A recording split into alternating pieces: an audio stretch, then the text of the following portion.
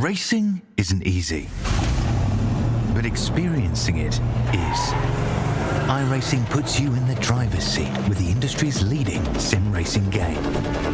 Drive on laser scan replicas of the greatest racing circuits from around the world. Go head-to-head against other drivers chosen by skill-based matchmaking to ensure competitive racing at every level. Compete across all your favorite series. In officially licensed cars, engineered to deliver the most accurate driving experience possible.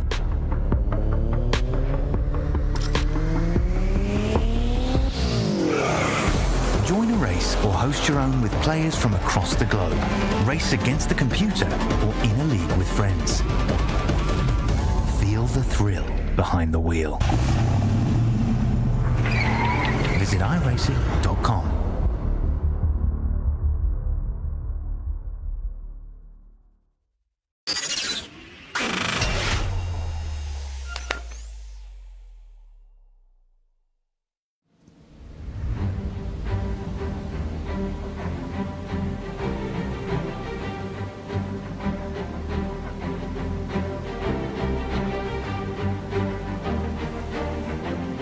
It's that time of year where once again 24 hours goes on the clock and eyes of the world turn to the world center of racing. They've been here at the Daytona International Speedway for 62 years in the real world, and iRacing 8 years of history have seen day and night transitions be added. But today, for the first time, eyes will turn to the heavens as we look forward to the 2025 iRacing Daytona 24 powered by VCO. Hi folks, welcome along to the iRacing Esports Network, to RaceSpotTV, our junior Kanky party alongside of Lewis McLeod. And Lewis, the last 4 years, this is how you and I have kicked off January, which in some ways I think is maybe not great for you and I personally in the commentary booth, but there's a lot for us to look forward to. One of the biggest sim races of the year, and at Daytona, everything seems to be a little bit more testy. Yeah, I love this event. We both love it. It is the start of the sim racing year, basically. This is where everyone gets themselves set. Obviously, some brand new stuff here for iRacing. We've talked about the weather. We've got the Ferrari 499 GTP. We've got the Acura out there as well. A couple of other new cars based on where we were last year. But, I mean, it's going to be a fantastic year of sim racing. We've already kicked off the year with the Roar a week ago. That was an interesting race, but now we get into the first of the 24-hour races, but the first of the team events as well. The one thing that I love looking at the schedule is we've got some new additions, including the Dale Jr. charity event that will be coming up before the end of the month. But Lewis, every month in the year has got something to look forward to. Yeah, and there's big ones in there. Obviously, you've got the Bathurst 12-hour, Sebring 12-hour later on through the year. We've got the massive events like the Martinsville MX500, the biggest of the big, I'll have you know. All the oval races, the Indy 500, Daytona 500, Coke 600. I mean, look, it's a great year of special events. It's been building and building and building, and now we love it. And there's been so much for us to continue talking about in terms of evolution of the platform. Let's talk a little bit just about the race itself, what we've got to look forward to, because 24 hours put onto the clock, that part's quite simple. But the weather dynamic elements that we're going to look forward to, the forecast, the threat of rain, that's new for 2025. The thing that's not new, though, stop and go limit. 100 incident points will get you a trip down pit lane will cost you about 30 seconds or so. And then every 20 after that, something for us to definitely talk about. Something else to think about, Lewis, the field size has been increased by 10 to 60 compared to in 2024. And so when we talk about the cars and the different number of BOP adjustments that the team at iRacing have made, it's maybe a bit disappointing that, well, as per usual in top splits, not all of these cars get represented. Yeah, classic LMP2, no changes. Obviously, it's just the one of them. But you can see how many cars there are. 16 different cars obviously available for all the drivers to take, including the brand new Ferrari 499 GTP and the Acura NSX GT3 Evo. But then obviously the other little bits in there, like it's all been chopped and changed around, meaning that,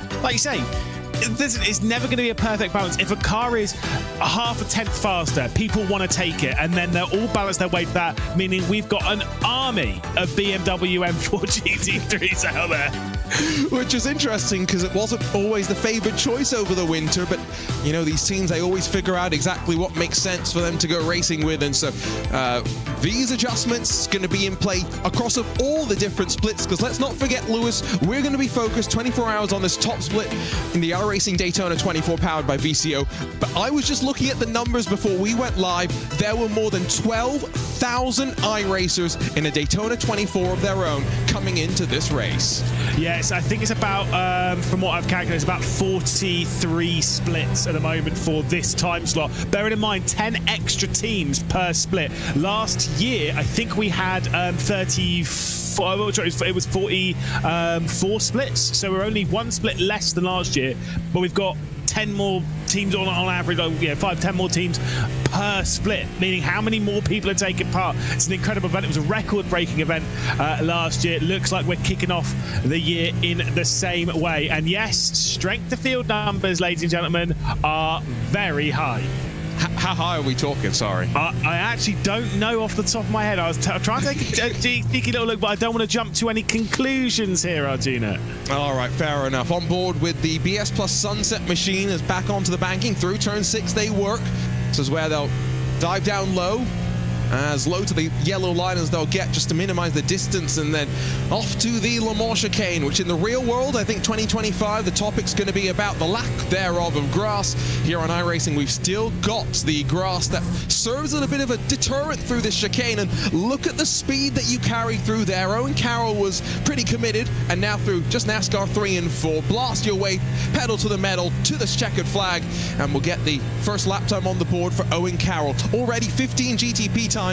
LMP2's relatively small in numbers, only around 12 or so of them. We've got almost 30 GTDs and a 20 or so GTP field. So BS Plus Sunset will cross the line. It's a 129 for them, and Owen Carroll goes up to 5th. Now, when we first started doing these races together, obviously 2021, the first year that we did this commentary together, which is, a lot of fun, fair enough. It was a co-ander event. It really was a co-ander event. Since this GTP era a couple of years ago started, this is a Williams event. Williams have run really strong. They've won both of the races in the GTP era here. Obviously, starting off with the first year where we just had the BMW V8 hybrid, and then, of course, last year they also won as well. They are aiming for the three-peat after such a good run in the IMSA Esports Global Championship as well. Updates on the iRating, the strength of field. We are talking about 8.5 average. The highest is the GTD category, which is 9.1k, which is lower than last year, but there are a lot more. There's more than twice the GTDs this year than there were last year. It's a good change as well, in my opinion. Nice seeing the sports cars represented. Less than 2 minutes or so to go. Drago have just gone to the top of GTD, not once but twice. The 069 in front of the 269, and with such a big GTD field, I think team games are going to be important. So having those friends at the front in the early stages are going to be quite important. Here come what is one of a sea of grid and go cars in the field across of all three of our classes. Miguel Costa breaks the line in one of the Acuras, no better than what is 9th for him on the board, as we'll wait to see the final of, as there was a bit of a slide off the Western Horseshoe, final of the lap times come on in. Going to be interesting in terms of driver lineups as well, Lewis, because I was looking on social media coming into the day. There are a decent number of efforts where just 2 drivers for 24 hours are going to be piloting each of these machines. Yeah, I've seen a few of those, surprising amount, probably even potentially more so than normal, running with a 2-driver lineup. Typically we see 4 driver lineups in sim racing and esports like this, but there's a fair amount of 3 driver lineups, including the number 20 BMW M Team Red line. The reason why I bring that up, you know why I'm bringing it up. Max Verstappen, Diogo Pinto, and Chris Lullen behind the wheel of that one. That's a big crash for Norby Kish going through the Le Mans chicane. You almost called it the bus stop there, didn't you? I honestly, seconds away. I heard you catch yourself, physically catch yourself in that situation. Yeah, we're going to slip that one up, I'm sure, plenty. There comes the 717. I did see that this car got a black flag for the qualifying scrutiny, so IFR Esports going to be starting 13th and last in the LMP2 field, but I think that's the one where it's always interesting, Lewis, because that's got some of the greatest racing, even if it's over the course of this race, not going to have the greatest focus on it. Yeah, but look, we've always said this with this event. We focus a little bit more on the GTP and GTD category. It's just normally where the bigger drivers and teams end up. Not always the case. I mean, there is still some obviously major talents in the LMP2 category, but we just kind of end up focusing on the front two. But yeah, it is what it is. Here we go, ready to go for the 24 Hours of Daytona, powered by VCO. It's Williams Esports Sure Blast, fresh off their championship victory in the Inter Esports Global Championship, ready to defend their win from 12 months ago. Alongside them, a couple of two-driver lineups on the outside of the front row, both for Drago Racing. Michael Romanidis in second place, Alexander Spets behind in fourth, but they've got BMW M Team Redline alongside, and Max Verstappen will be in that number 20, trying to defend his win from the GTD class. Let's continue rolling through the field, though. Yeah, Movano Rosso, of course, in 7th position with the Williams Esports Academy LMD8. Fiercely forward, one of many cars that they've got in this in 9th. Augustin Canapino in the Solpec car. They were very impressive in the Inter Esports Global Championship. They were on 10th, and he is obviously one of the defending champions. We've got Dirt Esports and Grid and Go in 11th and 12th. And continuing to cycle through, Ruben Paulino in the fiercely forward entries alongside of the Williams Esports Academy. Number 17, Hydra Race Geodesic Racing and Grid and Go's 002 stack up on row number 8. With the Apex Racing team, some work to do for them back in 17th alongside Shara Esports in 18th spot. Indeed, Daniel Alves Lorenzo, of course, is the car that will have Phil Denez and Dom Hoffman, new to the BS competition team, in 19th position with Grid and Go, their 003 car starting from 20th. You've got the CrowdStrike car that have been so quick in qualifying in the Inter Esports Global Championship, and the second of the Scuderia Ferrari HP Esports team starting from the final position in the category. And LMP2, well, it might be quite nutty at the start. Apex Racing will lead us from the front alongside the Inet Motorsports number 19, Effect Simulation, Share Esports, and then World Sim Racing Esports defending race winners in class alongside of GridandGo.com through the top 6. Yeah, indeed. You've got the Effect Simulations rolling off of 7th. Help me with this one. We'll go with Pala starting from 8th position with the Deltraz Automotive by Majors Garage in 9th position. Williams Esports Academy, Kamil Grabowski behind the wheel in 10th position with Fiercely Forward Pink, and then the Instinct Mechanic Racing from 12th. And just IFR Esports at the back, as mentioned. No qualifying time for them, as now we get to the GTDs and they're starting to roll for the formation lap. So we're going to fly through the first couple of pages and then not talk through the rest. It's Drago 1 and 2, Redline alongside of Simufy 3 and 4, and look at how many BMWs and Audis are up towards the front as we continue cycling through the field. Yeah, Team Redline up there, Sim RC in 8th position in a Corvette. Well, sorry, an Acura rather. I know what my cars are. Grid and Go up there. Williams Gaming Club, see how they get up. So Tomuto behind the wheel and the rest of the category. It's a fantastic field of drivers, Arjuna. I'm very excited to see how this is going to go. And you know, it can all end at turn 1. And we'll let those names scroll their way on through. And remember, we've got 25 of these GTDs. Any one could come out on top, but I know one thing for sure. You could lose this race in the opening couple of corners. There is, brand new for 2025, the BMW M2 safety car, which is the official safety car of all iRacing special events. Really cool to have the race car version of it, but the safety car version as well. There you saw a quick look at the weather and what these drivers have got in store right now. Mostly cloudy. It's 22 degrees Celsius in terms of air temperature. Relatively cool in terms of track temperature as well. Lewis, what are your expectations as we get ready to go? I mean, it's a really tough one. Obviously, the main thing is survival. Survival all the way through. We saw drama at the first corner of the Daytona race at the end of the Inter Esports Global Championship. We cannot be having that in a 24-hour race. Keep it clean. Let's see who's going to be bringing it home. For the 8th time, we're ready to go with eyes to the heaven. It's pedal to the metal. Green flag out for the iRacing Daytona 24, powered by VCO. It is Williams Esports Sure Blast that lead and cover off the inside a little bit more effectively from BMW M Team Redline this time by.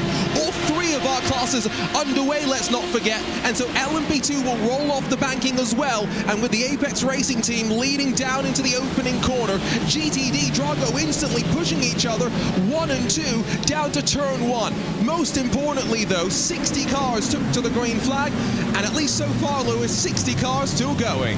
Yeah, everyone in the GTP category seemed to get through nicely at turn 1, and then even into the International Horseshoe. They're working their way through the West Horseshoe now. These are the real tricky pinch points. Go through the International and then you go through the West Horseshoe. Those are the ones that really cause the troubles. Once you're through this, you can all find your way back to single file as you head your way through the Le Mans chicane. All seems pretty clean in GTPs. I don't see any major dramas as well at the back of the GTD category. I see one, but I think that's relatively minor. Fiercely Forward and Falcon Sim Racing tangled up there.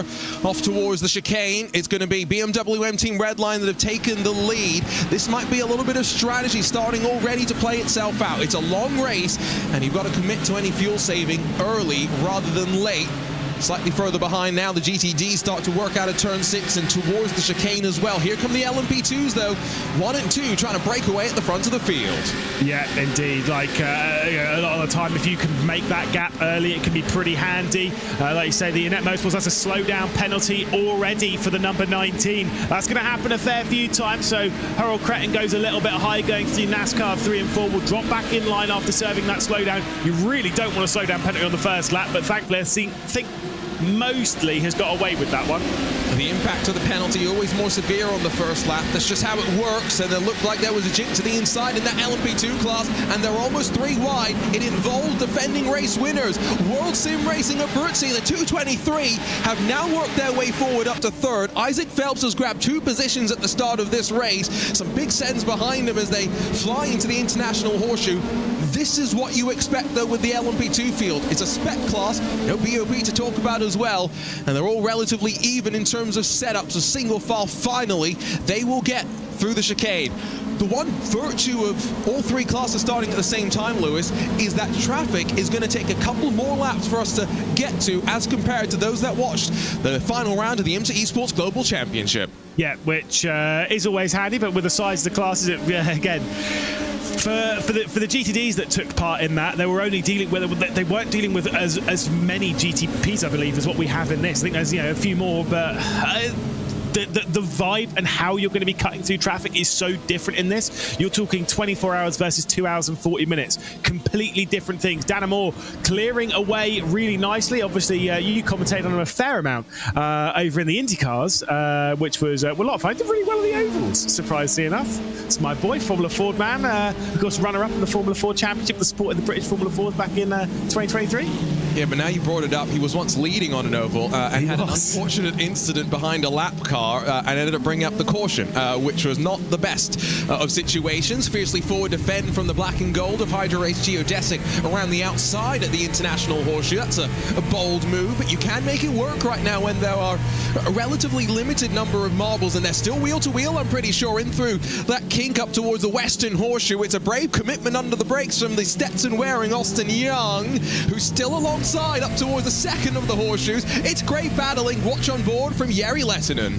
Yeah, indeed. That was a big move to the inside. Austin Young working his way through. Paulo Munoz going out wide. Marcus Arlt might be able to work his way through in that Ferrari 499P, but I think might have to sit behind it as Apex Machine and might just potentially even bump draft a little bit to try and find the way through. They're still side by side, by the way, and perfectly alongside. Who's going to back out of this one?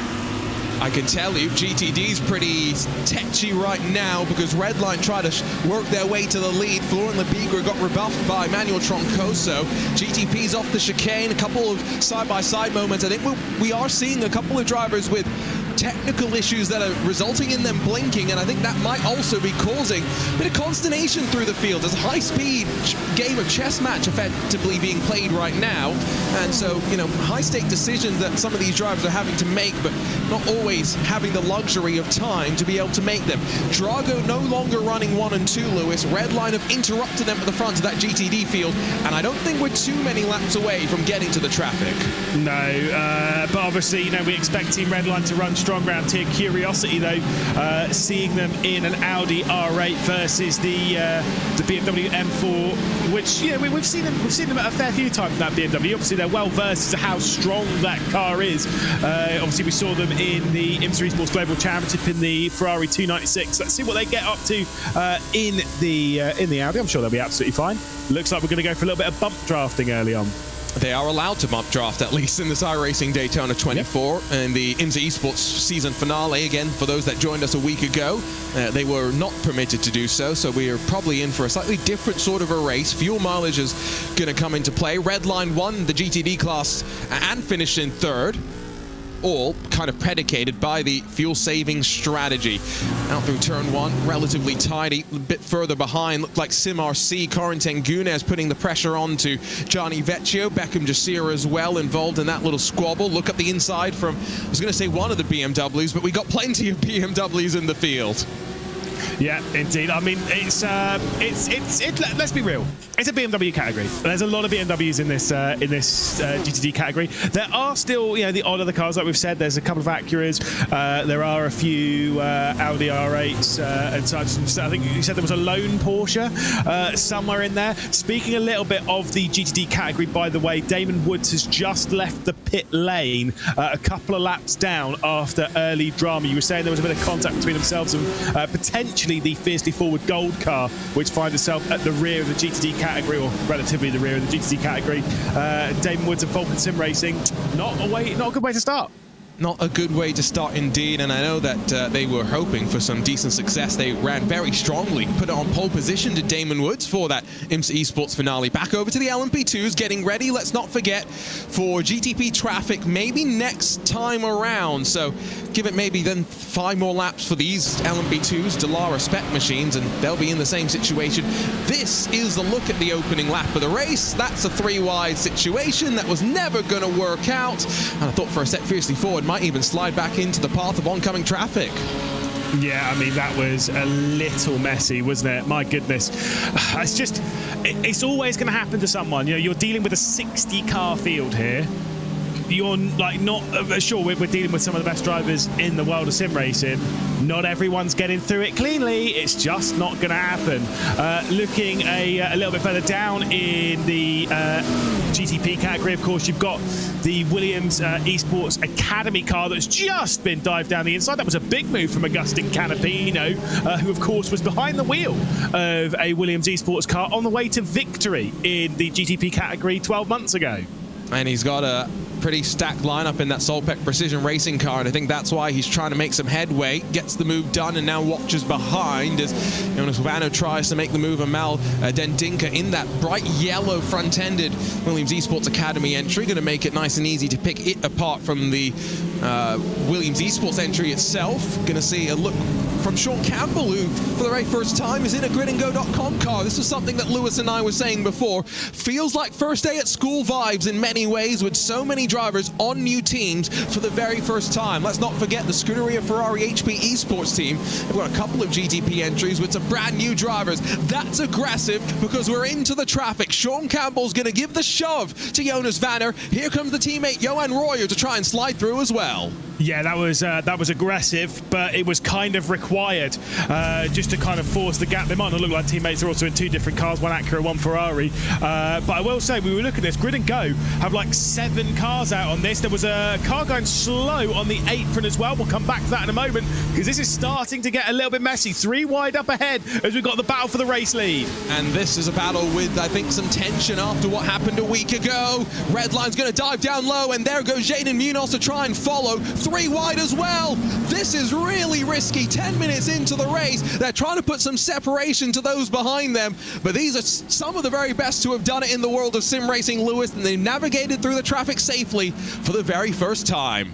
The car, by the way, that was going slowly, I just had it was Vlad Kimachev, Drago Racing, the number 9 car, received a massive whack from the PGZ of Sam Ward, receiving a massive whack on the rear end going into the Le Mans chicane. We'll come back to that in a moment because we've got side by side here. You've got I was going to say the 2 Grid and Go cars with 1 Solpec, 1 Grid and Go. That's quite hard to pick apart, isn't it?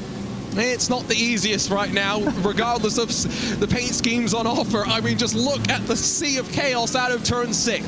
This is the first time by. It's always a little bit more stacked up. A couple of cars may have brushed the wall, and now GTD cars naturally want to come down low. They want to minimize their distance and force the faster cars the long way around. They're going to blast past as many of these sports cars as they can down towards the chicane, and we might see a little bit of desperation under the brakes. The GTDs might slow down better than some of these prototypes, but they single file it out all right, it would seem. Off the corner, race lead has built up to now a 2-second advantage between second and third. And I tell you what, I think Sean Campbell's looking hungry. He's going to try and make the move here on Agustin Canapino down to turn number 1. Yeah, he's got to the outside. I mean, look, we say this all the time, but it really does ring true here. This is a 24-hour race, is it? They're not showing it at the moment on this circuit. As here comes Sean Campbell to the outside. Can't quite get past Agustin Canapino. Sends it in way too deep, but that's okay. You can use that apron over on the right-hand side as the drivers come into the left-hand side of your shot.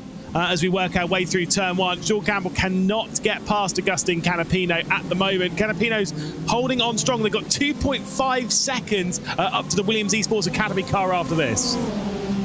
The margin's already significant in some ways, but again, it's a long race. Fuel mileage, if you're wondering, prototype's roughly going to come in 40-50 minutes or so. GTD's going to be struggling to get to about an hour, but that's going to be the target for many of them. If they can get 60 minutes regularly, it's a good schedule of strategy starting to develop as they work through the race. This will look down to turn number 1 as Scherer Esports sit behind the Grid and Go 004.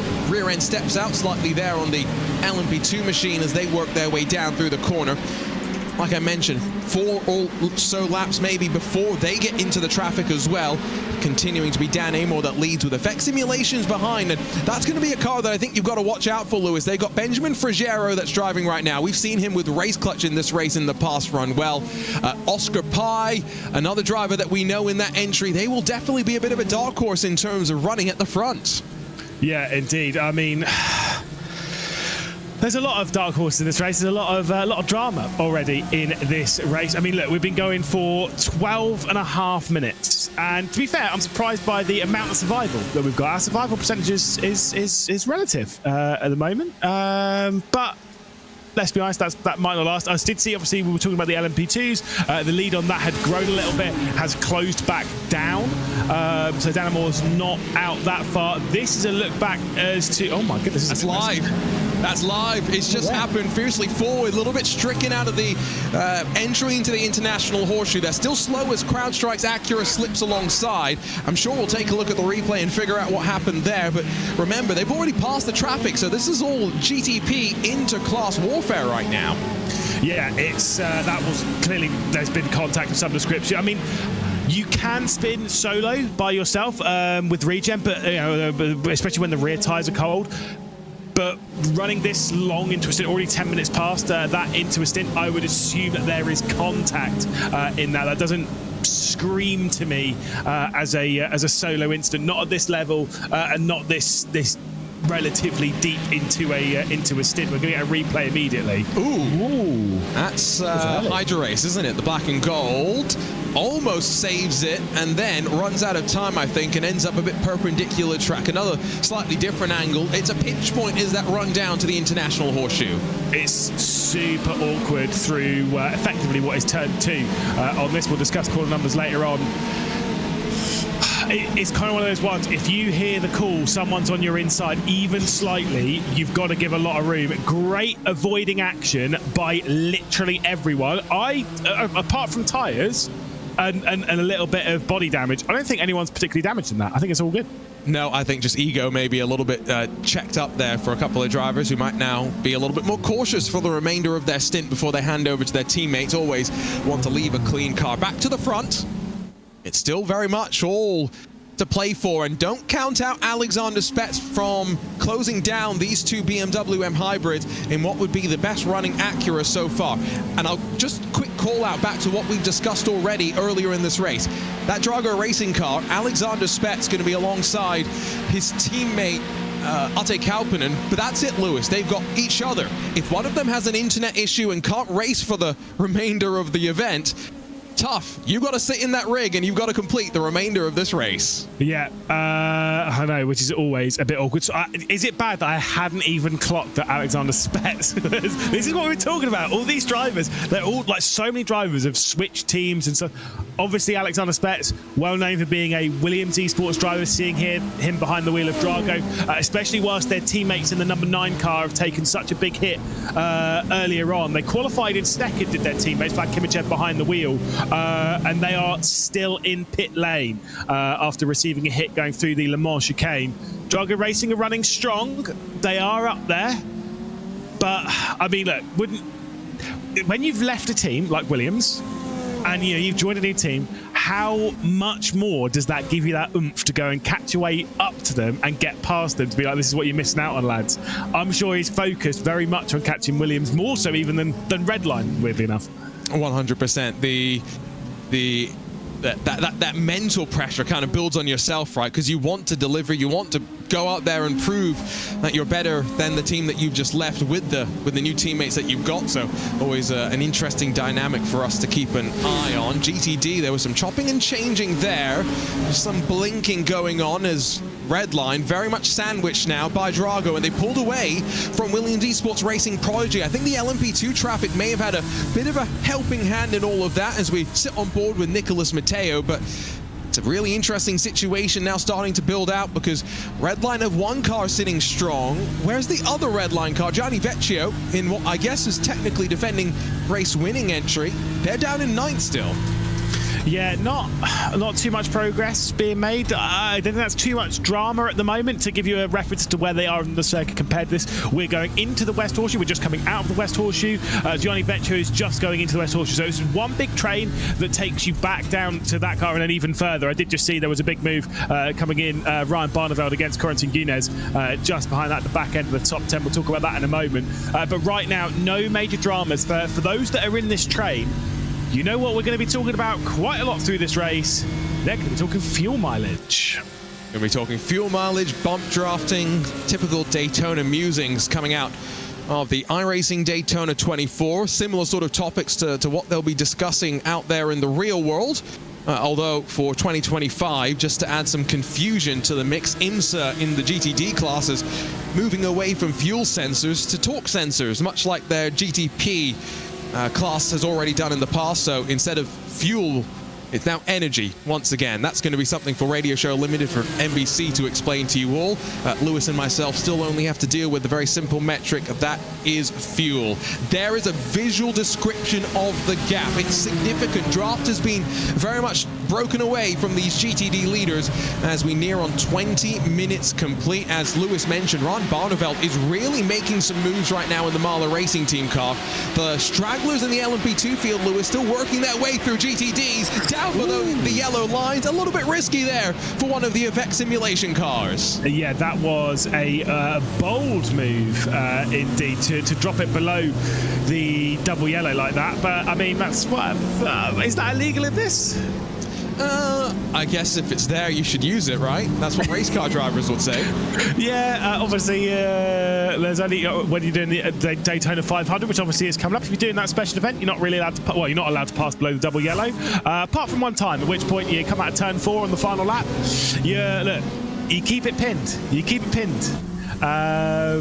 So yeah, that was. I mean, in this race is a bit more up in the air as to that, but either way, making the move and making it stick. We do kind of focus a little bit on the LMP2 category because there is a bit of a lead coming out from the top 2. Apex and WSR pulling out, what, second and a half over the Effect Simulations car?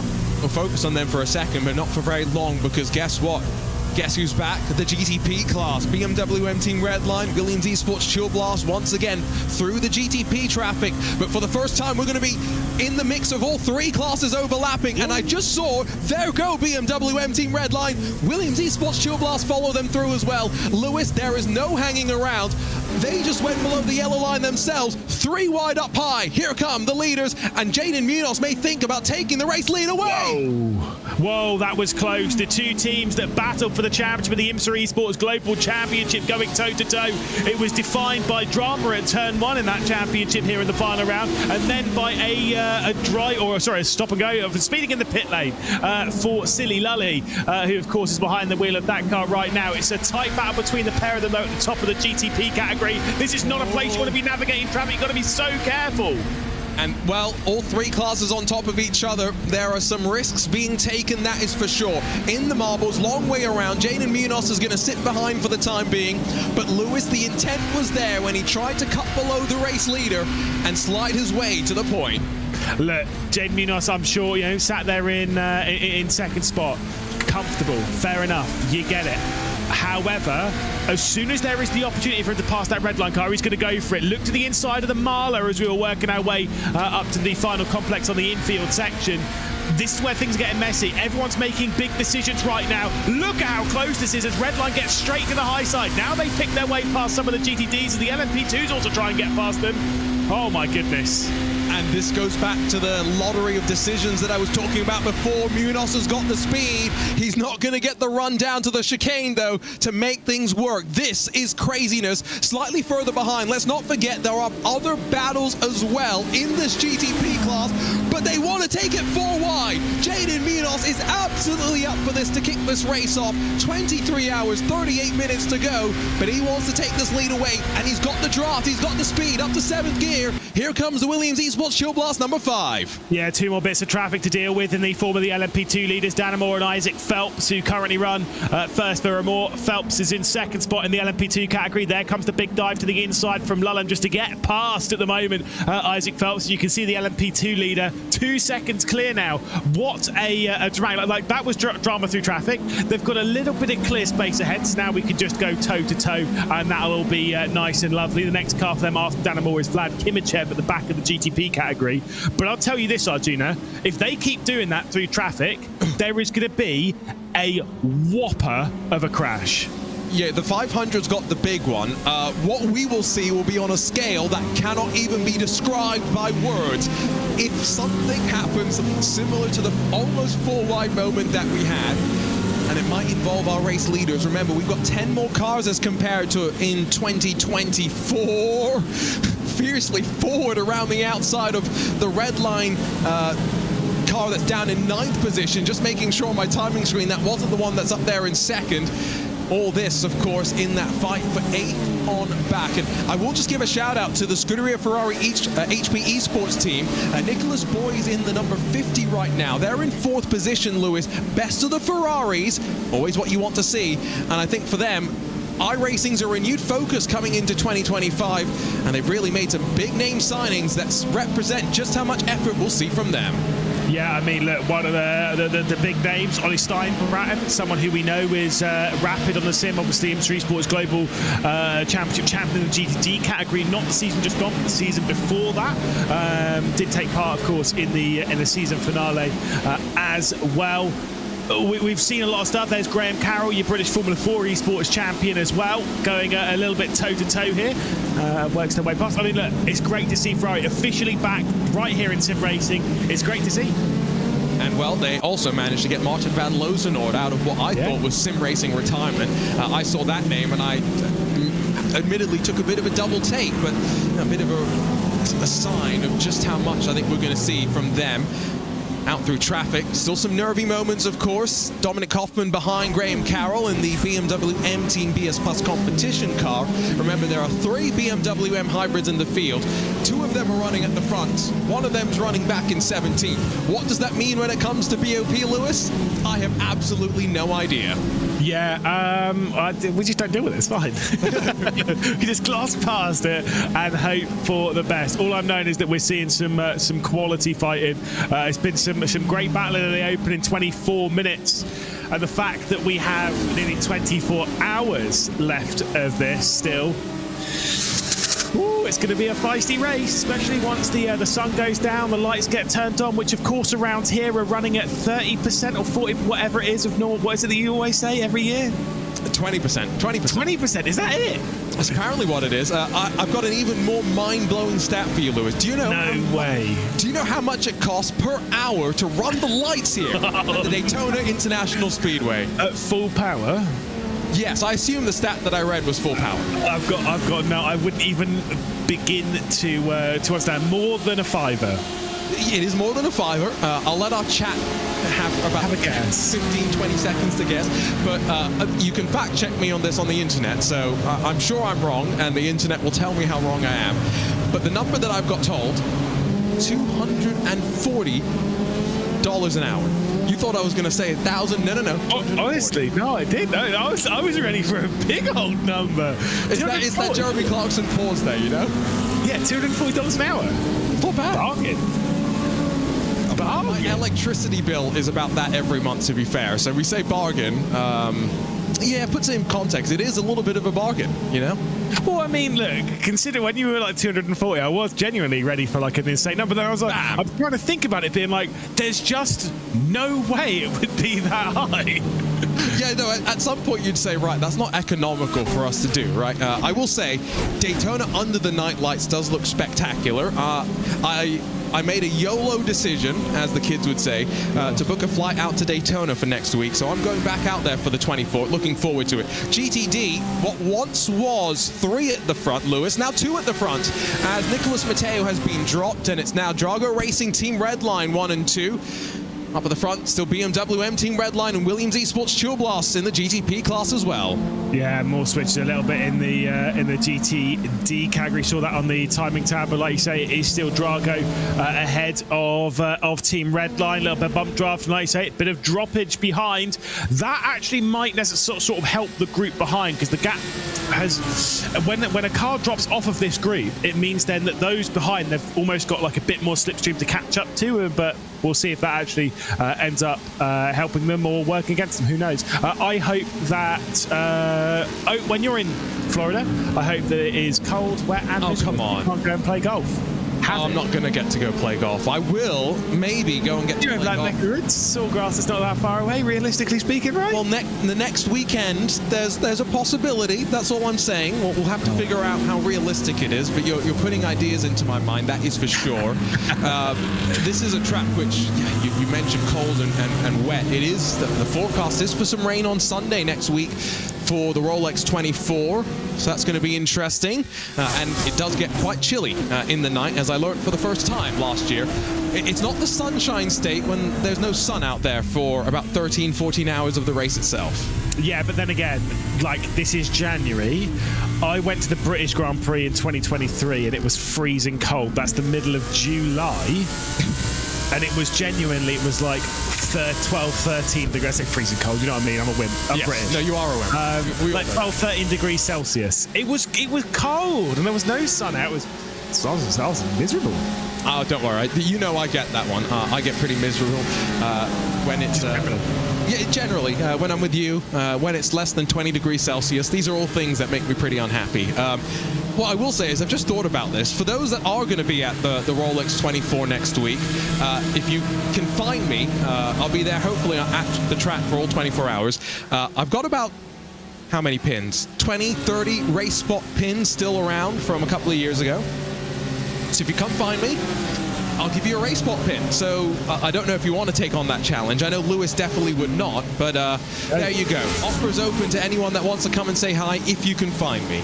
Let's be completely real here. Our junior is actually very easy to find because he's very tall, which also means coincidentally he's very easy to avoid. So, you know, potato. Well, it's not like a Dara Thacker. He sneaks up on you because he's about 4 foot nothing. No. Like that's terrifying. Either way, this here is the fight just a little bit further down in the GTD category. It is the fight for 8th position. You got Gianni Vecchio, you got Gabby Montoro, you got Ryan Barnabel, you got Quentin Guinness, who of course those two were having a big old fight earlier on in that Marla car and the CRC machine. I'm going to make a bold prediction here, Lewis, which is not really that bold because we know what's going to happen here. That Team Redline car is going to fill up a little bit less on fuel to gain track position in the first pit stop cycle of this race. Yeah, absolutely. I mean, look, they'll do what it takes to effectively get close to their teammate, because once they're close to their teammate, then they can work together to save that fuel back or to get them back into the window where they're going to be working together. When you've got a couple of cars out here, especially at this point in the race when you're not that far apart, it's better costing yourself 2 or 3 seconds now to get closer to your teammate, because then you'll be able to work together and then pull away from the entire field. But then you kind of don't want to drop back from this train. You want them to basically kind of take a bit of a penalty to get to you. Honestly, this is the kind of bit where it's the awkward strategy moment where you're just trying to gamble and get it right, because if you get it right in the first 2 hours, that will help you so much over the 22 that follow it. And so strategists behind the scenes doing the work for Redline, it will be the likes of Andre Kunchman and a handful of the drivers probably helping out as well when they're not actually behind the wheel. That, though, is, I will say, a rather hungry-looking Florian Lebigra. Equally hungry is Jaden Munoz. They're going to get to the inside of that grid-and-go machine as they fly down to turn 1. Marbles for the GTD car as it's pushed out wide. But 30 minutes officially complete here in the iRacing Daytona 24, powered by VCO. Not a hint of rain to come inside of the next 4 hours in terms of the forecast. That means that as we head off into the night, it's going to be pretty bone dry for these teams and drivers to be thinking about. And I think this fight towards the front, Lewis, as long as they don't have any issues, it could be like this for about 12 or so hours until we get to the sunrise. Yeah, indeed. I mean, like you say, we were all kind of all taking a little bit of a look at the weather when we loaded in. I'm sure pretty much every one of the drivers in this, nearly 240 drivers, it's probably about 200 drivers in this race. Probably the first thing they did when they loaded into the session, take a look at the weather. Because now that that's all active and ready to go, you know, obviously we've had it since Sebring now, we've had it for nearly a year, which means that horrifying experience of Arjuna as the meteorologist is still ingrained in my brain. But, you know, right now, this is probably what they were thinking about a lot, but it's all clear, so just race it like a normal special event that's got everything weighing on it. I'm just saying, Lewis, Weatherman Arjuna is ready to go, okay? He's down in pit lane, he's ready to go. Jaden Munoz is also continuing just to look up high, but I think maybe this time by it's going to be just with some fuel-saving intention as he releases the pressure slightly to turn 1 and then shoves his way up the inside. Did not want to let that SimRC GTD car close the door and let the gap increase very slightly. Basically what Munoz is doing here is trying to follow through the leader at all times. The problem is there's wheel-to-wheel battles in the GTD class as well. Ryan Barneveld and Gabby Montoro drag race down towards the kink, and for the very first time, some breathing room between the leaders for the first time in this race. Yeah, just cleared Gianni Vecchio there. Did Jade Munoz. Important for him to do going into the West Horseshoe, because of course Gianni Vecchio, teammate of Chris Lullen, both driving for Team Redline, those two. So Munoz gets his way past. Alexander Spets also finding his way through. Spets is holding at about that 1.5, 1.6 second margin off of the top 2. So that's not too bad at the moment for the Drago Racing machine, as they'll try and clear most of this traffic before we get even down into the Le Mans chicane. This is going to get awkward for Spets, though, because he's not going to be able to get past. He might be able to pick off 1 or 2, but not more than that. And this is where you now just have to wait and try and charge up the car, and that's really what he's done to great effect there, is he's minimized the damage that he's lost in terms of the gap up front. But you can kind of see it in the review camera for a moment. Scuderia Ferrari HP Esports team closed up as a result of that as well. And so now, off to the start-finish line, Nicholas Boy is right there. Johan Royers directly behind Owen Carroll in that BS Plus Sunset machine as well. This GTP class still only split by around 20 or so seconds through those that are out there and running. Do love, I've got to say, that BS Sunset livery. You know how much I love a BS Competition livery. Whoa. Oh, Marla Racing Team, powered by BS Competition, off into the tires at turn number 1. Yeah, indeed. Ryan Barneveld going off, and it was a big hit into the barrier. Sorry, Lewis. Sorry, I just saw some cars off into the grass. I have no idea what else happened, but that looks like it was humongous. Do you know what? I was looking at Owen Carroll and the likes, and I did see, I thought something might have been kicking off, but no, we're all right, it's not there. I don't know where else, like what else has happened, but yeah, I think you're absolutely right. That Marlin Cup, by the way, is toast. Oh. Well, I saw it lose the rear bumper for a second. It's magically reattached itself, but who knows what lasting damage there is. So let's watch this sequence. So first is Montoro, that I think expects Barneveld to run out wide, maybe a little bit wider like we've seen a lot of cars. Marlon's just trying to run it tighter and be a little bit more aggressive. And then the actual BS Competition car gets involved, but I think that's Jari Lehtinen, and then the Williams Academy car is just off into the grass as well through all of that. Yeah, I'll pump my brakes on the toast side of things, because actually it's fine. we'll move into that as you will. It was, so I was just taking a quick look back on it, on that incident. Of course, you saw the spin. You can kind of see it here. BS competition in the middle. You had the Apex car, and then you had the Grid and Go 002, which was just trying to get around the outside. It was super awkward in all of that. And then the Williams Esports Academy car, like you say, Jari Lehtinen, fires its way through and tries to avoid all of it. Crazy scene. You're seeing the aggression. There's no doubt about that. I mean, that's, I'm pretty sure, teammate on teammate murder. If that's gridandgo.com hitting their sister car, I mean, we're not even, what, 40 minutes in, and already the debrief's going to be uncomfortable. And I can confirm, Dino Lombardi once again involved, and this time shoves Miguel Costa out of the way. Yeah, just taking a good look at that. I was saying super awkward in the middle there, but I mean, when you've got GTPs trying to go either side, if you're in that GTD category, what can you do? And Dino Lombardi, I'll just say, he missed the apex by quite a margin, which you can't do most times in top split. You definitely cannot do when you're on the inside of 3 wide, and especially not when it's on your teammate. So 0 out of 10 from that one from the 002. Yeah, I kept laughing more as your qualifiers went on and on, because it was egregious in many ways.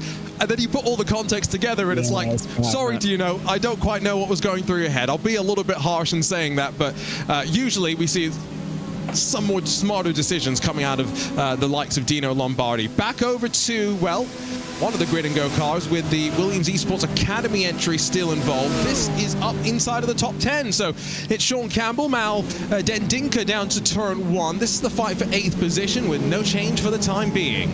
Yeah, so I just honestly, I was looking at the other Williams Esports Academy car, because apparently we got 2. I confused me. I didn't realise we had 2 Academy cars for Williams Esports, but fair play to them. That did. We're easily confused. Let's go with that. Yeah, Jari Lehtinen, of course, one of the former Race Clutch drivers with, from what I understand, all their iRacing drivers having left the program after last week's IMSA Esports finale. Jari Lehtinen in the Williams Esports Academy with 9,400 I rating. So, you know, Lewis, how you applied to the Apex Racing Academy and they rejected you? Yeah, I regret to say if you applied to the Williams Esports one, you'd get rejected as well. Do you think I'd not? What was it? I can't remember what it was that I said. I just remember bumping into all the Apex guys at Donington like the day after I did it. And I spoke to a few of them about my entry, and it was kind of like, yeah, no, this is funny. So nothing's happening with it. I was like, I think I said I was the best, or I might have been the worst 3.2k I-rated driver money can buy, or something stupid like that. LMP2's in the pit lane. Let's not talk about anything else. That's a bit earlier than I was kind of expecting. About 40 minutes or so was about what I was wondering to be the minimum time on pit lane before they'd come down, I should say. But I guess, again, just nature of Daytona, you're full throttle, low downforce, but you're very much pedal to the metal a lot. And I think that's just meaning fuel mileage, a little bit of a concern for these drivers. That's the swap around between the fight that we were just watching. So Sean Campbell's got his way forward to 8th. Now 2.2 seconds behind Movano Rosso and trying to close up to the fight for 7th now. I mean, you say about the pit entry there on the LMP2s, but I mean, look, your race leaders are still out front. I mean, Dan Moore's 4 seconds now clear in the LMP2 category, absolutely flying. Speaking of the Apex race team, obviously was an Apex Academy driver. I don't know if he's promoted then to the main team, but it is just a Bogo standard Apex racing car there, so no green on that wagon, just rolling the blue. See if Dan Moore comes into the pit lane or continues to lead in the LMP2s. The Apex Racing team, I do know that there were a few promotions, so maybe Dan Amor was one of them. Here he comes onto pit lane. And one thing that you're going to have to be careful at Daytona about, and you called it out, but BMW M Team Redline speeding penalty cost them the championship in that IMSA Esports finale. It's quite easy, Lewis, to catch yourself out on pit entry and brake just that little bit too late. Yeah, I maintain that the pit entry here at Daytona is definitely not one to be underestimated. I'd say in certain aspects, I would say the pit entry here is one of the harder ones that you'll do, because a lot of other ones, like, you've got a decent amount of reference. And I used the one at Spa as like a good example, because as much as it's tighter, it's narrower, it looks more difficult than the pit entry here. But you've got so much reference as to when to brake and when to get the time right. Here, as soon as you turn off of the NASCAR 4, and you might drop it down there below the double yellow and get ready for pit entry, it's just like a big car park, and where do you start braking and all that? Where are your reference points? It's so hard to spot, and it's so easy to lock a brake on the bumps. So yeah, don't underestimate it. Do not underestimate it at all. There's a 4-driver lineup in that Apex Racing LMP2 entry, by the way. I was just looking on social media. Their GTP car, Marcus Solholm behind the wheel right now in 12th. It's another one of the 2-driver lineup. So again, lack of sleep going to be a concern for some of these teams. I'm wondering if we're going to see any solo efforts in top split. We tend to see 1 or 2 of them for charity across of the multiple splits of this iRacing Daytona 24. Not sure about this time around. I think Drago want to get back to 1 and 2, and Nicolas Matteo slides up the inside of Florian Lebigra, and the teammates restore their control at the front of the field. I've got to say, Matteo's done a really good job with Beck and Jasir to close down that margin, because again, the last time we checked for it was about 2 seconds of a margin, and there's contact as well. Red line's been pitched around, and Florian Lebigra was able to catch it, but now it's BMW's rolling first through fourth. In some ways, I think this will help Redline, because look, there will come Gianni Vecchio, and the teammates will be right behind one another. But will there be lasting damage? Shot to the right rear, almost gets a shot to the right front as well. That could have been a straight kill for the Redline Audi, but I think luckily they'll minimize the damage. Yeah, that was, I'm sure, pretty scary for them, receiving quite a whack there from the LMP2 trying to work its way past. Not 100% sure as to which one it was, to be perfectly honest, working their way past. It was a bit aggressive down the inside, but, you know, if the car's there, you kind of got to give it a little bit of room. But it's always, as we always say, it's always about the car doing the lapping, but it's their responsibility to do it cleanly. And that wasn't that clean. Traffic will give and traffic will take. Unfortunately, it's taken there from Florian Lebigra, and he'll just have to put it to the back of his mind. Remember, these GTD cars, we know they'll go as at least another 18 minutes or so, maybe a little bit shorter of that before they're due into pit lane. It's the GTPs that we will expect in next. So Chris Lullum, Jaden Munoz, still about 1.2 seconds splitting the leaders. They're continuing to work through some traffic. Not expecting a driver change from either of them. In the GTP class, the assumption is, for the most part, triple or quad stints for most of the 24 hours for these drivers. Yeah, indeed. It's kind of, I've said it before, I've commentated like a lot of places in esports, a lot of endurance races, that's a few, and it's interesting to note, like, on different platforms, the different strategies that drivers take, and like whether you're comfortable behind the wheel. Elsewhere in sim racing, we do see a lot of drivers switching every single pit stop, or pretty much every other pit stop. Well, basically you're doing like short sprint races. Here on iRacing, it is not uncommon to see big stints. I mean, we've seen some absolutely massive stints in the past. Who was it who did 10 hours in the first year that we... Go Vankini. It was Go Vankini, wasn't it? Yeah. Did 10 hours and 15 minutes. Handed over to his teammate, who then drove, I think, for like an hour or so. He then jumped back in and almost immediately binned it. To be clear as well, Govan left the teammate a clean car at the front of the field after 10 hours as well. It wasn't like I was driving and I left him a wrecked race car like I've done to Lewis a few times, as Chris Lullum off and away. 42 seconds, so pretty much a full service. Top off on the fuel. 4 Michelin tires go in as well. Remember, you can do fuel and tires at the same time, and then you have to wait until those green cones that Lullum's just passed before you release yourself off the limiter and back up to speed, blend out into the International Horseshoe, which, Lewis, I will say, over 24 hours can be a somewhat precarious place to blend back in, more often than not. Yeah, it's not the worst pit entry in the world, that's for sure. But sorry, pit exit rather in the world. But it's not the best. I don't necessarily mind it. I kind of don't like that you leave the pit limiter on as all the way around anymore. I always thought it was a meme when someone binned it into the wall, which someone would always do. But it's better where it is. I think, like you say, later on in the race, someone will fall afoul of that, but not exactly sure who, as we'll see Jaden Munoz into the pit lane as well. And so 1 extra lap for this car might add up over the course of the entire race. We'll get a better sense of how the strategy will play out once Munoz cycles back behind. So it is clear, Lewis, that as much as the Williams Esports car has been looking to try and make its moves, it's also been doing so while saving some fuel, and effectively will leave pit lane with 45 minutes of this race complete. Just received a message from a good friend, Will Chadwick, a good friend of yours, not mine. I'm not taking that. He's jumped in to say that he did 14 hours in the Nürburgring 24-hour in a GT4 in 2021. To which my response is, no one cares. Anyway, did he do it in a consecutive run though? That's the. I think that's no. That is what he's suggesting. I think he's at least that would be my assumption based on that, is that he's saying he did 14 hours. Only people that have done the entire 24 hours alone. Roland Alonefredson did the entire 24 hours by himself last year. So that's 10 hours short of that, Will. So step it up, you know?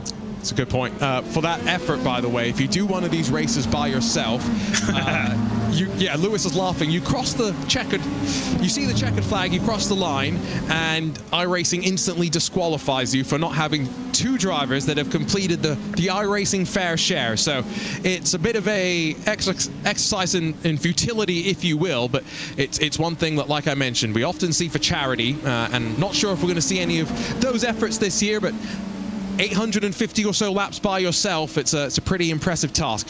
So other side of the pit stop window, Lewis, the gap holds steady around 1.7 seconds, and so now I think the fight might be a little bit more on for second, where it's changed around. Jaden Munoz gets a poor run out of the Le Mans chicane, and his former teammate Alexander Spets takes away second from the number 5.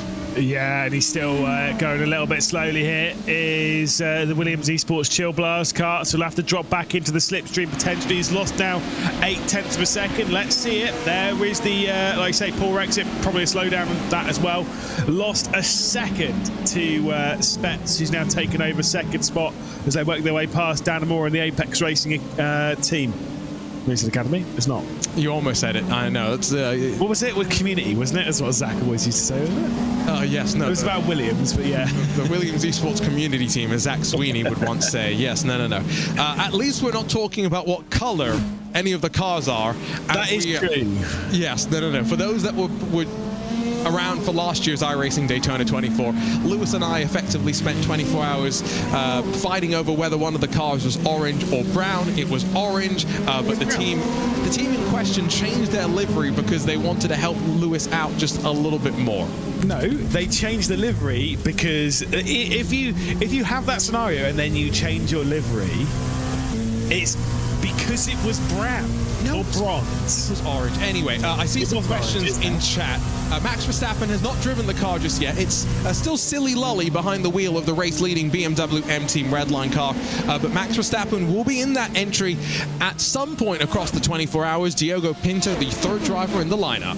Yeah, indeed, which is always good to see. Obviously, Max Verstappen did have a little bit of drama on the first quarter of the IMSA Esports Global Championship. That'll have been dust off, no problem. And obviously was a part of the winning lineup in the GTD category last year.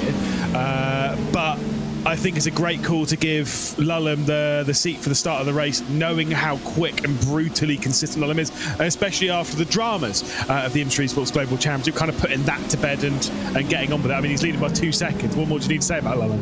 Man, whoa! A big send over commitment, and it kicks off chaos. Malden Dinka, the one that got turned around initially. And now we've got a track blocker on the run to the International Horseshoe. I think the other Williams Esports Academy car went off at turn 1. There it is. Yeah, sorry, no, that's still Del Dingo. I thought it was the other one that had gone off. Clearly a little bit of dirty tyres. I will say... Oh, God, no, you carry on. Read my mind. I think that was another case of grid and go murder down to turn number 1, unfortunately. Well, I will say, I did see that. So Del Dinka was out wide and then came and took the normal racing line at turn 1, but there's an LMP2 on the inside. I think that's what kicked off all of that. Just came straight back onto the apex. The LMP2 of Grid and Go was still there. Let's see. Oh, sorry, no, it wasn't even the LMP2. That was Solpeck. I got those two cars mixed up, similar liveries, and I'll take mistake on that one. But big commitment, and that car's wrecked. It's going nowhere. That's a big shame. Yeah, see, that was the LMP2 that I thought it was going round. That one is the Grid and Go car, and then just gets absolutely clobbered. Was that by the apex? My goodness, we'd have to take a look at that again and again and again. Yep, no, that's basically what I'm trying to do right now, is break that down in my mind so I don't slip myself up with misidentifying another livery. But Yeah, that's a big one. We said we were going to see one, Lewis, didn't we? Yeah, I mean, it was always going to happen. It was always going to happen, like you say, with 60 cars out there. Yeah, once someone goes round, it's normally going to be in front of someone else. Let's be real here. And like I say, quite a few cars, quite a few drivers all involved in that. We'll see it on board with the WSR Esports car. That got straight into the back of the grid and go. Nothing really they could necessarily do, because obviously it happened directly in front of them, and you're sticking as close to the car as possible. I mean, look, it was just messy. Yeah, and again, it's one of those risks that you do kind of take by the wider line invites that incident, doesn't it? When you open that much of a door and you have the traffic situations that we see these drivers navigate their way through, it's just unfortunate. The Solbeck Precision Racing car was making the corner, to be fair, right? It's not like it actually had blown the corner. It's just the Williams Esports Academy car has come back in, assuming the line's going to be empty, and unfortunately finds another GTB car parked on the apex.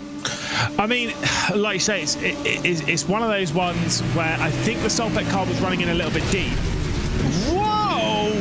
Oh my God! Well, is there any damage on that car?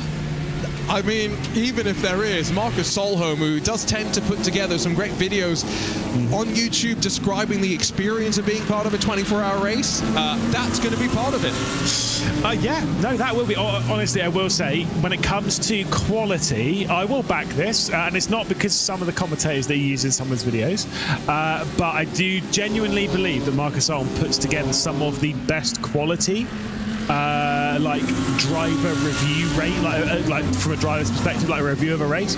Really interesting to see. Really nice stories that are always put together. I will give a few people a shout out, but definitely Marcus is one of them. Yeah, no, there are plenty of people, but some long-form content. If you ever want to see the experience of being in Top Split, if you're one of the drivers maybe outside of Top Split, you can always go and check it out. So, red line have linked back up, albeit not at the front of the field. It's 5th and 6th positions for Florian Lebiga and for Gianni Vecchio. Manuel Troncoso and Nicolas Matteo for Drago Racing still run 1 and 2 in this GTD category, but these drivers are not necessarily that far behind by any means, Lewis, and so Redline are still very much in contention to defend their win. They do have another team behind them, though, that I think we've got to keep an eye out for. Veloce Thrustmaster, Cody Deeth, one of a handful of new drivers, part of Team Veloce for 2025. Yeah, very curious to see how the Veloce Thrustmaster car gets on in this race. Obviously, again, actually a pretty sick livery on the... well, I mean, I do actually kind of rate some of the Veloce liveries. Some of them are a bit boring, just white, but good drivers in this. Lasse back, Daniel Lafuente, Rasmus Christensen, so it is a solid lineup. So it's good to see Veloce out there right onto the rear of the two-team red lines. If I'm in Cody Deeth's position, who's well experienced, obviously, in iRacing, he is the highest I-rated driver of this trio, but he'll be well aware it'll probably be better to sit behind and let them two work together and use their slipstream to try and pull themselves along. I think what Redline have done is what we were saying earlier. They've cost themselves, after a bit of an instant, they've cost themselves a couple of seconds now to make sure that they can team up together, because they'll gain way more than that couple of seconds over the entirety of this race. The Redline Audis are the best running Audis in the field as well. We did start with the other Audi of Simify, the couple of Acuras for SimRC, and McLaren for Zenith, a Porsche for Team Hoistingveld, but BMW is very much dominant in terms of car choices. In the LMP2 class, let's not forget there is no choice of car in GTP. It's Acuras, BMWs, and Ferraris for the most part across the three, with the iRacing BOP being factored in once again. 6 minutes from the top of the hour, Lewis. That is a very wrecked LMP2 car that's going nowhere quickly, so that's at least one retirement in the LMP2 category. But GTD pit stops not too far away from getting underway. No, indeed not. Did also see that there was a little bit of a shout out because I saw Lasseback being in that Veloce car. Obviously, someone to point out, GTD winner. There we go. You see GTD's into the pit lane. GTD winner. That was back in 2022 for the Fire Simsport Green car with Mikkel Gaard and with Lasse Sorensen behind the wheel of that one. So there's your fact check to prove that is the case. Lasseback is definitely a previous winner. And well, I think with him and Rasmus Christensen joining the team of Veloce, it kind of indicates that with Fira maybe taking a step backwards, some of those other drivers might also be moving on to other opportunities, and we'll see them in 2025. I'm having to catch myself. It's kind of that, first day of the new year at school vibes, when you sometimes write the previous year down in your notebook and then scribble it out and have to write the next year down. It does kind of feel very, very familiar, Lewis. This is what, the 4th year in a row that you and I have done this together, as there's been a change at the front? Never mind, that was just a technical issue. I thought BMW M Team Redline had a slowdown penalty. No, you're absolutely right. Because all the drivers are different, all the teams, I say all the drivers, a lot of drivers have jumped into different teams. It is a little bit jarring at times to kind of see some of these drivers. I mean, for example, Alexander Spets driving for a team that's not Williams is still a wild scenario. But then that's sim racing. That's where we're at. As soon as the contracts roll over, December 31st, a lot of contracts end. And so moving through January, we see a lot of teams jumping ship, a lot of drivers jumping ship, a lot of new signs and stuff. I'm excited by it. I like it. We just have to figure out who's landing where. Yeah. No, 8 teams have yet to pit in the GTD class, and we're still 4 minutes away from the top of the hour, so a clear indication that with the mileage on fuel, they are not going to get 64 minutes out of the tank. And I think at this point, the rest of the field, Lewis, probably going to dive in unison down to pit lane. Yeah, probably. It's probably what I would expect in this, but we'll see. Maybe a few teams saving a little bit more fuel, maybe a few teams playing a little bit of a different strategy and rolling through this race maybe slightly differently, as you can see Alexander Spets working their way through the GTD traffic. There comes Jaden Munoz as well to the outside in that Williams Esports Chill Blast car. There's the Team Redline, the 171 in pit lane. Interesting that. Very early box as well, isn't it? Well, yeah, they're split because there's only 40 boxes at Daytona, right? So with 33 or so prototypes, maybe a little bit more, it's only 5 or so GTDs that have their pit stall at the very back. Interesting, I was going to say that Redline kind of split their strategy. Gianni Vecchio comes in 1 lap earlier than Florian Lebigra, maybe just trying to avoid any sort of chaos on the pit lane entry and maybe minimize any confusion on the pit merge as well. Similar strategy for Drago as Sota Muto in that Williams Gaming Club is going to roll his way off of pit lane. There's the Williams Esports Racing Prodigy machine that is in 3rd position with Beckham Jasir behind the wheel, but it's as it was at the front with Drago 1 and 2. Redline find themselves now separated. They're not lined up as they were before. We'll see how they elect to choose with 1 hour complete. Are they going to slot back in line and work together once again? Yeah, and they can't faff around on that too much, because if they do, then, like I say, the likes of Redline and such behind will be able to close their way back in. I will say the Redline cars are once again split apart post pit stops. Florian Lebigra has got Miguel Costa in the grid and Go 005 car, then Cody Deeth, and then Gianni Vecchio's at the rear of that grouping. So, and that's the grouping, obviously, that's behind all this. We'll get that update once they're all fully through, but those Redline cars once again are separated. They are not getting the strategy down right in that category right now. It's a bit more of a struggle for them than it was last year, that is for sure. And again, they finished 1st and 3rd to open up the VCO Grand Slams and the iRacing special event. Got word from the team at iRacing, by the way. We've still got 1 more time slot of this race to go, so there's still 1 more batch of teams and drivers that will attempt this race. But already, Lewis, we have had more participation than last year in our 3 time slots, which is quite crazy to think about, but I think that's part of what makes this event so big, right, is the fact that this is the 8th year of the iRacing Daytona 24. The first year, there was a fixed daylight session. The second year was a fixed nighttime session. The year after that, they finally got daytime transitions. And now in 2025, we finally added the rain as well. Yeah, and I will say this, because again, there's always the advancements. It's not just sitting back on the laurels. iRacing are making advancements every single year. When you're dealing with, way more than 10,000 drivers, right? I think it was like 13,000 drivers, what I was seeing earlier, right? When you're dealing with that many drivers, that many sessions, 75 odd, 76 races at the moment currently going on of the iRacing Daytona 24 hour. To have all the servers actually run properly and smoothly, that is quite a feat. And obviously this rolls back to the first year that we worked together, and there was, what, a 5-hour delay before we actually got the servers properly up and running. It was a long delay. This one, servers were up within literally within 2 minutes, all the servers. It was just like, it just worked. Yeah, we did get to play tic-tac-toe. Connect 4. Yeah, I miss playing Nelson Crosses and seeing the Connect 4 Williams BS competition major. We made the most of what was a tough situation, but yes, no, the recent years have been much more smooth, and yeah, it's a testament to the ongoing work behind the scenes as the iRacing team has grown as well. 1 hour complete though in the 2025 iRacing Daytona 24, powered by VCO, and it is BMW M Team Redline that leads overall, Apex Racing Team that leads in the LMP2, and Drago Racing 1 and 2 in the GTDs. Arjuna Kankipati alongside of Lewis McLeod, and we will be alongside for the next hour or so before Paul Smith jumps in, kicks Lewis out for a couple more hours. 24 hours of coverage coming to you on RaceSpotTV and the iRacing Esports Network though. And Lewis, after this first hour, we've only, I think, had one retirement from this race, and I'm not even sure if that's a permanent DNF, because there's a couple of LMP2 cars in and out of pit lane with some damage. Yeah, you got the Grid and Go 004 car, you got the Sherritt Esports car that are still basically in pit. I don't know if both of them are still in pit lane. Definitely the Sherritt Esports car the Grid and Go 004 is out of pit lane. You're absolutely right. It's just the Sherritt Esports car which is remaining in pit lane.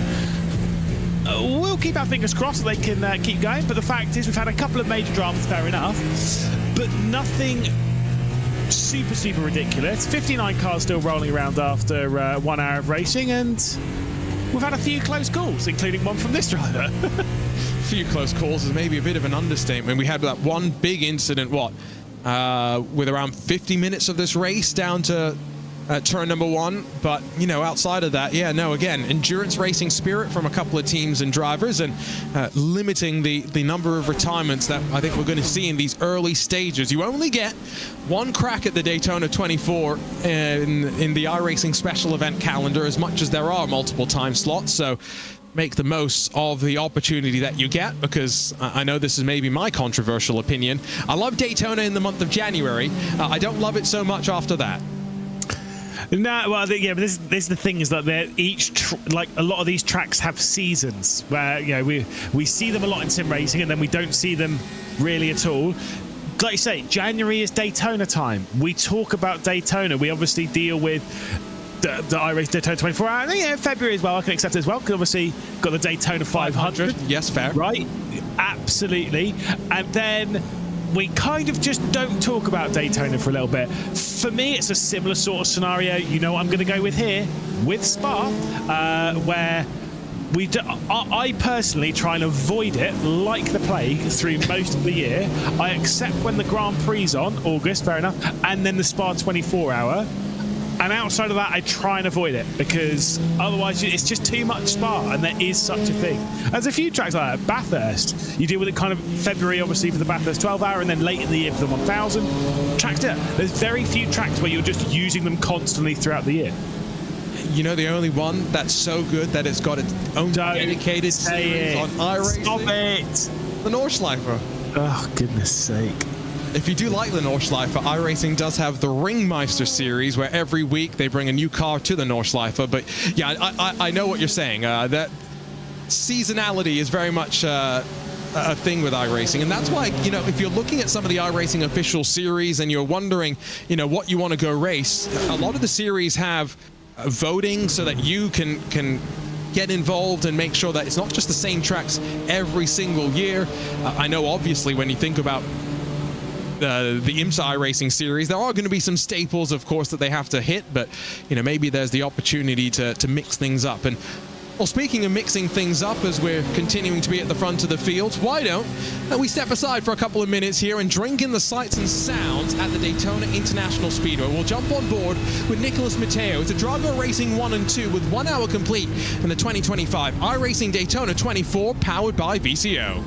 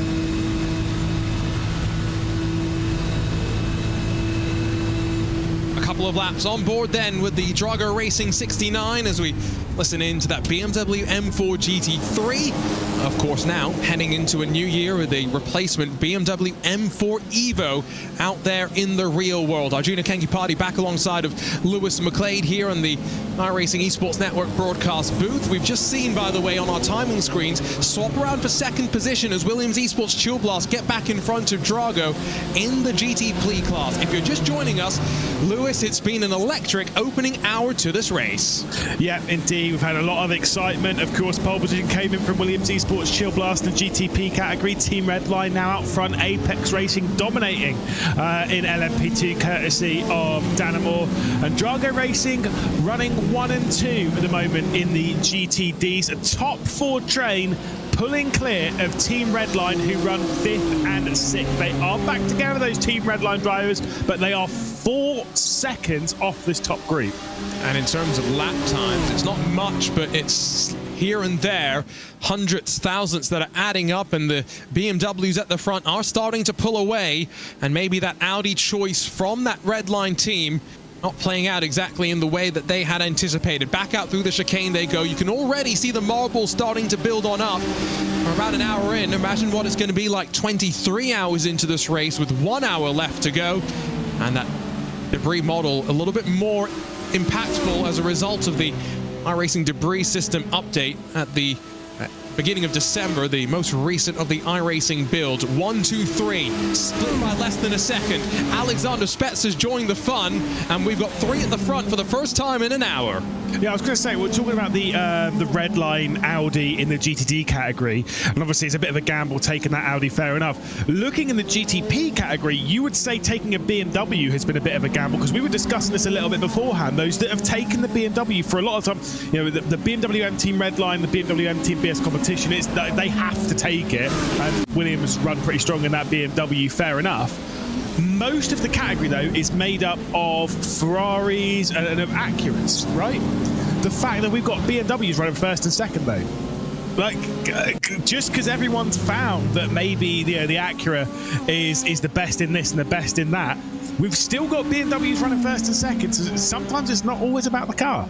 The Acura is one of those options that brings with it some setup differences, though, as well. So they're all running the slightly shorter gear stack, which gives them plenty of acceleration and actually doesn't hurt them too much in terms of outright top-end speed. But when you think about traffic management and trying to blast through some of these cars, that's definitely an advantage that you're trying to take advantage of.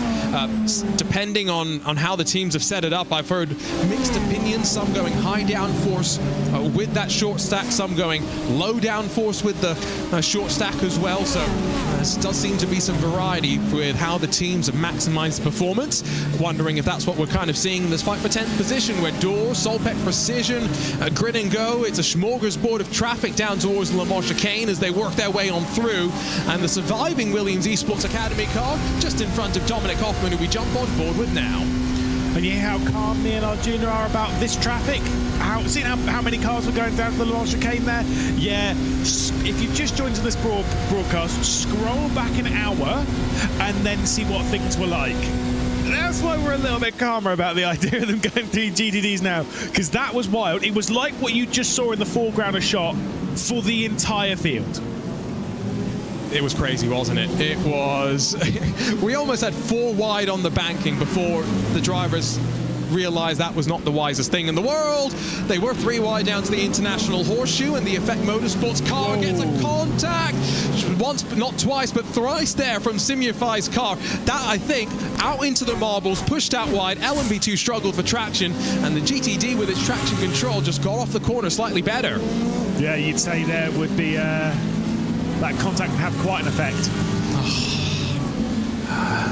I'll see myself out. It's fine. It just wasn't worth it. It just wasn't worth it. That's all I know. It just was not worth it. Anyway, we'll keep our eyes focused on some of this. One of these Scuderia Ferrari HP Esports cars here, getting to the high side there, trying to make the move. I believe that it was Graham Carroll going very, very high indeed. Running at the moment in 17th position. Was running at 15th at the start of the lap, so has dropped back a couple of spots whilst trying to navigate all that traffic. Yeah, that's the one benefit of these IMSA spec cars with the LED number boards, is you get a pretty good perspective often of what position they were in. They started the lap and where they are now relative to the fights that you continue to watch around the track. That is two redline cars being pushed forward by the Veloce Thrustmaster BMW. Cody D still behind the wheel there as the trio attempts to try and close the gap up towards the front. Is Deeth going to look to the inside here? LMP2, rather GTP car got a little bit stuck up high, and Deeth did think about the move before traffic robbed him of the opportunity. And this is where high-level driving, Lewis, you've got to say, he looked for it, didn't force it, and now sits behind ready to pounce once more. Yeah, it was Andre Wolff in the Sherritt Esports car that was looking to the outside, and then got himself passed by Graham Carroll and by Scott Michaels. We should talk a little bit about the CrowdStrike car, because he started at the rear end of the GTP field. We know how fast they've been in the IMSA Esports Global Championship. Been a bit... I mean, yeah, sure, it's because they didn't qualify, fair enough. But still, I would have expected to have come through the order a little bit quicker. We know how quick that CrowdStrike car is, and especially, Scott Michaels behind the wheel. We'll talk about that at another time, because we've got plenty to focus on in this. Bit of a split between the two redline cars, courtesy of some of that lap traffic working its way through. That one was Thomas Imborg behind the wheel of the Delatrans Automotive by Major Garage car, that green and white, distinctive green and white LMP2. Well, you brought up the IMSA Esports Global Championship, so I'm going to quickly touch on that as well, because much like last year, winners in this broadcast top split in the GTP and GTD classes will earn an invite to the 2025 edition of the championship. And so, there's plenty to play for in these VCO Grand Slams, Lewis. That golden ticket to IMSA Esports. Each of our class winners, this includes the LMP2 class as well, will also win a physical trophy. Yeah, which I've always said, physical trophies, they're sick. Sure, there's prize money in this, that, and the other, fair enough. Obviously, there's no prize money in this. Sometimes I would take a trophy. It depends on how much prize money is. We're talking some big money. I'll take that, thank you very much. But, quite often that trophy is something a lot more, to have something tangible for your sim racing escapades. I mean, we'll take it, and especially when it's like this, when it's the Daytona 24-hour on iRacing.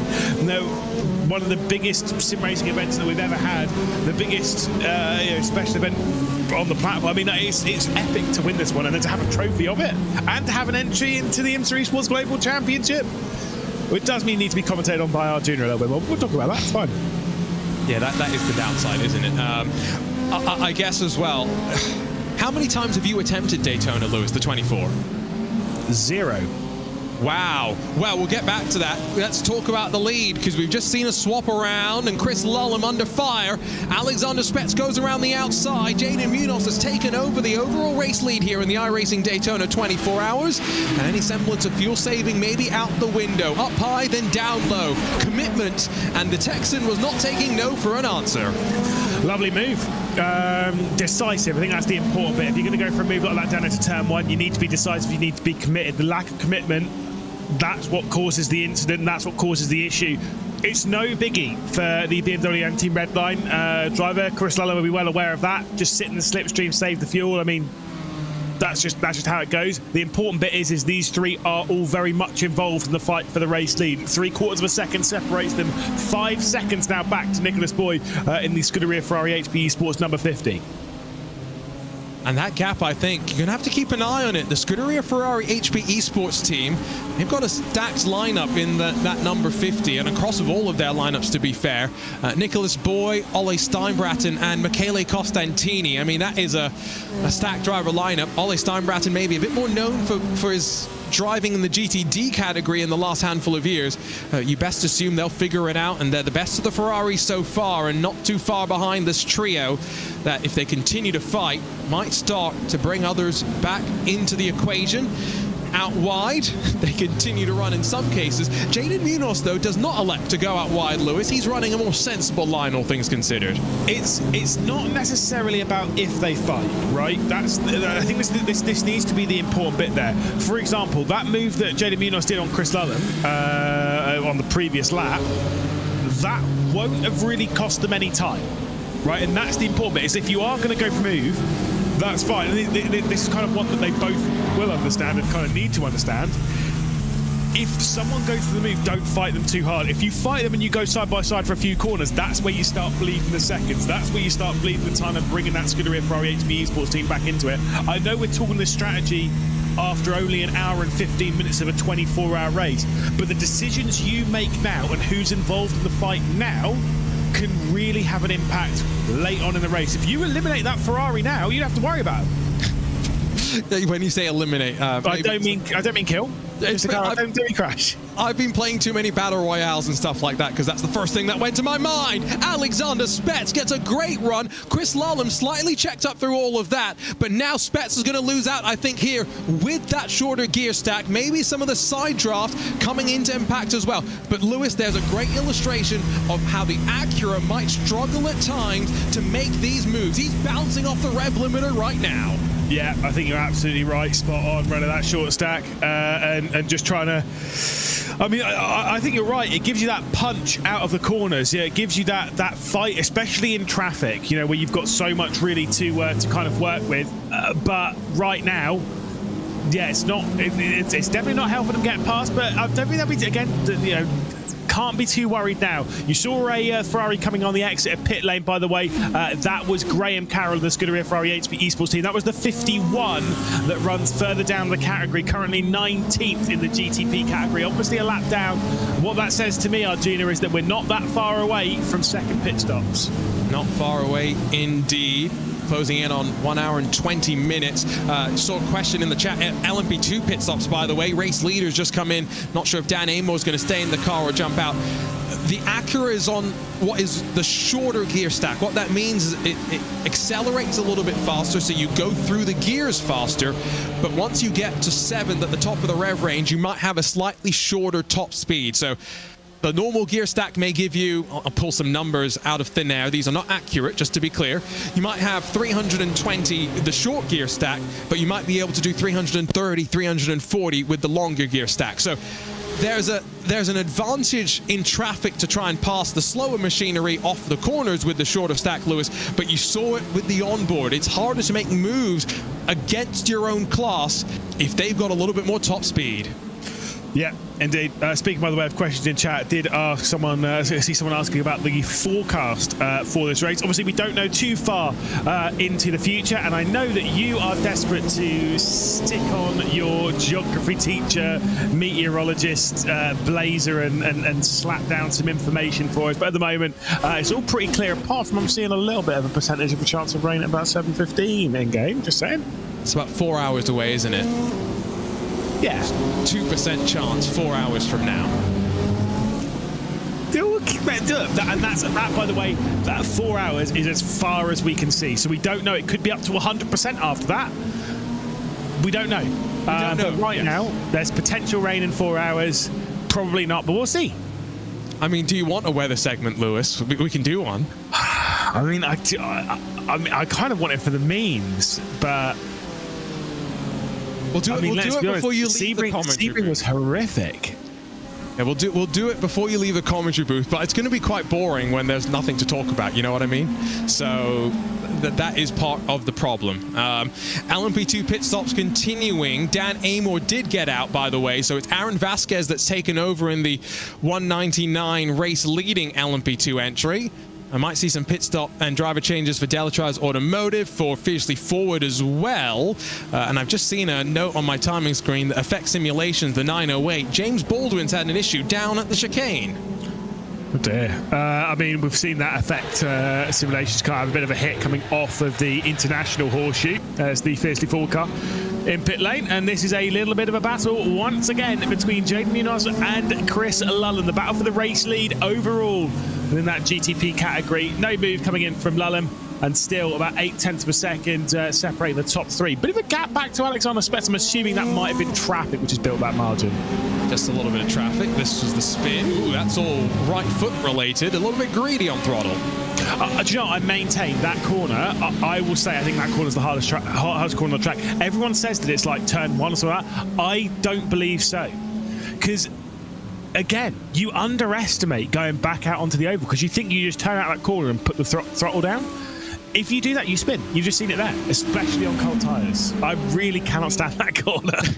It's also really bumpy, and the LMP2 car can be a pogo there as well. Silly Lully, that's about as aggressive as I think I have ever seen him in looking for the move down to the chicane. It doesn't work out quite there. We'll see if it plays out slightly later. In the LMP2 category, oh, there's a car rejoining. That's Nicholas Laubish, who's just come out of pit lane on cold tires and now rejoins directly behind the battle between Delatraz Automotive and Williams Esports Academy. Oh, he's going to get pushed here, and he's going to get pushed by... No! Oh, my goodness. Wow. Keep sliding, boy. Wow. I may need to see that a couple more times, to be honest.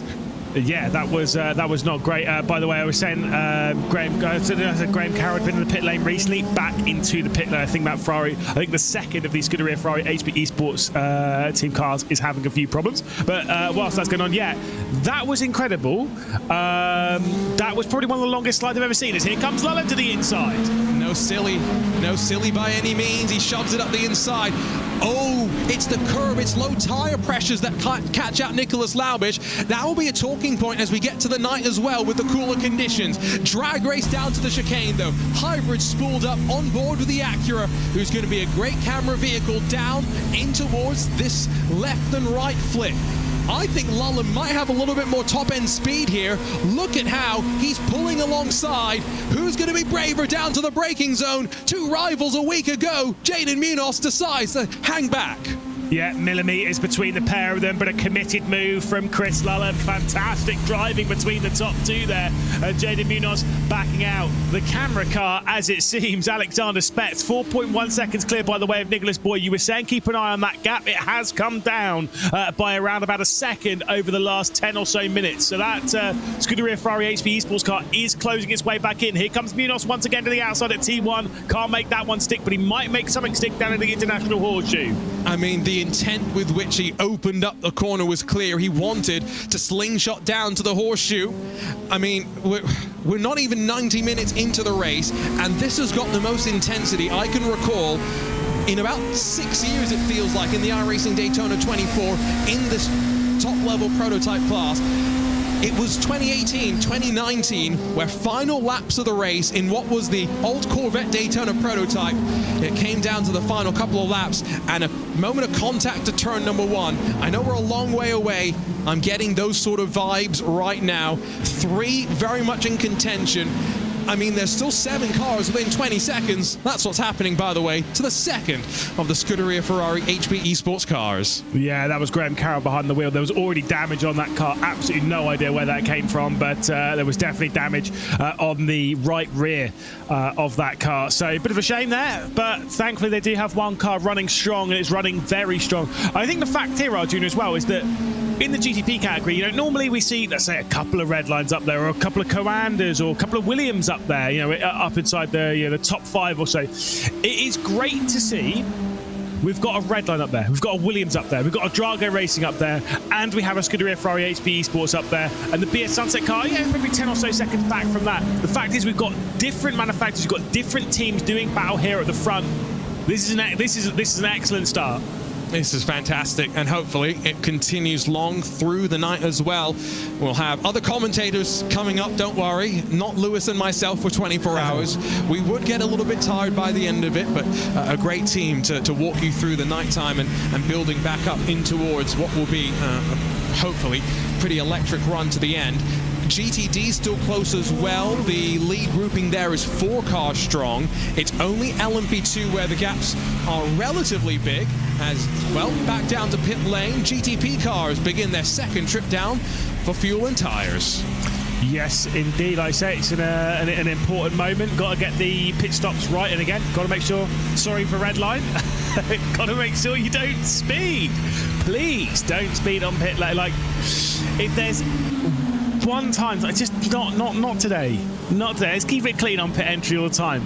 You can sacrifice half a second or a second on pit entry to avoid a drive-through. Yeah, but you see, it's so inviting, it's so open as that entry to pit lane, and so I get the sneaking suspicion we'll see a couple more of those over the course of the race. Not going to see pit stop for Jaden Munoz just yet. Was that BMW M Team red line? Yes, so Silly Lully, no speeding penalty this time, I can confirm. Followed in by Alexander Spetz, but once again, 1 lap longer for Jaden Munoz. Question really here, though, Lewis, is can he save enough fuel and maybe stretch it out even further? I mean, like I say, went 1 lap longer previously, could be going a little bit longer again. I mean, this will be a very interesting one because, and this is where all of the teams that are, especially the ones that are involved in that battle, they are going to be keeping a very close eye on what the number 5 does. Because if it does this lap and then comes to the pit lane, I think there'll be a sigh of relief from the field. If he goes 1 lap longer, I think the concern starts brewing. Because if you go 1 lap longer now, 1 lap longer again on the next stint, 1 lap longer again on the stint after that, I mean, over a 24-hour race, you're saving a pit stop. And that's why we always talk about it, but you've got to commit at the very start of the race. Switch around in the pit stops as well, as Alexander Spetz spends 1 second shorter stationary, and it's enough for him to leapfrog Chris Lullum. So Drago Racing will get in front, and now we'll get a pretty good sense for if their shorter gear stack is going to let them stay in front, or if it's going to be basically like they're standing still on the banking, and if that BMW will fly around the outside.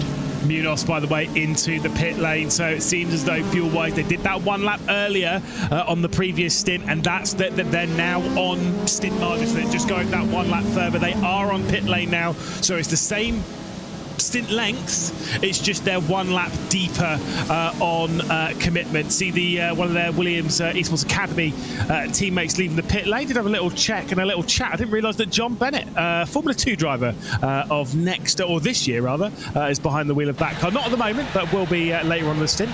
More motorsport drivers just taking part in sim races at the highest level. It's crazy, isn't it? It's casual. Of course, Max Verstappen's the one that everyone's going to be looking at, but you've got Agustin Canapino. Let's not forget, in that Solprec Precision Racing car. He won this race last year in the Williams Esports machine. Who else is out there right now on track? Norby Kish, multiple-time truck racing champion out there in Europe. Also, multiple-time Digital Nürburgring Endurance Series champion in the virtual world. Yeah, I mean, maybe you can chuck Lullum into that mix after his escapades in the Radicals last year. Obviously, I'm sure he's got some good plans in store for 2025. As you can see, the Williams Esports Chill Blast car on the exit of pit lane there. Let's see how close it's going to be into the International Horseshoe. Could be a good lead here. And like I said, basically standing still, the Acura in a straight line on the banking, and so passed by Silly Lully is Alexander Spetz once again, but Jaden Munoz does indeed have the lead and a 1 lap advantage in terms of strategy. We still got a long way to go, but that 1 lap might be very, very important at some point in this race.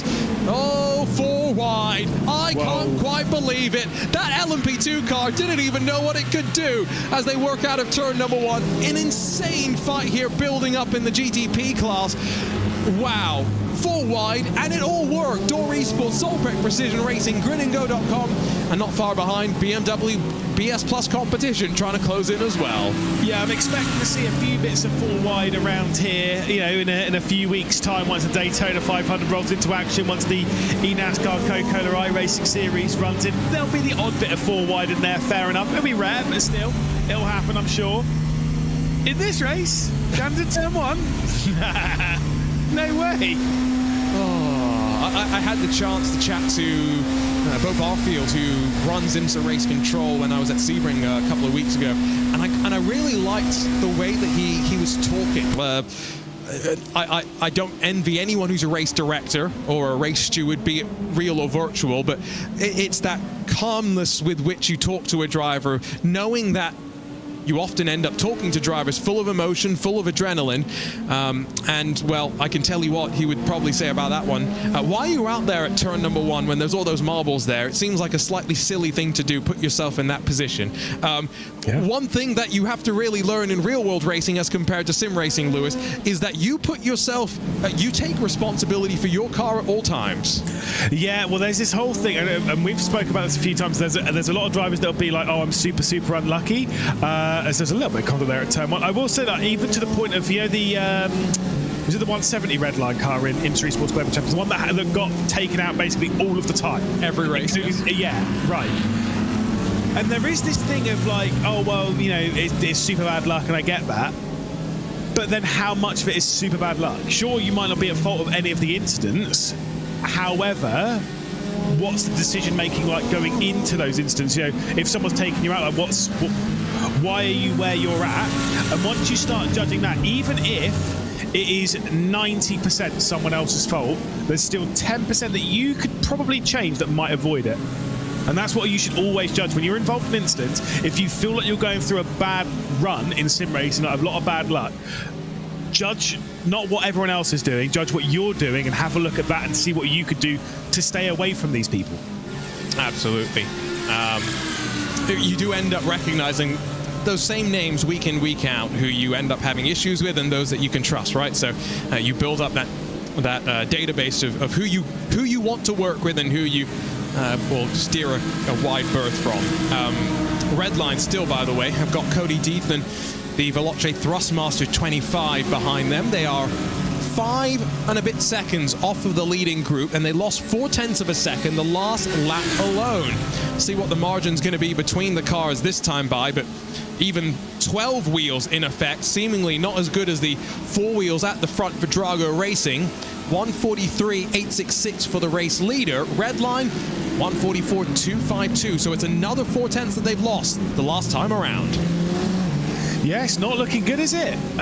For Team Redline. We'll have to wait and see how things unfold. Because again, you've got to also remember that as we head into the night, you've discussed it before about temperatures drop, pressures. Yeah, we'll be talking about all of that. Fair enough.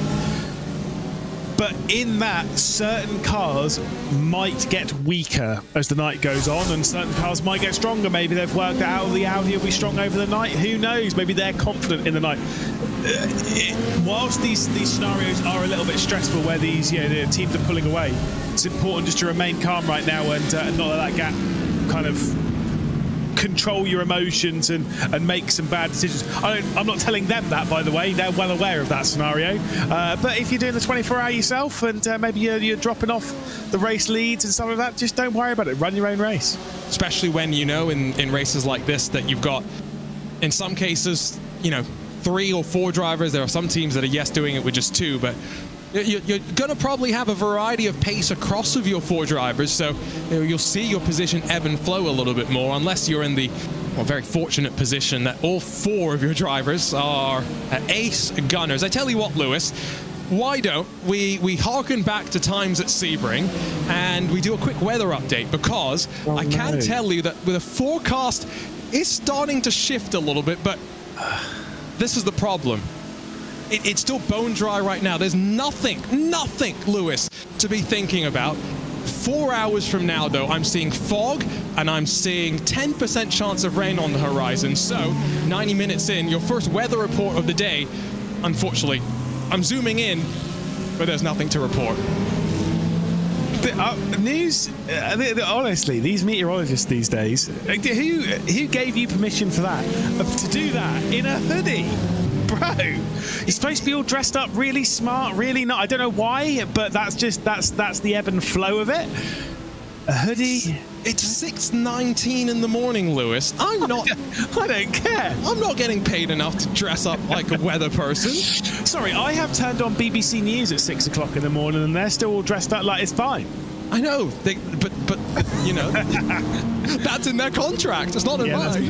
That's true. That is true. Yeah, no, honestly, I'm judging. I'm sat here in a hoodie. It's chill. Don't worry about it. It's a very comfortable Williams Racing hoodie as well, I will just say. Very all right, mister. I've got a Williams hoodie downstairs as well, and a couple of t-shirts and stuff. I had to pay for this one. Don't worry, I didn't get it. Yeah, exactly. If other teams want to send me merch, message me. I'll chuck you my address. Depending on if I like you or not, I might chuck you a fake address. It's fine. You're absolutely right. Speaking of the weather, though, let's talk about that. Let's touch on that a little bit. You're absolutely right. We said about 2%. It was a little bit earlier that we were going to get around about 7:15, so in about 4 hours' time. Like I say, it's up to 10% now. There could be some weather joining us in about 4 hours' time. Which does mean that hopefully Lewis won't be around, so he can't complain about the attractiveness of the weather report. I won't be around. No, you won't be in the broadcast booth, fortunately. It'll be me and Paul Smith, just about as that rain's starting to come in. So the next weather report, I'll get dressed up just for you, Lewis. How about that? I don't know. Are we doing the timing right here? Because I'm not sure if that's. You won't be around. Sorry, I think me and Dara are on when the rain's supposed to hit. What I mean is you won't be around when I do the weather report. Oh, I see. Yeah, I'll still judge. You can judge, but you won't be around to say anything. And let's be fair, as soon as I leave the broadcast booth, because you're back in it, I'm going to turn it off. So I won't hear all the complaints that you have about my weather report. So, that's you know. No, that's fair. That's fair. I'll just pass messages on to whoever else is in the comedy booth to make sure that they're keeping you as on your toes as possible. If not, to our lovely broadcast director, Hugo Luis. I'll make sure that trust me, the message is going to be coming through. Well, our broadcast director is going to be doing 20 of the 24 hours, so poor Hugo is going to be powering through the night, giving you all these great pictures of everything. So I've seen some people already shouting out all the camera angles and stuff. Just know that he'll be continuing to power through the rest of the night as well. After that pit stop cycle for the GTPs, it's settled down slightly. So in the LMP2 class, one of the few fights that still remains here after what had happened at the start of the race, Williams Esports Academy fiercely forward pink. They're fighting for 6th position. As the race leader, though, through the chicane, and with 3 seconds to the good now. And we're about to get a little bit of a milestone, not for any major milestone in this race, by the way, so don't be like, whoa, oh my God, what's happening? Vlad Kimichev, who, of course, had an issue very early on in the race, on the first lap, in fact, dropped down to the last position, is about to get past Aaron Vasquez, who's the LMP2 leader, which means that the only cars ahead of him will be GTPs. It's a small thing, but it means that all 22 of our GTPs are running in one big train. However, Drago Racing's number 9 is 4 laps down after starting 2nd spot, which I think if you'd have told them that an hour and 40 minutes ago, I think they might have just left and gone and watched the Liverpool match. I don't know about that one. I'm sure there's many other things that they might have wanted to do instead, but that is what remarkable, because, you know, they're basically out of contention. There is no chance that they're even getting a top 5 finish if we're being realistic here, but Vlad Kimichev, Michael Romanidis, they're now going to give up the next 22 hours as a 2-driver lineup, give up all their sleep as well, just to finish. Often, Lewis, we talk about how little we see the endurance racing spirit, so I'm glad you call it out, because it's great to see the 2 drivers stick themselves back in and try and push to the end. Yeah, it's not easy. Once you've had drama early on, it's not easy to keep going. Especially when it's on lap 1. I'll remember it. I'm sure he might be watching, might not be. Myself and a good friend of mine, Dan Kell, we decided to do this Sebring 12-hour. This was I think it was 2 or 3 years ago. It was the same year we did the Bathurst 12-hour. And we had a little pact. This is not, I do not recommend this for anyone. We said if we got taken out on lap 1, we're out. Coming down towards turn 6 into the hairpin, someone tapped our rear right and it basically broke the suspension, had a 12-minute repair. We were both like, nope, bye, see ya. And then just bailed and went again. We did other races, like GT3 or some races. Just moved on from that very quickly. It happens. It happens. Well, and I was alluding to this earlier before I think we had the fight at the front that kind of rudely interrupted story time. It was much more exciting, to be honest, seeing Jaden Munoz go to the lead, but I've attempted the iRacing Daytona 24 6. Ooh, no, never mind. Another interruption. That was a spin at turn 1 by Door Esports. I was checking for a sec. Luka Vunch goes around. But yeah, I've attempted this race 5, maybe 6 times. Never finished. Never finished. Yeah. To be fair, having done a 23-hour race with you, I can understand why. Sorry. That feels a little bit harsh. Well, just to be clear, Lewis is not referring to last year's Rolex 24, which was 1 lap short. That's true. Yes, no, he's referring to that's a murder. That is a big hit as well. Was that the gridding? Again, trying to pick the gridding girl Solpec car out is really hard work, but it was one of those two. Big hit down there at T1. Yes, as I say, I was alluding to the Jimmy's charity race, Jimmy Broadbent's race for mental health. That was 2022. Yeah, it was 22. Yeah, it was 22. Oh my goodness, a long time ago.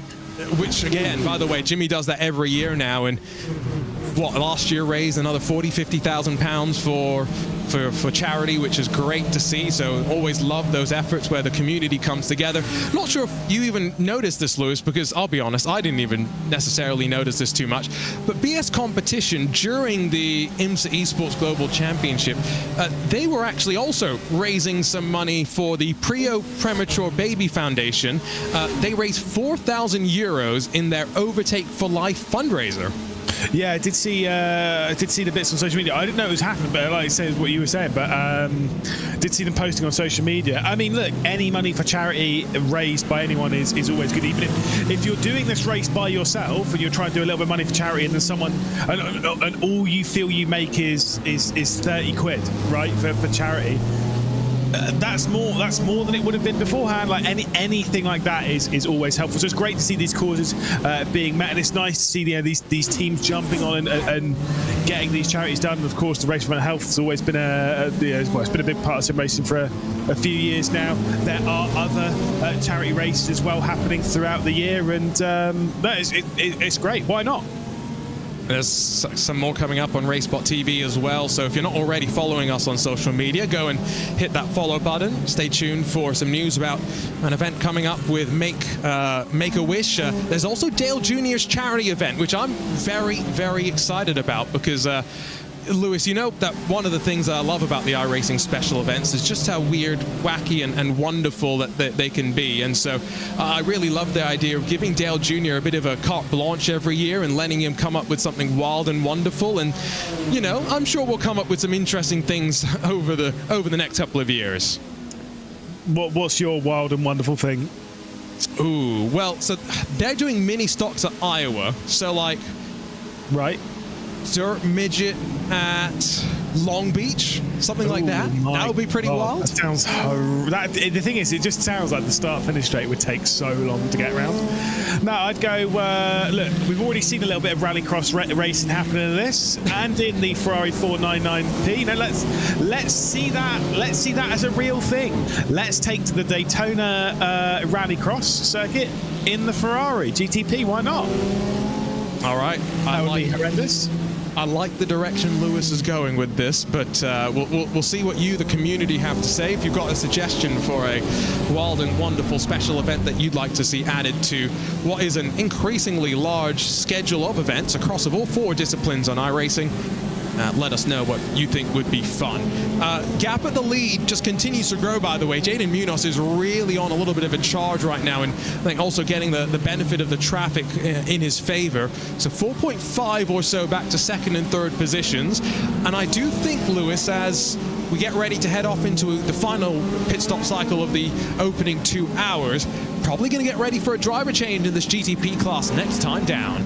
Yeah, I mean, obviously we don't know exactly how they've been rolling through it, but realistically speaking, I'd say 2 hours behind the wheels, kind of enough. I mean, they might still stay behind the wheel and go further. They might do 2 hours 40. They might go all the way through and do 4 hours. And so that's very possible. But with how mentally draining these cars are through traffic, if it were me behind the wheel, or me as team manager, race engineer, God forbid,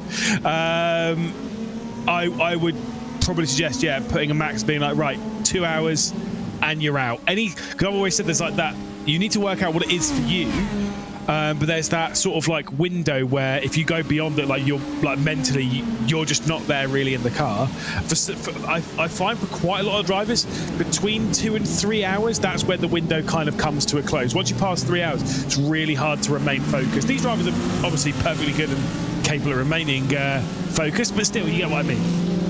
I guess part of the factor you're also trying to think about, both in the real and virtual worlds, is not just how long you leave them in the car, but then how much time you give them to rest as well, right? So you're trying to balance out each side of that equation. I think each driver is probably slightly different and unique in that regard as well. So, I mean, I know personally at a Daytona, I could probably go a stint longer than you would want to put me at a track that was really tight and twisty as an example, right? But you know, Daytona still is fatiguing in its own way. You know, I'll say something that maybe not everyone agrees with, but I actually find that when you get to a track like this, like Le Mans, like the Nordschleife, where there's lots of long straights that you can also take a bit of a mental break on. I know traffic is where these straights become a little bit more treacherous. That I don't want to say relaxing. That's probably the wrong word for it, Lewis, but you know what I mean when those straights just allow you to recover a little bit before you head off into the infield once again. It's about having a breather. It is about having a breather. Obviously, there are some circuits where it's just, you know, constant coming at you. Nordschleife is kind of one of those. Obviously, you do have some pretty big straights, including the Döttinger Höhe, Bathurst. You've got plenty of time to breathe around there, and that's kind of what, you know, you use Mountain Straight and Conrad to breathe around there. Same as around here. You use going out onto the oval. That's where you try and get a little bit of your lap traffic done, but that's where you calm down. Whereas going around that infield section, you probably don't really blink, you probably barely breathe. A lot of things are happening with your mouth. There's a lot of, you know, tongue steerers out there. I think that's what Peter Mackay classified them as. Just start sticking their tongue out and trying to get through the corner. A lot of that happens on the infield section. Outside of that, you chill. I guess in the sim as well, Daytona's okay. Wow. Is that fiercely forward? I think it was. Straight at turn number 1, and that surely was a technical issue and almost taking out contenders for the lead in GTP. I think there was a hit on the rear end. Oh, maybe there wasn't. It was, I mean, certainly the 44 car, the Falcon Sim Racing Team car, was directly behind them going down into that corner. But it was Benedikt Vida behind the wheel. And that was terrifying. You're absolutely right. Nearly collected a couple of the GTPs as well. So you're 100% right. A hit. And I mean, I don't think that angle, that's a hellacious contact into the tires at turn 1, explains the use of the flatbed. But I think a slow-mo angle off the rear of the Acura will really do justice to how close that really was, Lewis, because Alexander Spets came inches, pixels away from his race being over. I mean, that was honestly wild. I think you're absolutely right. That was extremely close going there through the first corner. But I think these two, they'll be like, well, that was okay. We'll move on. We'll move on. No big dramas. We're both still alive. But that's just proof. Like, sometimes the instant, it could be completely out of your control. You can be minding your own business and suddenly, bang, there's a car. Here we go. I mean, so you know what that kind of reminds me of, Lewis? You know how ESL R1, Moritz Lohner has his moment at turn 1 at Monza? Oh yeah, no, I remember. Yeah. And now it's immortalized in the opening sequence for every ESL R1 broadcast in perpetuity because it's just part of the intro slate that rolls? Yep. Yeah, that camera shot reminds me of that. It's scary. It certainly is scary. But like I say, we've all kind of had it where there's been, whoa, that's the effect simulations of the 909 off the road there, just a little bit. Currently running in 5th in class. Let's see how close this is. I mean, yeesh, that is close. We almost got a ka-chow moment there, that's for sure. I mean, my goodness, wow. That's crazy. That is absolutely insane. And that's just, again, the way that traffic sometimes... This is a better angle. Oh my days.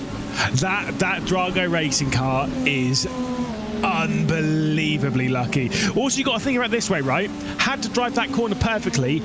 If either one of Lulham or Spets made a slight mistake at turn 1 and they were slightly slower, that GTD was right in them. Yeah. And it probably, if it had collected one, it probably actually would have collected both. Yeah, I mean, right, we'll get back to that in a few moments' time because that is going to linger in the mind. GTD pit stops kicking off once again. Lewis, we are more than 8 minutes shy of the top of the hour here. So an implicit understanding across all the teams here that even with a little bit of fuel saving, it's too hard to get to the top of the hour. But every team is still counting their fuel because that final pit stop, they're thinking about how short they can make it. Yeah, absolutely. Like I say, we'd normally talk of them going to about an hour around here. Obviously, that's not possible. And that's fine. As long as everyone's running the same fuel, you know, we're running the same rough fuel mileage, I'm not that worried, unless I'm the one that can go further. But right now, like I say, them pitting this early is a bit of a concern, because that's going to add probably 2 stops on from what we'd normally run in the GTD category. So it's going to be fascinating, and now, like you say, it's about getting as far as possible to make sure that fuel stop that you do later on, that you're not taking as much fuel on or whatever. And it's crazy that you're having to prepare for your final stops for what's going to happen in nearly a day's time. What you do now really affects it.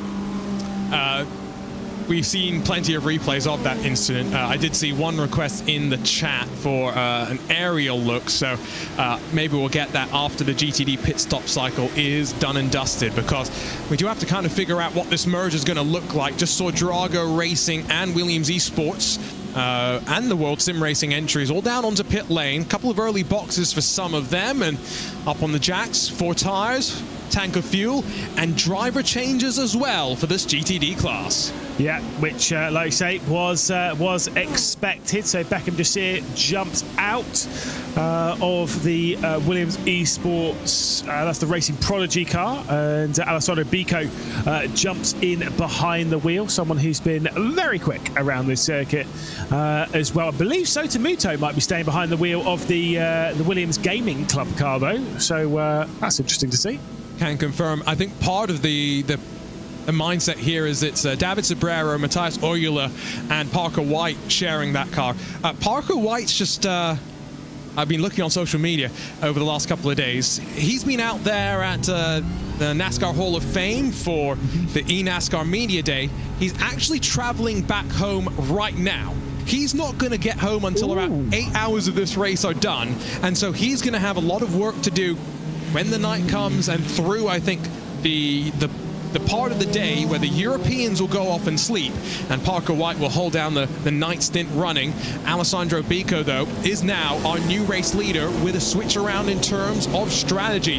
They started down in 11th, they've climbed their way forward, and now sit on top. Yeah, indeed. And you can see there the Racing Prodigy branding on the side. You're well aware of that, Arjuna. And we'll say, I quite like the colour. What colour would you say that is? It's blue. Is it I mean, I'm not going to get into the debate of what hue of blue it is. Is it right, no, now we're getting off into the tangent. No, we're not going there, Lewis. No, don't you do this to me again. Why not? Why not? With a Williams Esports car again? Are you kidding me? Yeah, why not? Let's keep the trend up. Once a year, we'll just talk about the Williams Esports cars, and we'll just talk about how wrong the colour is, isn't it? Get this guy out. It was brown. Okay, hashtag it was brown. We've got 5 minutes before we'll kick Lewis out and we'll welcome Paul Smith in, but that's neither here nor there. Just a reminder, Jimmy Broadbent is not in this split. Max Verstappen is in this split, and there's a possibility that he might be getting into the car next, although I'm not sure if it's going to be him or Diogo Pinto. Diogo's not in the session, Max is, so read into that as you will, but maybe only 10 laps away from former multiple-time world champion in Formula One jumping into the car. I almost thought you were about to say former world champion. I almost did. Whoa. Hello there. That's fine. Now, or the alternative is they could leave Lullen behind the wheel. And that's the other thing, is like they could just have Chris Lullen behind the wheel. Or if it's 10 laps time, Diogo Pinto could be off practicing right now, could be jumping in and then taking over. There's a lot of options to what could be happening in that car, but maybe it will be Max. Who knows? I'm sure they are running their strategy as comfortable as they can. I think they're probably a little unhappy about the gap to the car ahead, though, Arjuna. It's not 1, it's not 2, it's 6 seconds. Wow, that's a big moment for the Movano Rosso car. Can we get an onboard with the Movano entry into the chicane, please? Yeah, that's not great. You can't even call it a rejoin there necessarily, but, you know, he's just stricken in the path of oncoming traffic.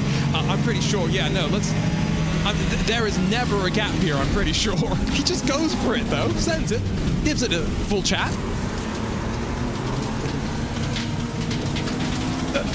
I mean, yeah, it's not, and then it's just, I get it. Like he was like trying to get moving from where he was, but wow, that was a concerning moment through the Le Mans chicane, and probably a little bit too bold on the commitment. As you can see, the two red line cars there sat behind. That's the GTD cars as well. They are still running. Just to give you a little bit of an update on the GTD category, they're still running 5th and 6th, and they are still a fair way behind the BMWs even post pit stops. 3.2 seconds back from the WSR Esports Next Level Racing car.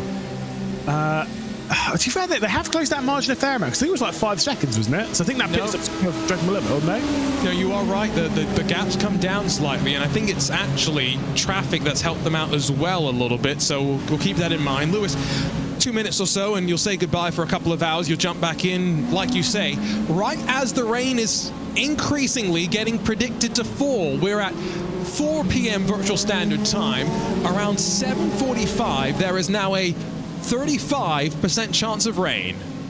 Yeah, I think, look, it would be right. I've just seen now, by the way, it's 55%. You said 35%. Yes, now up to 55% at 8 p.m. So that, again, just to clarify where we are in-game time, it's just gone past 4 p.m. in-game, 8 p.m.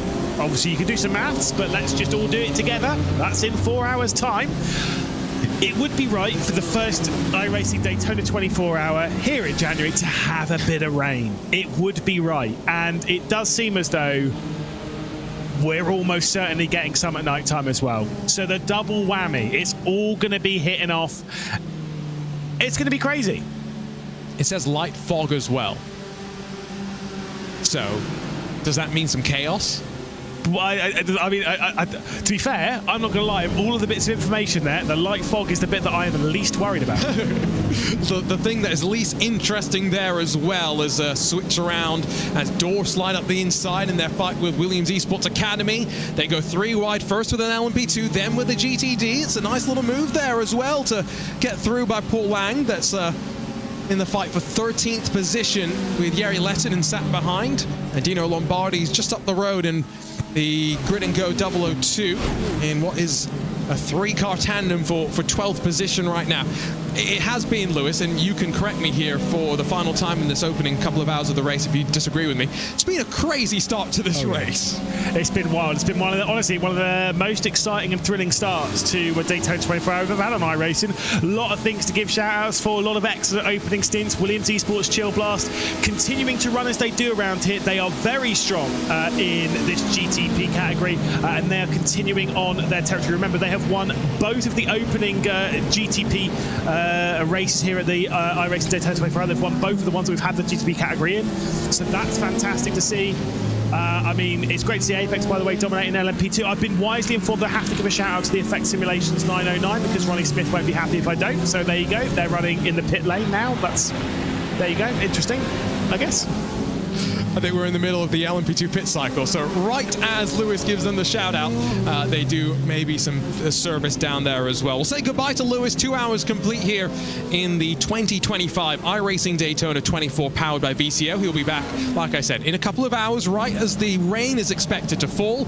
Arjuna Kankipati in the commentary booth now alongside of Paul Smith. And Paul, you and I, we were alongside for the Roar a week ago. That was a lot of fun, but this is a little different. 2 hours in, and it's been a very interesting start to the biggest sim race of the year. I think we've had more excitement in this first 2 hours than we had in the entirety of the Raw last week. It's absolutely been incredible to watch. You wouldn't think that this was a 24-hour race, would you? You'd think this was a 2-hour sprint race. It's been fantastic to watch, and, well, we just get to sit back and enjoy it and talk about it. And there was a point inside of the first 10 minutes or so when I thought I was watching one of those 45-minute iRacing IMSA races, the official ones that you can jump into every couple of hours, especially when Jaden Munoz almost chopped down below the banking in his haste to try and get to the race lead. GTD still with Williams Esports Racing Prodigy at the front after the pit stop cycle has fanned on out. They've got some GTP traffic. The queue for 9th on back with Fiercely Forward leading that little train, making their move. But Redline, just as Lewis had called out right before he left the commentary booth, Paul, they have slowly been closing in on this front four. It's been an interesting race from their perspective, picking the Audi, maybe being slightly different in terms of their car choice than the majority of the field, but maybe with the cooler conditions that we're seeing, maybe with the threat of rain on the horizon as well, that Audi's still very much in contention and could just be getting stronger. I'll be honest with you, when I saw that it was the Audi that they had chosen for GTD, I was a little bit taken aback. I thought, what do they know that we don't? Because they will have done a heck of a lot of testing coming up to this week to be able to see what would be the best car overall across all of the race here. So they must see something in the Audi that the rest of us are not really seeing, because you look at that GTD field, it is dominated by BMWs, and that Audi, it's calmed down over the years compared to where it was about 2-3 years ago. That car has calmed down in terms of how twitchy the back end is, so it's a bit more stable now, and we've got the three car train all bump drafting each other down through the tri-oval. It's a car that in the real world has had success at Daytona, maybe not always success reflected on the final results sheet, I should say, after all things have worked out, but typically the Audi has been known as the car for the pro GT3 drivers, the ones that are able to tame the twitchiness. It's been so successful at Mount Panorama as well, but definitely a car that we're going to start seeing a little less of now that Audi Sport have made a step back from GT3 racing across the globe. It's definitely one that, I think for many people, they have seen race in so many different series from around the world. It's going to take some getting accustomed to that little bit of a change. As these GTDs, by the way, get ready to settle into their next pit stop stint, so about 20 or so laps before they're back down in. LMP2 pit stops have been cycling their way on through. We saw driver changes about 40 minutes for them ago. It's still the Apex Racing team out front, and by 10 seconds from the defending race winners in class, World Sim Racing's 223, and then the 18 and the 19 third and fourth positions a little bit further behind as well. LMP2, Paul, there's only 11 of them still out there and running, so it's going to be interesting how that class progresses over the course of the night. It's always difficult to be that middle class, isn't it? Because you've got to deal with the GTD traffic, but you've also got that GTP traffic coming through on you as well. And especially when the three meet, it generally leads to chaos.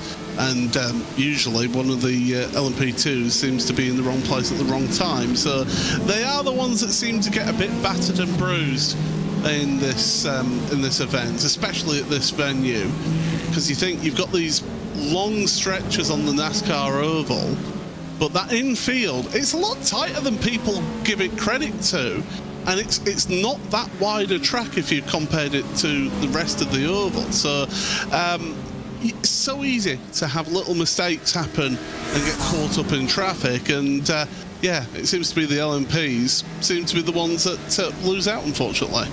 I think you're so right about how narrow the track is as well, and I think it's even more narrow once you factor in the marbles that get, thrown around in the real world. Now, there are some safety car periods in IMSA competition where they do some sweeping of the marbles, but that's one thing we're still seeing a bit of a development with in iRacing. The fact that in December, end of last year, the iRacing debris system made those marbles a little bit more impactful when you run offline than maybe they have been in the past. And I think teams and drivers maybe still are getting adjusted to that. Maybe there's still a bit more to be done in terms of turning that up and making it even more aggressive for these drivers to think about. But maybe they're going to be fortunate that is not exactly how it's working right now. Paul, I think that was one thing that we talked about a little bit in the Raw a week ago, right? That was only 2 hours and 24 minutes, which was about what we're coming up to now in terms of race length, and we've already seen our fair share of marbles around the track. After 24 hours, no safety cars in the iRacing special events, let's not forget, as Drago pushed their way back to 1 and 2 in GTD. There are going to be marbles in every conceivable part of this track. Yeah, it's very much going to be like a train track, isn't it, down there, with just a single lane of running down there. There will be spots where you get the cars naturally cleaning some of it where they're overtaking, but yeah, certainly places like Turn 1 into the International Horseshoe, into the Western Horseshoe, you'll be feeling those effects. And that turn, that left-hander onto the oval from the infield, we've seen a couple already fall foul to it. It is, and I'll back up what Lewis said earlier, it is one of the most difficult corners on this track, because you are trying to carry as much speed as possible onto the oval. You're so determined to get the power down that you then end up just going a little bit too early, getting spun up the rear wheels, and before you know it, you're facing the wrong way, feeling a bit silly. It's happened to all of us. You just hope it doesn't happen to you in the race itself. We're also just noting track conditions slightly cooling off as we get towards that threat of rain in about 4 or so hours time. It's not going to be much, but it might just be a small factor, especially when it comes to fuel mileage, and these teams planning out exactly how their strategies work out and how much lifting and coasting they really need to be doing. This is a great camera angle on board with the Delatraz Automotive by Major's Garage number 8 through the Western Horseshoe. You just see the wheel go neutral, the rear end of the car just struggling for traction, and the driver having to balance the right foot. It's going to be a similar story here onto the banking as well. Paul, these cars are stripped off as much downforce as they can, which makes them fast in a straight line, a bit of a handful through some of the corners. And they're also bottoming out through the oval as well, as you can see with all the sparks there from the underside of the car. These cars, they will be so tricky through the tight and twisty stuff with that mechanical grip, because let's face it, these LMPs, they're not the best for mechanical grip. They're not the best in slow corners. Medium to high-speed corners, prototypes are fantastic with, but going into those low-speed corners, there's a bit more bump drafting going on here. The prototypes, they work better in the medium to high-speed corners. Low-speed corners, they just don't like it. They look and feel so clumsy out there. There's a lot of pogoing at times as well with some of the suspension setups. Remember, you do often want to make these cars somewhat stiff for a good aerodynamic platform that gives you that performance that you need, while not giving you too much of that grip through some of the slower part of the corners. I've seen a couple of people call this out in chat, and I 100% agree with you, so I'm going to call them out on the broadcast as well. It's a shame that not all the teams have remembered that this is an IMSA event, and uploaded a paint to trading paint from the correct IMSA number board. Some of them have, not all of them have. So yay for those that have not, shame to those that have not, and hopefully by Sebring, when that rolls around in 2 months' time, all cars have got IMSA number boards on display. Is this the point where I get my shame cowbell out? Because I do have a cowbell here to be able to ring shame, shame. Point them out and we will shame them. Yeah, it's little details for me. If you, especially for the full pro teams, if you are running an event like this, the little details matter. And now you might say, some might say in those pro teams, well, does it really matter? The answer is yes. It's an IMSA event. You should have the correct sponsorship. If this was if you rocked up at Daytona next week to say, right, we're racing in this race, why have you got WEC number boards on your car? It doesn't matter. Yes, it does. Stealing the words out of my mouth. I can't agree with you more. There's nothing more I could really add to that. So yeah, I mean, it goes as far as sometimes people have liveries with like GTD Pro number boards, and maybe this is just the OCD in me, right? As someone who used to run a team, but if I was entered in a race where I was in GTD and everyone else was going to have green number boards and I had red GTD Pro number boards, my OCD would be like, how can I fix this? How can I upload it during the race itself? So that's just me. I can appreciate that it's not always as simple as we make it out to be, but yeah, small details that make a big difference. GTP we've been talking about the GTDs for a little bit. That race lead gap, since you've jumped into the booth about 10 minutes or so ago, Paul, we're on the verge of some pit stops for these prototypes. And I do feel like BMW M Team Redline are struggling a bit more as compared to our race leaders, Williams Esports Chill Blast. It has grown, hasn't it? I mean, in the last lap, they were about half a tenth quicker were Williams Esports Chill Blast compared to the second place BMW M Team Redline car of Chris Lulham. Drago Racing just seemed to be comfortable sitting behind that Redline car as well, and seemed to be happy to do the fuel save there to maybe try and get the jump in the pit stops. But yeah, Williams Esports Chill Blast, Jaden Munoz doing a sterling job up at the front of the field, and to think this will be the end of lap 28, or the start of the 28th lap of the stint, whereas others are going to be starting 29th lap of the stint. So they've been able to go that lap longer with that Williams car. Well, as BMW M Team Redline and Drago hit pit lane, I think we might see some driver changes as well. So, it's all eyes to pit lane, and does Silly Lolly stay in? Up onto the jacks, it's 4 Michelin tires and a tank of fuel, and no driver change it would seem, so he'll go for the quad stint. Does seem as though behind there is a change, as Michele Costantini is going to jump into the Scuderia Ferrari HP Esports team number 50 and make his official debut in the Scarlet colours.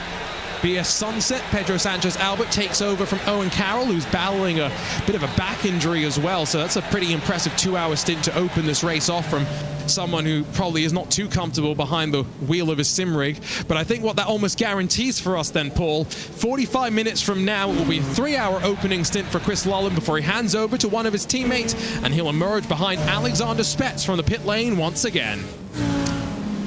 Yeah, and you see that's that little jump with Drago Racing just coming out ahead, with them being sat comfortably behind that BMW M Team Redline car for the majority of that last stint. I will say, this is my first iRacing special event where I've been able to say how good is it to see Scuderia Ferrari HP Esports team involved in one of these events. It's fantastic. It's the start, hopefully, of what I'm hoping and expecting to be a bit more of a concerted effort on iRacing for them this year. They have 3 entries across of the GTP class. Not all, I think, in this top split, but just an indication of what to expect. Jaden Munoz is in, and he's going to hand over to his teammate Robin Glerum. And as much as Jaden Munoz has been flying in the opening 2 hours and 15 minutes, and we should give him his due for the stint that he's put in, Robin Glerum was a bit of a shining light in the final 2 rounds of the IMSA Esports Global Championship. So keep an eye out for him. That's a very, very quick lineup by all accounts, as Dennis Robin Wolf brings in the fiercely forward number 28 as well. There goes Spetz, though, through the Le Mans chicane. It's going to be close between Robin Glerum and Alexander Spetz, but I do get the sneaking suspicion that gap's going to have slightly reduced. The Acura seems pretty good, Paul, on the lap out of pit lane.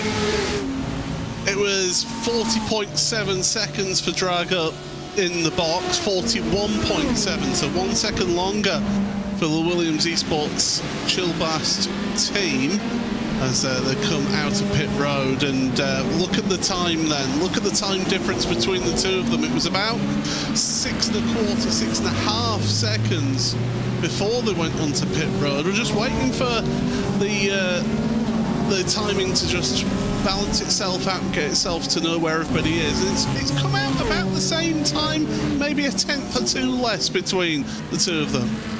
Seemingly stabilizing around 5 or so seconds. So yeah, Alexander Spetz getting a small jump in that cycle, but this is where that shorter gear stack of the Acura, I think for the first time, he'll get an opportunity to break away from Redline behind and not be passed on the first lap out of pit lane. It was one of the things that, Paul, we were noting in the first 2 hours, the fact that these Acuras, They've gone with a shorter gear stack, which gives them a lot more acceleration out of some of the corners, but then they get to the end of some of these straights, especially down to turn number 1. In the draft, they're banging off with a rev limiter in 7th and don't really have an opportunity to make any moves, let alone defend from those behind. So watch here, down towards turn 1 again. Good slingshot past 3 GTD machines. What's the gap going to look like to BMW M Team Redline? 1 second or so right now, the margin out of NASCAR turn 4. Do you know what? Team that I'm involved with, Crack Racing, they last year competed in a race that was around the Circuit de la Sarthe, and in their prototype, they actually, they actually looked at it and ran with the shorter gear stack, and they were quicker. Lap on lap, they were quicker than everybody else. It was just if they were in traffic or if they were in slipstream, that they weren't able to overtake or anything like that. But coming out of corners, coming out of slow speed corners, which, let's be honest, there's not too many around this track, really, when you think about it, the slow speed corners. That acceleration, it gets you to your top speed quicker than the longer gear stack. And so therefore, yes, you're going to be hitting that limiter towards the end of the longer straights, but you're getting to that speed sooner. Yeah, I don't think there's any team in the Acura that has not gone with the shorter stack. There was some discussion about high or low downforce that I don't really know if I've necessarily seen a consensus on. There seems to be a bit more split. No one has shown me any data that would, justify one or the other, but yeah, so one of those things that's always fun for us to talk about when there is something for these teams to go out there and explore. Fight for third. In the LMP2s, though, there's relatively little in terms of setup for these teams to explore. Take the downforce off, try and adjust the suspension maybe a little bit as well. But compared to GTPs and GTDs, a little bit more simple in terms of the differences. So in-app motorsport, we are riding on board with Balish Pala in the Shares eSport 18. In-app Motorsport only 6 seconds behind this little battle right now. So what is second and third and a swap around down to turn number 1 could very quickly turn into a 3-way fight if they're not careful. And I think that's why Jesse Hilario, I think on debut for World Sim Racing Esports, lets the move happen to turn number 1. It's all about playing the percentages at this stage, isn't it? You don't want to end up fighting tooth and nail when you've got 21 hours and 41 minutes remaining of the race. It's a long old race, is this. You've got to think that long game and say, do you know what? Fine, if you want to get past us, fine, you get past us. We'll sit in your slipstream. We'll do some fuel saving here. That'll help us in the long game going towards the final couple of stints of the race. So it's thinking that bigger picture. And I think that's what WSR Esports Abruzzi were thinking, is just, yeah, let's back out of it. You go ahead. You go right ahead. We'll sit in your slipstream. Defending race winners are World Sim Racing, so going to be interesting how their defense goes of the win a year ago. It was a breakout win for them in many ways, and somewhat new team formed from the relative ashes and embers of prior outfits and organizations between those same drivers, but started off very well. Down into the chicane, that looked like a bit of a chop and change behind the red line Audis, who still only sit around 3 seconds off of the leading now 3 at the front. At one point it was a leading 4, but I think a bit of a slow stop for the 123 World Sim Racing Next Level Racing entry has dropped it back slightly, and so it's just 2 Drago and 1 Williams Esports cars at the very front of the pack. One thing that we're kind of wondering about, Paul, is there's got to be a reason for why Redline have gone with the Audi. Threat of rain is starting to get increasingly large. 4 hours from now, it's now a 66% chance of rain. So surely the Audi is going to be a little bit stronger when we get to that portion of the race. And when you think as well, it'll be dark by that time, won't it? So the track will be at its coolest, especially if it starts raining. The track temperature just drops here.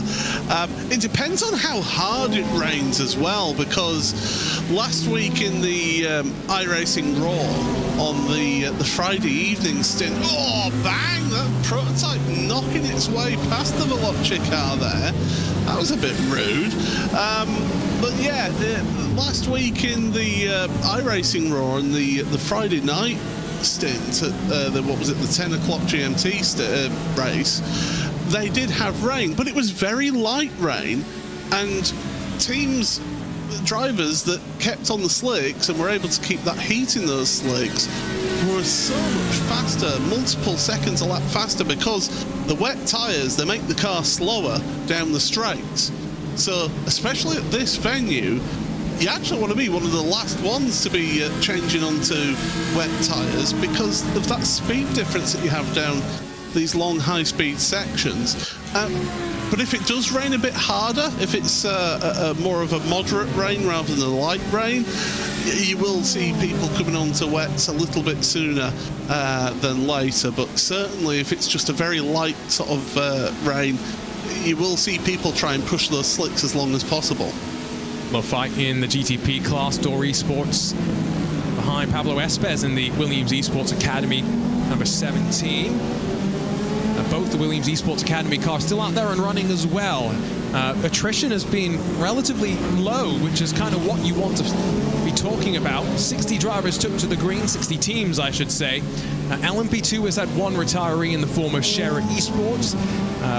GTD's had two retirements. Fiercely Forward, we saw them have a bit of a hellacious moment down to turn one a while ago. Retired as a result of that. Marla Racing Team out to wheel running to turn 6 as the Academy cars left on the outside. And we may have some more retirements. It's Veloce Thrustmaster, Debutant Lasse Bax involved. Other car tangled up there was World Sim Racing, and at least one, if not both of them, heading back to the pit lane as a result of a meatball. Oh dear, that's down at the Western Horseshoe. Sometimes that can mean getting caught up through the kink. It's a lunge, and again, oh my goodness, it was two separate incidents. So it's a prototype getting into the back of the Veloce Thrustmaster car, and that WSR car just looked like it didn't have any brakes. Wow, that was a bit bizarre. Here's another look, just gets shoved up the inside by CrowdStrike, and any chance of slowing down stopped pretty quickly, and then, I mean, doesn't have much control on the rejoin, let's be fair. There's another look at the blimp cam that just shows us the contact and the smoke. Here's the look from up above. But you look at it, it's two different types of prototypes, both making a late-ish lunge into the Western Horseshoe when the GT3 is already committed to its line. GTD, sorry, to give it its correct title. It's one of those things that can happen here at this venue because it is such a high speed into a low speed brake, into a big braking zone for these prototypes compared to the GTDs, and it just can catch people out with the speed difference that the two sets of cars carry.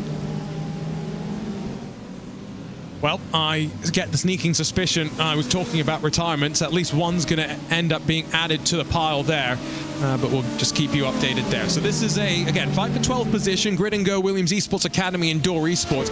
Have just noticed, by the way, that Redline got back in front of Drago, and so in the GTP class, it's back up to 5 seconds between the Williams Esports BMW that leads and the BMW M Team Redline entry that sits in second. I think the Acura just finds itself in a very interesting position in terms of strategy. Remember, in terms of BOP pool, it has a slight reduction in terms of its capacity, so we're seeing it spend a little less time stationary in the box. It's getting a jump every single time it's down in the pit lane, but then it's getting compromised a little bit because of that choice to go onto the shorter stack. It's also got that 2% power reduction as well, hasn't it, that Acura, which is just hindering it that little bit, which actually may have determined the team's decisions to definitely go to that shorter gear stack just to help it launch out of corners, or else they've not quite got that punch that, say, the BMW or the Cadillac would have out of the corners. So yeah, the balance of performance, it's been interesting to see how this all pans out, but when you look at it, you've got two BMWs, an Acura, and then two Ferraris at the front 5 here in this race in GTP. It's a good little mix, is that, between those three. Pretty good mix, although I will say Ferrari, in particular Scuderia Ferrari HB Esports team. Michele Costantini, since jumping into that car, has not really made any headway in closing up to the front three. If anything, he's fallen back in the number 50. Still holding relatively clear of Pedro Sanchez Albert in the BS Sunset machine, though, so that's at least something to have a bit of a smile about, as through the traffic the Ferrari works, which is such a cool thing to see, by the way, Paul, because of course the idea, the genesis in many ways behind this new generation of prototype racers was convergence, right? That was the word to describe how IMSA and WEC would share a common baseline for a specification of car where manufacturers could freely race in both championships. And so we're still waiting for the Ferrari 499 to make its way across the pond to compete in an IMSA WeatherTech Sports Car Championship event. However, at least we've got it in iRacing. Yes, I know iRacing's working a little bit on the hybrid systems and updating that as well. But where else in the world right now can you race GTPs and the Ferrari 499 alongside one another? It's great that we've been having this convergence across endurance racing, top-level endurance racing, and it is good to see that. I wish we could get a convergence towards naming conventions as well, different classes, to make our lives a little easier. GT3 LM or GTD, you've then got the hypercars or just give me one set of naming conventions, please, for the different classes. But as you say, this here today, it's great to see the Scarlet Red there and to see them out there performing and in the top 4 as well at this stage of the race. Yeah, no, I just getting distracted by some of the comments in the chat right now, where we've got people getting slightly off topic, but I did see some comments about, we need the 499P in IMSA. It's just such a cool thing to see. I get why we revitalized the GTP class name. It harkens back to the prior generation in many ways of, I guess, what we're trying to do right now in the world of prototype sports car racing. But that adds the confusion, right? GTP, GTD. The way that I like to remind people how to differentiate the classes, and you can steal this from me as long as you give me the appropriate credit. GTP stands for going to pass, LMP2 stands for let me pass, and GTD stands for going to die. So you can steal that one from me, but it's 100% factual, Paul. I'll stand by it. Thought you were going to say something else there that was a bit derogatory, but well, no, thank goodness you kept it broadcast worthy. But yes, so again, we see Miguel Costa sat behind the 2 red line cars, and this Acura, again, new addition this year, this Acura.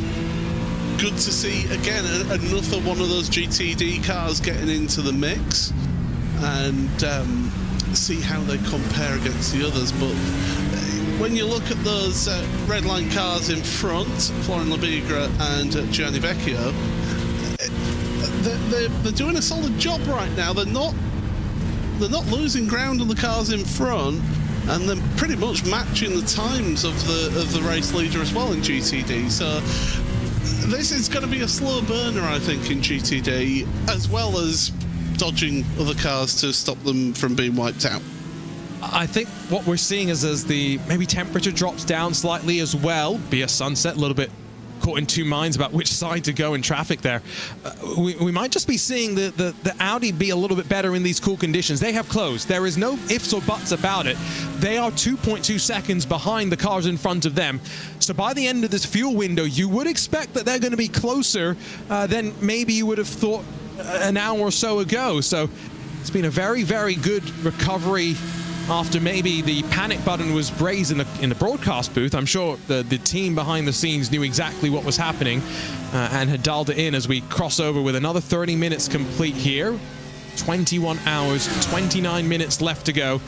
And again, let's not forget, we've got one more time slot of this iRacing Daytona 24 powered by VCO still left to run.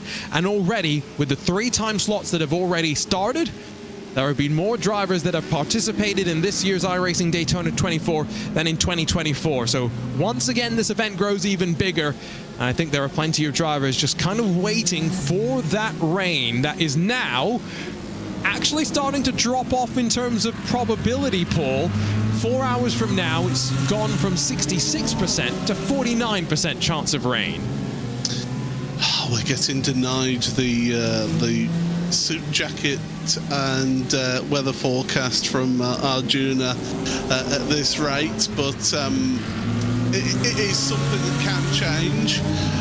You can have the weather sort of bubble up and then disappear. We are in Florida as well, don't forget, so quite a humid environment normally is Florida, but this time of year it can be a mix of things, can't it, with this event? It can either be quite cold and get a bit of rain, or it could be quite warm, humid, and be quite pleasant to watch this event. It's one of those bucket list events that I do want to go to sometime. Is the Rolex 24?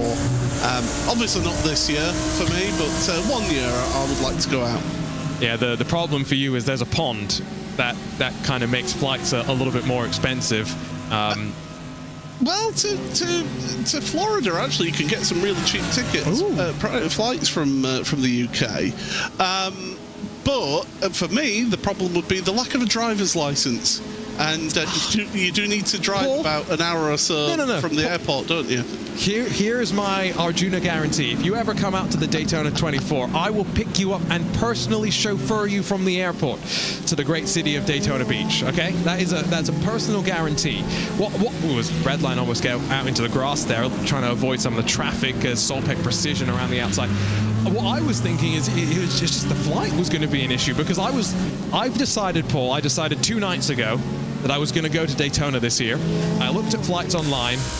They weren't that expensive. They were more than I thought they would be. But you know what? I said, I'm flying in basically just for Saturday and Sunday. I don't need a hotel room. I plan on staying at the track for 24 hours. I'm not planning on leaving. YOLO. I'm only going to be 30 once. And I might as well do it while I can. So I'll tell you right now that for my 30th birthday, I went to Melbourne in Australia for the Australian Grand Prix. That's a great thing to do. Oh. So I did that for myself for my 30th birthday. 40th birthday, absolutely nothing. Stayed at home and chilled out. Well, so wait, you actually went to Melbourne on your 30th birthday, or like around the time? Well, it was around the time, yeah. Okay, that's not bad. My actual weeks before. That's not bad, yeah. My 30th birthday I spent in my company office in Utah on a work trip, which actually wasn't bad, because, you go out and you have some drinks with your co-workers afterwards. Not a terrible birthday, I should say, but not as fun as being at a racetrack, that is for sure. It's a pretty good way to spend a day, all things considered. All things considered, if you're at a racetrack, you can't really complain too much, although, like you say, Florida can be quite concernably cold this time of year, and that's why Michelin does actually bring cold weather compound tires, which turn on a little bit faster in the conditions. And even with that, you do sometimes see the GTP cars in particular really struggling to warm the tires up in the first couple of stints. I think some of our drivers here on iRacing fortunate that they don't have to deal with that. That's a send up the inside. Doesn't get it stopped in time as well. Makes a little bit of contact, and Mag Performance SRT, Leaf Sebastian sends himself around. Oh, and now he's at one of the worst points. He's got marbles all over his tyres, trying to return to the track and not end up wiping out a GTP that's coming through. Yeah, that was a little ambitious there.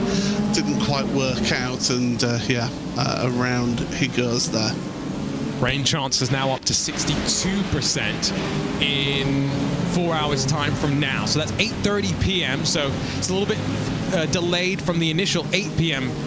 Prediction that we had for about 66% chance of rain, but we're being teased, but it does seem as though that it is going to be arriving, not when Paul and I are in the commentary booth, but you'll have Lewis McLean and Dara Thacker to talk you through all of that chaos, the strategy about when to switch on to the right compound of tire.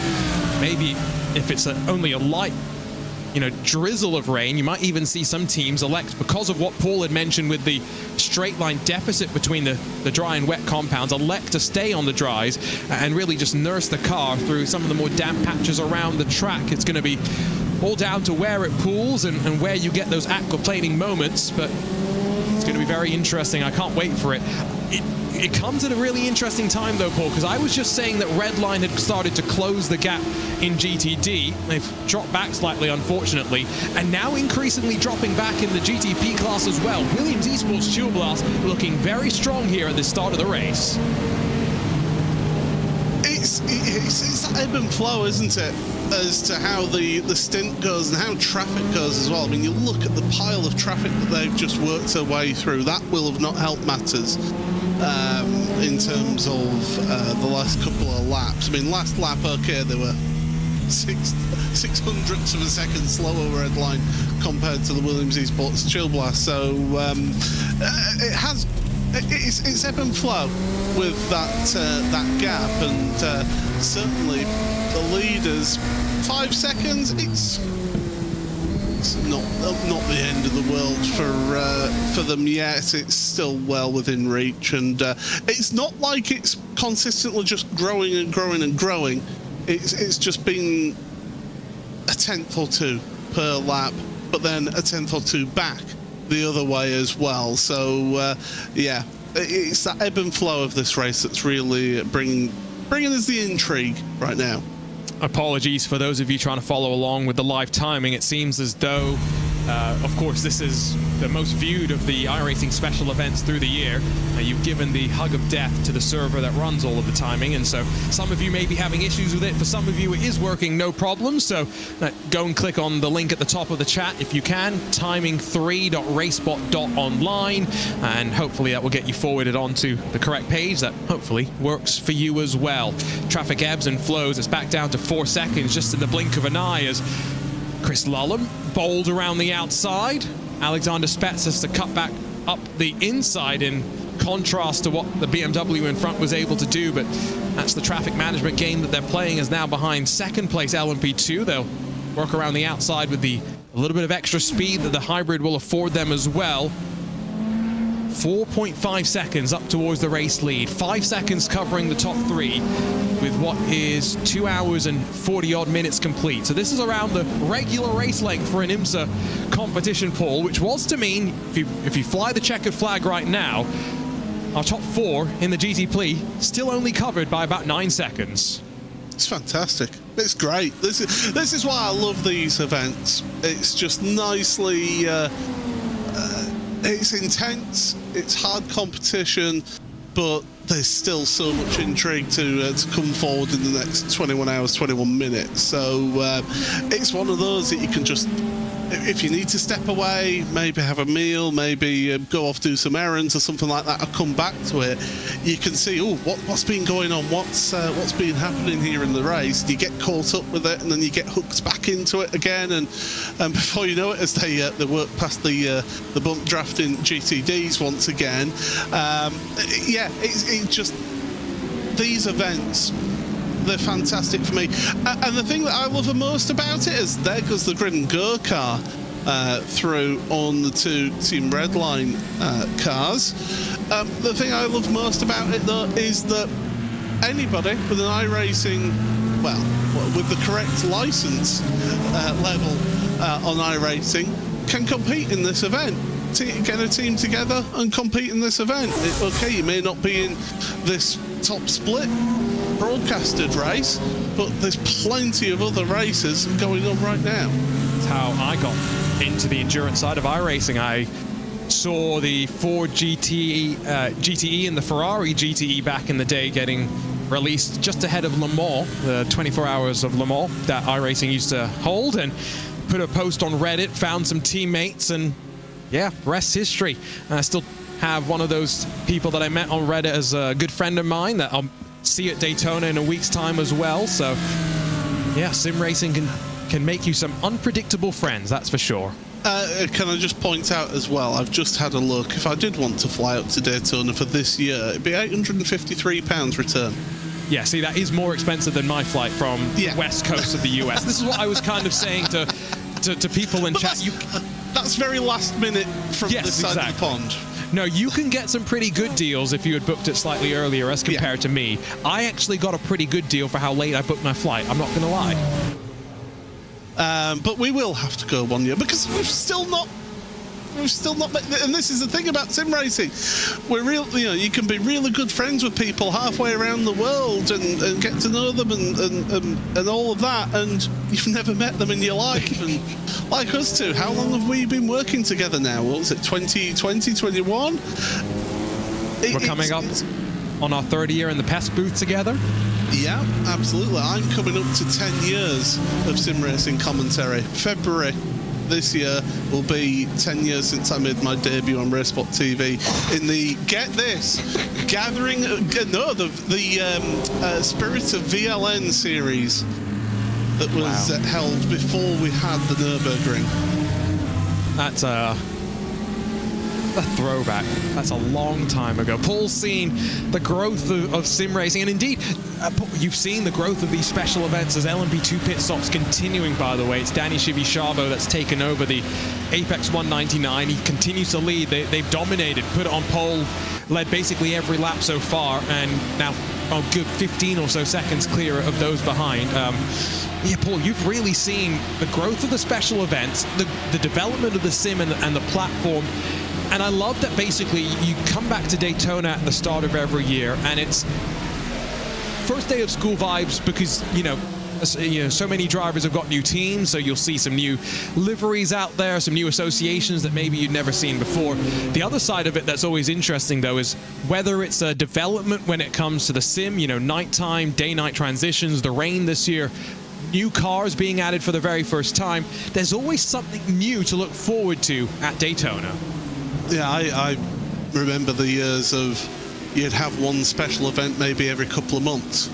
And I mentioned this on our Raw coverage last week about, look at the number of special events now that are on the iRacing calendar. It's absolutely incredible, and there's something for everybody. It's not just endurance events, it's NASCAR events, it's dirt oval events, it's off-road dirt events, with Crandon. There's all sorts there for everybody in the iRacing special events, and it is absolutely fantastic how that has developed over the years. I remember those 24 hours of daytime. Oh, they were brutal when it was 2 a.m. in the morning and you've just woken up to do your commentary stint for 9.5 hours. And you've had 1 hour's sleep and it's just instant. You switch the monitor on and it's just bang, full sunshine. Yeah, those were difficult days, and the developments that we've seen over the years. And iRacing just keep on pushing it and pushing it and pushing it and keep on evolving, and that's the key thing. It's evolving. It's not the revolution, it's just evolution. Yes, the immortal words of Salt and Pepper. Push it real good. You just set me up so perfectly for that one. GTD, we saw Miguel Costa bring in the grid and go machine to pit lane. That's slightly off cycle. Expect at least, I would say, a couple more laps for the majority of the GTD field, although we do know that they are well short of an hour in terms of their fuel mileage. They are going to have to come in slightly before that. The question is just when. Still 3 at the front for this GTD class. Headline now 5 seconds behind. It was only 15 minutes ago, Paul, that I was saying that they were within 2 seconds of the race leaders. Yeah, it's Daytona. It's this event. It is crazy, but certainly it is an exciting one to watch as well. We've been sort of keeping an eye on the weather as well as we're going along, and things like that. So we're not guaranteed what weather we're going to get yet throughout this race, and of course we only get an estimation about 4 hours in advance. It is a forecast at the end of the day that we get, as here is BS Competition onto pit road, number 7. and that's going to be them getting a service there for Alexander Voss. And you were talking about me seeing development in the sim and development of the special event.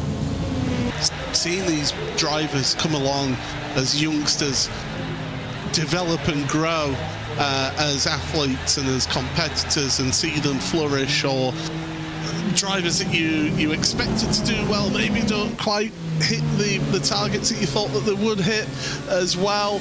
And I've seen some absolutely fantastic drivers over the years come and go, but there's also some that are real stalwarts of these iRacing special events, and Alexander Voss is one of those that's been there, done it. Graham Carroll, another one, been there, done it, and got the t-shirt. So you need some experienced hands there. It is a young man's game, but you need some experienced hands there as well. So it is the opening of the pit stop window with Alexander Voss. That is basically, I think, scheduled.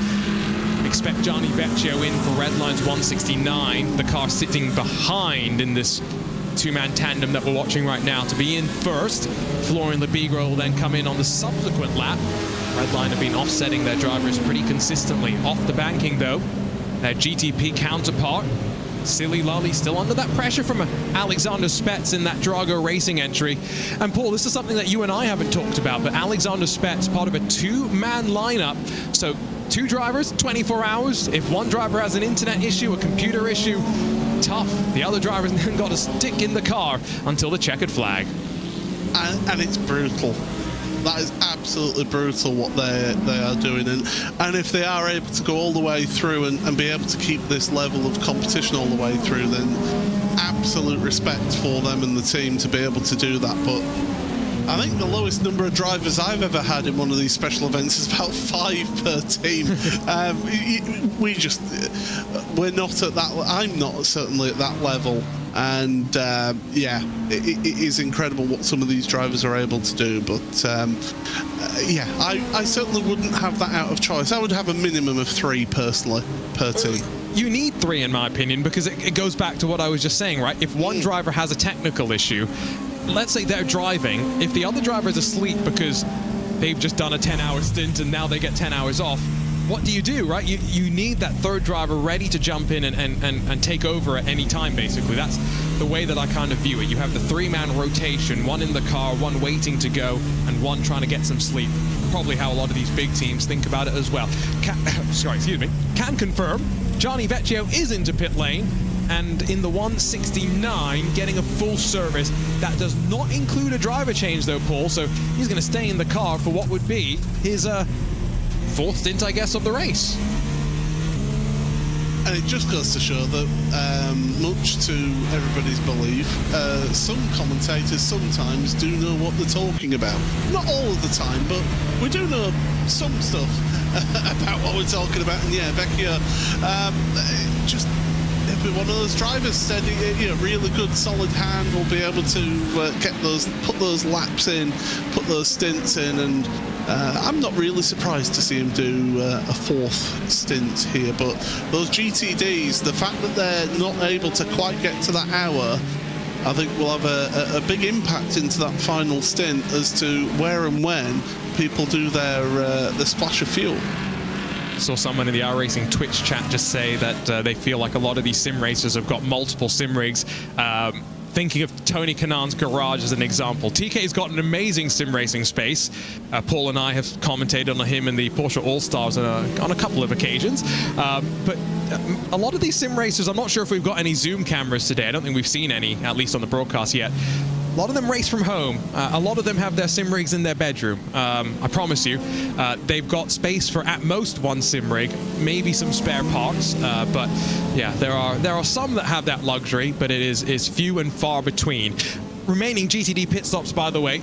It's all happening down on pit lane. Williams Esports Racing prodigy Alessandro Bico brings the car down. Williams Gaming Club in as well alongside Drago. I did see that the second red line entry, Florian Lebigra, does jump out. And the longest neck in all of sim racing, Bosch Thompson, jumps in. I have a great Josh Thompson story, by the way. The size of his neck? No, not at all.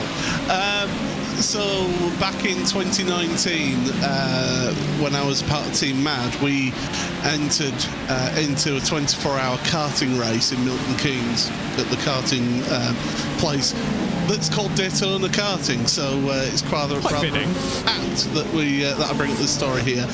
And on the Friday evening, it was that damp, greasy track condition for doing some practice. And I'd never driven a kart in damp or wet conditions, so slick tyres with rental karts as well, so it was not the best slick tyres either.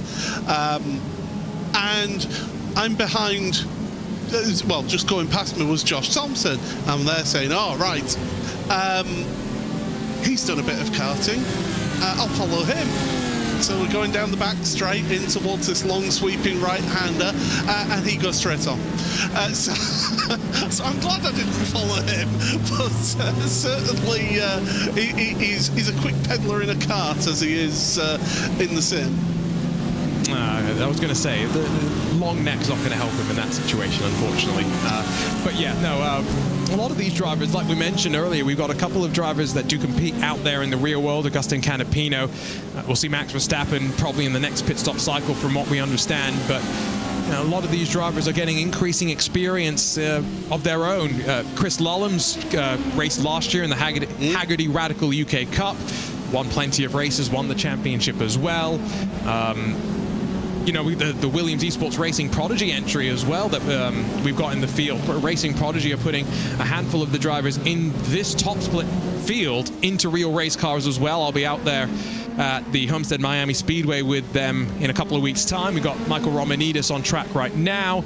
I know Ciro Zambra is going to be making his debut in that Williams Esports Academy entry as well. So there's a lot of drivers, Paul, in 2025 that are looking to go E to real, if you will.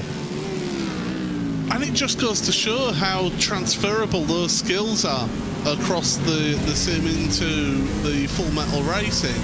I talked about this on a commentary with David Addison, who of course is a well-known commentator in full metal racing, also does a bit of sim racing commentary as well. And I mentioned how I had been at an event at Porsche in Leipzig, and I was helping the consultants that they'd hired to do these focus groups, and I was in one of the focus group sessions with team managers from Porsche Super Cup team managers, from Carreras Cup managers, and a couple of GT3 team managers, who were all basically saying, well, what's in it for us? And I had to basically explain to them how you can do a lot of familiarization work on the sim before you turn up to the track. And one example was Sebastian Joe that I gave about how, and also Graham Carroll as well, how they were able to take things that they'd learned in the sim and being able to apply it in Formula Fords. And he got that direct, okay, you're not going to get that seat of your pants feel. You know, that feel that you get in a full metal, full race car around a track. But it still gives you that familiarization, so you know exactly what lines you should be taking going onto the track for the first time if you've never been there. Yeah, I think it's that confidence that it kind of gives you as well that you kind of take, because I was lucky. I got to drive my rental car around Sebring for a couple of laps, and I've done lots of laps at Sebring on iRacing in all sorts of cars, IndyCar, prototypes, GT, Radical. It's just one of those tracks that I love driving at. It's fun. It's Sebring, right?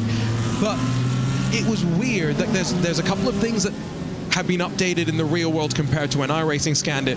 So those kind of threw me off a little bit, but what also threw me off way more than I expected, Paul, was how narrow I felt the track was. Like, you get the sense for like, oh, you can only fit 2 cars, maybe 1 with the marbles and stuff through some of those corners. But once you're actually there, maybe it's me with my lack of experience in a race car as well. That was the thing that surprised me. It's like, you can get all these references, and I'm sure for someone who's driving an actual race car and not an SUV rental car like I was, you can get a sense for what the car is going to do and what it's going to behave. But like, it's that seat of the pants feeling that you're missing, those the 0.1% for someone who doesn't necessarily have as much confidence, which is the me, that's going to be unfamiliar. But for the someone that is a Sebastian Job that really can translate that skill a little bit better, there is no comparison. The closest comparison that sim racing can have to a real sport is golf, with the new TGL league that Tiger Woods and Rory McIlroy are doing, where they're basically playing a golf sim on live TV, which is crazy to think about.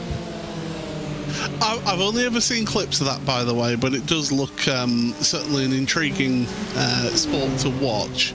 And it can help bring sport to a bit more of the masses as well, I feel, with that. Which, again, sim racing brings racing to more of the masses because it has a significantly lower cost threshold than real-life racing.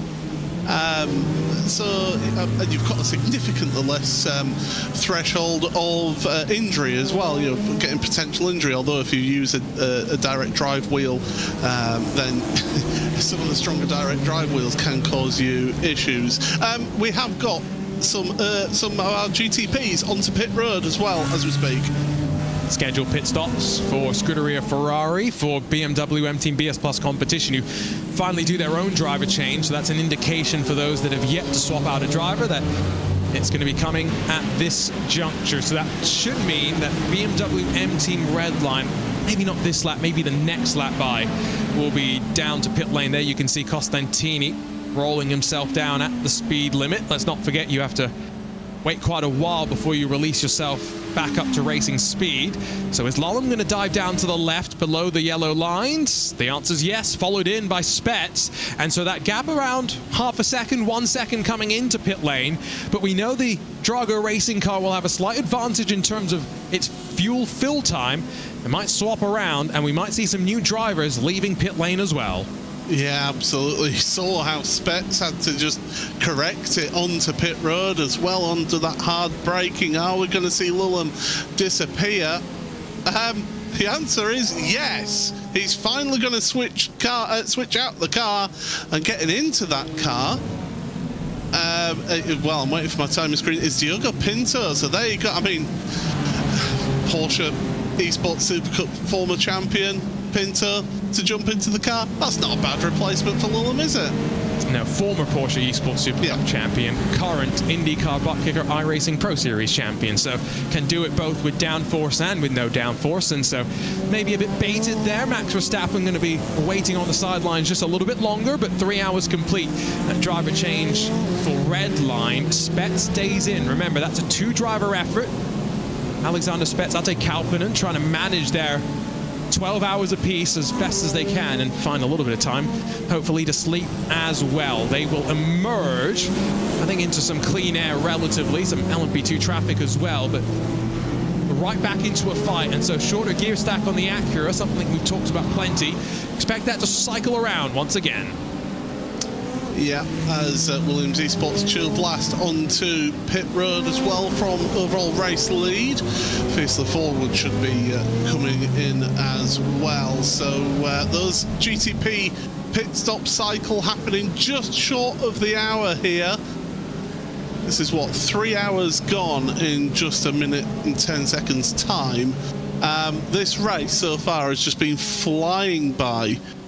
For me, it's certainly been entertaining to watch, and these drivers, they are pushing on like it is a sprint race even now.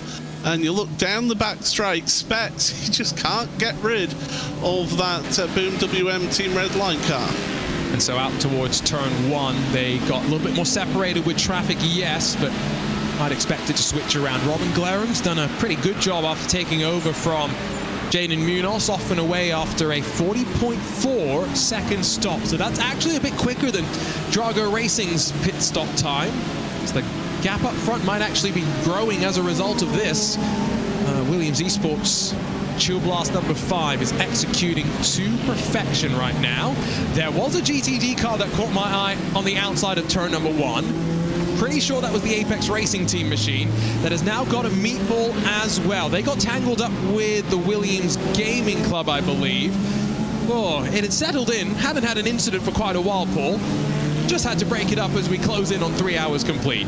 Yeah, we've been talking about 40 minutes, haven't we, between even longer than 40 minutes since the last sort of incident out there. And yeah, that car does not look to be pointing in the straight direction. Here we go, bump.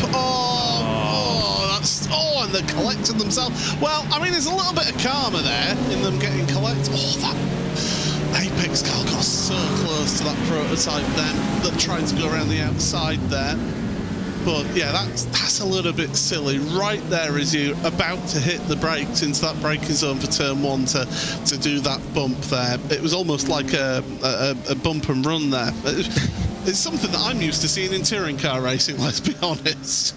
So I'm gonna make a wild guess that Apex tried to save a bit of fuel. They lifted off earlier than Williams expected. That's what initiated the contact initially. Williams Esports Academy, very, very lucky there for, I believe that's Kamil Grabowski in the LMP2 class to avoid getting tangled up. But yeah, just assume that, you know, slight mix up there. Apex trying to save some fuel. Williams not really recognizing it, and so running into the back.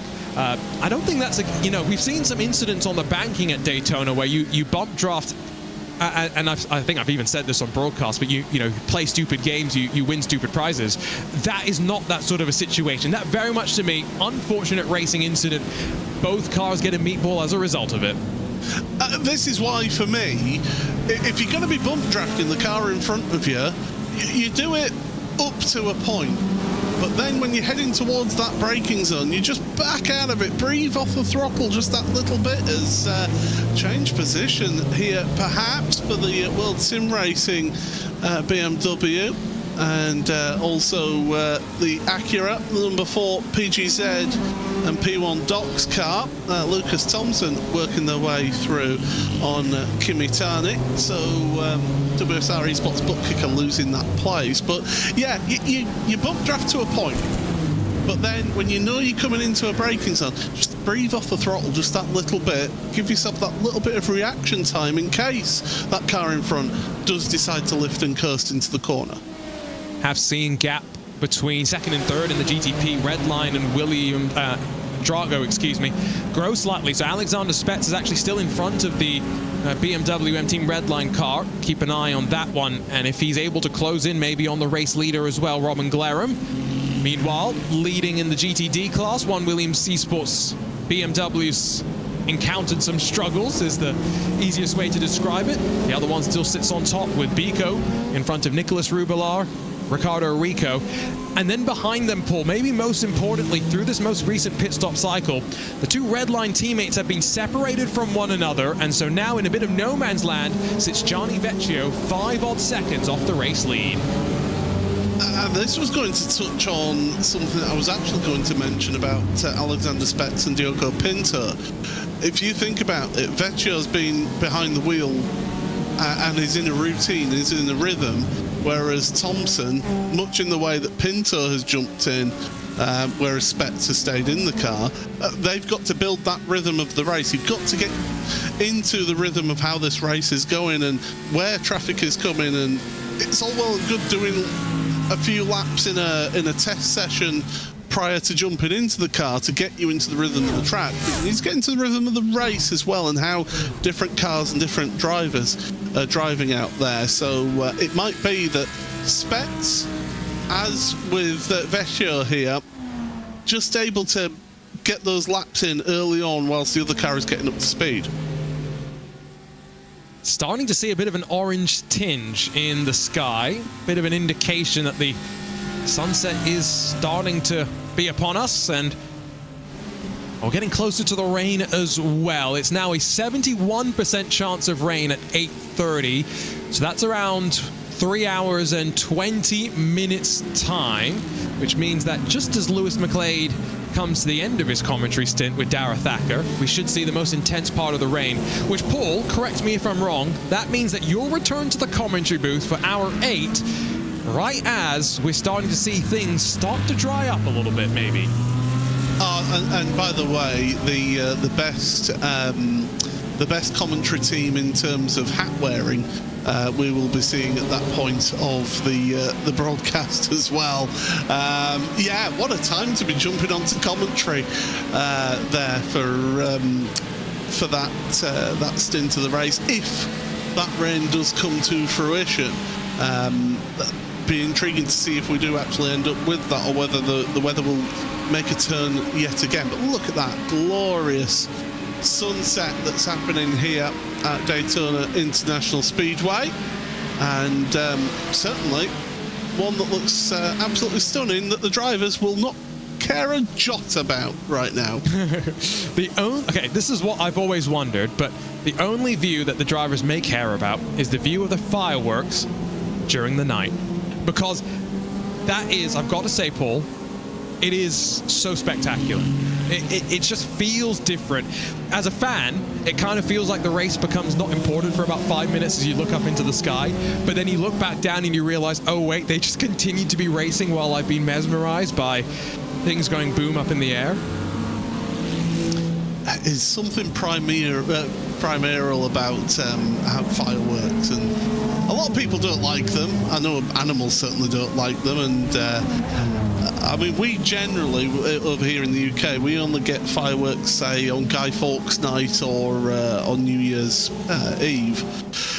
Other than that, we don't really have any fireworks celebrations. I suppose it'd be July 4th, wouldn't it? The main one in across the pond there. I have actually been in the States for July the 4th.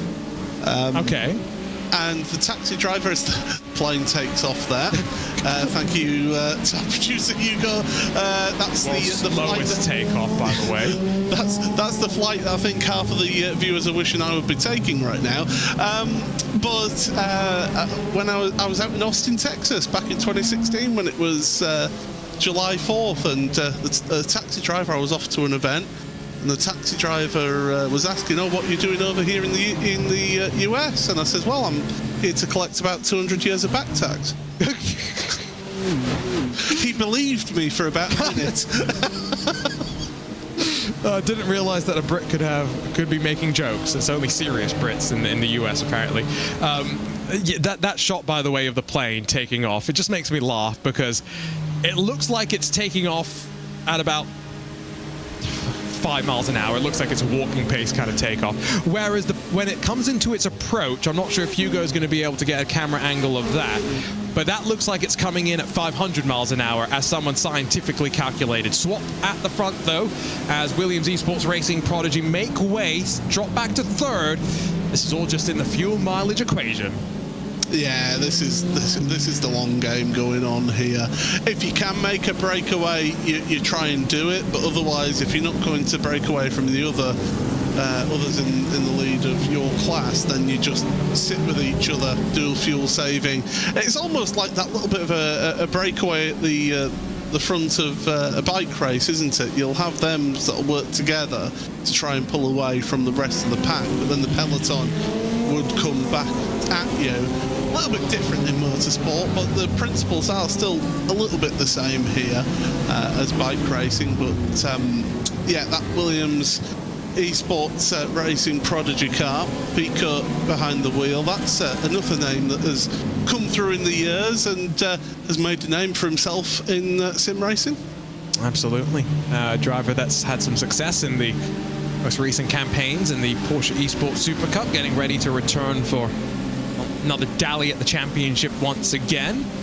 Of course, last week the IMSA Esports Global Championship wrapped up, so for some of these drivers they have a couple of weeks off, but yep, things are ramping up for another season of Porsche Esports Super Cup activity. As mentioned, Paul and myself will be back in the commentary booth. Not sure how much more I'm allowed to say. I don't know if they've even released the schedule just yet, but at least you can watch it on Porsche's Twitch channel and live on the iRacing Esports Network when it happens, and maybe we'll see. But Paul, how did you enjoy the experience of shouting in my ear as I tried to race in Porsche All-Stars last year? Oh, I mean, that was just, payback for what you did to me in the IRX All-Stars. A little bit in that one. So, no, that was fun. And to be honest, I'll be looking forward to the new season of Porsche. I mean, to be fair, for me, the new season of Porsche broadcasts already started on Sunday last week with myself and David Addison with the Rafa Racing Club Porsche Esports Carrera Cup Great Britain. Say that 3 times over. It's quite a mouthful, but yeah, the Porsche season is upon us, and we're going to see some tremendous racing, and I think the level of competition has stepped up this year in Super Cup, in my opinion, with some of those returning names from Commander Esports, Josh Rogers, Mitchell Deal. Well, Paul, am I going to break something to you that you're not aware of? Oh, you probably are now. Oh, I'm sorry. You've been getting your hopes up in the holiday period. Josh Rogers ain't racing. It's just not good enough. It's not good. I agree with you. Josh, he posted on social media, I think it was on Instagram a few weeks ago, that he will be focusing on his ESL R1 responsibilities and not taking his spot after qualifying through the Contender Series to return to the Super Cup. Oh, well, Sebastian Job for the title. There we go. That's no. That is not saying anything against the rest of the drivers. I'm going to get so many DMs right now, aren't I? Coanda's going to be all in your Paul. No wonder we ate your McDonald's a couple of years ago.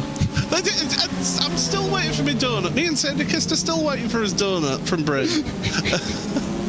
I see some people in the chat as well. We've kind of gone into a bit of podcast mode. I will say, GTP race lead, Alexander Spetz, is starting to close on Williams Esports Tour Blast. But we're in that kind of phase of the race, sun setting, not much really of consequence happening. And so we're kind of rambling a little bit. So feel free to jump into the chat, say hi, pose any questions to us. Paul, one thing that I've seen quite a lot of people asking for, the return of the iRacing Rallycross World Championship. And I agree. I absolutely agree. If we could get a bunch of drivers who can behave on track and actually give us some good racing, then yeah, let's bring it back. But otherwise, maybe now's not the time. But if somebody's got some sponsorship money that they want to throw towards a championship for IRX, I'm more than happy to commentate on it. Yeah, no, that would be fun. My first world championship was with Paul in the Rallycross world. Do love a little bit of slinging the dirt, and of course, the scope of Rallycross has evolved so much since we had that series. Of course, based on the GRC spec cars, now they've had electric classes of Rallycross machinery. Nitrocross has really taken off in some ways as well, but of course both Nitrocross and IRX a bit of a step back in the real world with some issues that they've been having. So it might be nice to revitalize it in the virtual world. And I'm going to throw an oddball out here, Paul. iRacing special event, Rallycross cars at Brands Hatch, but not the Rallycross track, at Brands Hatch Indy. I mean, I have done hosted races with that sort of a few. What was it? Last season we actually had the Ringmeister series with the IRX cars, didn't we? Yeah, one week it was IRX cars around the Nordschleifer. They were fun. It was carnage, but it was fun. That's incredible. Oh, I love the sound of that. If I'd known that, I would have been so there. The Ringmeister, we mentioned earlier, official championship at the Nordschleife every week, just with a slightly different car.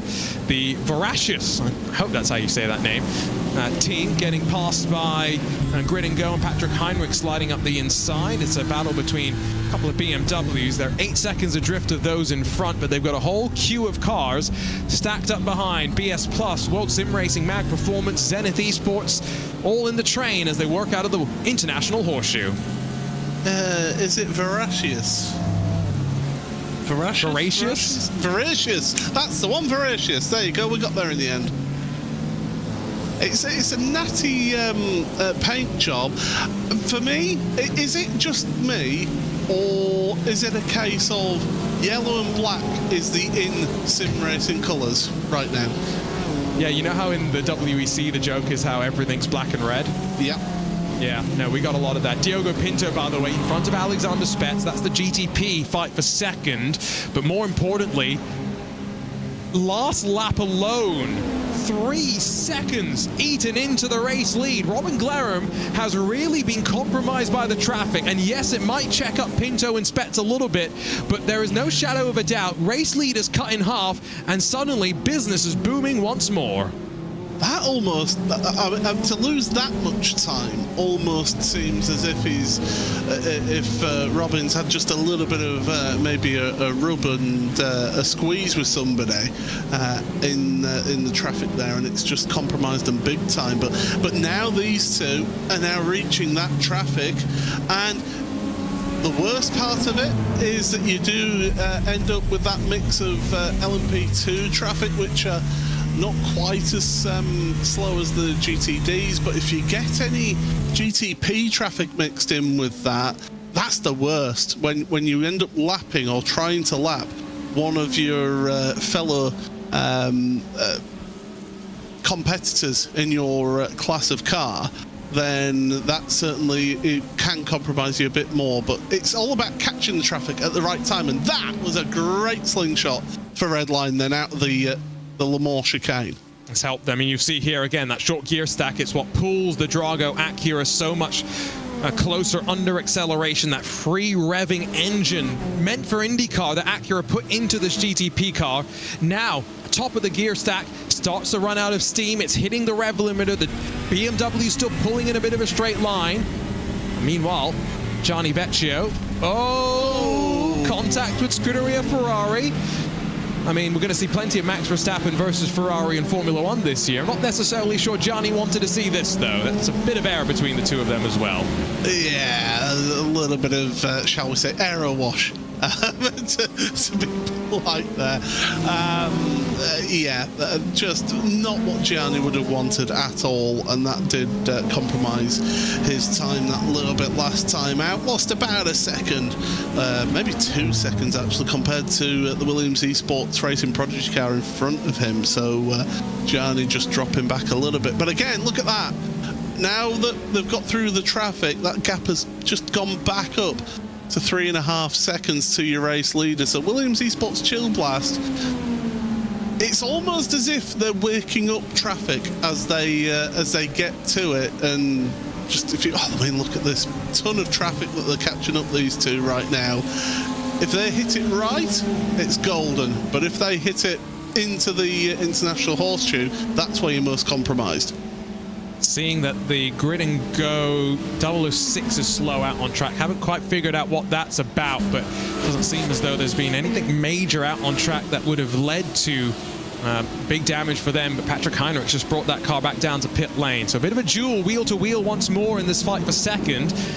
BMW M Team Redline and Drago Racing have been at each other's throats to open this race up. And as we head off into the night, looks like it's going to continue like that. Past some LMP2 traffic. That's the Effect Simulations 909 with Andrew Dawson at the wheel right there. Now past Delatraz Automotive, using that hybrid to try and scamper past those LMP2s with the slightly lack thereof of extra power. And that's where the damage all comes. I think that's up to the Western Horseshoe, Paul. Yep. Once more contact, but big damage. That was with Daniel Alves Lorenco from the BMW M Team BS competition car. That car is in 8th place overall in the race. So yeah, contact between GTD and GTP. We saw it earlier in the hour as well. So yeah, that's what a Ronism would be suboptimal. Suboptimal to say the very least. And well, Grid and Go at least did come in with plenty of cars across the classes. Now Acura in the GTP class throws it up the inside of the 171, the second Redline car, let's not forget. It gets it slowed down just in the nick of time. Lead has also opened up in this category. It's 1.6 seconds between the two Drago Racing teammates. Could we be in for a breakaway for the first time today? Not quite sure. LMP2 pit stops, though, really rolling on through. We haven't really talked much about LMP2, Paul. They're small in terms of numbers. Only 13 started, 11 out there and running.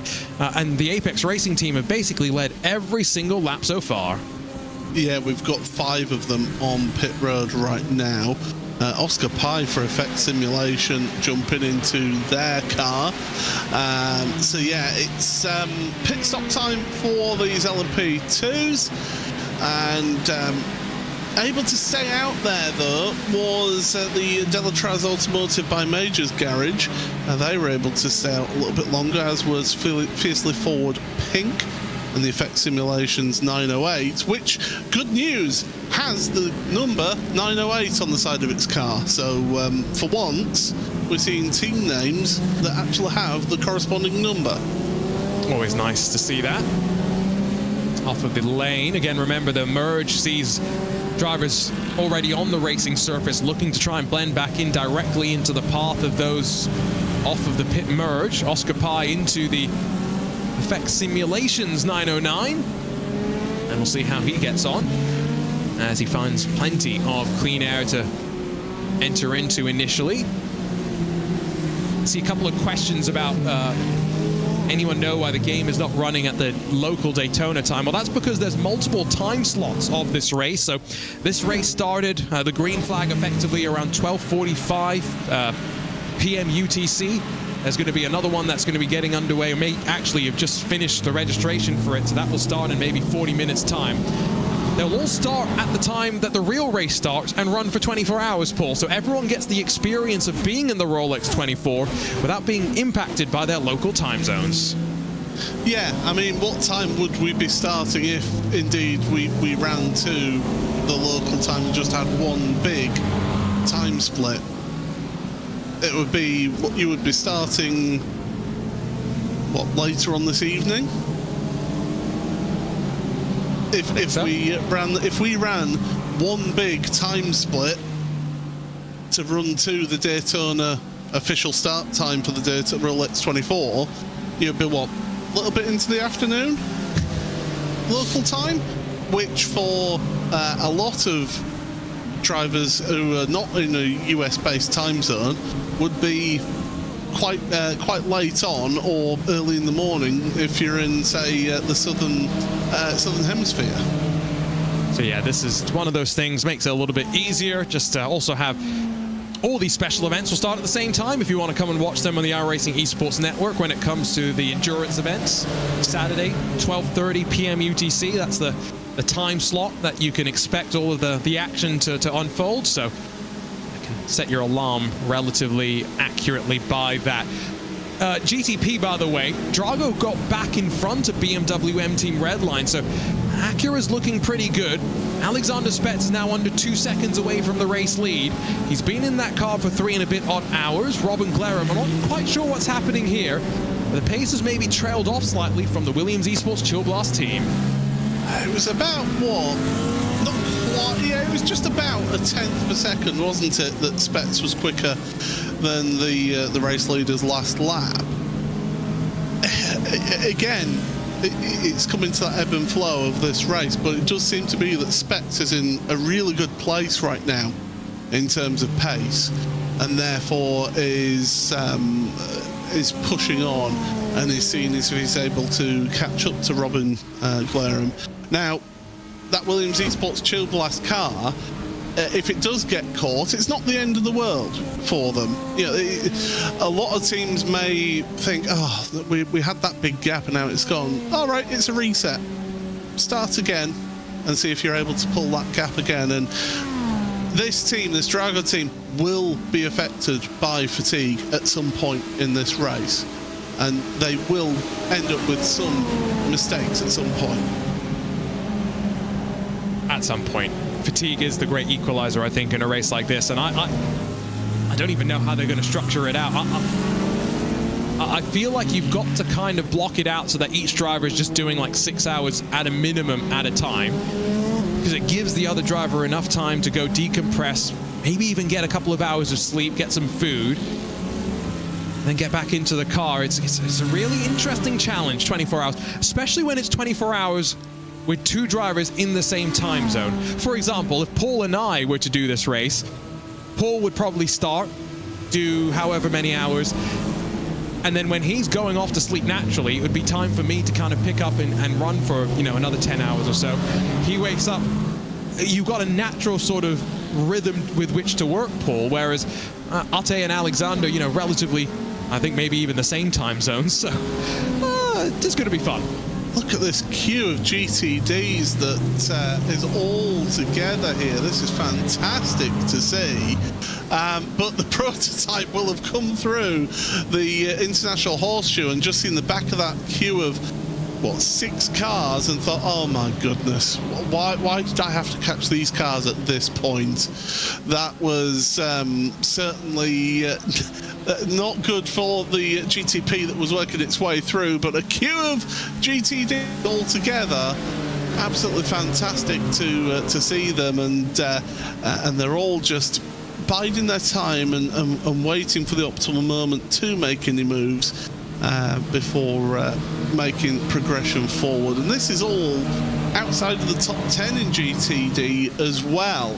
So you've got the lead car of that, the PGZ car of Lucas Thompson. Then you've got the BS competition car, the Mag Performance car, WSR Esports Butt Kicker car, Zenith Esports there as well, all together as they come across the line. And in GTD at the lead as well, Drago Racing, Ricardo Rico. That's a name that I've commentated on quite a few times. He's moved to the front of the field ahead of Williams Esports Racing Prodigy, although I say that, there's a car in the infield. It's your leader as well. What's happened here to Nicholas Rubelar? It's surely involved traffic of some kind. But my goodness, 3.5 hours complete. Drago running 1 and 2 for the vast majority of proceedings so far. There's no one in sight. It's going to be a self-inflicted mistake surely out of the Western Horseshoe. Lights up the rear tires. That's unusual. That's bizarre. That almost seems like, and with the way that the steering just snapped back there, I wonder if he's had a technical problem. And he's had to just sort the problem out, get it fixed, and then get back up and running again. It's better than the car ending up in a wall at the next corner. That is for sure, but that looks definitely like a technical problem there. That's heartbreak. That's going to be frustrating, but at the very least, they've got plenty of time with which they can bounce back from it. You can see the wheel is hard cocked. It's not really moving at all. Yeah, I'm almost 100% sure. A bit of a USB reset there. The old plug it, unplug it, plug it back in again, and things reset, and it's back on course. Front of the field, though, GTP. It's under a second. Williams Esports Tour Blast have got a mirror filled with former Williams Esports driver Alexander Spetz. We're going to step away for a couple of moments here for a RaceSpot fan immersion. We'll jump on board with the number 6 and ride with Spetz on the prowl.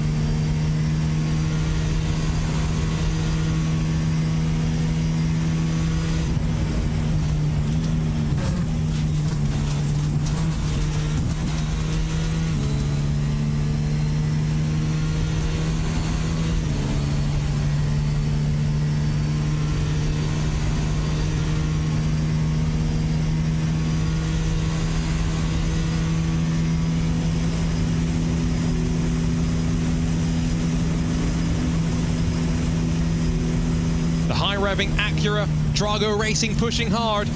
Alexander Spets not necessarily in a position to make this move on the track. Arjuna Kankipati alongside of Paul Smith with another 30 minutes complete here in the 2025 iRacing Daytona 24, powered by VCO. Spots in the IMSA Esports Global Championship are on the line. Trophies for our class winners up for grabs as well. This is a VCO Grand Slam. A little bit more tension in the air than the traditional iRacing special event. But Paul, as we head our way off into the night, this fight up front, 3 cars within 2 seconds. It's a fight that's kept me transfixed for the opening 3 hours and counting, and I'm hoping they'll be this close at the conclusion of the 24 hours of racing. And they caught that GTD train of cars just outside the top 10 at the worst possible point as well. The two of them having to check up through the Western Horseshoe, and now as they going down the back straight. Great to see, but you could see on a couple of those onboard shots how in the draft there, that Drago racing car, the first lap that we were on board, it understeered through the Le Mans chicane, and it just meant it didn't quite get the launch out of the corner as the Williams Esports team worked their way past their compatriots, I do believe, there, and working their way forward. And Drago will be saying, stay out my way, please. I want to stay with the leader. Just give me a little bit of space. Let me do what I need to do. And if you're just joining us, one of the talking points that we've been observing in the opening portions of the race, the fact that Drago Racing, the Acura field in their entirety, they're on the shorter gear stack. If you're new to the world of motorsports, what that means is it goes through the gears faster, so it accelerates a little bit quicker, but it has a shorter top speed. So you get to the top of the gear range, you bounce off the rev limiter, and the other cars are still accelerating to their top speed. It does mean that for Alexander Spets, he's great through traffic, he's great through the infield. He's not really in a position sometimes to pull alongside to that BMW in front. And so, you know, Paul, I'm looking at the way that the Acura is kind of working around the banking, and knowing that it's got a power disadvantage, knowing it's got a fuel disadvantage as well, this is a race that really is going to end up being won on strategy. Yeah, strategy is going to play a huge part to play in this, and as we've been talking about as well throughout this race, that balanced performance with the slightly smaller fuel tank, we've been seeing how the Acura has been able to make the jump in the pit stops due to taking less fuel. It then can get caught out by when they're actually out there on track, but certainly that Acura, it's looking good in the pit stop cycle. It's, are they able to make the jump and then stay in front? That's going to be a big key thing, and they've been able to pull away from the red line car, but Diogo Pinto's not that far back in all of this either, so he's been closing up slowly but surely to the back of the race leaders. Yeah, the Portuguese driver's there and lurking. By no means are any of these teams comfortable. Can't discount Scuderia Ferrari HP Esports team either. The number 50 is 12 seconds back, yes, but holding on relatively strongly. I know there were a lot of people that were speculating the Ferrari might be very strong when the rain arrives, which we are still, looking at the weather forecast, the earliest signs of it now, 8 p.m., there's a 65% chance of rain, and that is only 2.5 hours away. So you can see right there, it's cool on track, it's cool in the air as well. It's a bit of wind to talk about, but no rain just yet. I mean, these cars will be loving the cooler temperatures though, and being able to push those tyres that little bit more, a little bit harder through this portion of the race. And the cooler air temperature does give you a little bit of more power, but you know, these drivers, they'll be looking to the skies and saying, oh, well, we're okay. What's it going to be like for our teammates when they jump in the car? Is there going to be that precipitation a little bit later on? It's intriguing, and again, a little bit of lap traffic just catching out the Williams Esports Chill Blast car, and allows the Drago car to get right onto the gearbox. closing back up through the kink as well towards the western horseshoe. You are making it out to the Rolex next week. There's a great grandstand right on the left, right around where this camera is, where you can hear cars downshifting. I've got to tell you, the LMP2 cars in particular sound so violent, but sound so good as they head down to second gear, onto the power, back onto the oval. In general, Daytona is blessed with many great spectator spots, including the grandstands themselves, which the only problem with that is the best race of the weekend, or the best races in my opinion, as much as the Rolex is great, Paul, but you know. I know what you're going to say. Yeah, the MX-5 races are probably the highlight of every IMSA weekend, if we're being honest. The problem is the grandstands are closed on Thursday for the first MX-5 race of the weekend, so you can't watch everything that happens at the track. You can, though, on day number 2. Yeah, I'm sorry. You see, this is where the Yorkshireman in me, if I was, I mean, granted, I don't own Daytona International Speedway, I don't know the costs of opening, but surely you would open a portion of the grandstands to be able to allow some people in there, because, well, you know, you can sell concessions, you can sell all sorts of extras. You can get people buying things in the fan zone and in the gift shops and things like that. You know, you can extract some money out of people if you made it available to them. And let's face it, a lot of people would actually turn up for that first MX-5 race on the Thursday. Oh, I was there. Yeah, so why not? But that's just me. I believe the executives with an MBA call that extracting value from people. That's extracting a bit of contact from a car that's clearly lost the control of the rear end back onto the banking, no ability to bring it back under control. And so PGZ P1 docks I think that might have been the only or the highest running of the Acuras at one point. It's not the only running Acura, but that might be the day done for them, and add another one to the increasing amount of attrition that, Paul, we are starting to see. When you jumped into the booth, 60 had started and only 3 had retired. I've just seen another incident that's just taken place down towards the International Horseshoe where Jesse Jones has been tangled up, and here you go, there's that replay, effect simulations as well. So an LMP2 and a GTP down to turn number 3. And it's 2 into 1 does not go, and when you lose control and hit the grass, that's it, goodbye, see you later.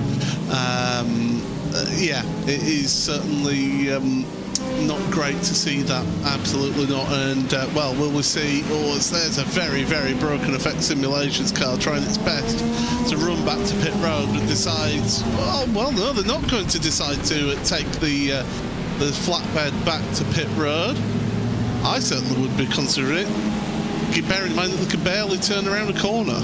Yeah, that's one of those decisions where sometimes it's quicker to actually take the tow rather than sit there and try and bring it back. They're going to continue trying, at least to Oscar Pye's credit. How's this going to go through the chicane?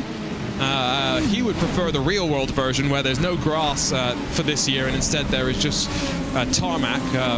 I've got my own opinions on that, which I'll get in trouble for if I think I said on the broadcast. But, you know, he survived through there at least all right. Didn't spin through the grass. Was it the Dua Esports car that they collected? Indeed it was, with Jesse Jones, former motorcycle racer, behind the wheel at the time. Yeah, so... It's that pit exit, I said it.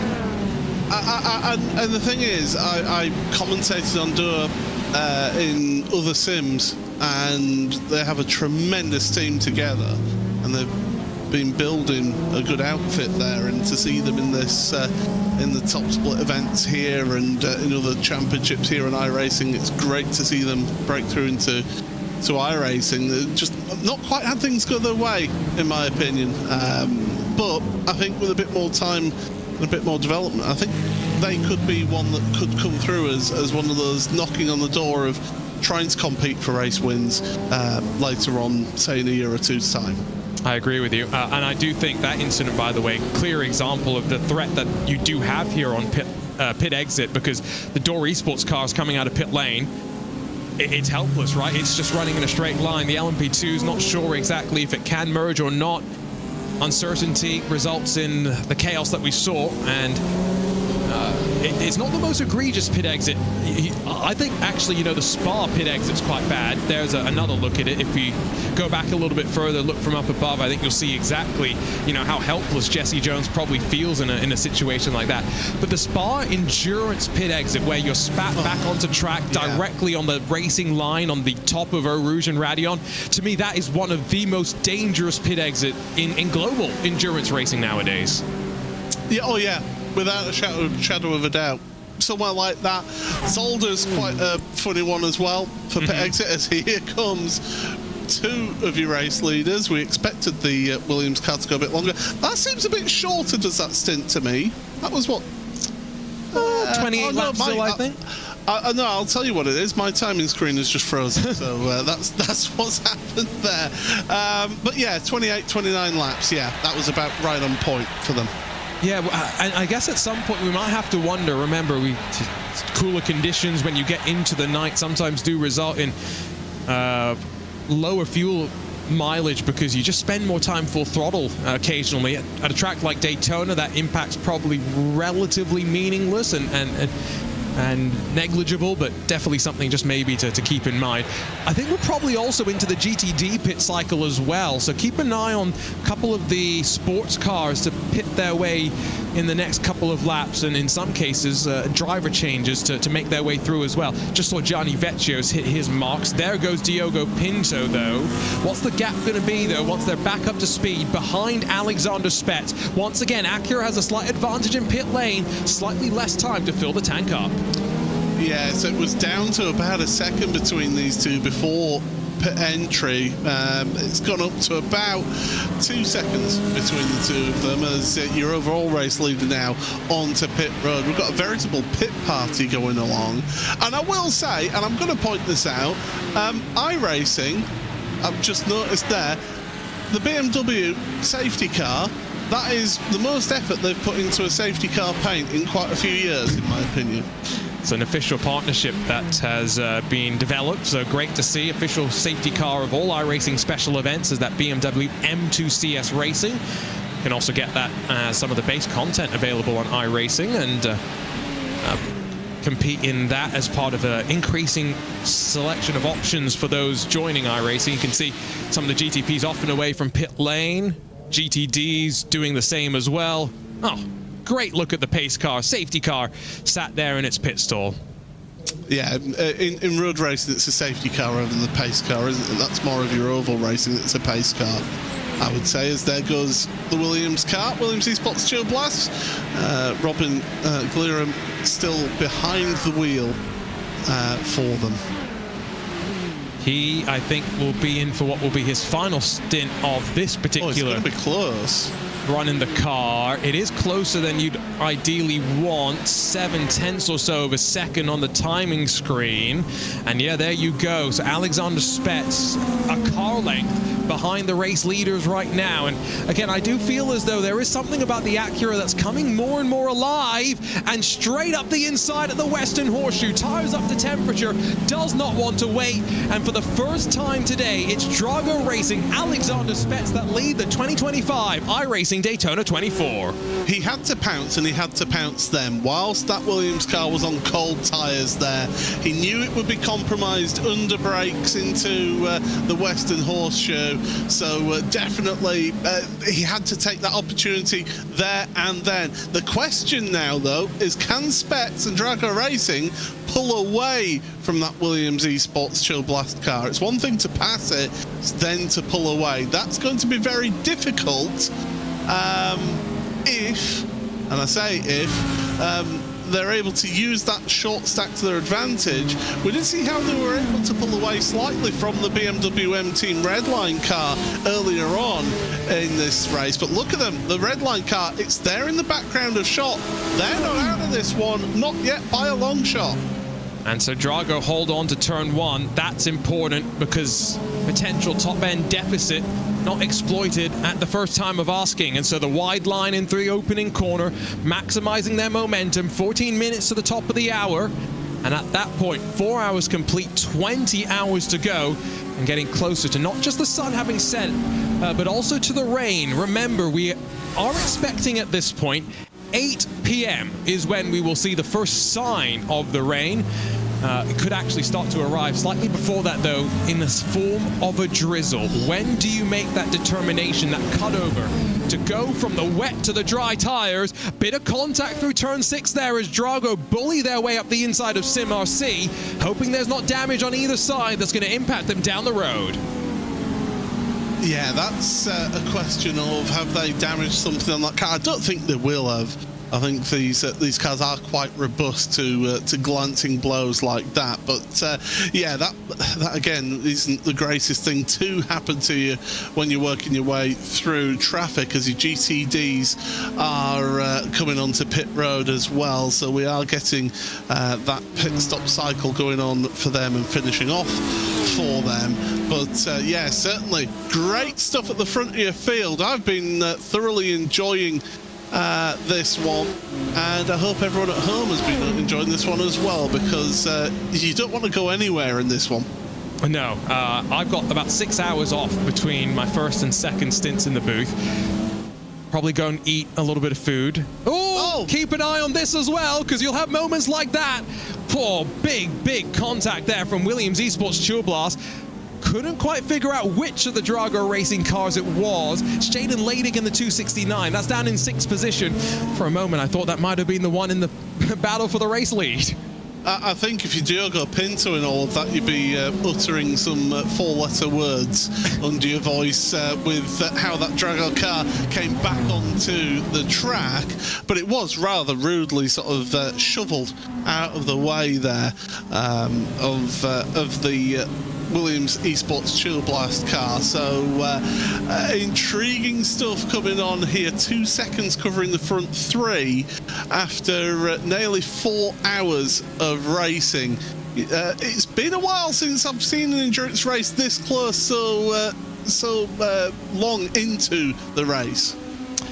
You know, it's often with the iRacing's Daytona 24, to be clear, it does kind of feel as though you're lulled into a false sense of there's going to be a great race, but it's the first couple of hours and then not much. The last few years, though, increasingly, the race has lasted longer and longer. I called out, I think it was 2018, 2019, where we had a barn burner of a finish in the Daytona prototype class, but yeah, years since that, there's been a couple more dominant breakaway victories.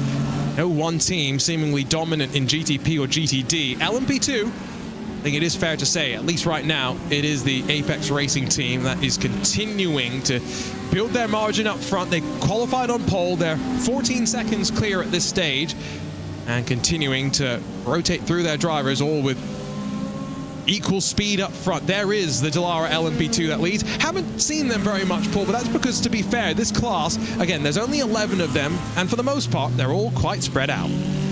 Yeah, there's only there's only 2 cars within a second of each other out there, and that's the race for the final step of the podium, I do believe, in LMP2. That's the Inet Motorsport blue car of Leo Roussel, and then the WSR Esports Abruzzi car of Jesse Heliano. So it's certainly been quite a spread out field, and yeah, it has had a little bit of attrition in an already small field.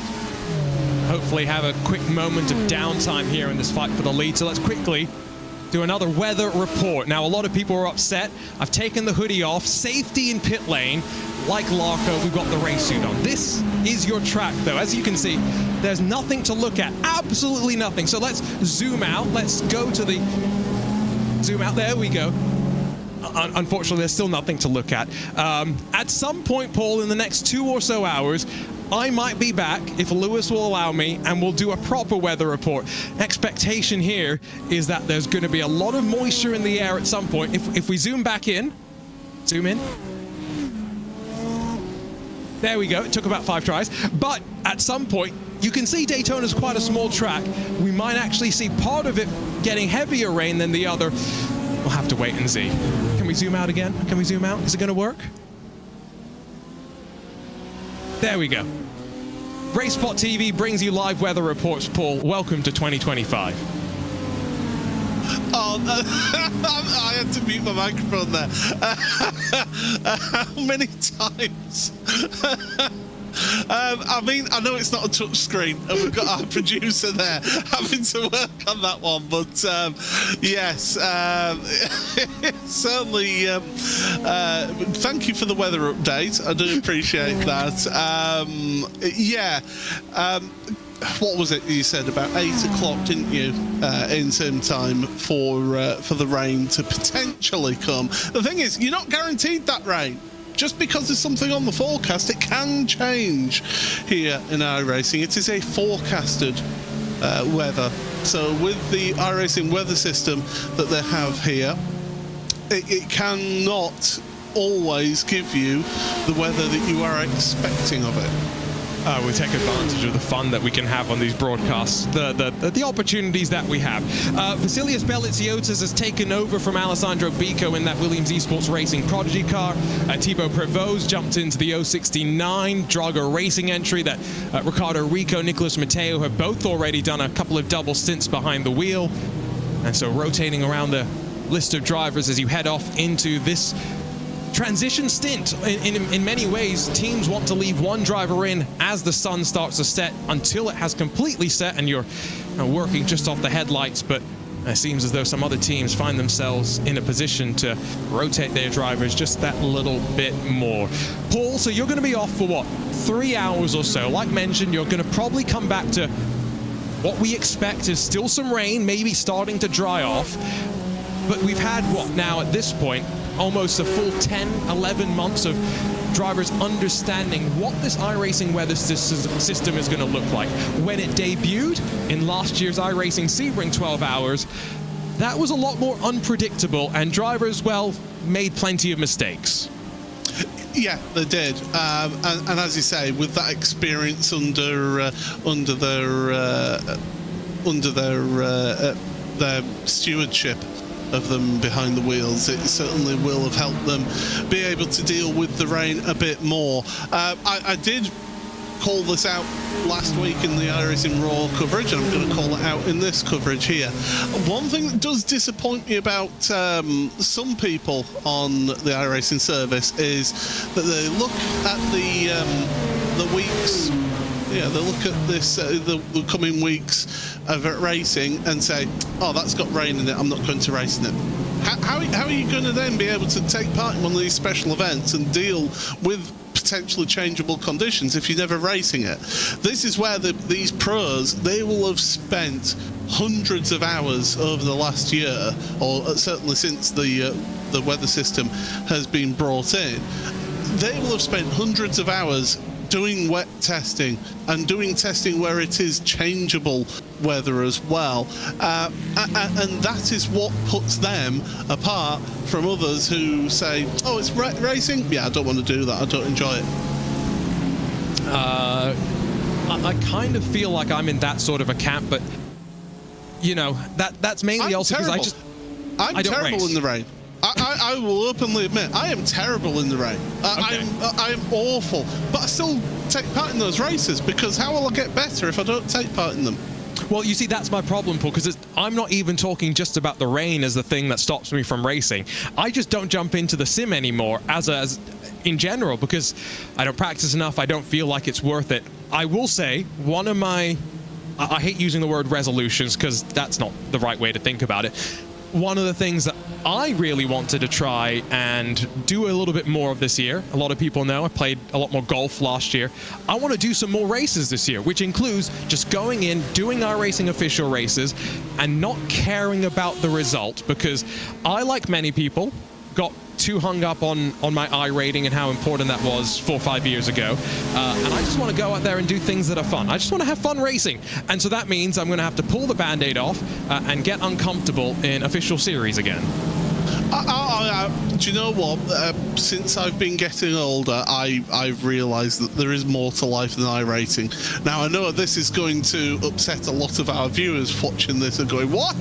No, iRacing's the most important thing. No, there's more to life than iRacing. There really is. I mean, I at one point a couple of years ago was dedicated to hitting a nice round number.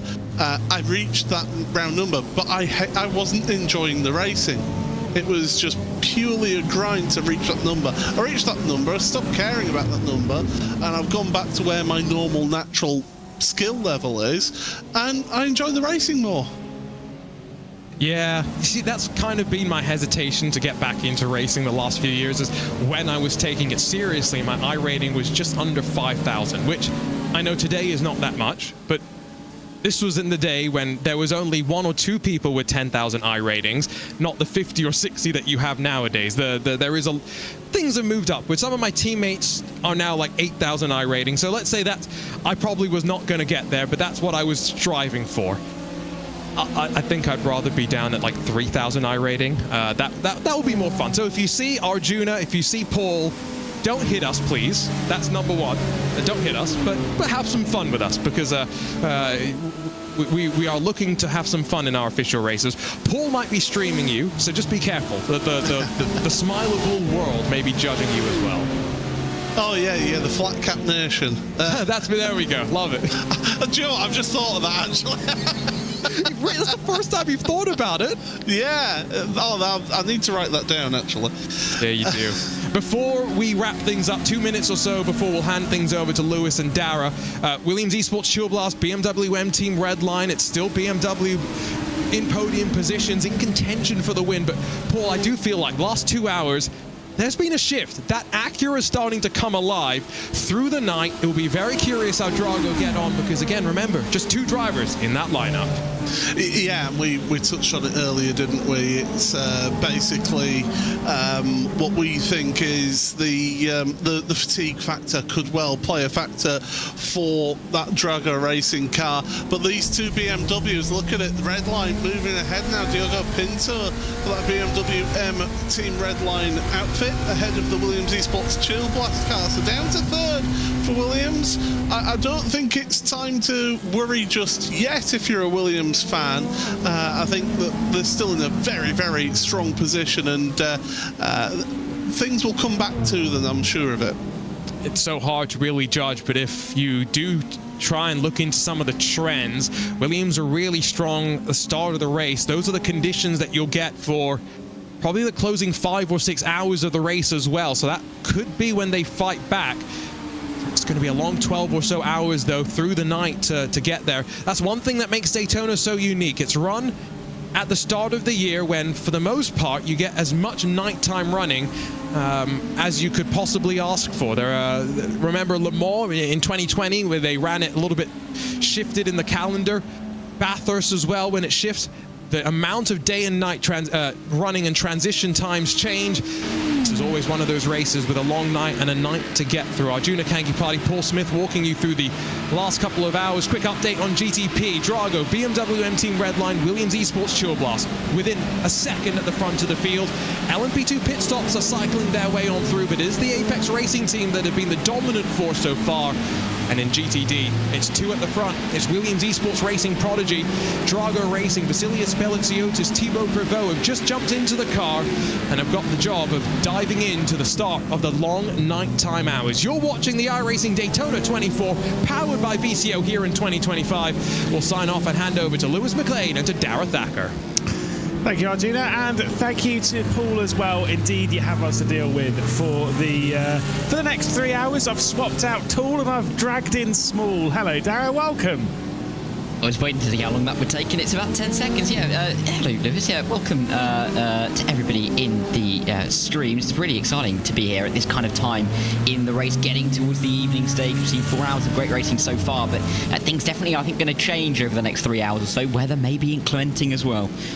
Yes, indeed. Again, if you are only just jumping back into the coverage, you know, obviously we are expecting a lot of people to be jumping in, jumping out of the coverage all the way throughout. We are expecting some potential wet weather to hit the circuit. We'll drag back in Arjuna a little bit later on to probably talk us through a little bit of that. Obviously, he is our meteorologist for the round. We'll give him a big word, it's fine. Of course, that's expected in the sort of the next sort of 90 minutes to 2 hour from now, basically. So there is some potential rain, some fog, and with that, an awful lot of drama, which is always good. Yeah, we always love to see drama, particularly at Daytona. We've seen some pinch points at Turn 1, haven't we? A couple of really, really close moments in the first hour and second hour as well, really. So definitely drivers having to be aware and on their toes. And it is nice that drivers have that challenge in the early stage. I don't think they'll enjoy it too much when we get into some of the midnight hours, but still for the time being, I think drivers and teams are trying to work out exactly where they're going to go on their strategy, just finalising a few of the numbers. Of course, still 20 hours to go. It can start to flex a little bit in that time, and with battles as close as this, like we're seeing at the front of the GTPs, as we have all race along so far, it's really difficult to really pinpoint exactly how you're going to go because you don't necessarily know what the other teams around you are going to do, so it's really, really tricky. Yes, indeed. And I left 2 hours ago. I've come back now, and I can still see that it's the same top three doing battle. Do remember, though, that Alexander Spett has done the entirety of the 4 hours of this race. Is a champion around this circuit. Has won the 24 Hours of Daytona back in 2023. We won't talk about that race, don't worry about it. That was obviously when he was driving for Williams, moved over to Drago. First time really behind the wheel for the Drago team. And is running really, really strong. Obviously has Diogo Pinto and Robin Glerum behind the wheels, directly behind. A pair of those have been in the... I think it's probably around... It's just around 2 hours they've been behind the wheel, I believe. Yeah, it's on that time, and I think they may be coming towards the end of stints soon, so we'll have to keep an eye out for that in the next, I'd say probably next pit stop, maybe the one after that, to see if there's any driver changes, particularly at the front. But it has been impressive to see these three be able to almost march through together and keep that gap relatively stable to the cars in behind so far throughout the first 4 hours, because Spets, has been in third, second, and in first. He's made moves, he's lost the positions, and with it toing and froing, he's still managed to find himself at the 4 hour mark, back in the lead. So it is nice to see that we have these three teams fighting it out, and three teams that I definitely think have designs on winning the race, and probably by quite a margin by the end. Yeah, I mean, look, it really is a three-horse race. But then when the rain comes down, we don't know how well, for example, the Scuderia Ferrari HP Esports team, how anyone else behind is going to drag themselves back into the mix. So still plenty to deal with in that one. I will say, just to give you a quick update, like I said, Alexander Spets behind the wheel for 4 hours. Diogo Pinto jumped in behind the wheel on lap 116. We're currently on 157. So it's a couple of stints he's been behind the wheel of that car, and then meanwhile half the race has been done by Robin Glerum. There's the inside then for Diogo Pinto, so Team Redline will take over the race lead. Alexander Spets will go out wide, filter back into the apex. It's no major dramas. Like a switch to the race lead like that, it doesn't matter that much because the slipstream's so strong out here. Yeah, I don't think Spets will be too concerned with that. Pinto doesn't feel like he's going to be, fighting his way to breaking any kind of slipstream in front. So I think Spets is going to be happy to sit in behind for a little while. Got to be careful, of course, with the Williams Esports Shield Blast car just in behind, just in case they could try and get a move done, and that could be more of a surprise for Spets than Diogo Pinto trying to go for the lead. So definitely going to have to be wary of the possibility for that. But again, this stage of the race, we've still got 20 hours. We've been going for 4, and for Spets, he's probably nearing the end of his stint. He's really going to be thinking about getting the car to the pit stop in this top 3 in contention and handing off to his teammates in a really good spot. Yeah, I don't see Alexander Spets pulling a Go Van Keeney here and doing a 10.25 hour stint to start the 2025 iRacing Daytona 24. That would be... But in that category, brutal. I think that, as much as that's not trying to say that GTDs are easier, because obviously that was the class that Go Van Keeney was driving at in that race that we were alluding to a little bit earlier on, was the GTD category. I'd say concentration-wise, you can maybe get away with a little bit more longer times in the GTDs, whereas in the GTPs, GTPs, it requires a little bit more focus and attention when going through traffic. Back to the GTD lead, though, at the moment, and of course it's Vasilios Peletsiatis ahead of Thibaut Privo, and of course Williams Esports Racing Prodigy ahead of Drago Racing. Yeah, nice to see these two pretty much side by, well, not quite side by side, but nose to tail is what I was trying to say there, and nearly bumped off the around to make their way to the start-finish line once again. Drago Racing, I think really, generally, in both the GTP and the GTD leading battles, just happy to sit and wait for a while, not really force the issue too much at this stage of the race. And you can see it, definitely a chance to go for the move into turn 1 if they really felt aggressive, but clearly happy to sit in P2 for the time being and let that Williams Esports Racing Prodigy car lead for yet another lap. We'll see how long that will last, but they also have a nice gap back to the red line car, 7 seconds, much more comfortable than we see up in the top 3 in the GTP, so it's a little bit easier to play around and sit in P2 for these guys. It is interesting though, the top 3 in GTP and GTD are the same 3 teams, isn't it? It's Team Redline, yeah, it's Drago, and it's Williams Esports. That is fascinating. I think as well, at least at one point, no, and still now, Redline are 4th in the GTD. So, if we're being pedantic, we could be top 3 and top 4, pretty much in the same teams. And, you know, there could be a little bit of needle if it keeps on like this towards the midway, later stages of the race. Well, into the pit lane is Dan Moore behind the wheel of the race-leading LMP2. I believe he was just in the pit lane. I think there has been drama for our LMP2 leader, and I've just checked back on the replay. There definitely has been. We'll talk about this as soon as we get a replay, but already jumping in, there has been big drama for the dominant LMP2 leaders. Here we go. Here's a little bit of a look. Absolutely spun round by the BS competition car. Daniel Alves Lorenzo, not necessarily being patient enough, sat behind, I've got to say. I don't know what your thoughts on that are, Darren, but the LMP2 was making a move through traffic, and the BS competition weren't waiting. Yeah, 3 classes just into one, don't go, and yeah, you can see they're all basically trying to find the same piece of tarmac there, and it's just worked out awfully for the LMP2. And yep, arguments we made that the hypercar shouldn't really be in that position, being a little bit overly aggressive through the little flick of 2 and 3, but you know, they will say that they had every right to go for the move. I think realistically, we may see a little bit more fault apportioned to that BS competition car, and our LMP2, long-time LMP2 race leaders are going to feel very aggrieved by that, I'm sure. Now, I will defend BS competition. I like a little bit of BS competition. I like a little bit of Daniel Alves Lorenzo. You'll dance around a little bit more, that's fine. I'm going to say it, that was really poor, because it was so obvious from such a long way. 3 wide going through to turn 2, that's a no-go.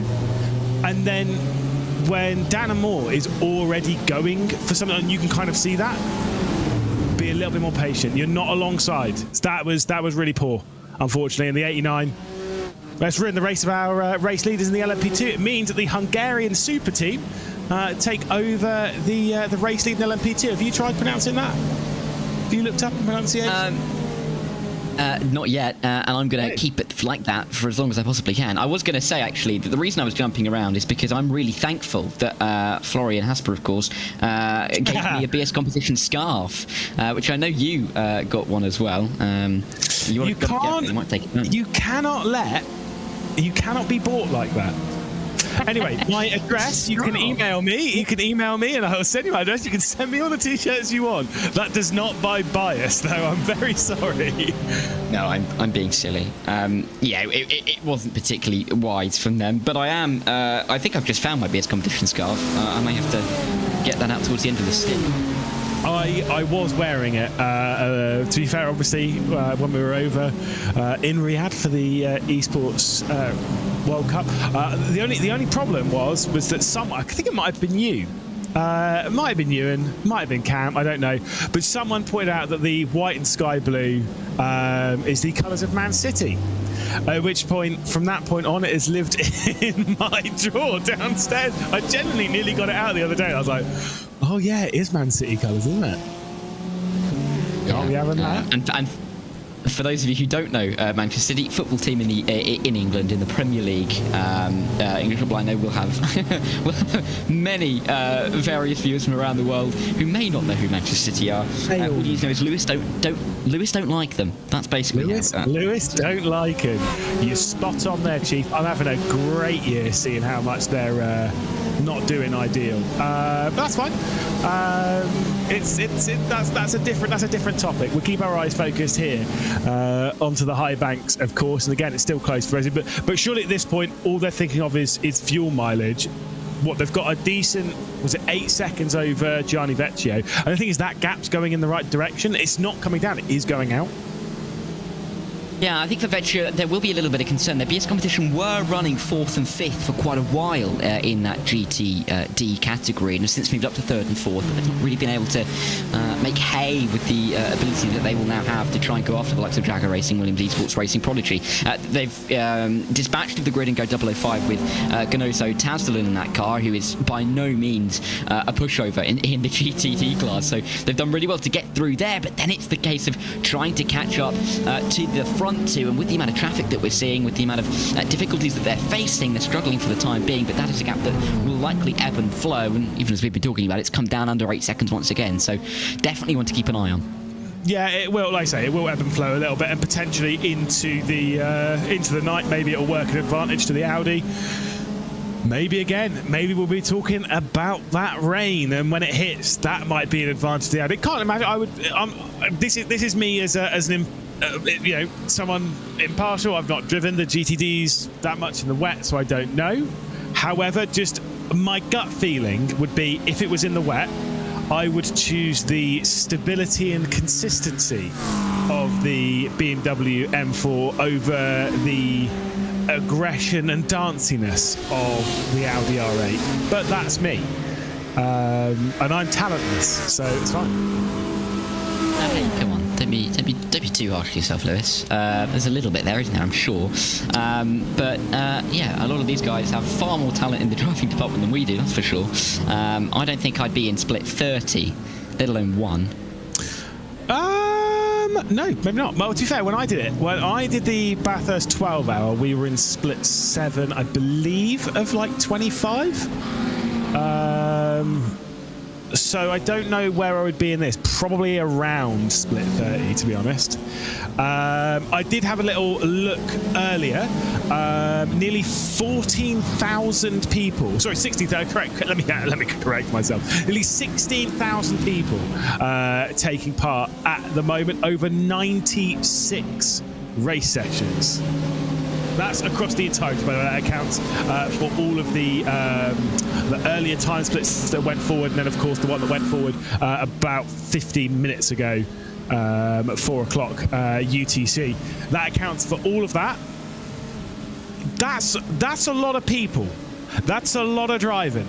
96 race sessions, each of them with, 55, 60 teams in.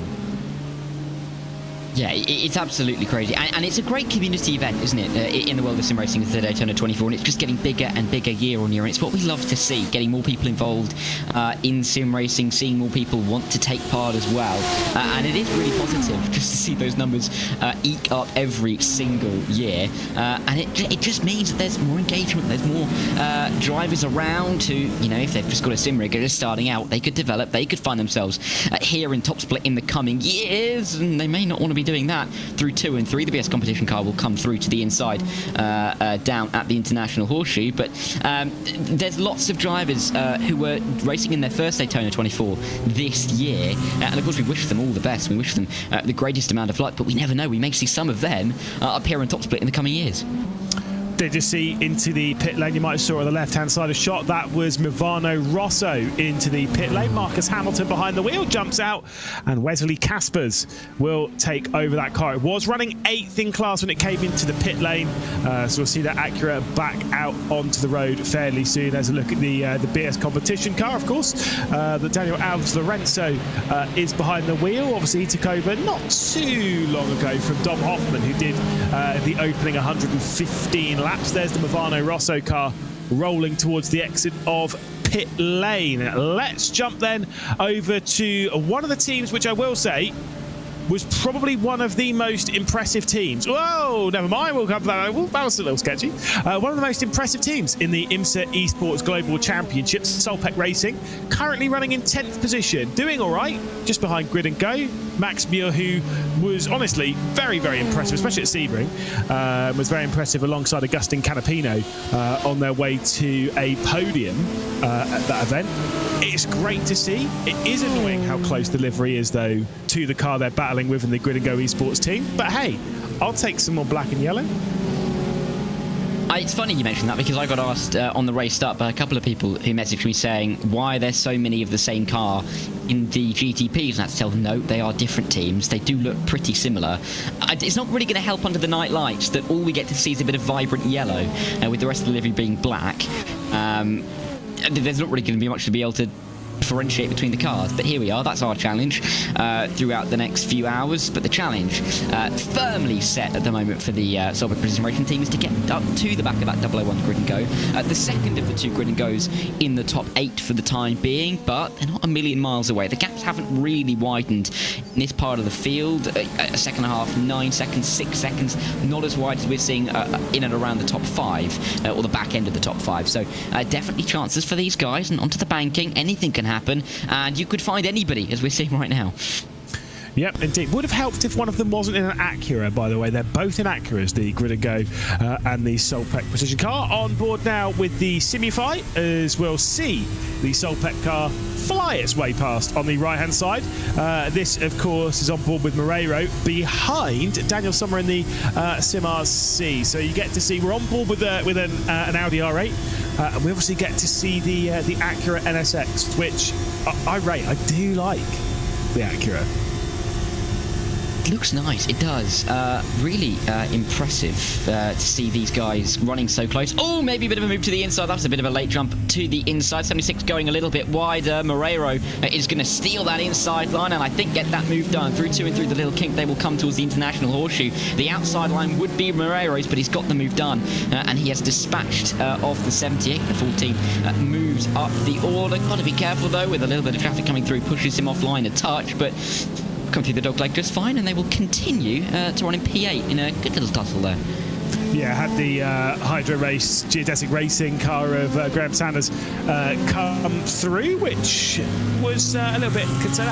To be fair, had to be a little bit patient, something which probably could have been passed on a little bit earlier on in the day to some of our other teams. But patience working out in that environment, and now Moreiro's getting forced out a little bit wide, just with one of the GTPs working their way past. That one was the fiercely forward silver car, and now we're side by side back onto the banking. The next car for these two to come across will be the 006, which is the Grid and Go car, which will be going a lap down. Isn't it crazy that Grid and Go, in this 60-car field, Grid and Go we'll talk about that in a second. Grid and Go had 7 cars. 7 in top split. Yeah.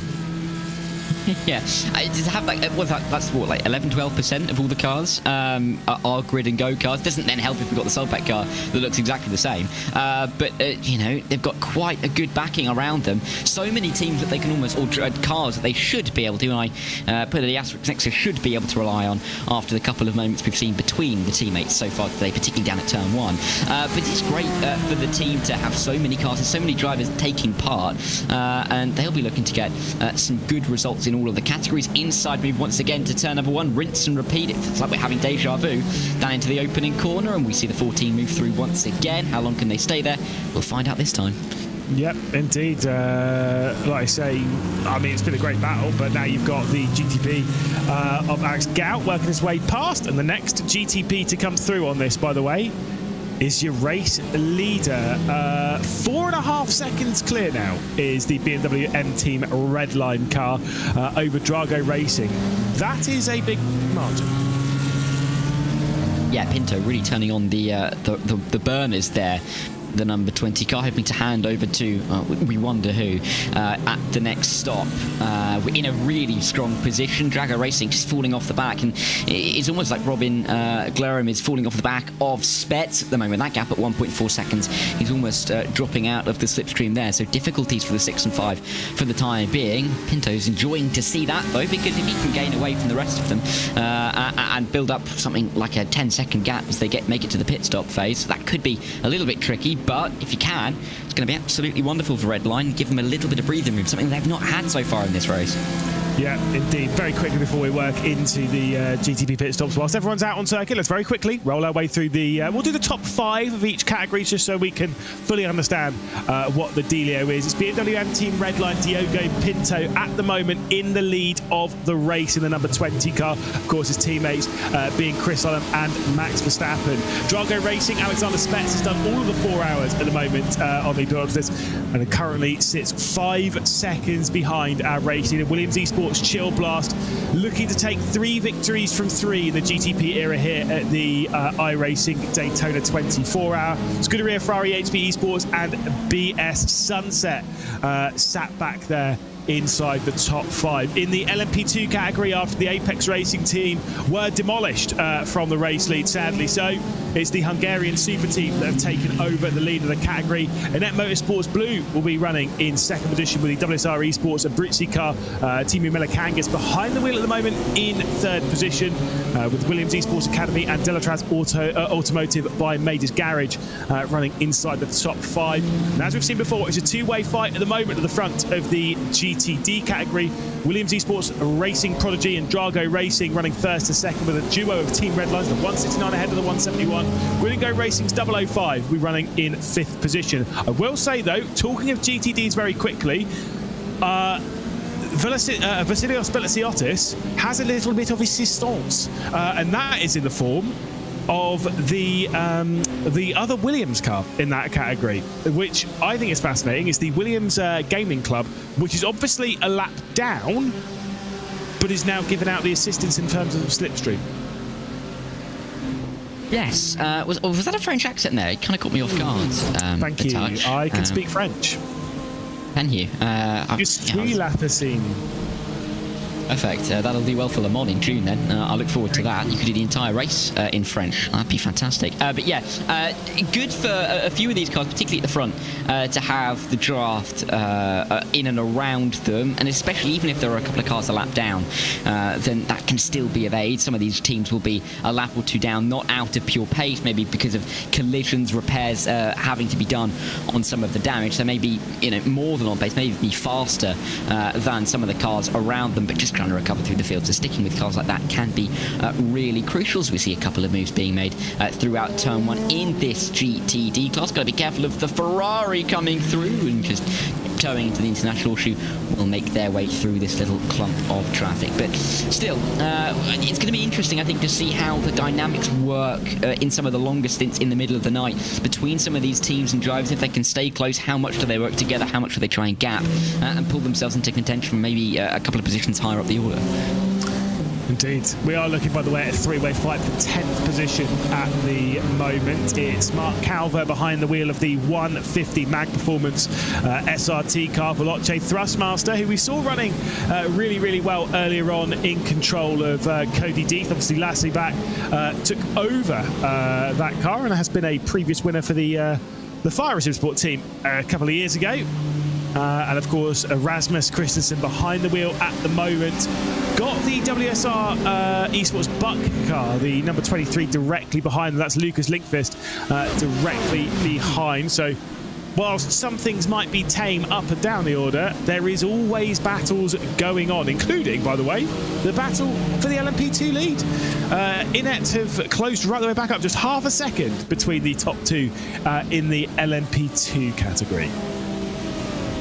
Nice to see that we have these battles, isn't it? I mean, it's now GTP who's got the biggest leading battle or leading gap, and it's only 4 seconds. We've been going for 4.5 hours pretty much. It's fantastic that we have these teams running so close together and that no one team is emerging as a clear favourite in the early stages of this race. And Roussel, I'm sure, wouldn't mind getting the 19 ahead of the 18 in the next couple of laps. We'll have to see if he can do that in the order. I was actually just going to have a look if the 18 and the 19 are running overall in 18th and 19th, but they're not. 22nd and 23rd are all. That would have been fun, wouldn't it, Lewis?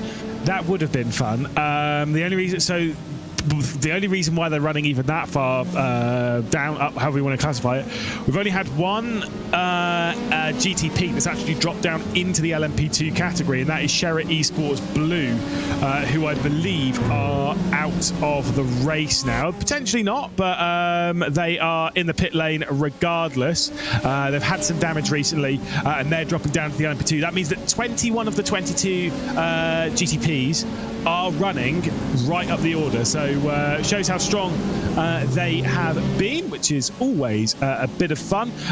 Also, by the way, did see a couple of cars come into the pit lane. It was one of the Fiercely Forward cars. It was the Fiercely Forward silver car that was in the pit lane just on the previous lap, I believe, and so they've come in for a service. And I think there might have been one other. It might not have been the Fiercely Forward silver, but there was certainly someone in the pit lane. It was Fiercely Forward red. Yes, they did make their way down pit lane. I think they're back out on track now, aren't they? So that's good news for them.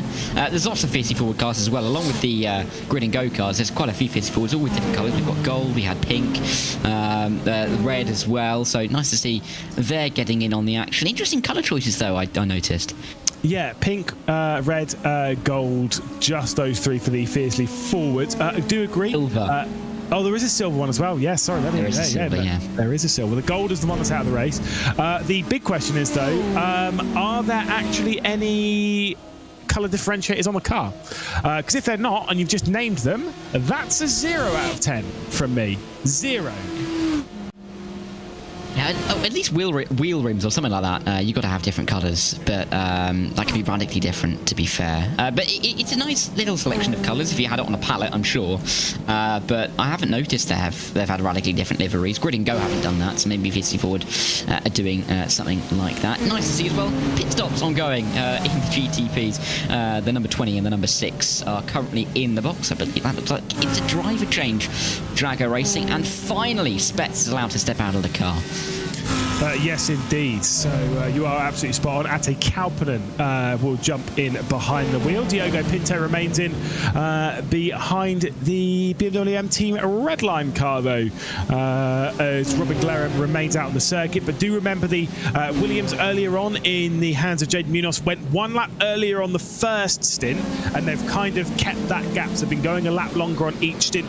And all I mean by that is that they're not going a lap. So how to say this without completely messing it up? It's been one lap ahead every single stop. Thank you. Since. Yeah, their stint length is exactly the same. Thank you. That's why you're the strategist. That's why you're the smart one, right? Yes, that's why I'm wearing the glasses. I'm wearing the glasses. Are you? Oh, Hugo's wearing the glasses. We're all glasses wearers. Arjuna, sometimes he sticks on contact lenses, depending on how it's feel. We're all glasses. Paul Smith, glasses. I think you got an anti-glasses. See a theme here. Yeah, exactly. Hey, no. No, it's fine. No, that's fine. No, that's all right. You read it to whatever you want. You're very much on the side of, was it greatest commentator in sim racing or whatever you called Ewan when we were right, okay. Fantastic. He has glasses as well, doesn't he, sometimes, I think? Is he meant to wear? I can't remember. I cannot see Ewan O'Leary with glasses on. Then again, I couldn't see with any facial hair, and yet here we are in 2025. I was going to say the same thing, yeah. No. Sure. That was quite a shock to the system. I think it was a broadcast like this one, where we all were first welcome to that. It looks great. Ewan's it works for Ewan, so it works. Great. Yeah, I'm going to talk about the Williams Esports car in the pits, in the pit lane. They should drop behind the red line car, but that gap could reduce depending on how they've done their pit stops. Most importantly as well, is Glerham out of the car, and Jaden Munoz has jumped back in behind the wheel. You saw a car just jump into the pit lane and go into the exact same box. That is because there's only 40 or so grid slots, or pit boxes rather, around here. And so we've got 60 cars out there, which means that some people are sharing boxes. There's no contact on the pit lane, so you can drive into each other in the when you're in the box. There is contact in the fast lane before anyone jumps on the there's no contact in the pit lane, so I can do what I want. That is not true. But in the pit boxes, you can do as you please, as there is the battle for second position. Diogo Pinto ahead by 4.3 seconds. Yeah, and Pinto looking to extend that gap further as these two will almost certainly start getting themselves wrapped into a bit of a tussle, particularly as they make their way towards Le Mans Chicane, towards turn number 1 again, as well as the Dragger Racing number 6 car all over the rear end of Jaden Munoz in the Williams Esports Chill Glass entry. And again, Munoz going a little bit wider, making his way back onto the oval, and it's just allowing Dragger Racing to get ever closer, get ever more in the slipstream, put more pressure into the Le Mans Chicane. Unlikely to see a move down into that fast couple of corners, but it's definitely going to mean that there's going to be a risk for Williams down at turn 1. Certainly so. Like I say, it's quite tight going through, but the thing is, they can't waste time here. They cannot waste time in this fight. Gotta be clean, gotta be content. Like, if they lose more time in this and the gap grows to 5, 6, 7, 8 seconds, it could be over before it even rains. Speaking of which, did see a question in the YouTube chat. Feel free to throw in your questions. No guarantees we can answer them. Maybe, I don't know, I'm not smart, but we'll give it a go. It was about weather. Currently at the moment, in-game time, it is 6:30 p.m. Obviously the sun has set, we are into the darkness, and it will be a long darkness. Of course we'll have to wait for the sun to arrive, but we'll cross that bridge when we get to it. Rain is expected, potentially, around 7:30 to 7:45 in-game time. So about an hour's time to an hour and 15 minutes from now, the wet stuff will be coming down. Now, all the drivers and teams will be well aware of that, because they'll be keeping an eye on it as close as they possibly can. Meaning that they'll be making sure, for example, in the GTP category, it's fine. You go about 40 minutes a stint. If it's supposed to rain in about an hour and a half, well, maybe it's not that fine. If it rains an hour and 15 minutes, you're good. If it rains in an hour and a half, it's not so ideal. No, I think teams, if that is the case, may have to slightly tweak the next couple of stops, maybe make the stints. Well, it's going to be tough, especially if it's a little bit longer. You won't want to have the extra stop if you don't need to, and the weather isn't necessarily going to come exactly when you expect it. That percentage is increasing, but you know, when it therefore starts raining, is a bit of a mystery. Could be any point during that, so really difficult to judge for some of these teams. I think it'll only become clearer when it's too late to really change what's happening for their pit stops, and I think they'll know that already and be sitting there worried regardless of whatever's going to happen. Into turn 1 will go, though. I thought that GTD was going to come down a little bit on our second and third running GTPs, but stayed well out of the way, and Munoz will stay himself in P2. Yeah, if I'm in Atta Kaplan's boots, all I'm thinking is let's save as much fuel as is humanly possible and sit behind Jaden Munoz. I don't think you could save like that much fuel, though. That's the problem. But that would be my game plan. Let's sit behind. Let's try and extend, if I can, an extra lap or so, because it might just push you towards the window. I just don't think that is going to be possible at a good speed as they force their way past the Porsche. It's not an easy one. Like I said, to clarify, the reason why we think it might be a problem, if it rains in an hour and a half, these GTPs go for typically around 40 or so minutes. Now, 2 times 40 minutes is an hour and 20. That's not an hour and a half. But it's painfully close to an hour and a half. So it's a really tricky one. I would kind of go along with it's not worth trying to juggle everything and try and predict the future. Just push as hard as you can and see where the cards fall. You might just get lucky. Yeah, it's really difficult to tell exactly what you should be doing at this stage because of the unknown and the big question marks about when the weather is going to start falling on the circuit, particularly. And even if you're out and your predictions by about 5 minutes can really change around what you would or could be doing on the strategy between now and then. I think in a bit of a counter-argument against your points about Dragger Racing staying in behind the Williams Esports Shield Glass car is that they're losing quite a bit of time now to the red line car of Diego Pinto.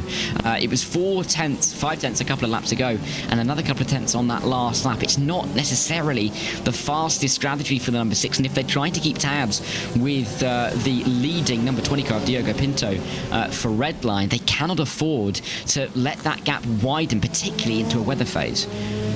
There's a question in our YouTube, and no, I'm not going to address the one that everyone's talking about at the moment. This is more Williams related. We're going to talk about the more important one, biscuits. For one, I love biscuits. For two, though, that's not what the question was. The question was about the broadcast, how it's pieced together, which is a perfect time for us to give a big shout out to Hugo Luis, who is, of course, our broadcast producer. He's the broadcast director. He is the person that is bringing you these pictures. He's the one that's in game, that's piecing all of this together. It is just him at the moment piecing this together. Arjuna will be taking over for 4 hours in the middle of the race so that Hugo can have a little bit of a breather. But for 20 hours of the iRacing Daytona 24 hour, Hugo Luis will be the one providing the pictures, which means that myself and Dara don't have to worry about anything like that or ruining the broadcast in any other way other than our voices. So that's fine.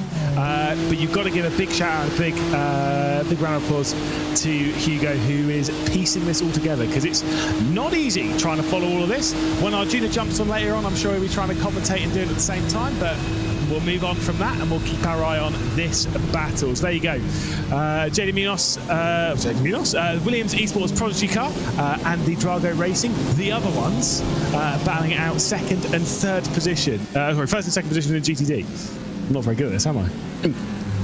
It's going to be quite fun when these guys, well, when the GTP battle and the GTD battle work themselves through once again, with these guys running so close together and the teams finding it out for P2 in two of the classes. It is a nice little bit of synergy that we have in the opening 6 hours, opening 5 hours, in fact, of this race. But I think, again, for these guys, in a similar vein to what we were saying about the GTPs, with Drago Racing maybe sticking behind to save a bit of fuel and get themselves into a better position for maybe getting to the rain. In the GTDs, for Williams, it's going to be the same kind of thinking, because they don't have to make the move. They've got 7 seconds to the car behind. The race leader's directly in front of them. If they can save a little bit of fuel, try and make the rain pit stops, anything to do with rain strategy, a little bit easier for them, save another couple of seconds in the pit stop phase, that could really shoot them up the order. And if they can stay in behind and do that, why wouldn't you, eh? Yeah, indeed. Like I say, a lot of strategy being run behind the scenes. Again, another kind of group of people that we should probably give a bit of shout out. All the strategists behind all the teams. You know, we've heard about, you know, Team Redline, how you know, they've got a lot of people behind the scenes running the numbers. Andre Country's normally one that's keeping quite close. Williams, I'm sure there's more people. The one that I've mostly dealt with is generally Michael Preston, who was informed in chat, loves biscuits as well. Fair play. Probably going to need a few of those. Will your race engineers to get through this race. If there's one thing that I know about these endurance races, a lot of new spreadsheets are made on the build-up to them, and they're just added to all the way throughout. You're always looking at last year's spreadsheets, comparing what happened, looking what's happened with the track temperature, what the times are compared to the track temperature, how long everyone's stints are going, who's your rivals, what's happening here, what are the tyres looking like at the end of each stint. It's a lot of numbers. It's a lot of numbers. It's your kind of thing, and you know me. I was going to say, you know me, I do love a spreadsheet. I have far too many spreadsheets for things that don't really matter. So, yeah, definitely, I think if I wasn't up here, I'd be trying to get my way somehow into some splits engineer team, because I'm by no means fast enough to race, but I could somewhat use my brain. Half of it, I think maybe is the other half, be thinking about what I'm eating for the rest of the race, but definitely will be an interesting phase for the teams and for the strategists. I think it will be a little bit frantic at the moment, particularly if they don't know exactly how this is going to go to the rain. Maybe a little bit of panic. I say that, although a lot of these guys will know exactly what they're doing. They'll have done it time and time again in iRacing official events, in so many different sim racing events for the teams and the drivers particularly, and they will know exactly what to do. And I think for the engineers, part of the job now is to really keep the drivers informed about oncoming weather and keeping them safe in the knowledge that they're on the right strategy. They don't need to change anything too drastically, or they don't have to start to work your way through the order in a much more aggressive fashion than you were. So that's definitely part of the job. But that's a conversation I'd be less inclined to have. Yeah, but that's why you got race engineers, right? Because it's to take the burden off of the driver, because otherwise, like I say, you'd be worrying about when's the rain coming down. And I'm sure a lot of people watching this are probably in that kind of category, like, especially a lot of you are racing in splits further down. Maybe you don't have race engineers, maybe your teammates are jumping into that role, maybe no one's jumping into that role and you're just being left to it as the LMP2s work their way into pit lane. We'll cross that bridge in just a second. When there's so much going on, to kind of just go, oh, actually, do you know what? That's someone else's problem. I'm just going to keep driving around until someone tells me pit or don't pit, right? And that alone just allows you to keep your eye on what you're doing. Things happen so fast in endurance racing, especially around here. And if we remember back to the Sebring 12-hour, where rain first debuted in a special event here on iRacing, it can be quite jarring when that rain hits and you need someone else to kind of run the numbers on it. Although I will say, it was I think the first bit of that race was really exciting. Then it rained, and it was really, really exciting for about 20 minutes. And then a lot of people crashed, and then it was boring for the next 6 hours. We'll keep our fingers crossed that's not the case today.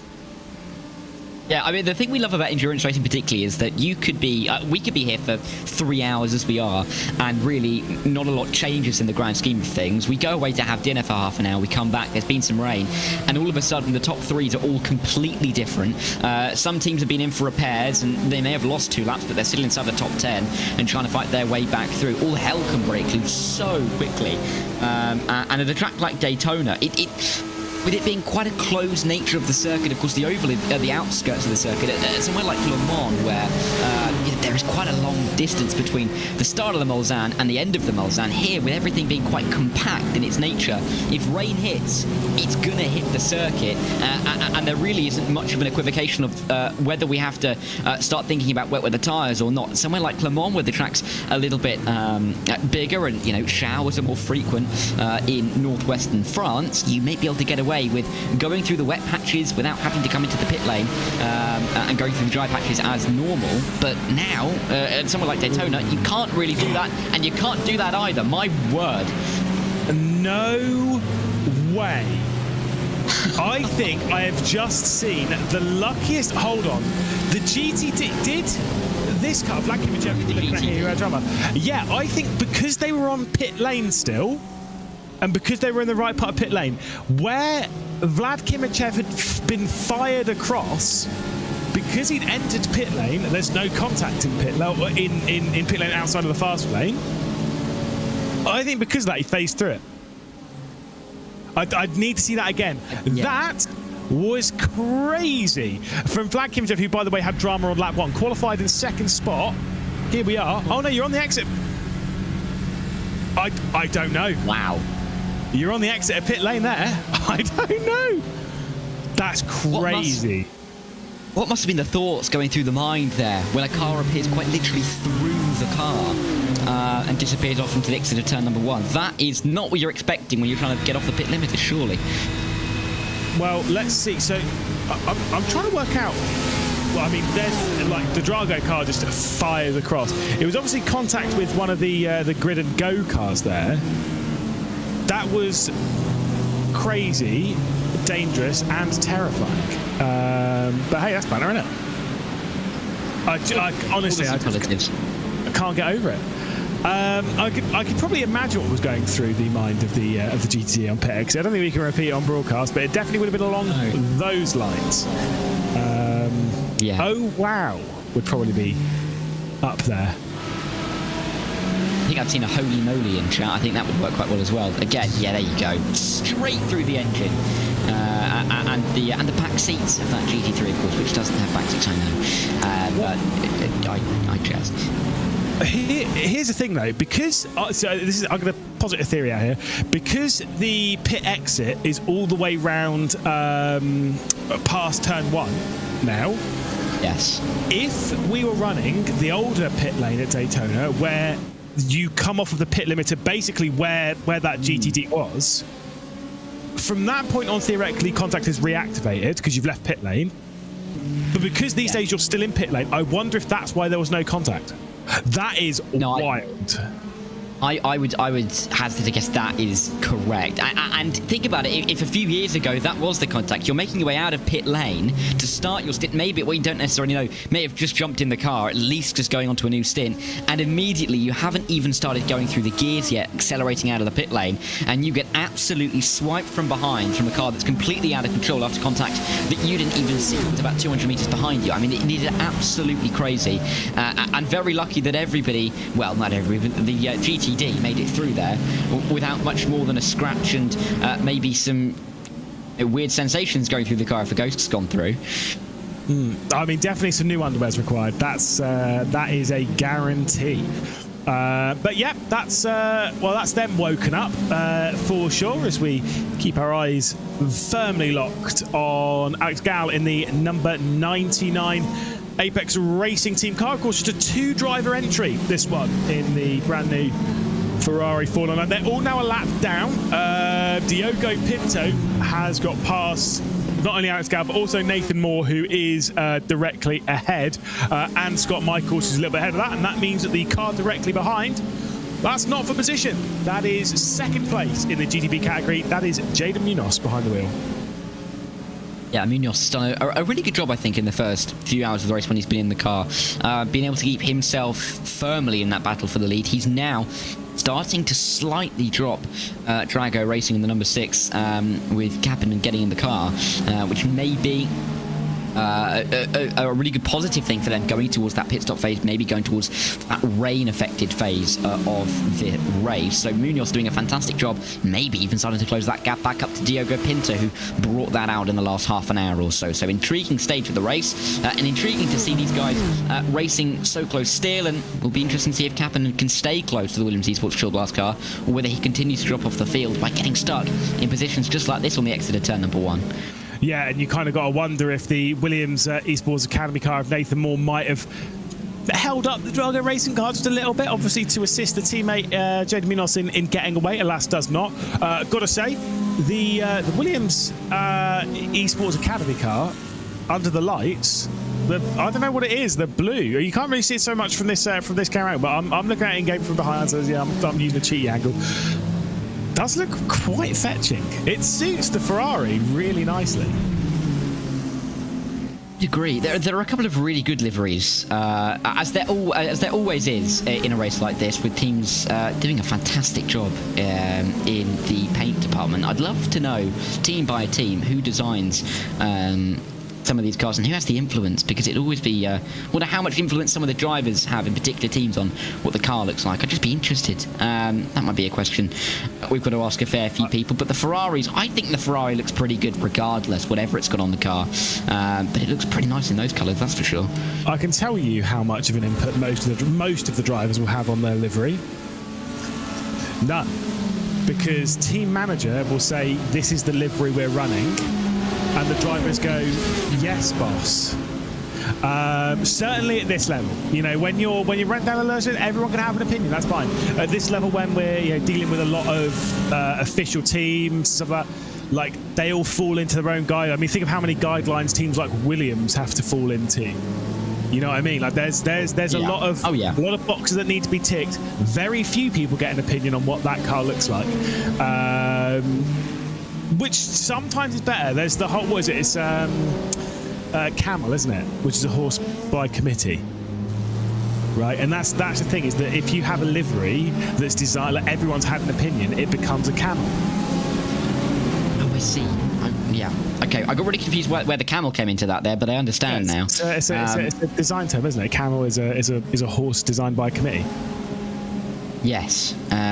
Absolutely. I'd be interested to know, just to see the likes of the Fiercely Forward cars, if the drivers can, maybe have a little bit of an idea on what colour car they go into. But anyway, they are all still black and yellow. I haven't looked to see any highlights. Oh, speaking of which, wow, you were really teeing this up, isn't it? No pink on that machine. No, just yellow and black, and it's difficult when they are all yellow and black. It's a shame there's no kind of pink wing mirrors or anything. I don't think that would work well, particularly with the yellow and black. But who would really care? I think it'd look quite cool if you had little wing mirrors for the different colours, but that might just be me.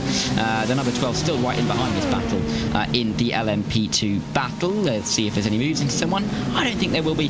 There won't be. Really tricky to make a send here, and with 19 hours to go, why would you, Lewis? Why would you make that kind of send? Okay, so I investigated the wing mirrors on this car. Can you guess what colour they are? Are they black? No, they are not black. They have been changed. They're pink. They are not pink. right. Blue. They're blue. What? Why? Why not just have them pink? Maybe let's give them the benefit of the doubt. Maybe they've not submitted an updated one that had pink on it. Let's give them the benefit of the doubt. But the wing mirrors are blue. I think they maybe uploaded the wrong team name. They're meant to be 50 forward blue. That'd be it. I don't know. Some people can't join in the right number, so maybe some people maybe so, and that's really easy. So maybe some teams haven't submitted the right. I don't know, but at least on my end, those wing mirrors, they're blue. Honestly, I was scared that our Juno was going to pop up a second there. The rain clouds have appeared onto our radar. Ooh, it's coming. Yeah, coming from the northwest, which if that is an actual meant to be a map and that's meant to be the correct directions, would be coming from the north end of the Florida Panhandle, of course. I'm sure you know that, Lewis. Where they're coming from that way, heading out towards the Atlantic. We may see that coming in the not too distant future. Of course, Florida, in this part of the state of Florida, in fact, most of Florida, very flat, of course. So we can probably, if it was daytime and this was the real world, you could probably see it coming from quite a long way away in the distance. Well, I've never been, so I can't judge. I am not a world traveller like that. Our Junior will be here in a little bit. I'm sure he'll talk about it ad nauseum over the night, so you can hear about that again and again and again. And probably in the morning when you've got 2 hours with His graciousness. Nice and early. I don't know why I'm being so harsh against him. Poor guy. This is up to the LMP2 lead. In Net Motorsport, Blue have the lead. There is some blue on that car, that's good. But Net Motorsport Blue have the lead now by 0.3 of a second. But the WSR Esports Abruzzi car, Timo Milikangas, is closing his way in. Milikangas, distinctly remember, obviously ex-race clutch driver, definitely someone to keep an eye on in this category, but he is closing his way down on the Hungarian super team, which we don't know how to pronounce. I was going to mention this car actually, because for this team, and I had this conversation on another broadcast a few days ago. There was a Dutch driver who tried to get the Dutch colours on the side of the car, and from one side it looked like it was the French flag. Now, this car, of course, is meant to be the colours of Hungary, but I keep seeing Italy. I'll be completely honest with you. I can't see anything different at the moment. No, I'm with you. No, I get it. The thing is, it's like putting national colours on a car. It's impossible. Like you say, there's a fine line to be navigated, and a few teams do it really, really well. They're rare. They are indeed rare. The thing is you need to do it where, no matter what kind of like you can kind of understand. Yeah. But like I say, that could be Italian, Hungarian, or Mexican. I hadn't even considered the Mexican. I guess you could say, if you looked at it from the top, that the Mexican bit would come in because of the windscreen, and that'd be a little bit darker, wouldn't it? Well, in the middle. I will say I have commentated on a Mexican team who had that livery, basically. That's why I thought Mexican. Wow. Yeah, so it's a tricky one. It looks great either way. Hopefully they don't win the race. I think the organisers may get confused with what national anthem to play just by looking at the car. I think the team there makes it pretty clear. And with Ola Daniel in the car, it's pretty clear as well that is more of a Hungarian team rather than an Italian team. But, you know, they're running up in P2. They're definitely in with a shot of winning the race. There's no doubt about that. They've lost a little bit of time. Of course, that battle was within a second to the back of the number 19 iNet Motorsport blue car. Of course, the 18 was ahead of the 19. We've seen the 19 since get through. But still, good movers up the field. Started in P8 with this number 18 car up to P2 and really in the battle for the lead after 5 hours. Yeah, running really, really strong indeed. Of course, we've sadly lost from the LMP2 lead the Apex Racing team car. Dana Moore behind the wheel of that one when it was taken out. They had a very dominant lead, and what has happened after that incident has meant that this category has been blown wide open, which is always fun. You'll see the GTD category is extremely close. Don't worry about that too much. That'll be the 69 or 069 really, giving a little bit of bump drafting to the rear end of Vasilios Belotsiotis as they try and pull clear of the Redline duo behind, who have not been connected throughout this stint. And I will say this, Redline, who have typically in this race, when they've got themselves into it, I mean, look at last year, etc., when they're running like first and second, or even like when they've got two cars, they are so good at basically sticking together through the entirety of pretty much the entire race, right? Yeah, we've seen that time. They've not been glued together. Again, haven't we? Yeah, that's fine. Yeah, they've not been glued together, but they've not been far. They're never far from each other, is the point. I think back in last season, or last year at the Nürburgring 24-hour, they were able to take the lead of the race and pretty much stay together all race long. It almost seemed like there was going to be a battle for the race lead, but there wasn't all the way through. But interesting to see if they can work together again up towards the back, particularly in that GTD battle, with them third and fourth for the time being. 10 seconds that gap. They're just not gaining the time I think we'd expect them to gain working together. Well, I mean, the thing is they're separated by just too much to actually work together. It was 3 seconds between the pair of them, and that's what I mean, is that where typically we've seen them glued together, at least this afternoon so far, in the 5 hours of the race thus far, they have not really been glued together. Now, I will say that might have its benefits in around 35 minutes time, when the rain potentially drops down around the Daytona International Speedway, and at that point, yeah, maybe you want a little bit of space so you can kind of do your own thing, and that's where you might see a lot of these gaps grow, shrink, do somersaults, who knows. It should be fascinating. This is the battle for second in GTP though, and again, it's pretty close, but no one's going for moves just yet. And they'll stay, I think, in the order that they are, unless Drago Racing really want to force the issue. If nothing else, it looks like they're bump drafting up across the start-finish line, and will be happy to stay still in P3 down into turn 1, using as much of the circuit and more as they can to make their way around turn 1 in the fastest way possible. A little bit of traffic coming up to them into the 2 horseshoes, but they've got used to this by now, more than used to it in this battle, and they've been able to stick right together all the way through. Bit of a flashing of the lights, though, from Munoz. Maybe not too happy with how that GTD got out of the way. No, indeed not. Now, how many of these drivers or these teams are thinking about switching drivers? The reason why I say that, again, this is another thing with the rain. You want to have, for one, a fresh driver in. For two, obviously you want a wet weather specialist.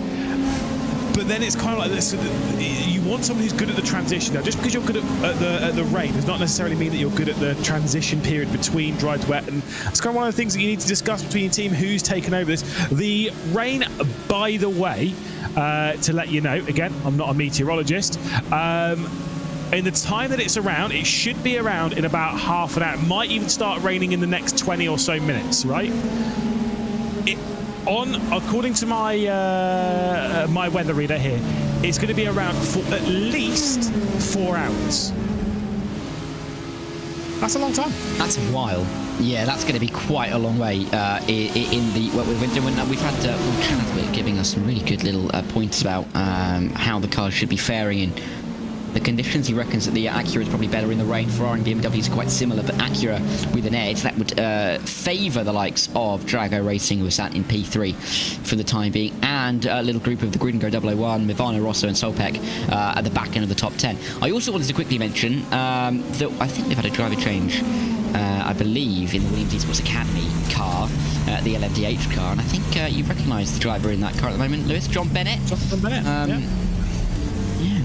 Yeah, he's been driving around he's been behind the wheel for a little while. But my boy John Bennett, the owner, or maybe his dad's paying attention. I want free Mackies. Obviously, you know, they've got themselves a little bit of business running, and John Bennett is on the way to Formula 2, which is crazy. Obviously, the runner-up of the GB3 Championship last year, which is just, again, it's 2024 as last year. It's already 2025. Time's flying, mate. Not a fan of that. But yeah, John Bennett flying all the way up to Formula 2. Like I say, behind the wheel of the Williams Esports Academy LMDH car. They are a lap down, as is, to be fair, quite a few drivers and teams in the LMDH GTP category. I know what I mean, because they're called LMDH. In the GTP category, that really shows the speed of the top group. Oh, absolutely so. They have been supreme so far. I mean, all three right at the front of the field have just been incredibly quick. You've almost got a feel somewhat for the Scuderia Ferrari car in P4, who were almost just isolated on their own. 17 seconds off the back of the battle for P2, and pretty much half a minute ahead of the BS Plus Sunset car in P5, and running their own race, as they have been doing for such a long time in this race. We've barely mentioned them for a very long time because they've had nobody around them to talk about. So, you know, they've been going well, don't get me wrong, but I think they'd like a little bit more excitement going into the next couple of hours. We're just about to cross into hour number 6, Lewis. Yeah, indeed. I say it's flying past. 5 hours complete in the iRacing Daytona 24-hour. It's BMW M Team Redline continuing to lead in GTP by 7 seconds. And Williams Esports, Chill Blast and Drago Racing. iNet Motorsport Blue continue to lead in LMP2. They've grown their gap out now to nearly 3 seconds over the Hungarian Super Team. And then, of course, the WSR Esports car that we're looking at here, getting a little bit of assistance from the Apex Racing Team. Williams Esports, Prodigy and Drago Racing running first and second in GTD, all bump drafting, trying to work themselves comfortably clear of the Team Redline duo that run in third and fourth. But the important bit is that rain is on the horizon. We'll update you with it as soon as it starts raining. We might be able to see it before you can, just compressing YouTube and streaming, you know, all that kind of like. There is the update with the radar. You can see the rain coming in. There's Darren Thacker ready to take you through the next couple of hours of racing as well. Here's some of the battling up and down the order. Here's the battling for 12th position. Smenimir Artheno just ahead of Nathan Moore. Yeah, Nathan Moore looking for the move past the 002 Grid and Go car, which is the third of the Grid and Go cars for the time being. So that's a little bit annoying, a little bit frustrating to me personally. But let's see if they can work their way up the order, because they're going to have a little bit of pressure from behind. There's going to be the likes of that Williams car looking to come through. But in this kind of part of the field, there are some height gaps. The Apex Racing Team with the 99 with Alex Gal currently in the car, only 3 seconds ahead of the 002 Grid and Go car. So not too far to go to find maybe a P11. The only issue therefore is you've got 30 seconds to get up to P9 in Solveig Precision Racing, so a little bit of work to do for those guys. But if rain is starting to come in, quite literally anything can happen. These gaps can be scrapped, go out of the window. They're going to be changing around, and teams could be losing heaps of time by just getting the strategy ever so slightly wrong, and that could really shake up the race. Yeah, by the way, just to talk a little bit of the GTD category very quickly, just because I didn't even notice in our little chat that, like I say, Paul Chadwick has jumped in, passed on a bit of information. Most importantly, I said about the BMW M4 and how I'd rather drive the BMW M4 in the wet weather conditions, because, you know, I'm talentless, and I think I feel it will probably be a bit easier, it might be a bit more understeery. Will Chadwick said that the M4 is the worst car in the wet. It's not even close.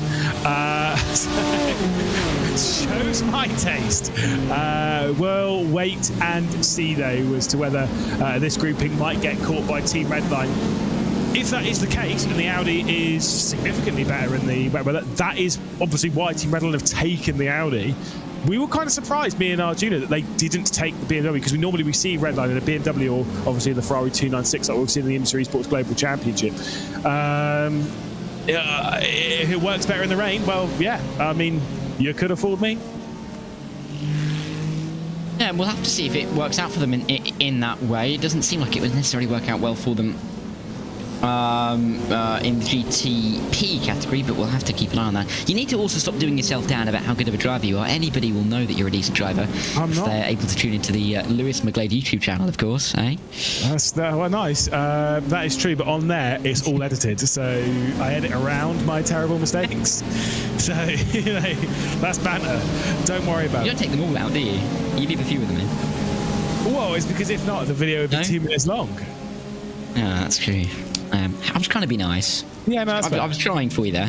I've won championships. That's all that matters. That was a long time ago. That's probably before you were born. Oh, probably. I felt very young, actually, listening earlier to Paul and Arjuna talk about what they were doing for milestone birthdays. I felt very young, and I can only apologise for that. But yeah, you probably had about 5 championships by the time I was born. How many do you have?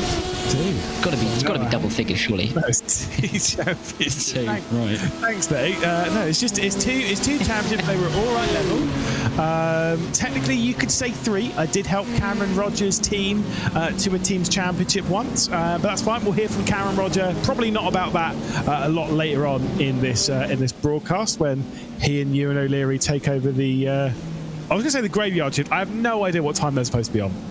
No idea. UK time, it'll be 5 till 9 a.m. For them, I think it'll be 6 till 10 Yeah, because they are in the Netherlands. They are indeed. That's not too bad. That's not too bad.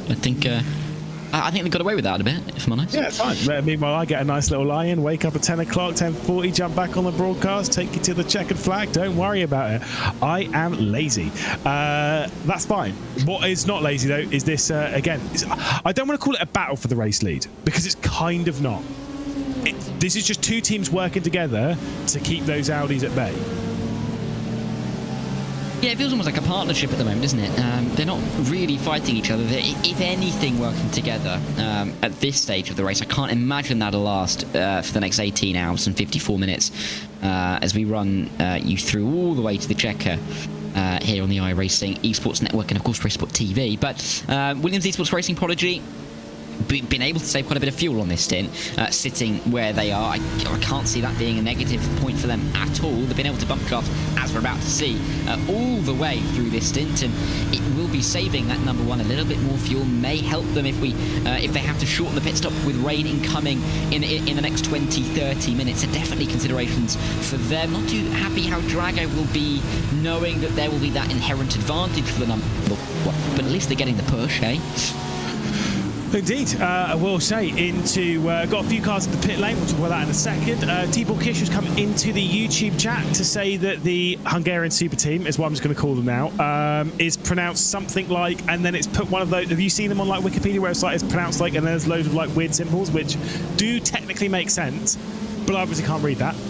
And the Italian flag would be from green to left. We get that, but what if we're behind it? What if we're ahead of it? What if we're on the side of it? What if we're looking over it? Yeah. There's a lot of different things, but I don't know how to read that. I don't know if you do. No idea. No, English is not my strong point, which is ironic, really, because I'm talking. I know. I think I once had a French teacher who was a linguist and could read pronunciations like that. I won't be able to get him onto that, but it's going to be something that is far more clever than we can manage. That's for sure. Yeah, but I think going back to the conversation about the livery, it's difficult because from above, it'll look like the Hungarian flag from one angle. Mm-hmm. That's about it, because from the side, all the colours, one side will look green, one side looks red. You can't necessarily tell if you're just looking at the side. It's a nice livery either way, though, pleasing on the eye, that's for sure. I was going to say, look, we're as much as we're judging the livery based on that, we're not saying it's a bad livery at all. It is still a perfectly delightful. I mean, it's not black and red, so that's doing something for me, because a lot of sim racing liveries were black and red. These days, some people have got a little bit more imagination. Not everything's black and red. Although Drago Racing, which were charcoal grey and pink, are now, guess what? Black and red. Well, it's red and black, really. Red, yeah. Boring, isn't it? It's quite a good livery, actually. Well, it is. We might see Drago Racing maybe going to what their 2025 average was in a couple of years' time. Maybe we'll see that shift over time for Drago. But I do like what they've got going for the time being. It does look pretty sharp. A couple of drivers coming out of the pit lane with stops ongoing for a couple of the teams running further back in the GTPs. I believe that's one of the fiercely forward entries. Could be the fiercely forward red. We don't know, because it's still yellow and black, not necessarily black and red or yellow and red. Or there's not even the wing mirrors are different, Lewis. It's annoying me now. Yeah, they do look great though. I will say either way. I have commentated on a few. Was that car on the right? Was there a car on the right there on the back stretch, or am I going crazy? Maybe I was going crazy. It's just a light. Sometimes you get tricked. Sometimes you get duped. But maybe there was a car there. I don't know. Yeah, I mean, look. Some teams, they don't add any differentiators between them, which I find really annoying. I distinctly remember the 2023 Le Mans Virtual, where I put a lot of teams onto a naughty boys list because there was no difference between each of their cars. I can't remember exactly who they were. I know R8G was one of them. I think Redline might have been one. Okay, so there might have been a car actually off. This is a WSR Esports butt-kicker car, and they were off as well. That was the BMW, was WSR Esports butt-kicker. We had the Hyper-Race Geodesic racing car involved there and receiving a little bit of contact from the 20... Was that the 27? Who's that? It could have been. It was difficult to see, but you were right. At least it means you weren't seeing things out of the Western Horseshoe, that's for sure. As they worked their way through, little moments like that can often happen, and it was the 27 going around, getting collected, and going to be looking a little bit worse for wear in that Instinct mechanic racing entry, and just trying to get back onto the circuit. So difficult to avoid getting onto the racing line and avoid the Hyper-Race Geodesic car, who's also trying to emerge back onto the circuit. So just about recovering there was the 27. Hyper-Race having a couple more difficulties getting it back onto the black stuff, but they will continue on, and if there are repairs to be made, they will conduct those and have more than enough time to try and recover a little bit of time in the positions that they've lost in this race, because they've got just shy of 19 hours to do so. It's a long time. Exactly, plenty of time left to go, although the damage repair will keep them in the pit lane for a little while. I mean, look, that's what happens. I think a lot of people will be very disappointed to have that kind of damage moments before the potential rain hits. Although what I'm seeing, just going to very quickly touch on it, and again following on the information that we've been getting a little bit fed to us by Will Chadwick as to how the rain works, talking about the different colours of rain. That's not about the rain coming down, that's about the rain that we're getting on our radar. And basically, if it's like light blue, or it's generally blue, it's not it might not necessarily be heavy enough to switch onto a wet compound tyre. Once we get the green, once we get that slightly heavy rain, then we can. Big talking point though, guess what? All the fans might be a little bit happy. The number 20 is in the pit lane. Diogo Pinto, BMW M Team Redline into the pit lane. Will Pinto be jumping out? He's holding on for now. Yeah, let's see. It doesn't look like that car is going to be disappearing, so Pinto may do an extra stint, which means to answer the question, no, Max Verstappen is not yet in this race. So we'll have to wait a little bit longer to see when he can get in the car. But Redline should still be in the lead when Munoz comes in. I respect it. They're teasing. They're playing a little game. I respect it. Diogo Pinto's quality. Maybe it's down to experience in wet weather on iRacing. Diogo Pinto will obviously realistically have more. And that's kind of the important bit. Regardless of who you think your heavy hitter is, who's got the most experience in these kind of conditions. I almost wouldn't have been surprised if they'd have switched it out and put Lullum in. That would have been a kicker for the fans hoping for Max Verstappen, because I think they were expecting him to come in first. They were expecting him to come in when Pinto came in, and they're really now expecting him to come in next. So if Lullum comes in, I think it's really going to mess with some people's minds. Maybe Max is only coming in for the final 2 hours. That could be what Redline are holding their cards onto. It would be harsh on Pinto and Lullum, but they've done a fantastic job so far. So it wouldn't necessarily be bad strategy pick, as we now see Munoz into the box, and we'll see what the 5 can do in their battle with the 6. Yeah, but obviously Munoz will be staying behind the wheel, or realistically should be staying behind the wheel of the number 5. Obviously did the opening portion of this race, then handed over to Robin Glerum, and then has retaken over the car for the last hour or so, and potentially will be rolling his way through for a fair while yet in this race. They do have 2 other drivers, Moreno Sirica being one of them, Matt Farrow being the other one. Matt Farrow, of course, is the driver with the highest number of wins in the IMSA Esports Global Championship in the GTP category, which is always a fun stat to throw out there. He's had 3 victories in that, and also a title as well to chuck into the mix. So it'll be very exciting to see them as Jaden Munoz rolls his way on the exit of pit lane. We'll be on the inside running through here, but obviously you can see the speed carried through from the BMW M Team Medline car.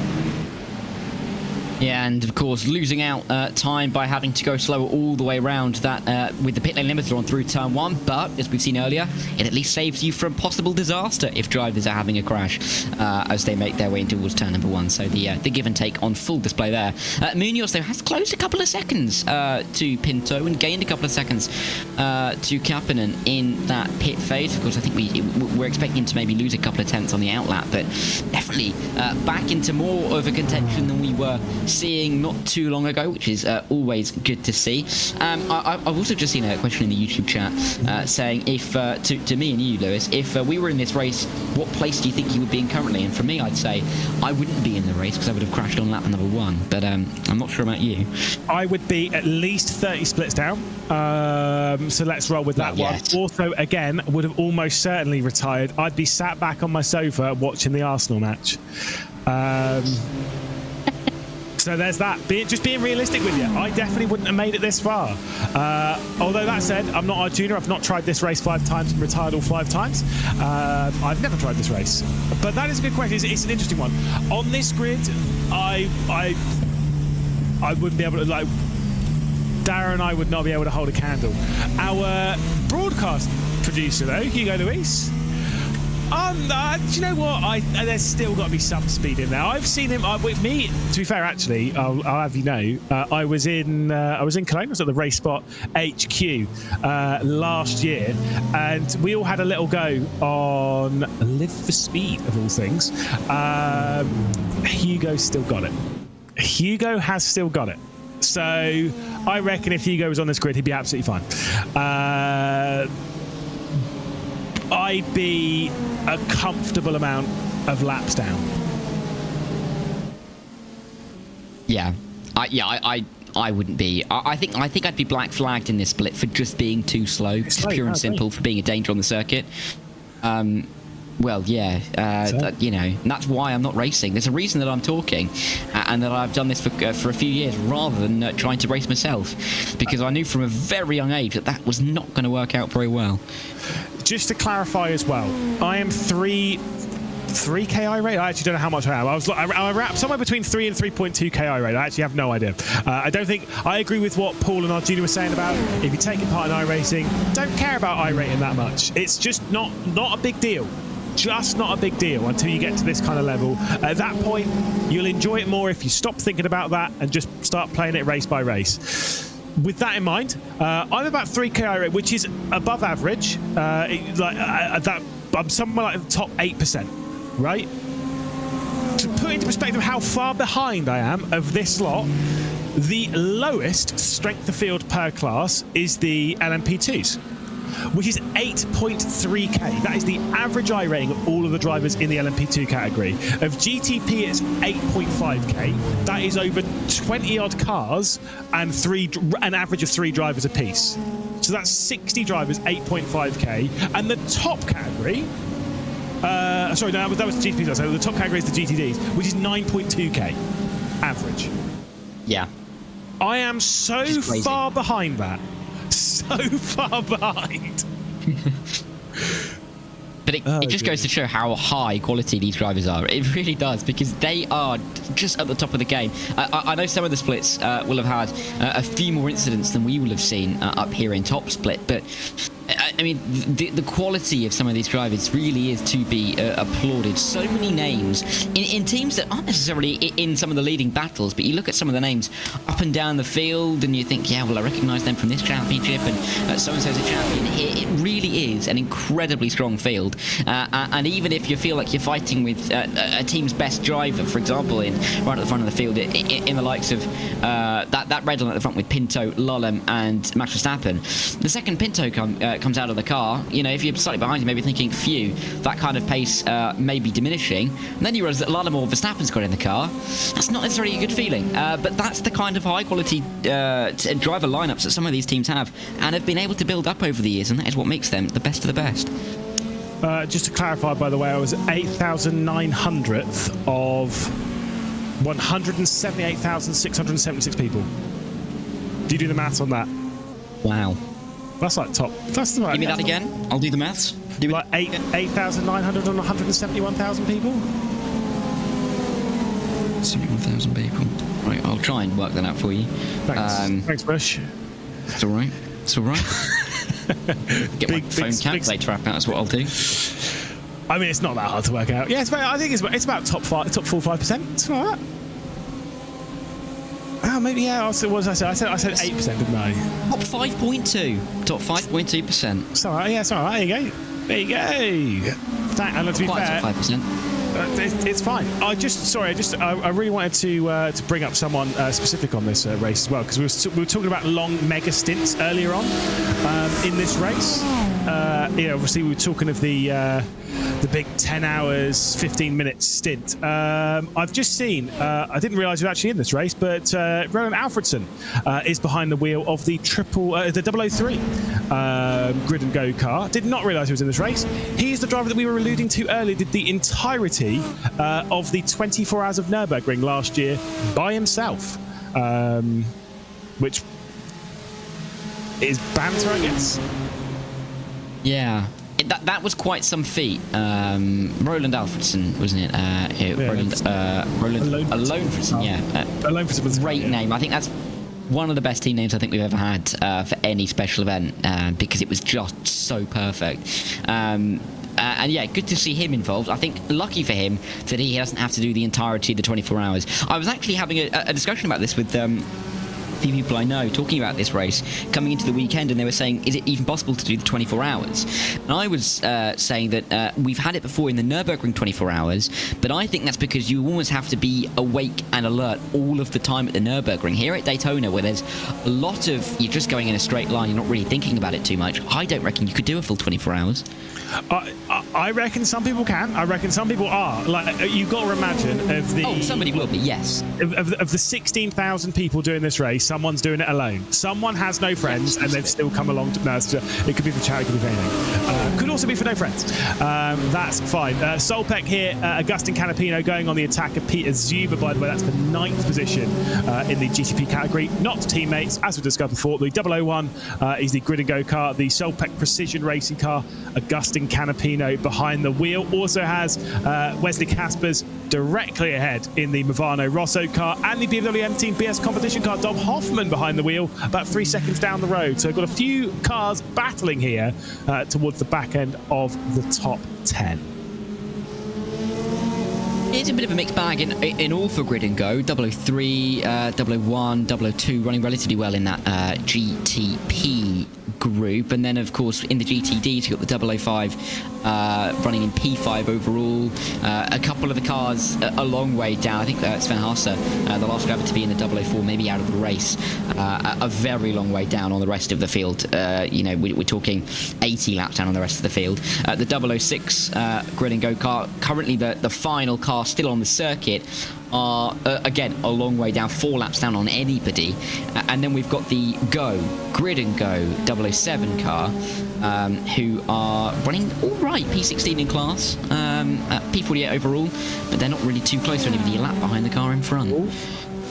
Let's pull up, I don't know if we can, let's pull up the weather radar, because guess what, you can see it on your screens. Oh, rain is here, ladies and gentlemen. Rain has arrived at the Daytona International Circuit. Now, this is a band of rain. Oh my goodness, is he here for a chat? I am indeed. Lewis, Take it away. We've got the rain, and you can see the scale at the bottom indicates the intensity, right? Blue is basically a drizzle.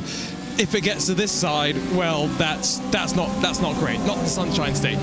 This is about as light as you can expect, and so word from some drivers is they don't even expect to go onto the rain tires. Let's zoom out.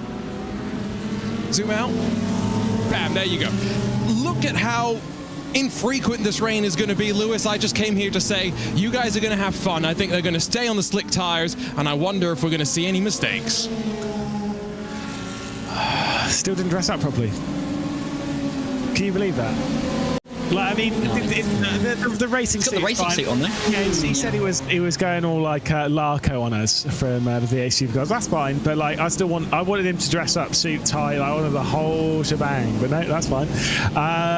It's fine. He's You get a helmet in there as well. Exactly. Maybe.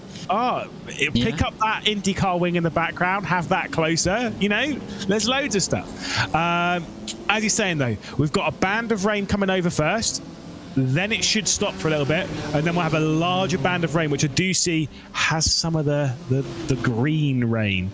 Not acid rain, don't worry. It's just more intensity. Yeah, that's definitely going to be on the drivers' minds and on the horizons, both literally and metaphorically. Looking forward to seeing if this changes anything around. But if it is just that light rain, it's almost that agonising case of the track's getting greasy, but nowhere near greasy enough to change tyres. And then it's a conversation about how well can some of these drivers cope in what will be somewhat challenging conditions, but not challenging enough that the pace is dropping away too heavily. The Le Mans chicane could get a little bit interesting, could get a little bit slippery as well, and that'll be a pressure point, as will be the Western Horseshoe, as we see the 001 Grid and Go car up the inside of a couple of lapped cars. Indeed. Sorry, just seeing someone posted in chat saying I'm doing the solo 24-hour race. Well, that's not. It should be you're typing in chat. Oh, maybe you could have stopped for a... No, there's no way. You'd have heard the right part, stopped in pit lane, and then put the message in chat. Stop. Yeah. That's unlikely. But hey, if that is the case, respect to you and best of luck. Best of luck to everyone taking part in this race. By the way, we're not biased towards anyone in that sense. However, now the rain is coming down a little bit, I'm sure some drivers will be a little bit more aggressive on making some moves. Here comes Canapino to the high side. Canapino trying to make this move. He's just going to have to go the long way around. Of course, he's on that little bit of a higher line. Gets back to the closer to the apron, to the inside line. Goes back to the outside once again, almost trying to dummy his way up the order. He'll be on the outside into turn one. Not a place where we've seen many moves occur, but he's going to have the freedom of the outside of the circuit to try and pick a point to brake and turn into. He's taking a far wider line. He could fit about 3 London buses between the lines that we just saw between those two as they work their way in towards 2 and 3. Careful, because there's a car coming out of the pit lane, and that wasn't factored into consideration, I don't think, by the Grid and Go car. Nah, Peter Zuber had absolutely no idea that car was existing, because obviously as he was coming round, Agustin Canapino would have been blocking that one. Canapino knew it was there. Contact was there. That is exactly what our junior was saying earlier on. The pit exit here, especially later on in the race, can cause its fair share of problems. They were already side by side as the car was coming out of pit lane. Just a bit unlucky, and a bit of contact was made. They're quite lucky to continue, though, with minor damage on the cars. Will say the thing in iRacing is it does say the track is still mostly dry. So anyone who's all over it because there's a bit of spray coming off the cars, don't worry too much. It's just a little bit. It's more obvious because it's night time and the lights are kind of giving that. They're making it look a little bit worse than it is. It's not. This is not that heavy. This is someone's just dropped a bucket of water down on the track. It's fine. Yeah, it's not that bad. It's not quite the torrential rain that you can see wash in at some parts of A, the USB, Western Europe as well. Le Mans is definitely a good example of that. We're not quite there now as the Solpec car goes to the inside line. Should be able to take that position, and in the battle of the two nearly identical liveries, Solpec look like they've come out on top for the time being, at least, bouncing their way through the little chicane at 2 and 3 and in towards the International Horseshoe. They've got some traffic to negotiate, but they're going to have the prerogative on which line they are going to take, so that'll give them a good advantage. Make their way back through the 2 horseshoes. Yes, indeed. Like I say, it's not an easy one. It's getting very close there. Was a couple of the GTDs, must be said. Not an easy one to navigate. Already, all the gaps are still remaining the same. No, effectively speaking, this hasn't changed anything yet. But everyone knows it's going to be changing quite a lot. Speaking of things, well, here's some of that has changed. Dura Esports going for a bit of a spin in their GTP entry. They are towards the rear end of the GTP category. That was after a little bit of contact, I believe, going through turn 2. So just out for a bit of a slide and a bit of a spin. And like I say, they've dropped their way back down. Is what it is. Back to the Solpec and Grid and Go fight, of course. Back towards the rear end of the top 10. And obviously you can see the Movano Rosso car. Wesley Caspers still behind the wheel.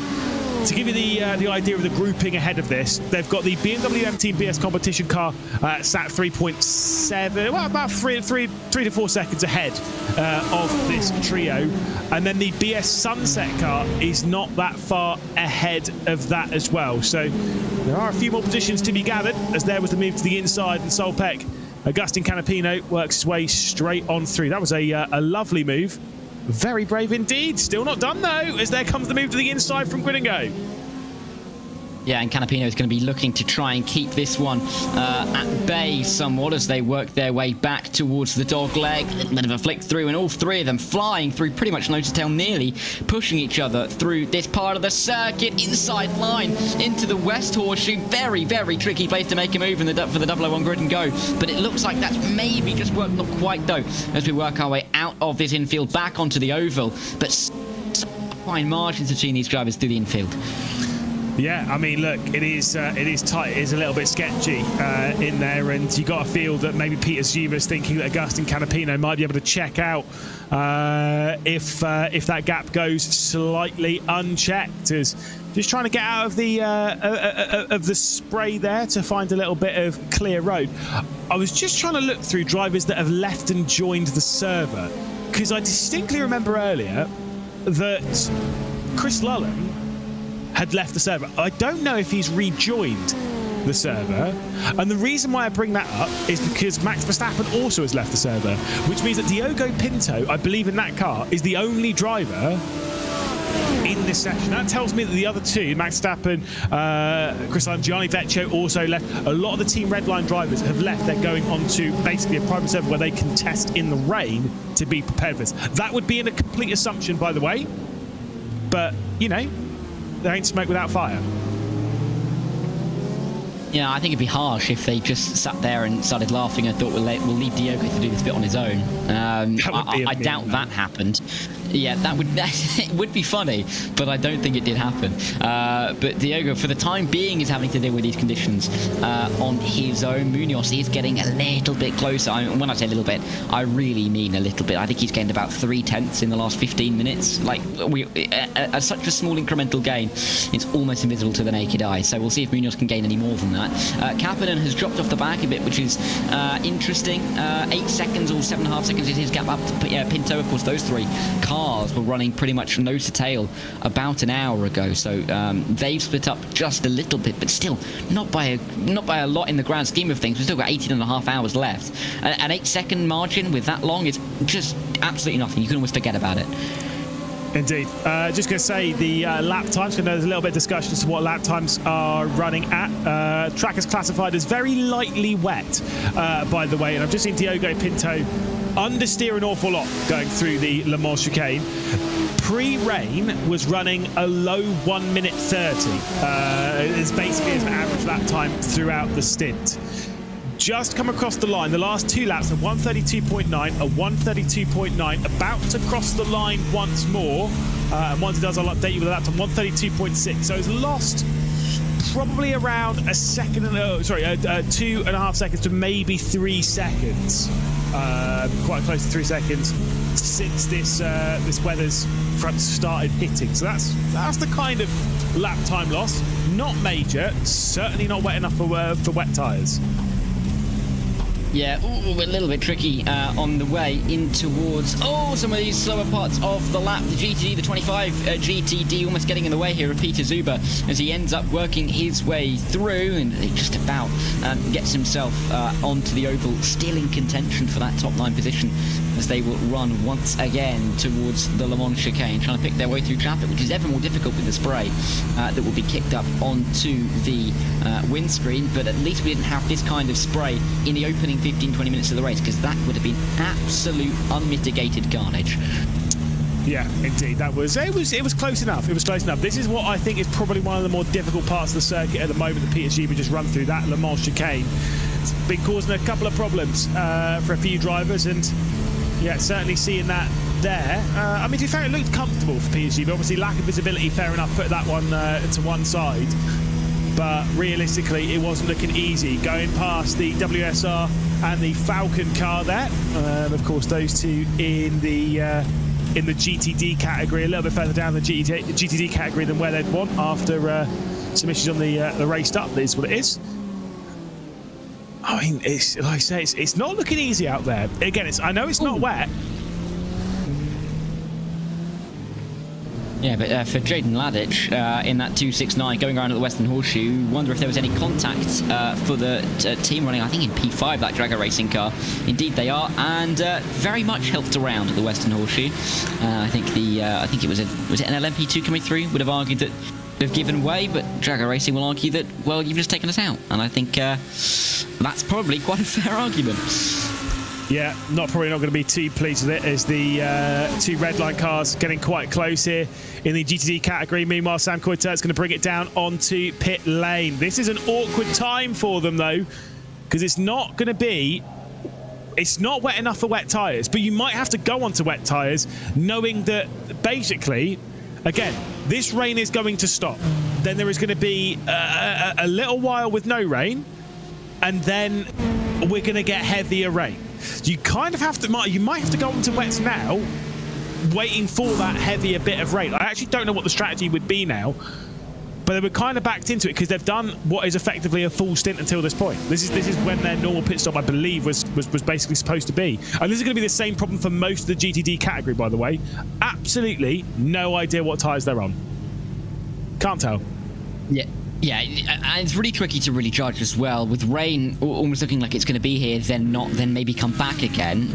It just doesn't help at all. And this is why the unpredictability that we're about to face, I think, is really going to affect some of the teams and drivers. The 169, they should safely get out of the pit lane, going back behind the wall through turn one. Not really where they need the wall there. They kind of need it. Where we saw that nearly moment down on the entry to turn number one, but we see the 169 back out safely, but into an absolute melee and nearly getting hit by, I think that was one of the fiercely forward cars on the inside. He was ducking and diving to try and make his way through a couple of GTDs. I believe I believe one way. I was going to say I believe it's slick, but you just can't tell. There is absolutely no way of us actually knowing. I don't think I've got I don't think I have a graphic or anything that can tell. So we're in the dark a little bit as to where people move onto the wet tyres. Same as everyone sat at home. We'll roll through this as best we can, but either way, we do know that they have been into the pit lane. There has been a pit stop done by this Team Redline car, the 169. That's what we know. Yeah, and that's all we can really go on for the time being, that's for sure, as we really have descended into the darkness here at Daytona. It came on pretty quickly, didn't it?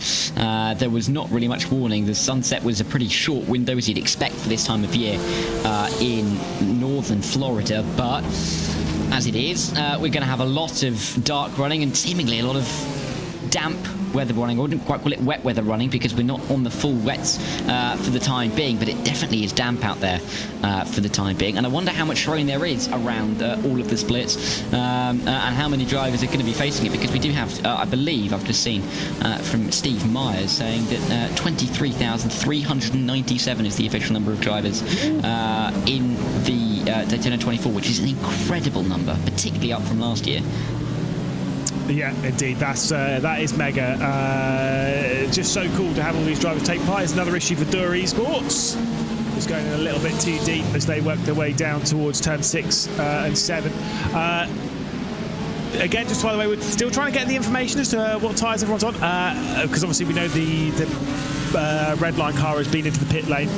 As far as everyone can work out at the moment, they're still on slicks. That is a huge moment for Sim RC, showing how difficult the slick tyres are going to be in these conditions, going through the dogleg into the West Horseshoe. All really in an awkward position on the track, remain stationary to allow what looked like the grid and go-kart to get around the outside of him. That was sketchy, and a big slide coming off for the Apex Racing team. Yeah, massive slide, and that's not what they wanted whatsoever. And Apex would be less than pleased at that little moment, but at least they are still kicking around in this race. The two red line cars are going to be pretty much nose to tail as they work their way through the banking in 5th and in 6th. A couple of cars maybe that they're going to have to fight their way through in the form of the 23 WSR Esports butt kicker and that 150 Mag Performance SRT car, because they're only a couple of seconds behind them. We'll have to see when they come down pit lane. Of course, they're not running in P3 and 4 overall in terms of their position. They're yet to have a pit stop. That's going to be interesting to see if Redline have to fight them, and if so, how quickly they can negotiate their way through. Fascinating times then for us to kind of venture our way through this part of the 2025 iRacing Daytona 24. 20 minutes away from being a quarter down. We've got plenty of time left to go. Team Redline once again working together as they'll try and push through here just to close their gap down using the pit stop sequence to maybe close some form of gap to the Drive Racing Williams Esports Prodigy duo that are running 1st and 2nd and comfortably clear at the moment, still awaiting them to jump down to the lane as traffic's getting a little awkward for them. It looks like it's not necessarily the easiest couple of moments for a couple of these guys, particularly down into the international horseshoe. You can see how much traffic there is ahead and how much spray that's kicking up accordingly. Through the dog leg, should be nice and safe though for the 171, but you're never really far from danger as one of the fiercely forward cars is trying to bring its way through. The 27's been in the wars and was going the wrong way there on the exit of the infield section. Yeah, again, we're going to see quite a lot of this as we're in it where the track's very lightly wet. We're in that really awkward band of it. Just, it's greasy. It's really tricky to keep on top of. It's really hard to find the grip wherever it's hiding its way around here. Just to give you an update, by the way, wet weather tyres. I know I've brought this up a few times, but just to clarify, we aren't really expecting anyone to take wet weather tyres until the heavier band of rain hits the circuit. That isn't expected for about another 20 minutes. So we suspect that kind of everyone on this grid, all of the cars that are taking to the circuit right now, are just kind of having to deal with it. And we're seeing the difficulties in doing so. You got off the road, there was the 26 Williams Esports Academy LMDH car. That would be the second of the Williams Esports Academy. That is Formula 2 driver John Bennett going for a little bit of a lock-up there, who is well versed, by the way, at weather driving. Put on what I still maintain was the best move of 2024 around the outside of Island Bend at Alton Park on Louis Sharp. Fantastic move in the pouring down rain. I'm not biased, don't worry. We see another driver. It seems to be that exit of the infield section that is catching a lot of drivers now, clearly getting quite slippery down there. This time it's the number 23 WSR Esports butt kicker car. They were running pretty well. They were one of the cars that were just in front of the red line team, so that's going to help out the likes of Gustavo Ariel and the fellow red line driver of Sam once again in the 169. So they will work their way into 3rd and 4th and ahead of the drivers that they were slightly worried about getting caught behind. Yeah, if I'm race engineers, spotters, other drivers, whatever, I'm telling all my drivers immediately, be careful of that corner, especially, I think it's because they, generally speaking, you use the curb on turn-in there. As you leave the infield section, you use a little bit of that curb, and that's the natural racing line. And I think as it's got wet, obviously you can't really use that. That's where it's getting really, really slippery. Just a little quick chat of the race lead. Diogo Pinto, Jaden Munoz, 1.3 seconds now between the top two in the GTP category. As a few of the other GTPs have entered the pit lane, we're on board with Marcus Solholm now in the Apex Racing team car, who slots the gap there to get his way past a bit of the lap traffic. That was brilliant. Yeah, really nicely done and well judged in that Ferrari car from the Apex 99. I've got to be careful though, because you've got to grid and go right in behind. Had to be absolutely perfect, otherwise he was going to find himself under quite a bit of pressure. Through the dogleg he will go with absolutely no pressures at all, and will be able to sit back and relax for about half a second before working out where to pin his foot on the brake down in towards the western horseshoe. Really interesting, I think, that Munoz is able to come back towards Diogo Pinto in this slightly wetter phase of the race. Both of those drivers, mind you, are in the BMW, so nothing in terms of how the cars have and the wet weather conditions is at play for that gap coming down, apart from maybe a couple of setup changes between the cars. We were talking, or Will Chadwick was talking to us a little bit earlier, saying that they're suggesting that there may be a possibility that the Acura is a little bit faster in these wet weather conditions, but we're waiting. We're still yet to see if Kapanen can really put pay to that and close that 6.5 second gap. I will say the 007 car, Fabio Basucci, just had a bit of a moment, by the way, ahead of Diogo Pinto going through the Le Mans chicane. It slowed Diogo Pinto down just a touch. Here is that moment from the 007. Big slide going through. I mean, yeah, sure, it wasn't like on the racing line or nothing, but I'm sure it was distracting enough. Slow exit coming in from Diogo Pinto, regardless, has put the gap back down now to under a second. Jaden Munoz right onto the rear end, nearly into the rear end of Diogo Pinto, as we are back to battling for the race lead. BMW versus BMW. It is Williams versus Redline, as we had throughout the entirety of the GTP category in the IMSA Esports Global Championship. Big moment there for Jaden Munoz. Drops now a second behind Diogo Pinto. I think that rear end was almost trying to go to Disneyland there. It was nowhere near where the circuit was meant to be flowing there, and he's dropped back a further second from where he was to Diogo Pinto. All that time gained behind those back markers, with Pinto getting a little bit caught up.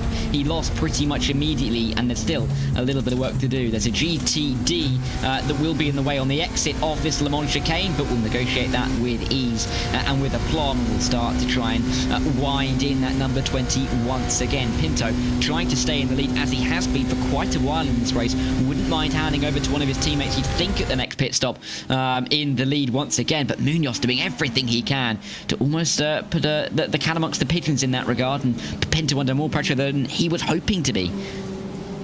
Just to clarify, by the way, because I know a couple of people have asked just a touch about it, about showing tyre compounds and such. There we go, was just about to seen a couple of LMP2s going on to the wet weather compound. Anyone with a D next to the name, they're on dries. Anyone with a W next to the name, they're on wets. A couple of LMP2s have gone onto it. Claudio Mack, they're in the number 27 Instinct Mechanic Racing Car, but that obviously had a bit of a moment anyway. Outside of that, as much as there's a bit of spray coming off, this is still a dry track. Agustin Canapino, curiously, in the Solpec Precision Racing car, is on the wet tyres. That is early, but that's interesting, because Agustin Canapino's won this race recently. Yeah, we're going to have to keep an eye on his lap times, I think, to really see if that's working out for him and the team currently. There you can see more Movano Rosso, Crown Strike as well. The 04 also on the wet weather tyres. Everybody below P19 is either a very long way down or out of the race, and you can see that there. So only 3 of the GTPs at the moment on that wet weather compound, so clearly not a popular choice, but we'll have to see if this one's going to work out for them. This is the battle for the lead, though. This is just looking like it's a horrible situation for Diogo Pinto. We've got the Williams car all over the rear end, looking for the outside line, may duck down to the inside, you can't really tell, and with traffic to negotiate, it's not going to make it any easier.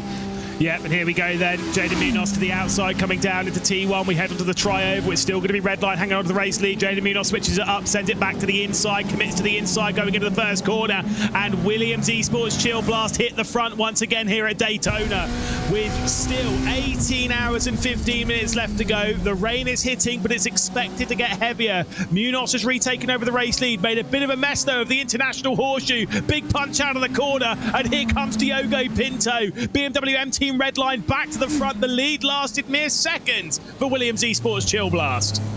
Nearly a look up to the inside of the dog leg for Williams Esports, but nothing going on there, and again nothing happening into the second of the 2 horseshoes at the West Horseshoe. Maybe he'll think about a move coming back onto the oval, but it's not going to work out there, and he will have to sit and wait behind yet again. Maybe targeting turn 1 once again, because you're hardly going to make a move down at the Le Mans chicane without absolute ultimate commitment and most of your car ahead going into the corner, and then you run all the way towards turn 1 once again. So negotiating the traffic is keyword number 1 here for the Williams car, but again I think definitely we're going to see a targeting of turn 1 from Jaden Munoz, and to see if he can get this one stuck this time. Yeah, indeed. I'll update you with some laps as well, by the way, because we said earlier, you know, the dry pace of this lot around the 1:30s, roughly. The kind of like holding down low 1:30s, 1:31s. There's the Williams Esports Academy car. That was not the same one that we saw with John Bennett behind the wheel, but they've also had a moment in the number 17 down at T1.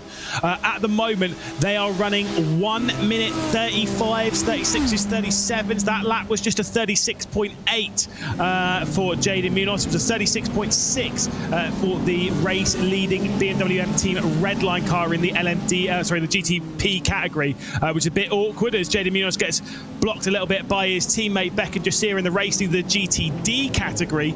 Very quickly, that's touching the pace as Jaden Munoz has gone off the road at the International Horseshoe. He'll be able to rejoin, but that's cost him about 3 seconds there. The car I wanted to touch on was the Solpec Precision car, which is running a 1:37.8 on the previous lap. So the wets are still slower, but we're only talking about a second difference. I think it is starting to get a little bit faster on the circuit. All of the top 3 last time around improved on their lap times back into the 1:36s. They were into the 1:37s before, so the track may be drying just a touch at this stage of the race. I think there's been a bit of a change for P2 in the LMP2s. I thought for a second that the 223 of WSR Esports Abruzzi had a bit of a moment, but maybe that's just a close battle going on back here in the LMP2s. But for the Williams Esports Shield Blast, this is what happened. Just going too deep, the rear end not sticking, and off the road, that's going to cost you. And that is going to cost you 3 seconds, and that's where the 3 seconds were lost. Yeah, just again, the rear end of these cars, of the GTP, is probably the most tricky part. Again, once all the hybrid and just where all the weight is and stuff, it can be really, really tricky to get the rear end slowed down, especially when the tyres are cooling, which you'll be getting a lot with the track at the moment. Again, track is still classified as being very lightly wet, although I will say the rain falling down has stopped for now. It will be getting heavier. Do not worry about that one bit. We are getting a heavier band of rain incoming. We might miss the larger part of the heavier band, by the way, but still, it's on its way. Yeah, I think for the teams, they don't want to be looking at the broadcast and see the Arjuna Kankapati of doom with another weather radar if rain is starting to come through once again.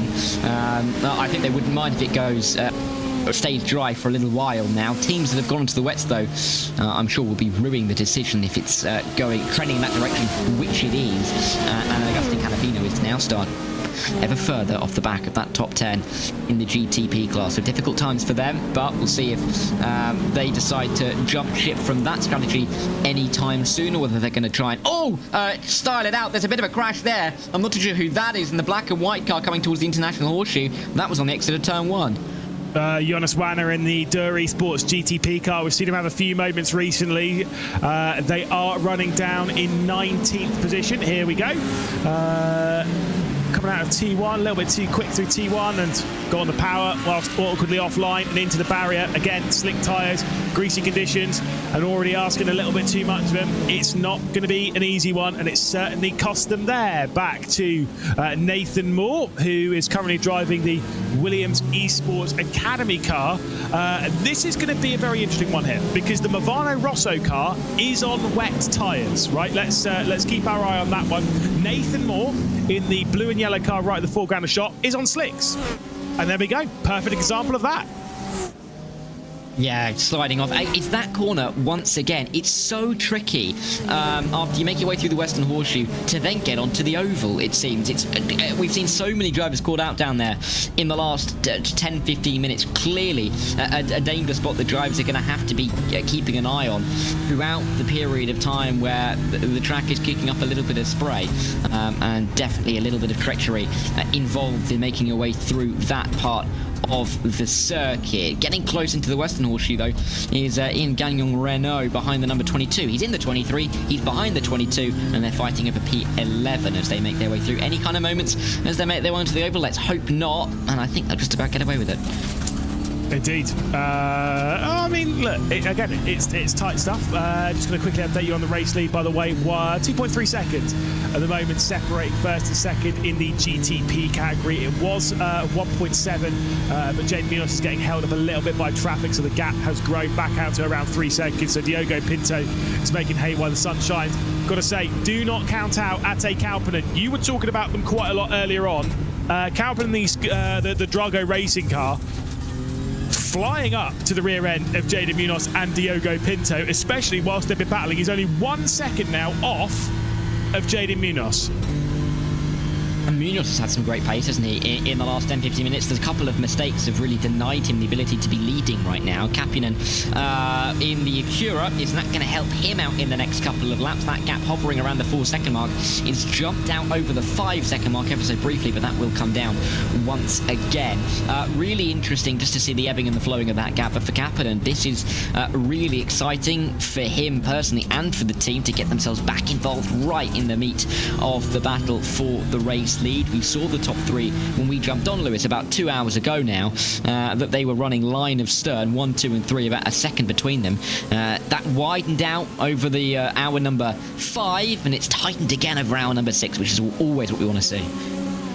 Let's do a lap time check between the highest placed driver, highest placed team, and of course the highest placed team on the wet weather tyres. So slicks versus wets, let's talk about it. Augustin Canapino, Solpec Precision, wet tyres, the highest placed of them in the GTP category. At the moment, running a 1 minute 39.5. Race leaders, Diogo Pinto, 1 minute 36.1. Confirmation too early for the wet tyres. And sure, that band of heavier rain is on its way, but it's still maybe 5 minutes away. It's still time away. If you're on the wets now, it's not the right strategy. Needed to have waited, needed to have been more patient, like our race leaders, like the drivers battling it up towards the front. But that's easier said and so difficult to do. How do you be patient when you've got no grip and you keep going off down at 10.6? This is going to be an interesting comparison. Here is Grania trying to come through in the 04 on the wet weather tyres for the time being. Not really having too much pace through the opening couple of corners, but of course, being in the being in the GTP, you'd expect maybe a little bit more pace through the opening sector. And clearly, there's a bit of a pace disadvantage, whether that be damage, whether that just be the tyres. Difficult to really say, but a last lap time of 140 is not where they need to be. That's a good 4 or 5 seconds slower than what some of the leaders are doing. Someone's asking about the tyre wear in Calgary. Realistically speaking, by the way, because of how the pit stops are, they change tyres every stop because you do fuel and tyres at the same time, which Arjuna and I will complaining about. And you, and maybe you'll chuck into it, I don't know. I hate the fact that we do fuel and tyres at the same time. Absolutely despise it, because it means that there's no strategy on like when you're taking tyres. We've had so many interesting strategies where people have taken some tyres. Here's the BS Sunset car. Woo, that's a big one. That is a big one for BS Sunset, and that is a huge crash into the barrier for Thomas de Boonley. Whoops. But yeah, they change tyres every stop. So tyre wear is not really a factor we ever really talk about. We are mostly focused on fuel mileage here. So that's how it is. By the way, that's not a thing against iRacing. That's the rules as to what we're running at in IMSA. That's just the modern rules. It is fuel and tyres at the same time. Like it or not. Yeah, and that's how the teams are playing it. Yeah, it would create a little bit more strategy if there was a slight difference between them, but for the time being, there's nothing. Really interesting moments, though, now in the GTP. Munoz right to the back of Diogo Pinto. Kauppinen has come into the pit lane early. We've generally seen Diogo Pinto, the number 20 and the number 6 car, I should say, come into the pit lane at the same time, and Munoz and the Williams Esports Shield Blast car go the 1 lap longer. But this time, Drago Racing have come in maybe the 1 lap earlier, maybe the pit lap. We could see an extension of the lap from Team Redline in the 20. Going to be really interesting over the next couple of laps to see how this is played out.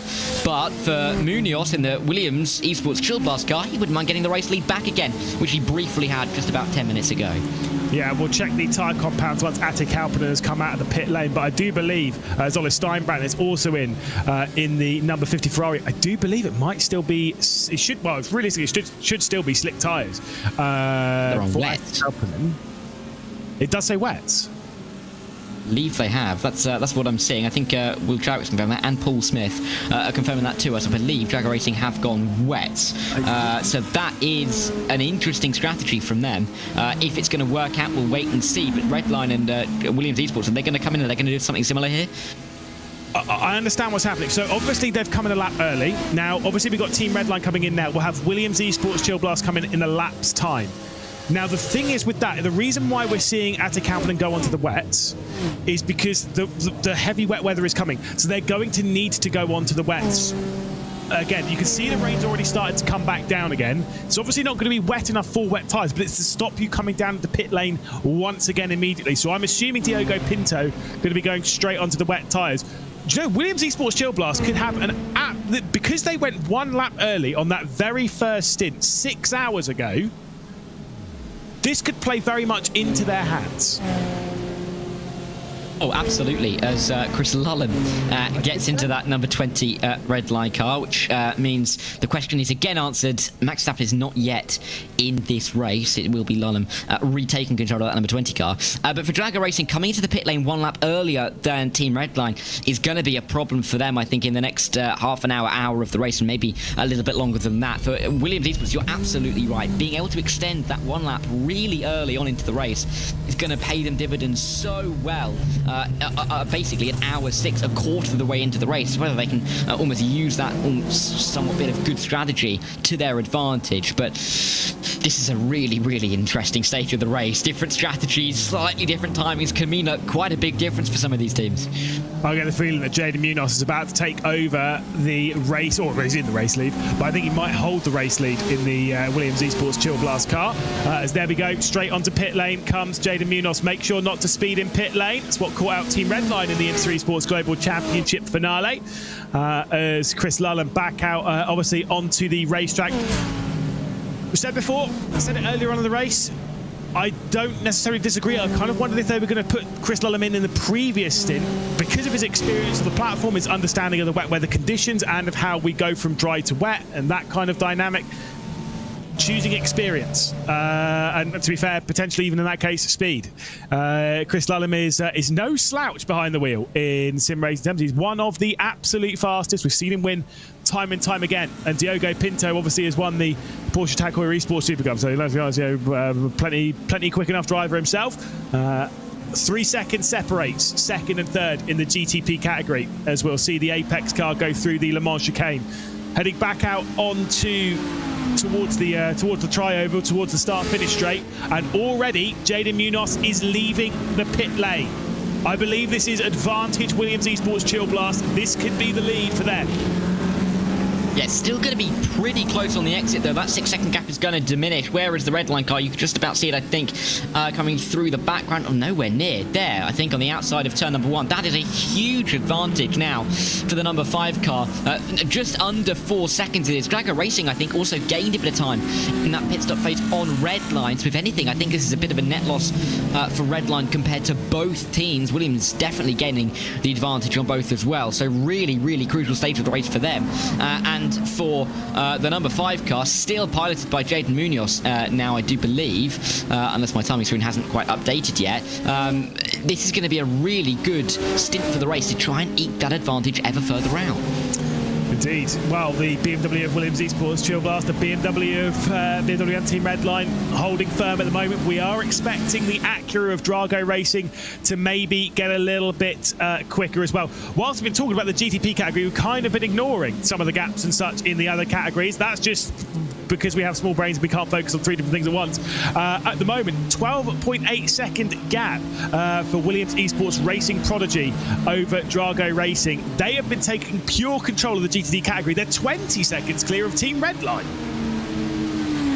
Yeah, incredible advantage that some of these teams have been able to build up, particularly in this kind of phase of the race. But Beckham just here in that GTD class doing an absolutely stellar job at the moment. And for Williams Esports Racing Prodigy, really does look like those Prodigies are really the real deal. Redline being left in the dust for the time being because, I mean, Gustavo Ariel and Sam Quieter, you wouldn't necessarily expect them to be left in the dust by any stretch of the imagination, but a 20-second gap being built up, especially with the two red lines, you'd think working together somewhat, that is a huge margin and incredibly impressive as well. This is an interesting call. This is very, very interesting because, like, you've kind of got to imagine if if that really heavy band of rain doesn't hit for another 10, 15 minutes, would it not have been better staying on the slick tyres and maybe trying to build that margin? But would you be able to build that margin, and is that worth the risk? You can see the rain's coming down. And basically, this is kind of one of those scenarios where there's no right call. Everything is kind of slightly a wrong call to its own degree. We are expecting again the rain to get a little bit heavier in the next sort of 10, maybe 15 minutes, and that rain should last for a fair while. So things are going to get tricky, things are going to get wet round here. I mean, it's fascinating, isn't it? And by the way, all of the categories are in this bit where everything's up in the air and no one really knows exactly what to do. Yeah, and teams are going this way and that. I think there's been a bit of a difference from some of the teams. Some have gone on to slicks. I think the 99 Apex GTP has gone on to slick tyres. So they have gone a different way, have gone to a different mentality in terms of where to go on the strategy than the leading three. Interesting as well, how much of a difference in the speed you get between the wets and the dry tyres. The number 20, when it was on that wet tyre while the number 5 was still on the slicks, was 12 kph down. On the Williams car, and that is a huge margin when you're at full throttle for such a long time around the lap. That is an absolutely huge amount of time, and it's almost like you're standing still, and you just see a car go past, much the same way that you'll see a car go past when you're driving on the motorway. It really is a huge difference, and that is why there's such a big advantage for the 5. Here comes a little bit of look to the inside. Ian Gagnon Renault trying to get past Bell City, but cannot do it down into turn 1. Sits behind, 3 seconds down the road is the SimRC Adam Isaacson. So, yeah, there's a little bit to fight for in all this. Again, just to clarify, these are all on slick tyres. I believe the entirety of the GTD category, with maybe a couple of exceptions from those that might have stopped a little bit earlier, pretty much the entirety of the GTD category is running around on the slick tyres at the moment. They remain on the slicks, and the reason why the GTPs have gone onto the wets is because it fell into their pit window. They were forced onto the less ideal tyre. Jaden Munoz has got a 10-second lead now. Incredible, really. I mean, he's been out there for how many laps? 3, 4, and that advantage has just been extended lap after lap. 2 seconds on the last lap. Yeah, and I'm just sorry, ladies and gents, for us not picking up on this. Do you want to know why? Have we brought this up yet? I'd love to know why. What type of bounty on? Oh, they're on slicks, aren't they? They are on slicks. Race leader Jaden Munoz is on slick tyres. We thought it was going to be a slam dunk they're going on to wets. Sorry about that, because obviously everyone else had gone on to the wets. We thought they were going to do the same thing because they were pitting later than everyone else. They've stayed on slick tyres. That's why the margin is being pulled out so rapidly. 12 seconds is the margin. They are trying to pull a pit stop before the rain gets too heavy. The last lap from them, 1:33.2. The last lap time from Lulham, 1:37.2. 4 seconds faster on the previous rotation of this circuit. But they are in a race against not only the other drivers in the field, but they are in a race against time and the weather as well. It's brave if you want to pull a full pit stop here at Daytona on some of your competitors that are right at the top of their game as well. This strategy, for the time being, working out for Williams, but will it continue? We'll have to wait and see. Going through is the GTP. Oh, it is the Chill Blast car on a fellow Williams car as they work their way around the banking, and to an extent that is somewhat of the difference between tyres and between classes, as we can see the tyre choices in the LMP2. A few of them are on wets, the majority though, Lewis, sticking on the dries, and for the time being that feels like it's the better call right now. Yeah, indeed. It's again, it is right now, but will it be in 10 minutes time? Will it be in 5 minutes time? That's the important bit. We just don't know. We're still in this sort of light band of rain. If it lasts for another 10 or so minutes, the slick tyres might, like Jaden Munoz might have pulled out a large enough margin before it gets too wet. The thing is, I'm going to say it now, I don't think he's going to do it. I don't think he's going to pull out a large enough margin. I think he's going to have to come in and go to wets and then be behind. That said, those drivers that are on the wet tyres right now surely they are overheating them and burning them out. And once the rain gets heavier, they are not going to be in the ideal working window. I don't know for sure, but surely that's the case. I think that would be the general thought process at this point in time, and I think we may see the likes of Drago and Redline maybe start to suffer from the decisions that they have started to make. We're still yet to see, though, how the tyre decisions are going to impact if and when the next heavier band of rain comes through. That will shake it up once again, and then you'd expect the dry running Williams to fall back, and will fall back towards them somewhat if they don't come into the pit lane. But that really is the trade-off. You can see the Williams car, the only GTP in the top 4 on those dry tyres, and there's only one other inside the top 6 in Solcombe, maybe even inside the top 10 as well. So really interesting to see how Williams have gone on the strategy. It's different from the rest. At the moment, it looks like it could be the better strategy.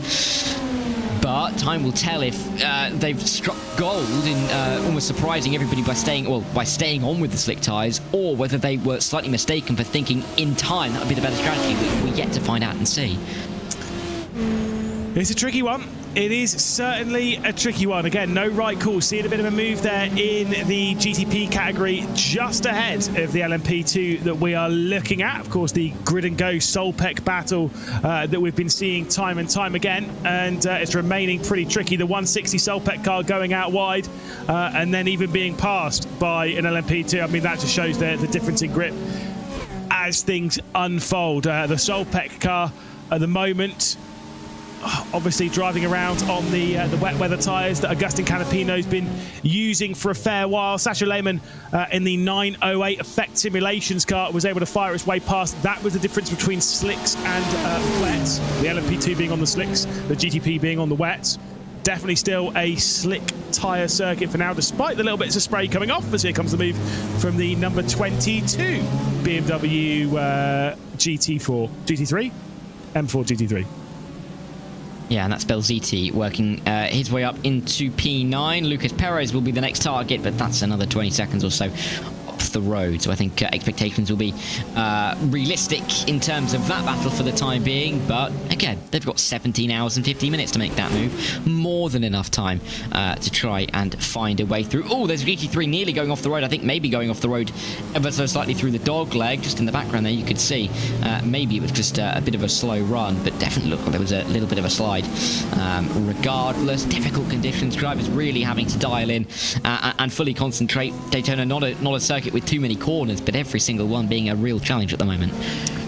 Indeed. Again, the gap for the race lead now 30 seconds, but just to remind you, if you're just jumping in, race leader Jaden Munoz on the slick tyres at the moment. The rest of the GTP category for the most part running around on the wet tyres at the moment. This is allowing the Williams Esports Chill Blast car to run away, but with heavier rain on the horizon, we are expecting another pit stop to come in from Williams Esports Chill Blast, just dependent on how the tyres will be on the rest of the GTP contingent as to whether this one's going to work out for Jaden Munoz. Updates on the lap times. Chris Lullen behind the wheel of the BMW M Team Redline car. Previous lap time was a 1 minute 38.5. The last lap time for Jaden Munoz, 1 minute 31.9. Across the line this time by 33.8. Seconds faster a lap.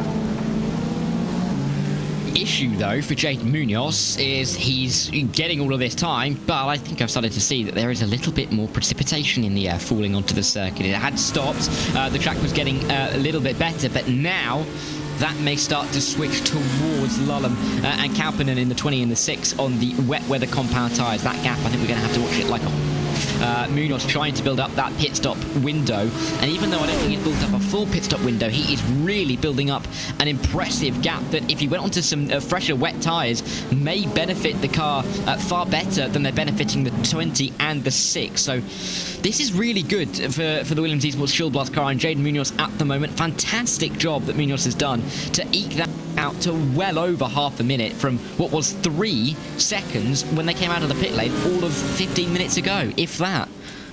Yeah, and just remember, that the wet tyres that he'll go on, obviously they're going to be in better condition because they're going to be brand new. Fascinating scenes. The amount of laps, by the way, it's been 7 laps. It'll be 8 laps on the completion of this one that Jaden Munoz has been running around on these slick tyres versus the wet tyres of everyone else. So he's pulled out a 38-second gap in 8 laps. That surely tells you enough about the difference in conditions tyre-wise. The more I look at it, the more I think about it. I mean, I was literally saying 4 laps ago, I don't see it happening, and now all I can see is, well, Williams Esports Chill Blast have made the right call. And this is what I said, is no call is really like necessarily the right call or the wrong call. Everything has its negatives until Williams come along and make the exact right call and absolutely dominate. Yeah, and Williams really do look like they have nailed it for the time being. Not necessarily in a part of the race that we would have expected big strategy differentials, but with 17 hours 50 or 45 minutes to go, that's where we find ourselves. It was really good to see teams and drivers not all going for the same strategy, creating these little conversations about what's the better way to go, and really the conversations becoming reality of Williams Esports risking it to go, or you could say risking it to go into this thing, knowing that the rain is likely to fall and heavier soon, but pulling out that 40-second gap really is impressive. Maybe not something the likes of Redline or Drago Racing were expecting, and with every passing lap they have started ruining their decision more and more as Williams Esports Shield Blast now put by the end of the lap, I reckon, will have put pretty much half of a lap on Redline. Absolutely incredible. Michael Preston and the engineering teams behind the scenes at Williams probably sat back, big smile on the face as things are looking really good for Jaden Munoz in the GTP category. But look at the tower on the left-hand side of your screen. GTP leader, Williams Esports Chill Blast. LMP2 leader, Williams Esports Academy. GTD leader, Williams Esports Racing Prodigy. We said at the start of the broadcast that this event, it used to be owned by Coanda. They used to dominate round here. They're not in action today, but since this GTP era started, it's basically starting to look like it's become under the ownership of Williams, and that ownership is looking to continue. 6 hours, 15 minutes down and a 45-second lead at the head of the GTP category. But that is what is heading this way. Heavier rain, like you've been talking about. It is about to hit the circuit, and it is about to get into very wet weather conditions. Another driver to give a shout out, by the way, you were talking about it, Apex Racing team. They were the other ones to stay on the slick tyres, and I believe it is still Marcus Soholm behind the wheel, up to 5th position in the GTP category, but still a lap down.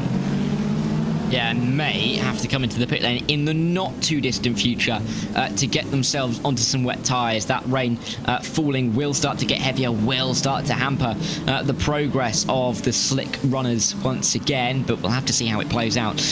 Generally, we're seeing pit stops take a minute in the pit lane. So I think Williams Esports Chill Blaster are probably about a minute off when you consider the pit lane exit is quite a long one where you're losing time there anyway, but they are definitely going to be in contention. Much fresher, much healthier looking wet weather tyres that they will likely go onto, and still that gap increasing all the time. 49 seconds now for Williams Esports Chill Blast, and will continue to increase all the way around the banking, you would expect, with the nature of the car being, well, with the dry tyres being faster on the car than the wet tyres as a rule. So really looking good for Williams Esports Chill Blast. Remember how we were talking as well, how all 3 leading battles were well under 5 seconds? All 3 well over 15 seconds, and now a combined 1.5 minutes between all the leading battles. Yeah, it's crazy, isn't it? That's just how things chop and change so quickly around these kinds of races. I do remember as well that in the other categories, not being the kind of the big up in the air strategy quite as much. Fiercely forward red, big off down at T1. It's going to hit the barrier, maybe. Oh no, to be fair, they turned out about early enough.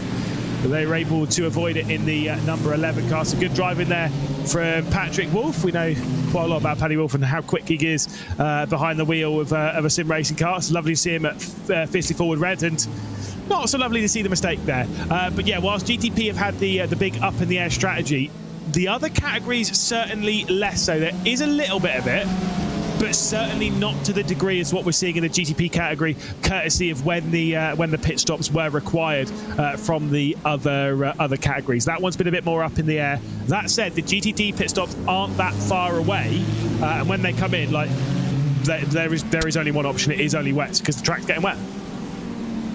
Yeah, I mean, I wonder if anybody will try and brave it, seeing what's happened to Williams, but they should surely know that the track will be getting wetter. I think the slicks are now getting slower than the wet tyres. It's definitely the crossover regardless. That gap now 51.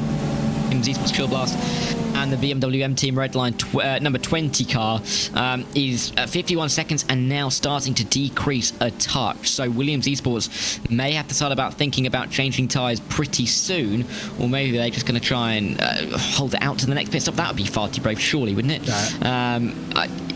They must come in for a pit stop to change their tyres, and they should be right back in the leading battle again once they do. Yeah, no, they've definitely got to stop. I think you're absolutely right. Yeah, I think the transition has been now. I do believe that Jaden Munoz and the Williams Esports Chill Blast car, they need to come into pit lane this lap. Last lap time from him, we were saying about like the 138s, 139s, that's where the kind of wet tyres are running. Well, Jaden Munoz on the last lap time, 137.2, slightly faster, but I believe this lap time will be slower than the wet tyres. So I kind of think it's now or never for the Williams Esports Chill Blast car. And it might require a trip down onto pit lane. But that said, I am not a race engineer. I am not behind the team of Williams. We'll have to wait and see. But you can see there, the last 3 laps, they've been getting slower and slower because the rain has been getting heavier and heavier. The classification in-game is still lightly wet. I think that's about to change. Yeah, and is Jaden Munoz position in the lead about to change? The answer is no, going to stay out one more time at least. I mean, the gap is increased up to 53 to Chris Lullum in that number 20 car. So it is still looking like it's a little bit faster on the slick tyres, ever so slightly. In the Williams, at least, may not be the rule across the field, but Munoz is able to find a little bit more time than others, it seems, in the little phase of the race. The question is, how much does he risk? Because that lap could have been a perfect time to come into the pit lane, with this lap possibly being an inopportune moment as the Chill Blast car gets through on one of the Redline GTDs. Yeah, Sam Coiter there. You had Martin Kadlachik as well, who was just off the road. Speaking of off the road, whoa, that was a bit of a moment there from Jaden Munoz going through the dog leg. Just out a little bit wide, couldn't get it down to the apex and had a bit of a slide going through the dog leg, was able to bring it back onto the race line. Obviously got a bit of dirtier tyres, so got to be careful for the next couple of corners. The gap remains around 50 seconds. It's holding it around 50. I mean, look, we're at that crossover point. I will say, though, in all my years of commentating on the iRacing Daytona 24 hours, I say as if I've been doing it for 10 years, I've been doing it for 4. Jaden Munoz's stint here is up there. I wouldn't say it's the best stint I've ever seen, but it is up there with one of them. I cannot recall many stints that have been better than this from Jaden Munoz. Yeah, incredible from the number 5 driver. He just 51 seconds pulled. I know he has that inherent advantage by being on the faster tyre, but just to get the lap times in, to negotiate the traffic with absolute ease, and to put so much pressure on teams that seemingly went for the generic strategy, went for the somewhat more general agreement in terms of the strategy for the 20 and for the 6. Munoz, though, now down into pit lane. I think he's following the Williams Academy onto the wets a couple of laps ago, maybe just last lap, but Munoz now into the pit lane in the number 5 will surely lose the lead, but not by a great deal, and with tyres on the car that are going to be looking pretty racy pretty quickly. What a fascinating time to be here in the 2025 iRacing Daytona 24 hour. Had a couple of GTDs also into the pit lane. They are taking the call to move on to the wet weather tyres as well. I believe the LMP2s will also come in. Got Williams Esports Academy going through the Le Mans chicane now. Jaden Munoz rolling off of pit lane. And you know what? It's still going to comfortably be the race lead. Here comes Chris Lullum onto the tri-oval. Williams Esports Chill Blast have played an absolute blinder on the field and remain an 8-second lead on fresher, wet tyres. That is wild. Absolutely incredible. I mean, Munoz with, as you said, one of the stints that I think we've ever seen in the Daytona 24. Lullum fighting his way through traffic, losing more time in doing so. Of course, Munoz will have to warm those tyres up with the wet weather tyres, getting the temperature in being somewhat difficult, especially in the first couple of laps. But that's not going to lose him 8 seconds worth of time. Munoz will surely, without big mistakes, hold the lead here ahead of Redline and of Drago Racing. And what a stint. What a stint it's been. Heusingfeld haven't quite had the same kind of caliber of stint. That almost looked like some kind of tech failure there. Just a complete lack of grip. Just had that from the race leaders in the LMP2 category as well. I've just seen it down, I believe it might have been turn 6, the one that's been very awkward. Our race leaders in LMP2 have just been off the road. They came to a halt, had to stick it in reverse and had to get back going again. This is what happened. It's down into that awkward corner we've been talking about quite a few times. Just did not have the grip to slow it down off the racing line. Got it back onto the circuit. Pretty quickly for Quenza, so not the biggest time loss, but how many times have we seen cars now go deep down there and misjudge the braking zone? So easy to do at the moment, but even so, the 16 holds a 45-second lead over the 18 of Balázs Pála, so definitely still good news for the number 16 Williams car in the LMP2s, just maybe a couple of hiccups that they could have done without at this stage of the race. Indeed, and you can see there on the left-hand side, GTDs, by the way, have all been into the pit lane. Beckham just see has a 13-second lead in the GTD category. I believe this will be a, well, I was going to say it's going to be big for the 18 and LMP2. The 18's not stopped, the 16's not stopped. There goes Williams Esports Chill Blast straight around the outside. That was a bit sketchy as well, as the Academy car also finds its way past this battle in the GTD category. I'm trying to work out. So the top two in LMP2 have not stopped for wets. They still remain on the slick tyres. WSR Esports Abruzzi, Romanelli has been in for wet tyres. So third place in LMP2 is on the wets. Yeah, let's see what Romanelli can do there. I think also that Quenza in the lead of the LMP2 has lost a little bit more time to Balázs Pála, down to 36. Maybe just a bit of a symptom of the spin that we saw just a minute or two ago, but looking still difficult for those guys as we see a bit of a melee. Oh, in towards the Le Mans chicane. That looked far closer from this camera angle than it probably did down inside of the cockpits there, but still a real crossover there between some of the GTPs and the GTDs in these wet weather conditions, when it's already tricky enough to gauge exactly how fast the slower cars are going to be going into some high-speed sections of the lap. In the wet weather conditions, it's even more tricky to judge. Indeed. Like I say, it is. I mean, look, we were talking about the little bit of spray earlier on. Spray's being kicked up a little bit more now. And again, this rain's going to remain this heavy for a little while. It's now, it's still lightly wet apparently, but it's definitely getting more. That is for sure. The rain is coming down a little bit heavier. The expectation is that rain to some degree will last all the way up to about 11:15 in game. It is currently 8:30, so we're expecting rain probably for another 2.5 to 3 hours to some degree. Won't be this heavy the entire time. It is going to chop and change, probably lighting up a fair amount, but we are going to get a fair amount of rain. What on earth just happened to our race leaders? They were trying to come into pit lane. Race leaders in LMP2 going for a massive spin.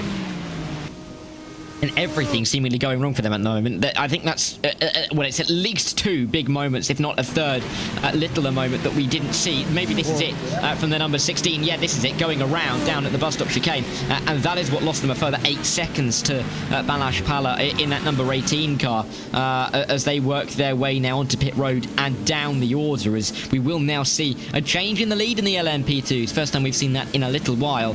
And Balázs Pála now takes up the mantle. But Balázs Pála is also on, as far as I am aware, Balázs Pála is on the slick tyres still, which is interesting. That was what was causing the problem for Kunze there, who we were on board with, looking at the Williams Esports Academy car. They were on the slick tyres, and that was what was causing the problems. Pála remains out and is really trying to become a Hungarian superstar, but then the WSR Esports Abruzzi team are on the wets. I think Romanelli's going to fancy his chances here of getting that 2-2-3 into the race lead. I mean, last couple of lap times that we've seen from these guys suggest that there's not much to split them. Only 4 tenths between them last time around in favour of Romanelli in that WSR Esports Abruzzi car. So there's not too much to separate them, but it's not to say that that gap can continue closing. Difficult to also judge exactly how much rain is falling onto the circuit, whether that kind of pace will ebb and flow for drivers on the wet tyres just based on how much precipitation is still on the circuit and on the racing line. But yeah, really difficult to judge at the moment, and difficult to see some of these cars as they work their way through some of this spray. Just going to get an update, by the way, on the number 18 Balázs Pala. Getting a couple of notes. Obviously, I'm registering them as on slicks. Everyone else is registering them as on wets, and based on the times, let's simplify this a little bit. They're definitely on the wets. That makes a lot more sense. So Balázs Pala definitely on the wet tyres at the head of the LMP2 field. So we'll have that one confirmed. It's just, again, some of the bugs that need to be taken out. Not on mine, just on mine.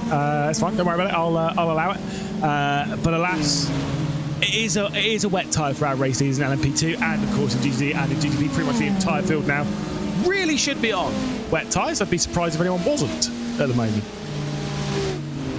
Yeah, it'd be brave not being wet tyres right now. Definitely so, because the amount of spray being kicked up really does illustrate the point that the track is getting too damp just to stay out on some slick tyres. We saw it just about work at the crossover phase, but after that, really clearly, the wet tyres are the way to go. Slick tyres almost just a prayer, just a hope against hope. Maybe we could make it work towards the end of wet weather phase, but it's just not going to happen that way. Roland Alfredson, not alone for this Daytona 24 as he was for the Nürburgring 24 last year, nearly going wide of the dogleg, sticking in behind in P6 and trying to fight for P5 in the GTP category, and it's getting pretty close to the Western Horseshoe. Yeah, like I say, just getting the note. All drivers, as expected, but just to confirm for everyone sat at home, in case you think anyone's a bit weird, all drivers confirmed as being on wet tyres. It is expected, but just so we're all well aware. So everything is settled. 6 hours and 30 minutes left to go. Rain is in the air. I mean, this race always delivers some form of excitement, doesn't it? I mean, absolutely wild. A 7.7 second lead, though, for Williams Esports Chill Blast in the GTP category. It's holding firm with BMW M Team Redline. Got to say, very impressive from Lulham at the moment, who's been on those tyres for a while. And let's be honest, in not ideal conditions, those tyres, he's probably worn them down quite far. Still running at some decent pace. Losing a bit of time now, but that was because of lap traffic. But still holding firm. Yeah, and this is getting a little bit chaotic, isn't it? Down towards start-finish, straight couple of, I think that's a GTP through an LMP2, and who is also coming through a GTD on the way down in towards turn number 1. We'll see Lulham just about making through inside of the 005 grid and go-kart and have a little bit of calm through the little chicane at 2 and 3 and into the International Horseshoe. Still 9 seconds off the back. The Williams Esports Chill Blast car. Got a fellow Williams car to put a lap on next, but still a little bit of time to try and compose the thoughts. The gap between Redline and Dragger Racing not really shifting at all since we saw the pit stops occur about, 30, maybe even 40 minutes ago to see the Redline and the Dragger Racing car go onto the wet weather tyres. And as it is, it stayed pretty stagnant, which is interesting because you'd think in these kind of conditions it would ebb and flow quite dramatically. By the way, no wonder Lulham lost about a second on the previous lap. Did you see how many cars he had to come through? We saw the army of cars in the background going through the dogleg. I mean, no wonder you've lost a second or so, and then continues to lose a little bit, being stuck behind the Williams Esports Academy car as well. So, not ideal, but it's fine. It is what it is. There's a bit of blinking there for the Williams Esports Academy as well. That's not going to really help the concentration for Lulham working his way through the Le Mans chicane. Yeah, and London doing a good job for the time being. I'm not too sure what the mood will be like down at Redline at the moment. Of course, losing out on the lead and seemingly losing time continuously to that Williams Esports Shield Blast car. Clearly, the strategy was not nailed, at least in this part of the race. Still 17.5 hours to go, and a 10-second gap really is meaningless with that kind of time remaining. But even so, really interesting to see how that one is going to play out, particularly when it starts to, if it starts to dry in about 3 to 4 hours time. So it's why we love endurance racing. We can keep an eye on this for hours into the future, and we don't exactly know how it's going to go. We do know that we're going to see a move from the Williams Esports Academy LMP2 car. Had its own struggles throughout the race, but it's ahead of the 50 forward pink car and back up into the podium spots. Yeah, indeed. I mean, we're all getting a little bit sketchy here, working our way behind the Dura Esports car. Williams Esports Academy to the inside. This is not going to end well. My goodness, how have they got through that without any major dramas? Obviously, this is the battle a little bit further down, third position, I believe it is. Williams Esports Academy against the fiercely forward pink car. That was dicey in the final step for the podium. Yeah, but to be fair, I think most of the moves being made at the moment are going to feel a little bit dicey with the conditions that are that we are feeling, but that was particularly treacherous as they made their way through. Maybe we'll come back on Laubish, but he's going to get cut off towards the apron, as you would expect. I think it would be difficult to make a move through there, and difficult to see a move happen down into the long chicanes with 3 wide up to the top of the banking, but no concern there. Not quite the 4 wide that we saw at Turn 1 in the opening 10-15 minutes of the race. Here comes a bit of a look to the inside of the long chicane. Obviously wasn't alongside, so manages to back out of that one nicely, but fiercely forward pink feeling the pressure at the moment. Nicholas Laubish, I mean, you got to say the Williams Esports Academy car is looking faster at the moment, and I would say relatively comfortably so. We know that Williams Esports Academy car was running at the race lead a little bit earlier on in the race. At the moment, it's looking like applying that pressure, but just cannot completely find the move to the outside, going down to turn 1, back for third position in LMP2, fiercely forward to the inside. Once again, a move to the outside coming in, though, this time from Williams Esports Academy. Bit of a lock of the rear brakes, manages to hold the car. That was brave. Yeah, and it really shows how risky it is to take that really wide line into turn number 1. Inside line, maybe at the International Horseshoe. Not going to work out for the 16, but maybe just almost scaring fiercely forward pink off the racing line, and will have a shout around the outside of the dogleg. The traffic is not going to help them, and they're going to have to sit and wait in behind and not be able to make the move into the dogleg. Anything happening into the Western Horseshoe, they're going to have to make their way through on the GTD into the Western Horseshoe. They're not even going to be able to do that because the GTP is coming around the outside, and they have lost well over a second. They're disaster really in the mini battle. Laubish is going to feel a little bit more safe than he did a minute ago. Yeah, it was the CrowdStrike car getting to the outside, and it was the PGZ P1Docs.com car that was just sat directly ahead, and Queensland was not able to do anything with that Williams Esports Academy car. Had to sit behind, had to be patient, but realistically didn't do anything too silly. So at least there is that. This is the race lead though in GTD. Beck and Jasir behind the wheel of the Williams Esports Racing Prodigy car. 17.5 seconds clear at the moment from Nicholas Matteo in what we've been told is not the ideal car for these wet weather conditions. That's not my information. It's not much to say. It's what we've been told. Not the ideal car for these wet weather conditions. Looking pretty good on the gap though. I don't know about you. 17 seconds over the 69 car. Of course, that one is another BMW M4 GT3. And then 25 seconds over Team Redline and the Audi R8. Wow. I think the only concern at the moment would be for Beckham Jasir in the number 1, that in the last few laps, you have seen Gustavo Ariel in that P3 171 Team Redline car catch a few tenths each lap.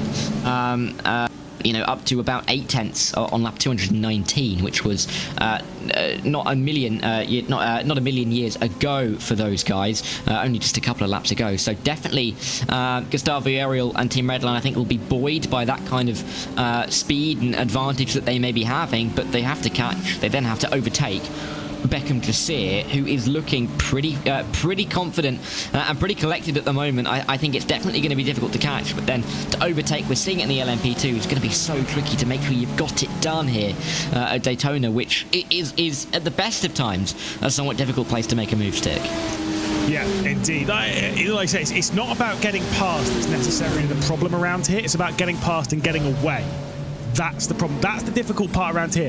That's where you see a lot of groups where they just kind of stick together for ages because they get past and then are unable to kind of stamp their foot on that gap, give themselves a 1 second lead, and then run away into the distance. That just doesn't really happen. It's super hard to do around here, especially with a slipstream. That said, it'll be easier to do in the wet weather conditions that we currently have. So. Maybe for some people it's a now or never type vibe. Yeah, and I think that's definitely the feeling, which seems crazy if you're thinking about things being now or never, considering you've got 17 hours and 22 minutes before the checkered flag starts to fly. But that is will be some of the feelings in some of the cars, as there's a little bit of flickering going on with that Williams car as it continues to appear and disappear, and that is not going to necessarily please the team in behind that number 21 car, who is just trying to find a way around the outside, and Cowlarts is just trying to keep himself out of trouble. Sometimes doesn't know where that fellow car is in the number 26 Williams Esports Academy car. Yep, it's Salisbury's finest. John Bennett behind the wheel of the Williams Esports Academy, one of their two cars. I mean, there you go. You get a perfect view, or lack thereof, running down into the Le Mans chicane. Try and pick your way through that. That is not easy to do. And like you say, once again, dropping out and dropping back in. John Bennett back into the race, and nearly with the second lead. Not easy to navigate. I mean, you're just getting that vibe as to how hard it is to drive through this spray. You've got to have such awareness as to where everything is. You're constantly looking at your relative to work out roughly the distance between all the cars, and in case anything spots you out, and then you're just looking for any form of clean air to spot your brake marks. It's tough. I think one thing that should be mentioned as well, as Cowlarts is going to get to the inside and ahead of the GTD. One thing that should be mentioned with the conditions that we are seeing is that it's going to be much more difficult down in towards the Le Mans chicane than it is in the real world now, and I think that's definitely an advantage that iRacing has over reality, is that Le Mans chicane now. I'm sure you've seen that, Lewis, where they have mown or just completely taken away all the grass down at the Le Mans chicane. Looks a lot better, I think, here in iRacing. Oh yeah, no, I distinctly remember when I saw that. Obviously, turn to tarmac, and I understand there is a bit of a safety thing for obviously the Daytona 500 for when NASCAR comes here, because it is quite dangerous having grass. That's what you dig into, but can cause flips, etc. We've obviously seen that a fair few times, but it does look worse. And I'm only here for aesthetics. That's why I look so good, right? Yeah. Okay. Oh, yeah. Fair enough. No, it's all good. I seem to remember also at the Esports World Cup when you put on the BS competition scarf. I think you commented, quote, "I look good." I think that was probably the peak of your powers in that regard. Definitely. That's that. It works. It's fine. You just got to commit to the part. Alas, no. It's fine. We'll move on from this topic. Otherwise, we're going to dig ourselves a very big hole, and it's not going to be a good one. You can see a little bit of lap traffic again, still ahead of this group. This is the battle, of course, for what is now 11th position in class, because I think the Solpec car has been in pit lane. What has happened to Agustin Canapino? The Solpec car is in pit lane. The Scuderia Ferrari HP Esports car is in pit lane. Graham Carroll behind the wheel. I think that's just for a normal pit stop. Well, maybe not. But the Solpec Precision Racing car has had a crash, and it's a big one at the Le Mans chicane. Here it is then. Let's see. That rear end's going. That rear end's not finding anything other than the barrier, and that is a flip and a half, and another half of the flip. That's two full flips, in fact, if you add all of that together. And that Solpec Precision Racing car is not going to be looking too fancy anymore, I think it's fair to say. We give it a salute and we say goodbye. That car most likely will not be returning to the circuit anytime soon. Daniel Ferguson and the WSR Esports bucket car. That was close to being something a bit more major. Let's give a shout out. Whoa! The fiercely forward silver car being sent to the barrier, I think, by BS Competition. That might have just been themselves, to be perfectly honest. Knowing these conditions, you just never really know. The replay machine being fired up on all cylinders and needing to do so, courtesy of the conditions. We were giving a shout out to the excellent stint from Jaden Munoz a little bit earlier on. I know someone said that it was about, tyre conditions or, being on the right tyres. I don't care. It was a good stint in really tricky conditions, so have it.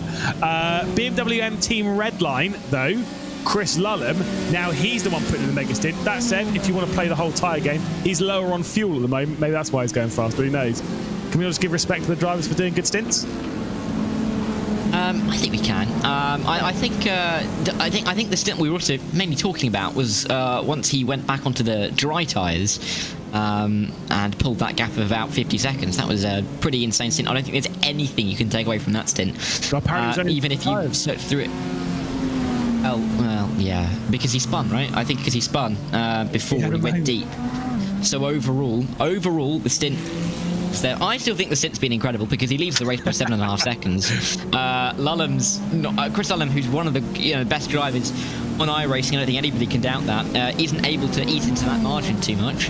And I think they're on the same tyres now, I believe, unless I'm mistaken. It's just age. It's just the fact that the Williams Esports Chill Blast car, those tyres are much newer. However, the car is much heavier.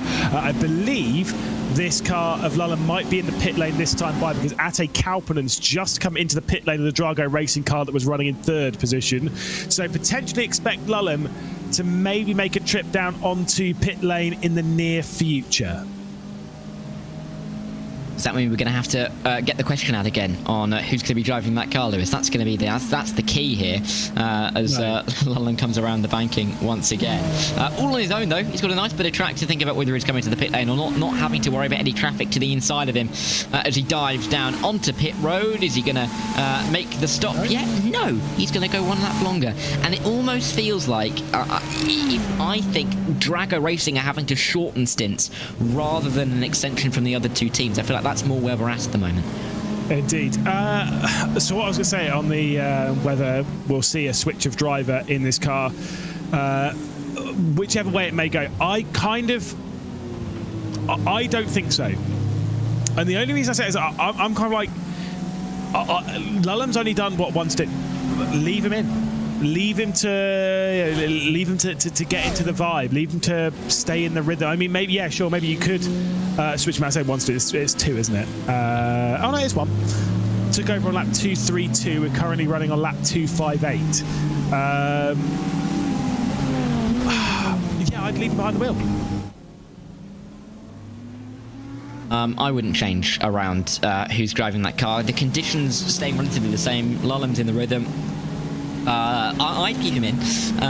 Keep Max in the back pocket for a little while. We don't know when he'll be in the car just yet, but Lullum doing a fantastic job, as he always does, for the team Redline. Number 20 this time for him. We'll see if he comes into the pit lane this time around as he jukes and dives his way through time in his stint. Will it be for the last time before he comes into the pit lane at least? All is about to be revealed.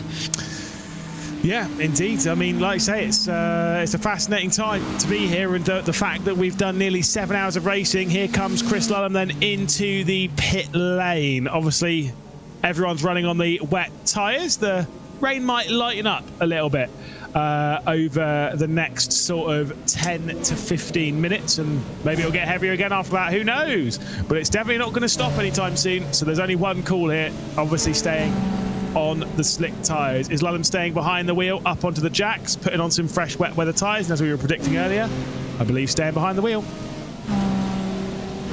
And staying where he is, no disappearing of the car to insinuate that someone new is getting in. And Lullum will be coming out of the pit lane in the not too distant future. No surprise to see that Munoz has gone around one more time. We'd expect him to come in this lap, but Lullum, let's see if he could do anything on a slight undercut in the number 20 car. It's not really worked out on the undercut by the one lap so far across the race, but with these differing conditions, things can start to change around. Fresher tyres ever so slightly may work out well for him, but we will have to see. Still in the pit box as he gets out. I was waiting for that because the pit stops we're seeing are around that 40-42 second mark. do remember, as you said, as much as you just said about Jaden Munoz maybe coming into the pit lane this lap, that would have been pre-wet weather. Obviously, do remember that car is now way off strategy. They only pitted 15 laps ago. Ooh. And that is a bit of a squeeze as well on the rejoin to the circuit for Chris Lulham. So straight back out and into the battlefield. Were they able to take fuel the last time with the number 5? Because the pit stop was only 23 seconds long. Oh, yeah, okay. That's fine then. That's where I... They might not have got a full tank. Yes, of course. Yes, yeah, exactly. They would have... Yeah, that makes complete sense. But it means that Lulham's almost fighting a shadow at the moment, doesn't it? That's the issue for him. Been there. No, like I said, it's kind of it's the way for Lulham and Redline right now. Is and this is again, this is done. This is not how every team will approach it. But honestly, the easiest thing to do at the moment is to kind of ignore the number 5 for a little bit, because they're the ones off strategy. They're the ones doing something a bit odd. Do what you're doing and do it as quick as you can. And because you like. It's not as if you can pull out a magic wand and then try something different right now that might make something work. Well, you can't do anything right now. So it's just drive as quick as you can around the circuit and then see where they end up once they've done a full pit stop again. Yeah, and that's the real... going to be having in terms of the strategy department and what they're going to be thinking about doing in the coming stops and hours. That may change though if Kapanen in the Drago racing car decides that he wants to take P2 off of Chris Lulham and Team Redline and make the move. He's in the Acura and he's on the outside line down into turn 1. Not going to work out this time around though, but definitely a much closer battle between these guys with the 2-lap undercut that we saw Drago Racing have over Redline. I wouldn't say that's going to benefit them throughout the rest of the race if they're going to end up having to take one extra pit stop than Redline, or whether they have to extend stints a little bit longer going deeper into the race. But for the time being, the battle is still nice and tight, and the P2 is up for conversation right now as we go towards the end of the 7th hour. Yeah, obviously pit stops up in the air in both GTP and a little bit in LMP2 as well. That is the order in GTD, and Team Redline 171 have caught up the Drago Racing 069. So the battle for second position in GTD is effectively on, as it is in GTP as well. BMW Redline versus Drago. Drago versus Team Redline. Other way round in the GTD category as the pressure's been applied the other side. There is the Audi R8 that we expect to go well in these wet weather conditions. It has been running faster than Williams Esports Racing Prodigy, and definitely faster than the Drago Racing car, but not really by a huge margin. It's been an epic stint at the moment from the 171 to close that margin down and to battle for second position with Gustavo Ariel. Yeah, and it has been incredibly impressive to see Ariel's pace at this stage of the race. The Audi may be faring a little bit better in these wet weather conditions, but he's closed the gap. He's put himself right onto the back of that Drago Racing 069. He's now going to make that move and make it stick. Going to be difficult to do. Turn 1's going to be, I think, the next opportunity in the mind of Gustavo Ariel as they work their way around the banking for what will be for them the 100 or 230th time, I should say. They've been going for quite some time in this race, and they're only just over a quarter of the way through, my dear. Indeed. I mean, look, this is the thing with endurance races. They're long, and you've got to be a bit more careful of timing. As Williams Esports Academy, the number 26 of John Bennett having a bit of a moment there down at turn 1, and I believe nearly collected the race leader in GTD. I'd want to see that one again. I think it was the Racing Prodigy Williams Esports car that's currently at the front of the GTD category. That probably wouldn't have gone down so well with the team. No. I think that's fair to say. I don't think there would have been very happy conversations ongoing there. I think dinner may have been eaten with a little bit of a sour taste in the mouth, that's for sure. As we continue to see this GTD battle for P2, better line for Gustavo Ariel, not having to deal with the traffic into turn 1. Any kind of send-on coming down into the International Horse, you've got to be careful though, because you've got a GTP through as well. Careful, you don't want to take out anybody and cause yourself too much of problems with race stewards, with anything like that. And for Gustavo Ariel, keeping his nose clean, but keeping his nose in P3, not exactly where he wants to be. I've just had another. So I've just been looking at John Bennett, who's just gone past a car, which I think is what I thought. I don't think it was the Williams Esports Racing Prodigy. I think it was the Falcon Sim Racing team. Lewis Woods behind the wheel. They've got the same kind of front end and then blue rear, similar-ish liveries. Although the Falcon is very, very distinct, but just similar in that colour palette. I think I might have been Lewis Woods that John Bennett got quite close to. So that would be that big defensive line coming in. Then from the Drago Racing car at the moment, heading back out onto the oval section, Nicholas Matteo, Gustavo Ariel all in battle. Matteo behind the wheel, of course, of the 069 Drago Racing BMW that's taking the defensive line coming down into the Le Mans chicane. As let's see the move to the outside. Gustavo Ariel is going to commit to it, but can he commit all the way through? Around the outside through the first part, bit of contact between the pair of them, going to push the the Audi offline ever so slightly.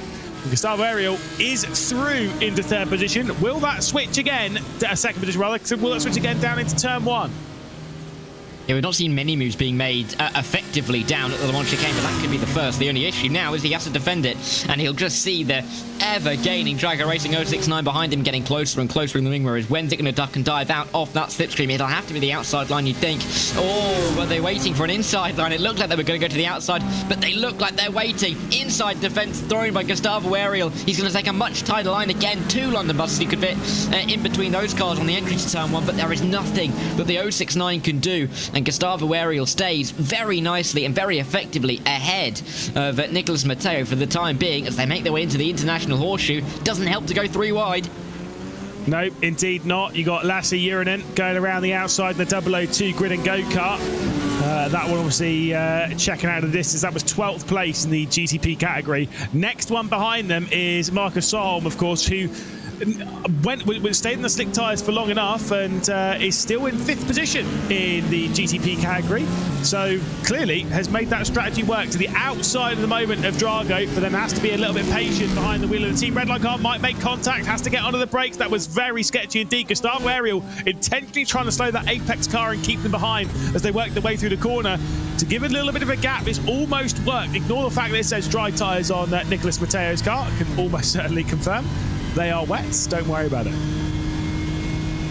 Yeah, Matteo just having to recover those extra couple of tenths that he was losing coming onto the banking. And the Apex car flashing on the lights as they made their way out as well. Clearly not happy with Ariel's line, but Ariel trying to somewhat manipulate the lines and the momentum off of the corner from a couple of those guys to benefit him, and did it very effectively. So he will stay in P2, you would suspect, down into turn 1. It is a 6/10th gap coming down towards the start finish line once again. You're going to find it difficult to close that towards turn number 1. It is closing, of course, but just not by enough, as we have an LMP2 on the outside line, and that is the P3 Balash Pala, the number 18 car, coming through, as there's also a Ferrari GTP coming through, so it's melee down into turn 1 once again. Yep, a little bit deep could be Matteo, and yeah, it certainly was. Couldn't quite get that one slowed down, went out wide, and has allowed the gap to open up to over a second now. I mean, look, that was a quality bit of racing, but Team Redline, Gustavo Ariel, should be consolidating that position now. Second place, 1.1 seconds back. Sam Coiter and the 169's not too far back as well. The big one for them is the gap for the race lead. 22 seconds to Williams Esports Racing Prodigy, as the rain is certainly lightening up. It doesn't mean the track's getting any drier, but the rain itself is kind of lightening up a little bit. But again, it's going to be on and off like this in heaviness terms, probably for the next 2 hours, as there is a moment for the 002. Yeah, and off the International Horseshoe. Not what the Grid and Go team wanted to say. I believe that was International Horseshoe down there, unless I'm heavily mistaken, and I've somehow got confused in the darkness of the circuit. I have to say that in the last hour and a half or so has absolutely flown by with the wet weather. Really getting all of us excited, really, with the differing strategies, the big changes in terms of pace advantages from car to car, from class to class. It has been an incredible way to run us towards the end of the 7th hour, and we still don't really know exactly how it's going to pan out, with Munoz and the Williams Esports Skillbots car so far off kilter with strategy now, with the number 20 and the number 6. They were pretty much on the same strategy, give or take a lap or two. Now you're nearly completely off strategy. Halfway through the stint they're going to be pitting, pretty much. Yeah, it's completely different now. Jaden Munoz' strategy and the Williams Esports Chill Blast team. By the way, whilst we were looking at Grid and Go cars, that did remind me. I wanted to bring up one thing. Obviously, there's 7 Grid and Go cars. One of them which is out of the race, which is the Grid and Go Esports 006. The reason I'm talking about, I believe one of their drivers, Adrian Garicki, do you know what? If I had his account, I would have quit iRacing on that account. I would never use it again because the iRating is 10000. How satisfying is that? I wouldn't bother. I'd be like, no, that's it. Still took part in this race. Not going to be on 10,000 anymore. But 10,000 on the dot, I would have quit. I promise you, I would have got to 10,000 and been like, let's get ourselves a new account then. I ain't bothering with that anymore. Yeah. It's always nice when you get, or if it was, well, you wouldn't want to stop it at 9,999, but equally that is quite satisfying. It's one away. Satisfying to look at, but as a driver, you'd absolutely hate it, wouldn't you? You'd be looking at that with fury. You wouldn't be able to sleep at night. No, honestly, yeah, I'd be fuming. I believe it is anyway, but yeah, 10,000 on the dot. Quite a few drivers these days above 10k. 2 drivers not involved in that, myself or Dara. We are not above 10k. Yes. Do you even have iRacing? I did a very long time ago, very briefly, and yeah, didn't go well. Let's just put it that way.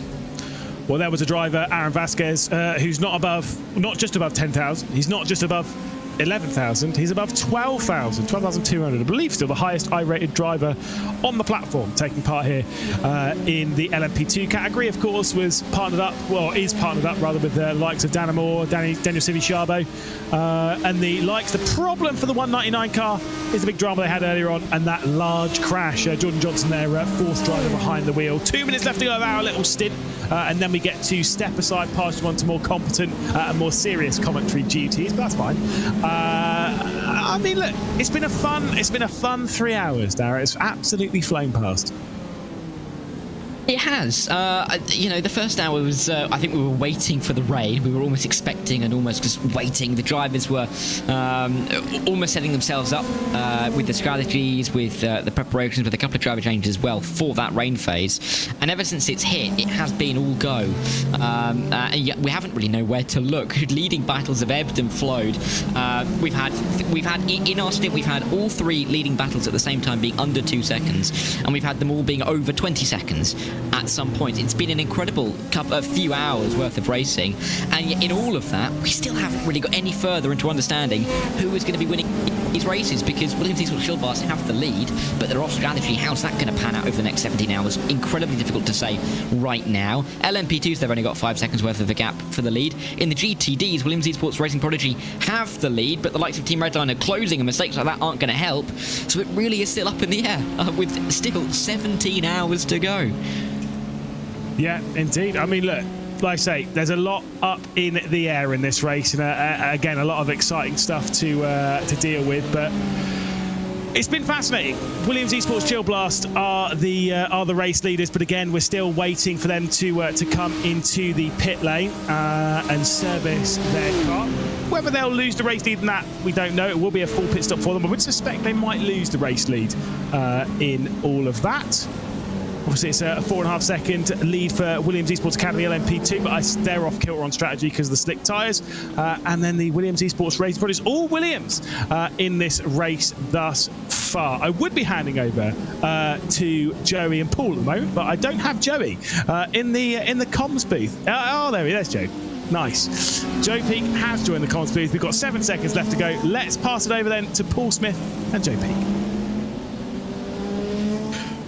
Well, fantastic. Throwing a little bit into the deep end here as we get ready to go. I have been watching, haven't obviously had myself in the booth physically. Certainly been a fascinating race, especially with the rain. I'm Joe Peak here with Paul Smith to pick things up from Lewis McGlade and Dara Thacker. Paul, this is kind of exactly what we want at a Daytona race, is having the drivers dealing with unpredictable conditions, kind of throwing things into the mix and seeing how they all deal with it. That's the true test. It's certainly been fun to watch, absolutely, and a brilliant strategy call from the Williams Esports Chill Blast team to stay on those slick tyres a lot longer than everybody else. This is an incident that's happened to Williams Academy. Oh, now that's a big moment down into the international, that's into the Western Horseshoe, should I say. So the 26 going for a bit of a trip. But yes, definitely it was intriguing to watch how the Williams team were able to call that strategy call absolutely spot on in all of that. And it's not just in their GTP category that they've done that as well, in the LMP2 and in GTD, absolutely spot on. But I'll tell you what, in LMP2 effect simulations, they've been just working away, plugging away at catching up to Williams Esports. And I can tell you, a few laps ago, Williams Esports number 16 in LMP2 did have an incident with another car, so plenty can still happen in this race.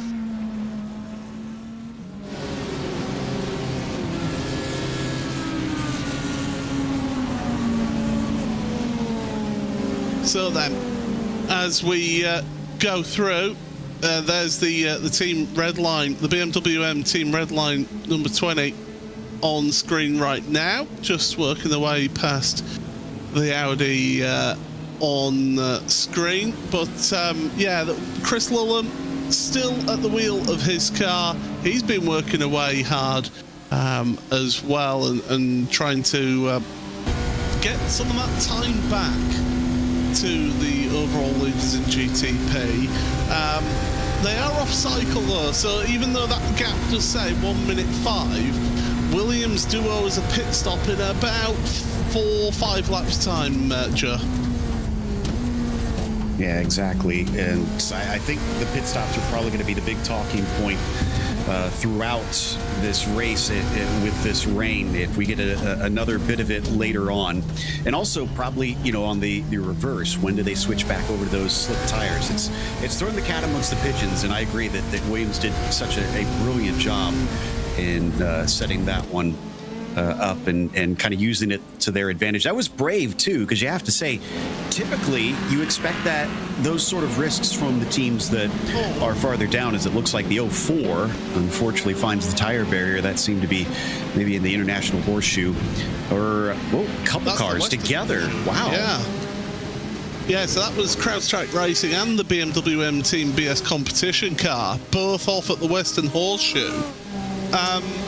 It's still too wet for slick tyres. We're not going to be seeing those.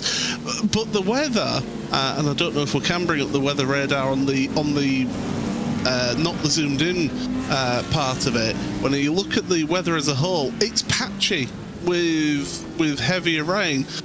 But it's going to be continually raining now for a little while yet. So it's saying around about 11 o'clock in the evening in sim time should be when we're seeing the rain end, which would just nicely take us to the end of our stint here on commentary. So yeah, as we carry on through here, and it is still right now Nicholas Matteo on screen at P3 in your GTD field. Just to quickly go through the teams and where they stand right now. In GTD, it is the Williams Esports Chill Blast team leading the race by 1 minute and 5 seconds. However, they do owe us a pit stop yet ahead of the BMW M Team Redline car. In third place is Drago Racing with Ati Kaupanen behind the wheel of them. Scuderia Ferrari EHP Esports, they are in fourth ahead of the Apex Racing team, rounding out the top 5 in GTD. In GTP, should I say.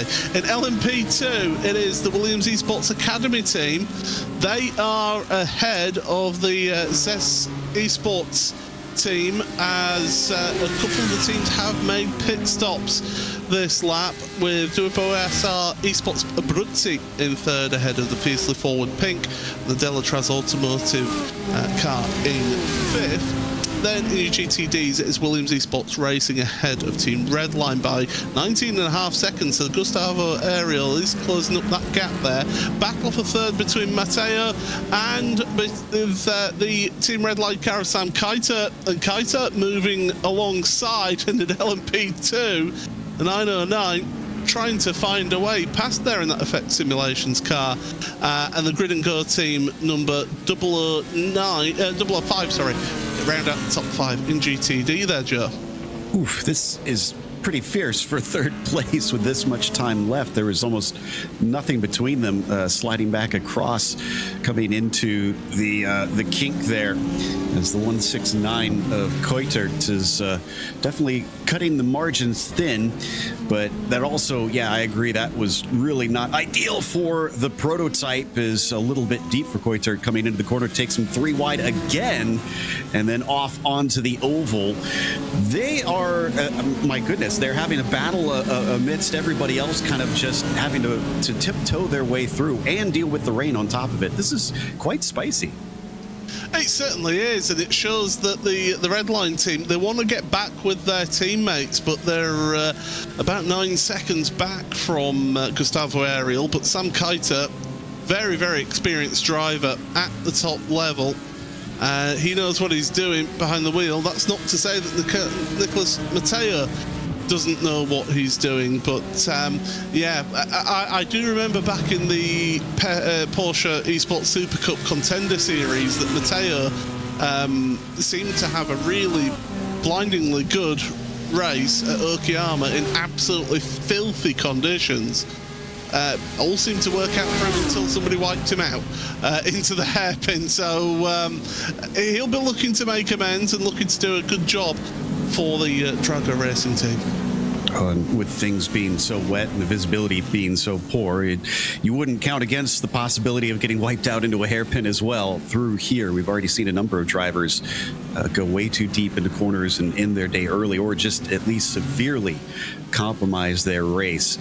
And like I was saying earlier, that this is the great equalizer. It kind of puts everybody on their toes. You have to read the conditions each and every lap around, and you can't just rely on having to do the same thing over and over again, lap after lap, to win this 24 hours. This is going to take adaptability if you want to come out ahead, and Sam is sure having to adapt his racing line into turn 6 with the GTP coming through there.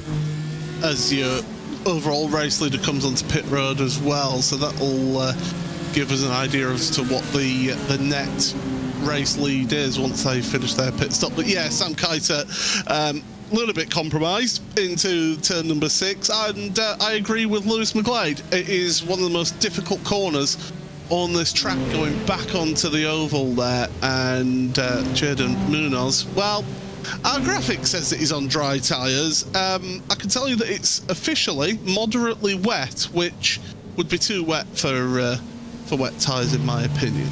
Well, the rain hasn't stopped coming down, and we know that they had gone on wets earlier, so yeah, I agree. I think we can pretty much suss out that that is indeed the wet tires on the number 5. And honestly, they've no reason to change course at this stage. It worked out for them before. They have no reason. One of the things, before I had a little technical issue, that I wanted to say a little bit earlier is it was awful brave of the team to really go against the flow on that one, because usually you try to take the safe route if you're one of the leading cars, and those up at the front have less reason to try and gamble out there. But they went with it, and it paid off handsomely. They could have been the only car to be wrong on that one. One of only, 2 or 3 that stayed out on those slicks that long. And it worked out beautifully. Whoever their engineer was really earned his pay. Well, I mean, I was speaking on my earlier shift with Arjuna that I was sort of pseudo weatherman / race engineer for a friend of mine who did the iRacing Raw in the LMP3 prototype, and we had rain where it was lightly rain, and we pitted for wets too early, and that's where I learned about this track. It's a bit of a foible of this track, as Fiercely Forward Pink making the move on WSR Esports Abruzzi for second place in LMP2. But it is quite a unique track because there is so much high speed on this track. The wet tyres, they actually make you a slower top speed. So if you can make those slick tyres last and go as long as possible, you can gain so much time. And we were seeing Williams Esports Chill Blast at some points gaining 8 seconds a lap over the Team Redline car. So that gap has come down a bit. It's 8.5 seconds now that we've had Williams have their pit stop, but it's still a lead that they'd been able to gain through running on the slicks. And to top it off, they're off strategy from everybody else as well. So that gives them something else to play with. Now, it's kind of unusual compared to what we typically think of, because you think, oh, they made an extra stop, that's going to put them on the back foot. But no, it's put them a little bit ahead on that now instead, because they gained the time. It's almost as though they saved a stop instead of using that extra one. So now they've essentially got themselves the lead, but they're also pitting at different times to everybody else. Now, the weird thing for that is that now when this weather changes, they're also going to have to kind of play it on their own, especially if they have to pit when it's still in that transition period and they don't have anybody to go off of whether it's the time to switch over to the slicks. Now, in sim racing, obviously, you have a few tools that can help you out with that, such as hopping into practice sessions and seeing, which is better. But I do think that they're gonna be kind of running a little bit blind in comparison to everybody else once we get to the end of this rain. I think what they have got is that they basically were able to get half a stint of extra time out of that run on slick tyres. They pitted about halfway through a stint and still came out in the lead after that pit stop. So they've gained themselves half a stint of wiggle room to be able to work on the fuel and also their strategy call in all of this one. So definitely, as I could tell you, now, am I seeing this right? The Williams Esports Chill Blast car is on pit road with a mechanical meatball warning flag. You are right. Let's see if we can get a replay up of that. So, I mean, clearly something major has happened that has caused them serious damage. And the question is whether or not that involves another car, whether in class or out of class. There you can see them on pit lane now. So what was sitting in an excellent position has suddenly unraveled in the split second. That is huge. There's a number of cars with mechanical meatball warning flags at the moment on pit road. So a number of cars have had issues in the last couple of minutes or so. But yeah, Jaden Munoz not going anywhere fast right now. Here's what it is. It's the Daytona, it's the Le Mans chicane, and it's contact with the grid and go car. Oh, and while it was a good thud, I wouldn't have thought that it would have been a meatball flag thud into the wall. We're going to watch it from onboard. Thought he could find a gap off to the right-hand side. I wonder if there was a small slip up from the grid and go car, because it looked like they were clear and then suddenly it veered into them, so they may have had a little bobble coming off the corner. And that's some of the risks that you can have coming off of the chicane there. If they so much as have a wiggle there when there's a GTP or an LMP2 car coming up alongside, then that can cause them huge problems. But that's massive when we talk about the lead of GTP. What that does give us is a two-car scrap right now. The leaders, half a second between them. We're getting word that might be race over for them. They're already a lap down. They could get back out there. It's just they are not in for the win, essentially, unless something wild happens out on the track. But as we see, you cannot predict what's going to happen, so you got to stay with it. And yeah, nice little battle between Lillum and Kauppinen here. BMW Team Redline and Drago Racing going to try and decide the top spot, and they've got room to race too. It's a whole 33 seconds down to Scuderia Ferrari Esports. And now, yeah, Scuderia Ferrari HP Esports team up into third place through all of that podium. I said earlier what a great thing it is to have them here. Now that Acura is actually considered to be better in the wet conditions, and it's running the short gear stack. All of the Acuras are running the short gear stack here today, so it should actually be better, in theory, in the wet. But you've got Chris Lillam at the wheel of that Team Redline car. He is an extremely quick driver as well, so don't write off Team Redline, and they're not going to be coming on pit road for another 8 laps or so. Well, and to be fair, you've got Kauppinen, who looks around the outside briefly but decides against it. You never want to bet against a Finn in tricky, slippery conditions. That's their bread and butter. Yeah, it's. I mean, when you consider that part of them learning to drive is mandatory skid pan time, it kind of tells you the level of skill, a baseline skill that some Finnish drivers have compared to, say, people in the north of England. I'm just saying certain parts of West Yorkshire, there is some very questionable driving go on. As Drago just got a little bit deep there at the international... No, I was the Western Horseshoe, sorry. You haven't seen questionable driving until Californians moved to Colorado. I'll tell you that, as someone who used to live there. But it looks like they're going to at least give a little bit of a gap for now as Lillam gets himself some wiggle room over Drago Racing's Kauppinen, and going to try and use these lapped cars as well to put some space between them for the time being. Boy, visibility. Every time we hop on one of these cars, it always just astonishes me how well they're racing with how little they can see. It's where the rest of your senses then take over, and you rely on what you can see for reference points from your side view, which in a normal GT car is fine, but in one of these prototypes, you haven't got the widest view, and you can see the different lines that they're having to take into turn one, because there are puddles out there on track right now. The rain's lightening off just a little bit. We're coming to the back end of another band of heavier rain, and it's going to be light rain pretty much for the rest of the time. So this is pretty much the worst of the conditions that we're going to have now, and the drivers having to pick and choose their lines.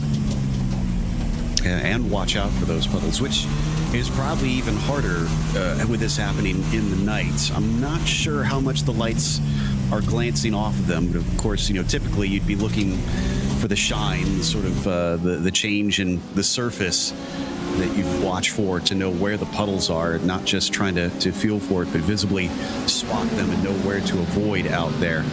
But nighttime does kind of increase the hard factor on that one. Still hanging on to the back of Lillam, at least for the time being.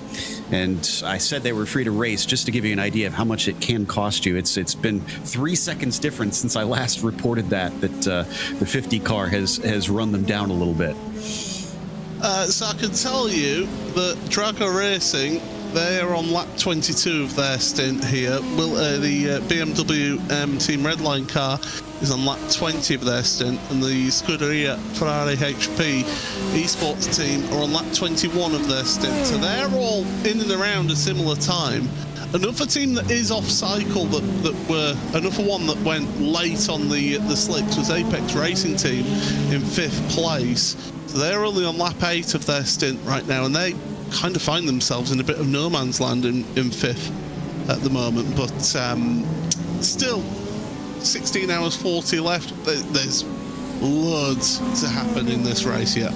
And you always know going into these races that you're not going to have constant wheel-to-wheel action out there. In fact, honestly, the the traffic does enough of that for you. So you'll be kept on your toes regardless. So yeah, you can't let it get to you. And none of these drivers at this level will be psychologically hampered by having that big of a gap at this stage. Because like you said, so much can happen. Pace can change. They're going to be swapping drivers in and out. There's going to be those strategy calls with this changeable weather that we've had here at Daytona for this year's Daytona 24. But it's things can happen, so you just got to keep plugging away. You got to put your laps in, and more than anything, you have to focus on your own race. You have to worry about what you're doing out there, which kind of the Chill Blast team and the Williams teams all illustrated is everybody else might be doing something, but if the data is telling you something else, trust the data. I remember listening to one commentary, and I think it was a Nürburgring 24 Hours race a couple of years ago, and it was, surprise, surprise, when it was mixed conditions. I mean, who would have thought for the Nürburgring? And one of the commentators from Radio Le Mans, they were there saying, I can't remember exactly which commentator it was now, whether it was Snowy or someone like that, who basically said, when you come in for your normal pit stop, you need to put on the tyres that are for the conditions that you're in right now. And that's not what Drago or BMW M Team Redline did in that pit stop phase, whereas Williams did. And it proved to be a sensational choice. Unfortunately, we won't know how that would have panned out now, but it was the right choice at the right time. And you've got to look at that, and you've got to see what is the best for the conditions that we have, as the Redline car getting caught up behind the LMP2s. And that's the problem going into turn 6, by the way. You want to take that more middle to inside line on the braking zone, so that you're not braking on the racing line. Exactly. And you'd mentioned how tricky that one is for drivers. It's a combination of things, I feel like, because you look at it and it doesn't look like anything particularly special when you just see it from above. And then you get out there and it feels off camber. It's an important corner because you need the exit off there. And like you just pointed out, when you approach with traffic, that also compromises things. And if you're at a sports car race here at Daytona, you're likely going to be running into traffic at some point coming into that corner. So it's devilish, despite it seeming like just a 90-degree bend that you need to really get on the throttle as early as you can. It seems to continually test you. And on top of that, we do have to remember, there's not a lot of runoff to the outside. I'm kind of surprised in all the cars that we've seen go deep, none of them have managed to wind up in the tire barrier. There's precious little room before you wind up running into that thing. That sounds like a challenge to the drivers out there. First one to find the barrier. You're welcome. You get the Joe Peak the Joe Peak applause award. There you go. The slow clap from for hitting that wall. But we've got a good battle actually here in GTP as well for 5th and 6th. No, not 5th and 6th. 6th and 7th. Fiercely Forward Silver and Williams Esports Academy together out there on track. So a couple of battles in GTP.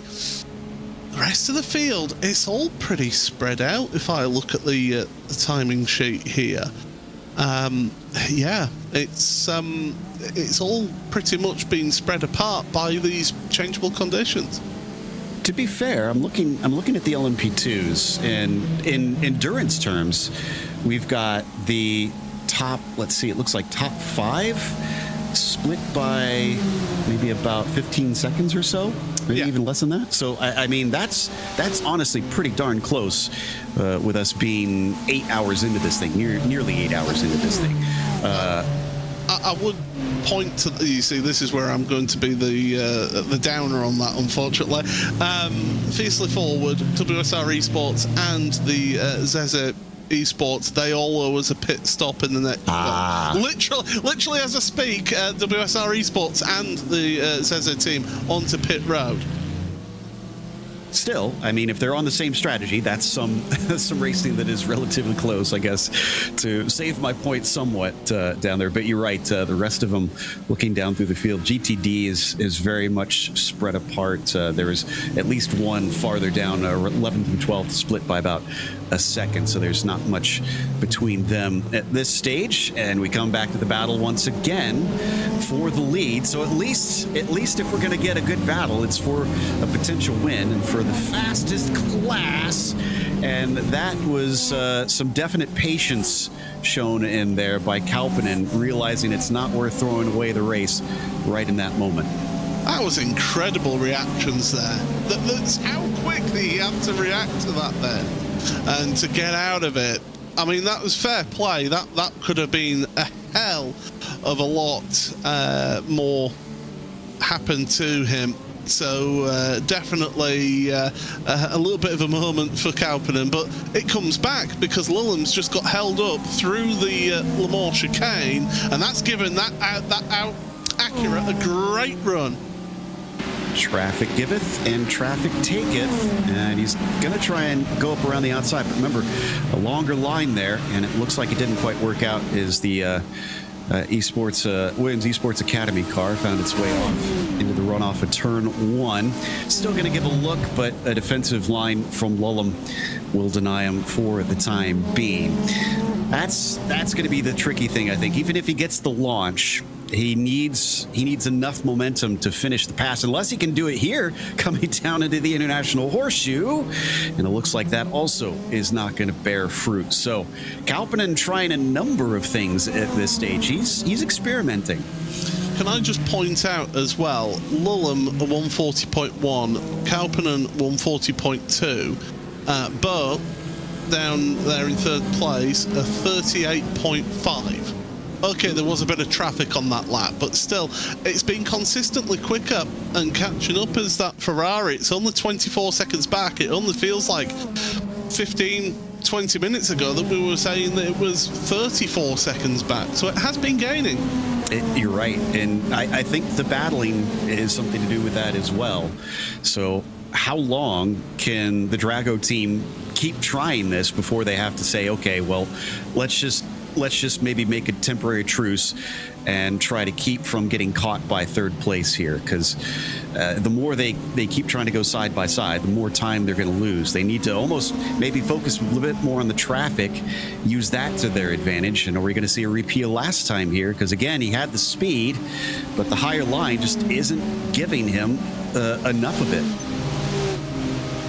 It's that short stack gearbox. That too, yeah. That's the big problem for them. They hit that limiter, that engine rev limiter, a lot sooner than any other car, and it hurts them going into turn number 1. What they need to do is make the moves elsewhere. It's easier said than done, it must be said, but they're trying, and they keep on trying. They're doing what they can. Ooh, just about holds on to that outside line coming through the International Horseshoe that time. But if he can do that, then maybe that'd be enough here through the infield section. Probably where it's going to have to happen if they've lacked that top end speed, which this is not a track where you want that to be the case. This is very much a trim out that car, try and get the gearing so that you can run away. But unfortunately, like you said, it sounds like the Acura just wouldn't work with that the way they needed it to set it up. And once again, they reach the banking. Kauppinen can only watch as Lullum just creeps away. For now, yeah, it swings and roundabouts, as we would say over here in the UK. It comes and goes. It expands, then contracts, does that lead, and I think we're going to be seeing these two stuck together for quite a while. Although Kauppinen, I reckon, will be due a pit stop either this or next lap. So the pit stop cycle is about to start for those GTPs up at the front. Okay, so where is that go? Well, speak of the devil. There's Drago heading on in. So Kauppinen is going to be the first to blink amongst those two and hopefully hit their marks just right. Meanwhile, the 007 GridandGo.com esports car loses complete control coming out through the Le Mans chicane. Thankfully, just slides off into the runoff and doesn't hit the tire barrier. That is a place where often, if you lose control, you can wind up ending your race if you just go off a little too far to the left. Yeah, that 007 car, by the way, showing the battle wounds from the contact with the Williams Esports Chill Blast GTP that was the race leader. So, yeah, you're seeing how that has the effect there. Drago keeping Kauppinen behind the wheel in third place, still on pit road for the time being, but it does move the Ferrari team up into second for the time being. But of course, pit stop cycles are underway, and I would expect the Ferrari onto pit road this lap as well. Yeah, most likely. Redline having bought themselves a little bit of time on the pit strategy here. Hopefully be able to go another lap longer in comparison. What's interesting is they've gapped everybody else so well that Drago only moved down to third after that pit stop. So they were only passed by the Scuderia Ferrari car, who's going to hand it right back once they get their pit stop. And as we expected, Lullum does not pit in this time. 20 car is going to carry on for another lap. I do see the fiercely forward number 28 with Pedro Valencia heading into pit lane, along with the Grid and Go 003 GTP car having pit in. By the way, since we brought it up just recently, the Williams Esports Chill Blast car is... well, I thought they were back out on track. It looks like no, I was wrong. It looks like they're still taking repairs, so I'm not sure if they will return. Whoa! Well, that's why the 003 was in pit lane. Yes, and it wasn't by choice. Was that is a big moment to have through the kink there at 4, and you touch that outside curb, and you're a passenger at that point in these conditions. And it absolutely should. You've got to be careful coming onto pit road as well, onto pit lane, because there is a bit of a puddle forming as you transition from the racetrack through the apron onto pit road. So again, that's another thing. as if it wasn't difficult enough for the drivers out there, that's another thing to take on board. This view has brought the 50 in, so there's their pit stop done. There they are on screen now.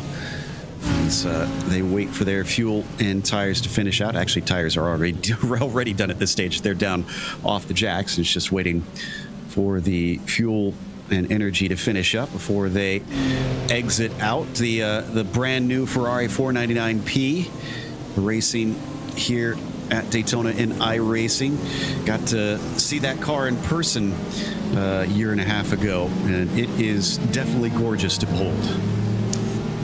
I've not been fortunate enough yet to see that. I've not been fortunate enough to see any of this era of prototype car, to be honest. I think going back, it must have been either 2017 or 2018 that I saw the World Endurance for a practice day, seeing some of the old LMP1s, the hybrids that they had then. So that's the last era of prototypes that I've seen in person. As Lullum onto pit road now.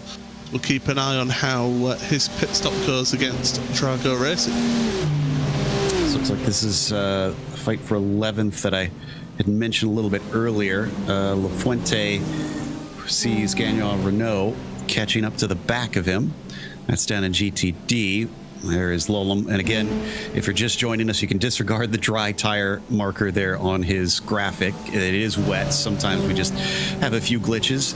At least it's, again, simulating real life, because there are times that we don't get the right tire graphics on the real thing. Oh, that's Drago. Wow. And that was right when they were about to pick up the spot over Team Redline. It looked like they were going to come out narrowly ahead if that was looking like it was going to be. What happened into the corner? Was this related to the Acura in front of them? Whoa! They've locked up the rears. That's what they've done there. They've locked up the rears. Must have hit a puddle or something like that offline. You're not normally going that far wide, and it is the mechanical meatball warning flag for them. So they're heading onto pit road, and that's their race for the lead done. And Ferrari must be counting all their chickens right now, because they're going, oh, that's a P2 for us. You just do not know what is going to happen. It's not over till that checkered flag falls. So yeah, 2 positions that they get without having to essentially lift a finger, just keep doing what they're doing. I didn't think that was going to be that big of a hit, but you hit the car the wrong way. Sometimes you hit the corner of the car, that can damage the suspension. And that's not going to allow you to carry on. Although the car's still going, so either virtually dropping some fluids, according to the sim, or something that is considered unsafe, that they will not be allowed to continue until they repair that. Well, Team Redline as well. BMW M Team Redline number 20, Chris Lullum, must be thinking, well, that's a bit of pressure off of my shoulders then. If you are just joining us, about what would it be, about 20 minutes ago, the race leading at the time Williams Esports Chill Blast car had contact with the 007 Grid and Go GTD on the exit of the Le Mans chicane. That had put them into pit road and out of this race, we do believe. And they're still sat on pit road, but they're not leaving, even though they have had some of the repairs done.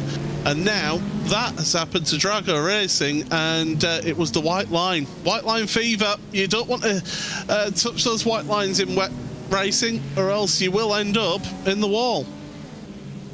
Indeed. And it's just checking here. It looks like we've got maybe about an hour and a half or thereabouts of more rain continuing on, but then it's predicting it should lighten by then. We'll see how accurate that is. Much like in real life here in the sim, it's a prediction. It's not always 100% accurate, but it just gives you an idea of what should go down out there. Nice cut back underneath from Nicholas. So P2 now officially for the number 50 machine, bringing those Ferrari colors around. Question is 20 seconds up to Chris Lulm, and some of that we were kind of attributing, Paul, to the battling, to the traffic and whatnot.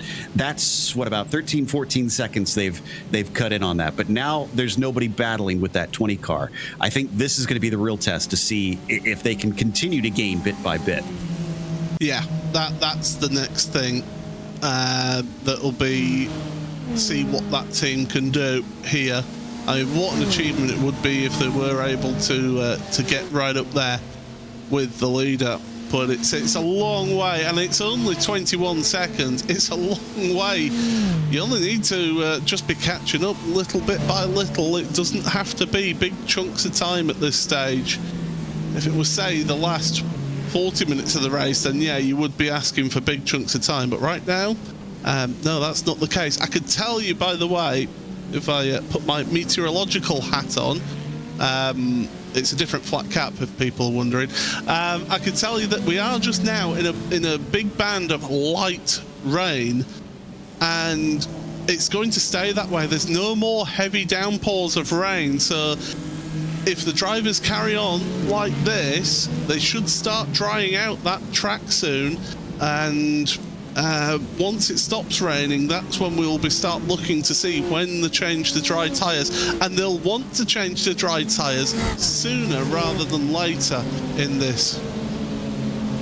In fact, we're told officially, according to the sim, that the track wetness has just dropped. So yeah, lightly wet. I can confirm that is swapped around. That doesn't mean a whole lot. At least it really, the thing that drivers are more worried about at this stage is, what does the track feel like underneath me? Where where are there puddles?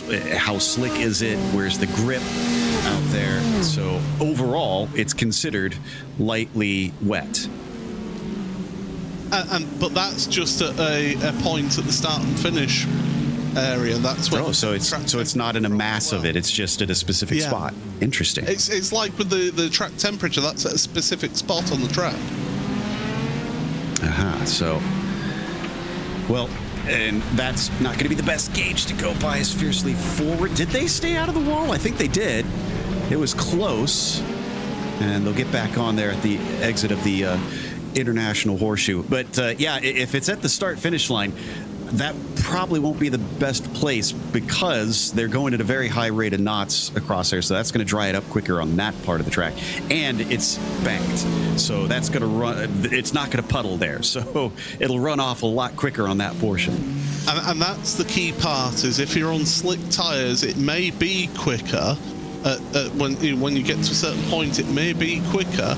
However, traffic come about, you go offline, you're onto a wetter part, you are at serious risk then to be able to keep on track with slick tires. So you will want to cross over at some point. I mean, the leader, Chris Lulm, his last lap was a 1:38.5 out there. He's just about to finish another lap. we'll be able to tell you his latest lap of 1:38.2. So the times are coming quicker. Is there going to be somebody further down the field that thinks, do you know what? I saw what happened with Williams earlier on. It's a risk worth taking.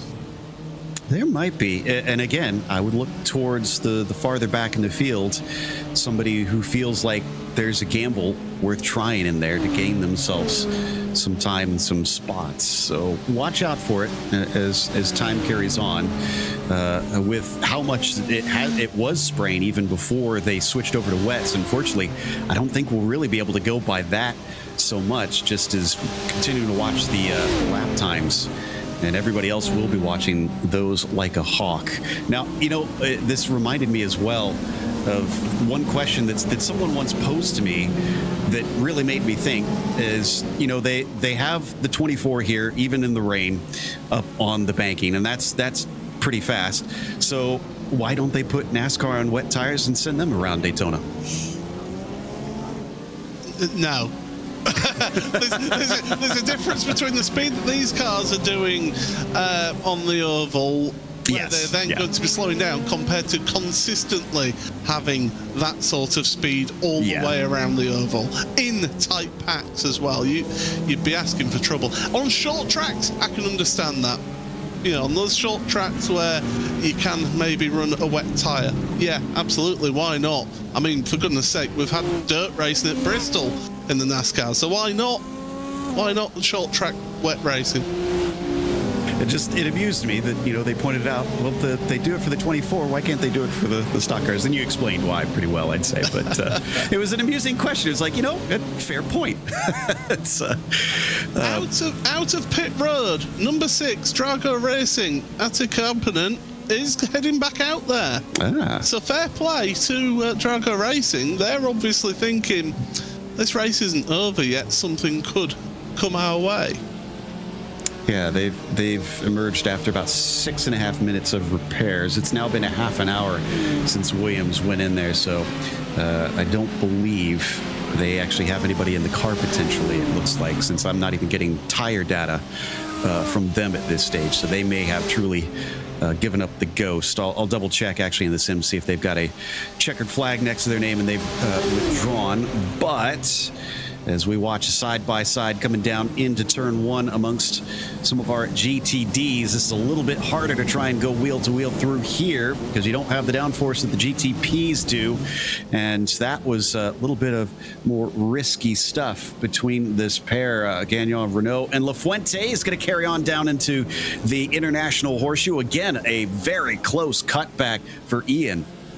What these GTDs lack in downforce, they make up for with traction control and ABS brakes. I know you don't want to rely on those two things, but they are there just in case that you need them at an absolute moment of desperation. So you will see some maybe more riskier attempts being made in the GTDs than, say, one of the prototypes where it's easily locked up one of their tires. So definitely these two going full bore on this one, and giving us a good show whilst everybody else is doing laps out there. But yeah, certainly, even though they're further down in that GTD field, it's good to see them just fighting all the way, because you might as well.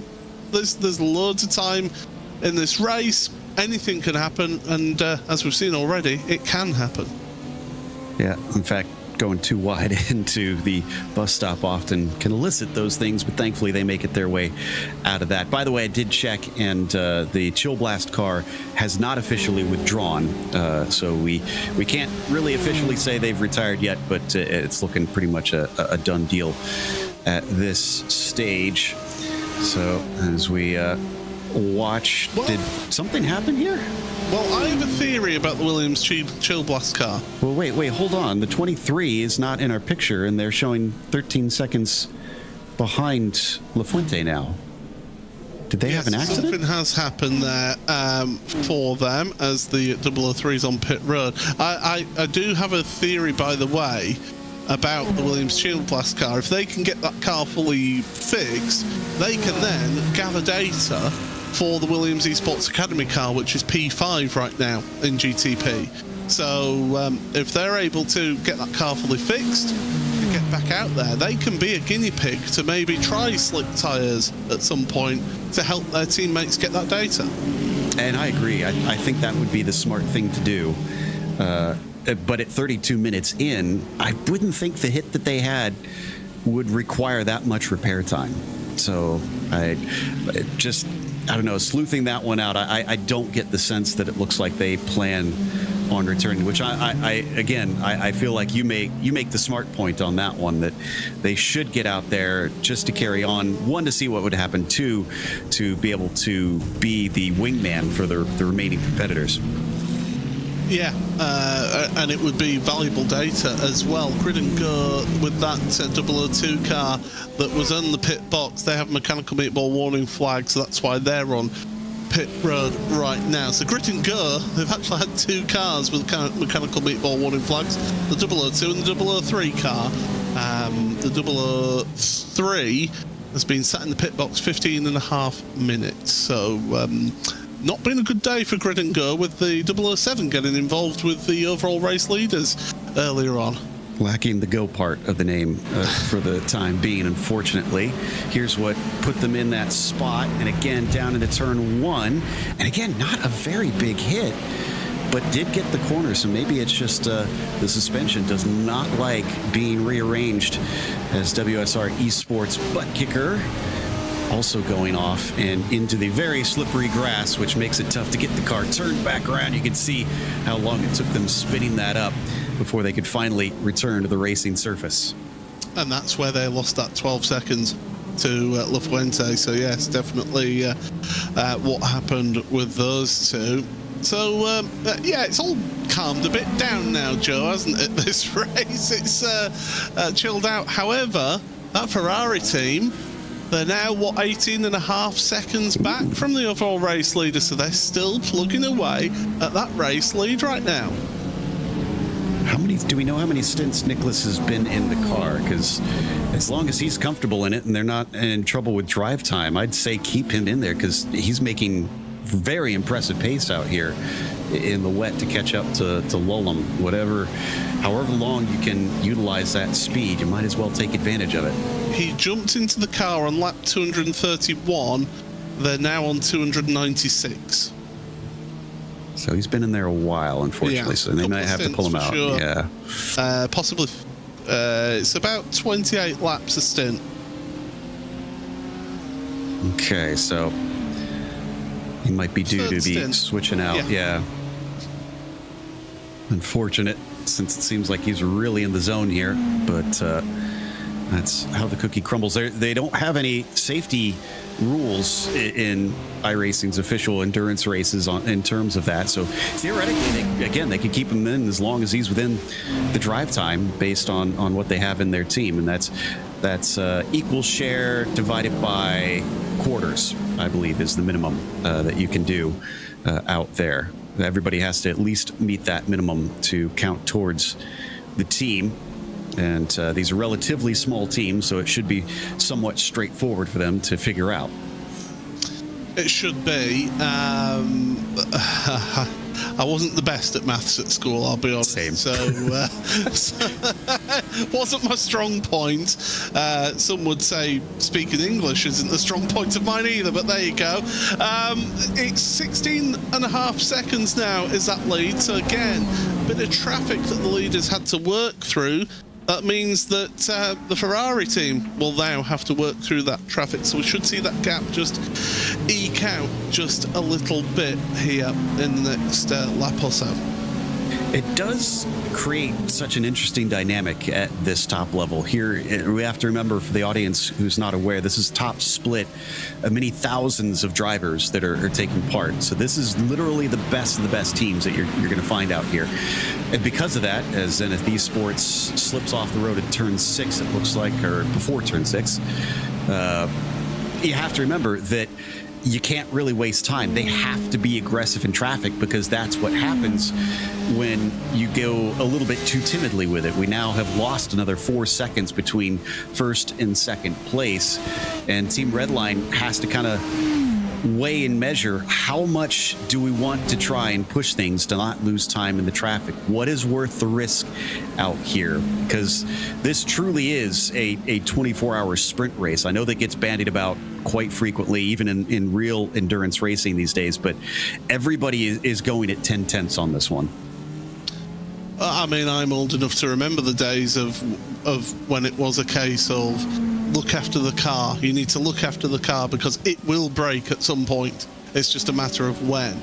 But ever since the late 90s, early 2000s, cars have been bulletproof in their reliability, and it's just been out and out sprint racing. You were mentioning about thousands. 4,703 unique teams and 19,125 unique drivers have taken part in this event this weekend. That's just incredible. And especially, I mean, you talk about thinking about the old days. I remember, the first few that they had when they introduced endurance racing here on the sim. And to think 4,000 teams back then would have been absolutely mind-boggling to imagine that they'd have that many just teams competing out here. Just fathom how many splits that is that are racing simultaneously. Now, of course, they do have different times to start this race, of course, so that different teams can compete based on their availability. But still, that's how many over the course of a weekend. It's incredible, and especially this event. I don't know what it is about Daytona, whether it's because it's in January, it's the start of the endurance season on iRacing. There's just something special about this event in iRacing that seems to draw the teams, draw all the drivers through to this event, and it certainly gives us some great entertainment as well. And certainly year on year this event just keeps on getting bigger and better, and with the addition of weather, this is the first year with the iRacing weather system as well for Daytona. So with that addition on top of things, it's just really just opened up the avenues of what can happen in this event. Yeah, that's a good point. I didn't think about the fact this is the first year that we've gotten to see rain at Daytona.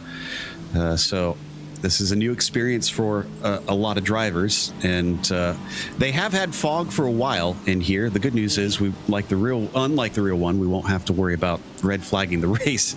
If much like the real one frequently gets, if we do get that fog start to roll in off the ocean here, since we're literally just a couple blocks from the beach at this track. You have to remember that this is actually very, very close to the ocean itself. I said earlier on my stint on commentary with our junior earlier that this is an event that I do want to attend, and it's on my bucket list of racing events to attend. Alex Gall for Apex Racing Team, they're a team that's off cycle because they were one of the teams, along with Williams Esports Chill Blast, who took the dry tyres a lot further. So they are now on pit road, and Alex Gall has jumped into that car for them. Another really good, solid driver for them to be behind the wheel. But wet plus the darkness, that I think is the worst combination for me in sim. I mean, to be honest, me and wet weather is a bad enough combination as it is, but fortunately with this venue you do get that lighting around the oval, so you do get some ambient light around the track here to help with the headlights. Exactly. So it's not so much the darkness here, since it's a bit unusual compared to most endurance races in that regard. But it definitely makes it tough to try and figure out the grip in these sort of changeable conditions. Gal looks like he's taking it back out onto the track. That has been very cool to watch, Alex, over the years, because I remember first seeing him pop up over in the IMSA Vintage series over in the Nissans, and getting to see him race there. So I kind of knew he was incredibly fast, so it makes sense that he'd show up here in top split. By the way, I can tell you that it will absolutely be worth it if you manage to make your way over. I've been to the Real 24 a few times, and to me, it is the best bang for your buck of any race you can go to. 24 hours of racing. The tickets are not expensive at all, and for the best part, you can see pretty much the entire track from some spots up in the stands. Yeah, that is one of the beauties of it being held on a venue that is home to one of the most iconic oval races in the world of motorsport as well, with the Daytona 500. So it does help that you've got that high vantage point if you can get into the grandstand there. But there is also plenty of infield viewing as well, and of course the RV park as well. I have heard from big switch then. Oh my goodness, how on earth did Isaac Phelps hold on to that one through the kink there? My goodness, that was a big moment there, but does hold on to that well. But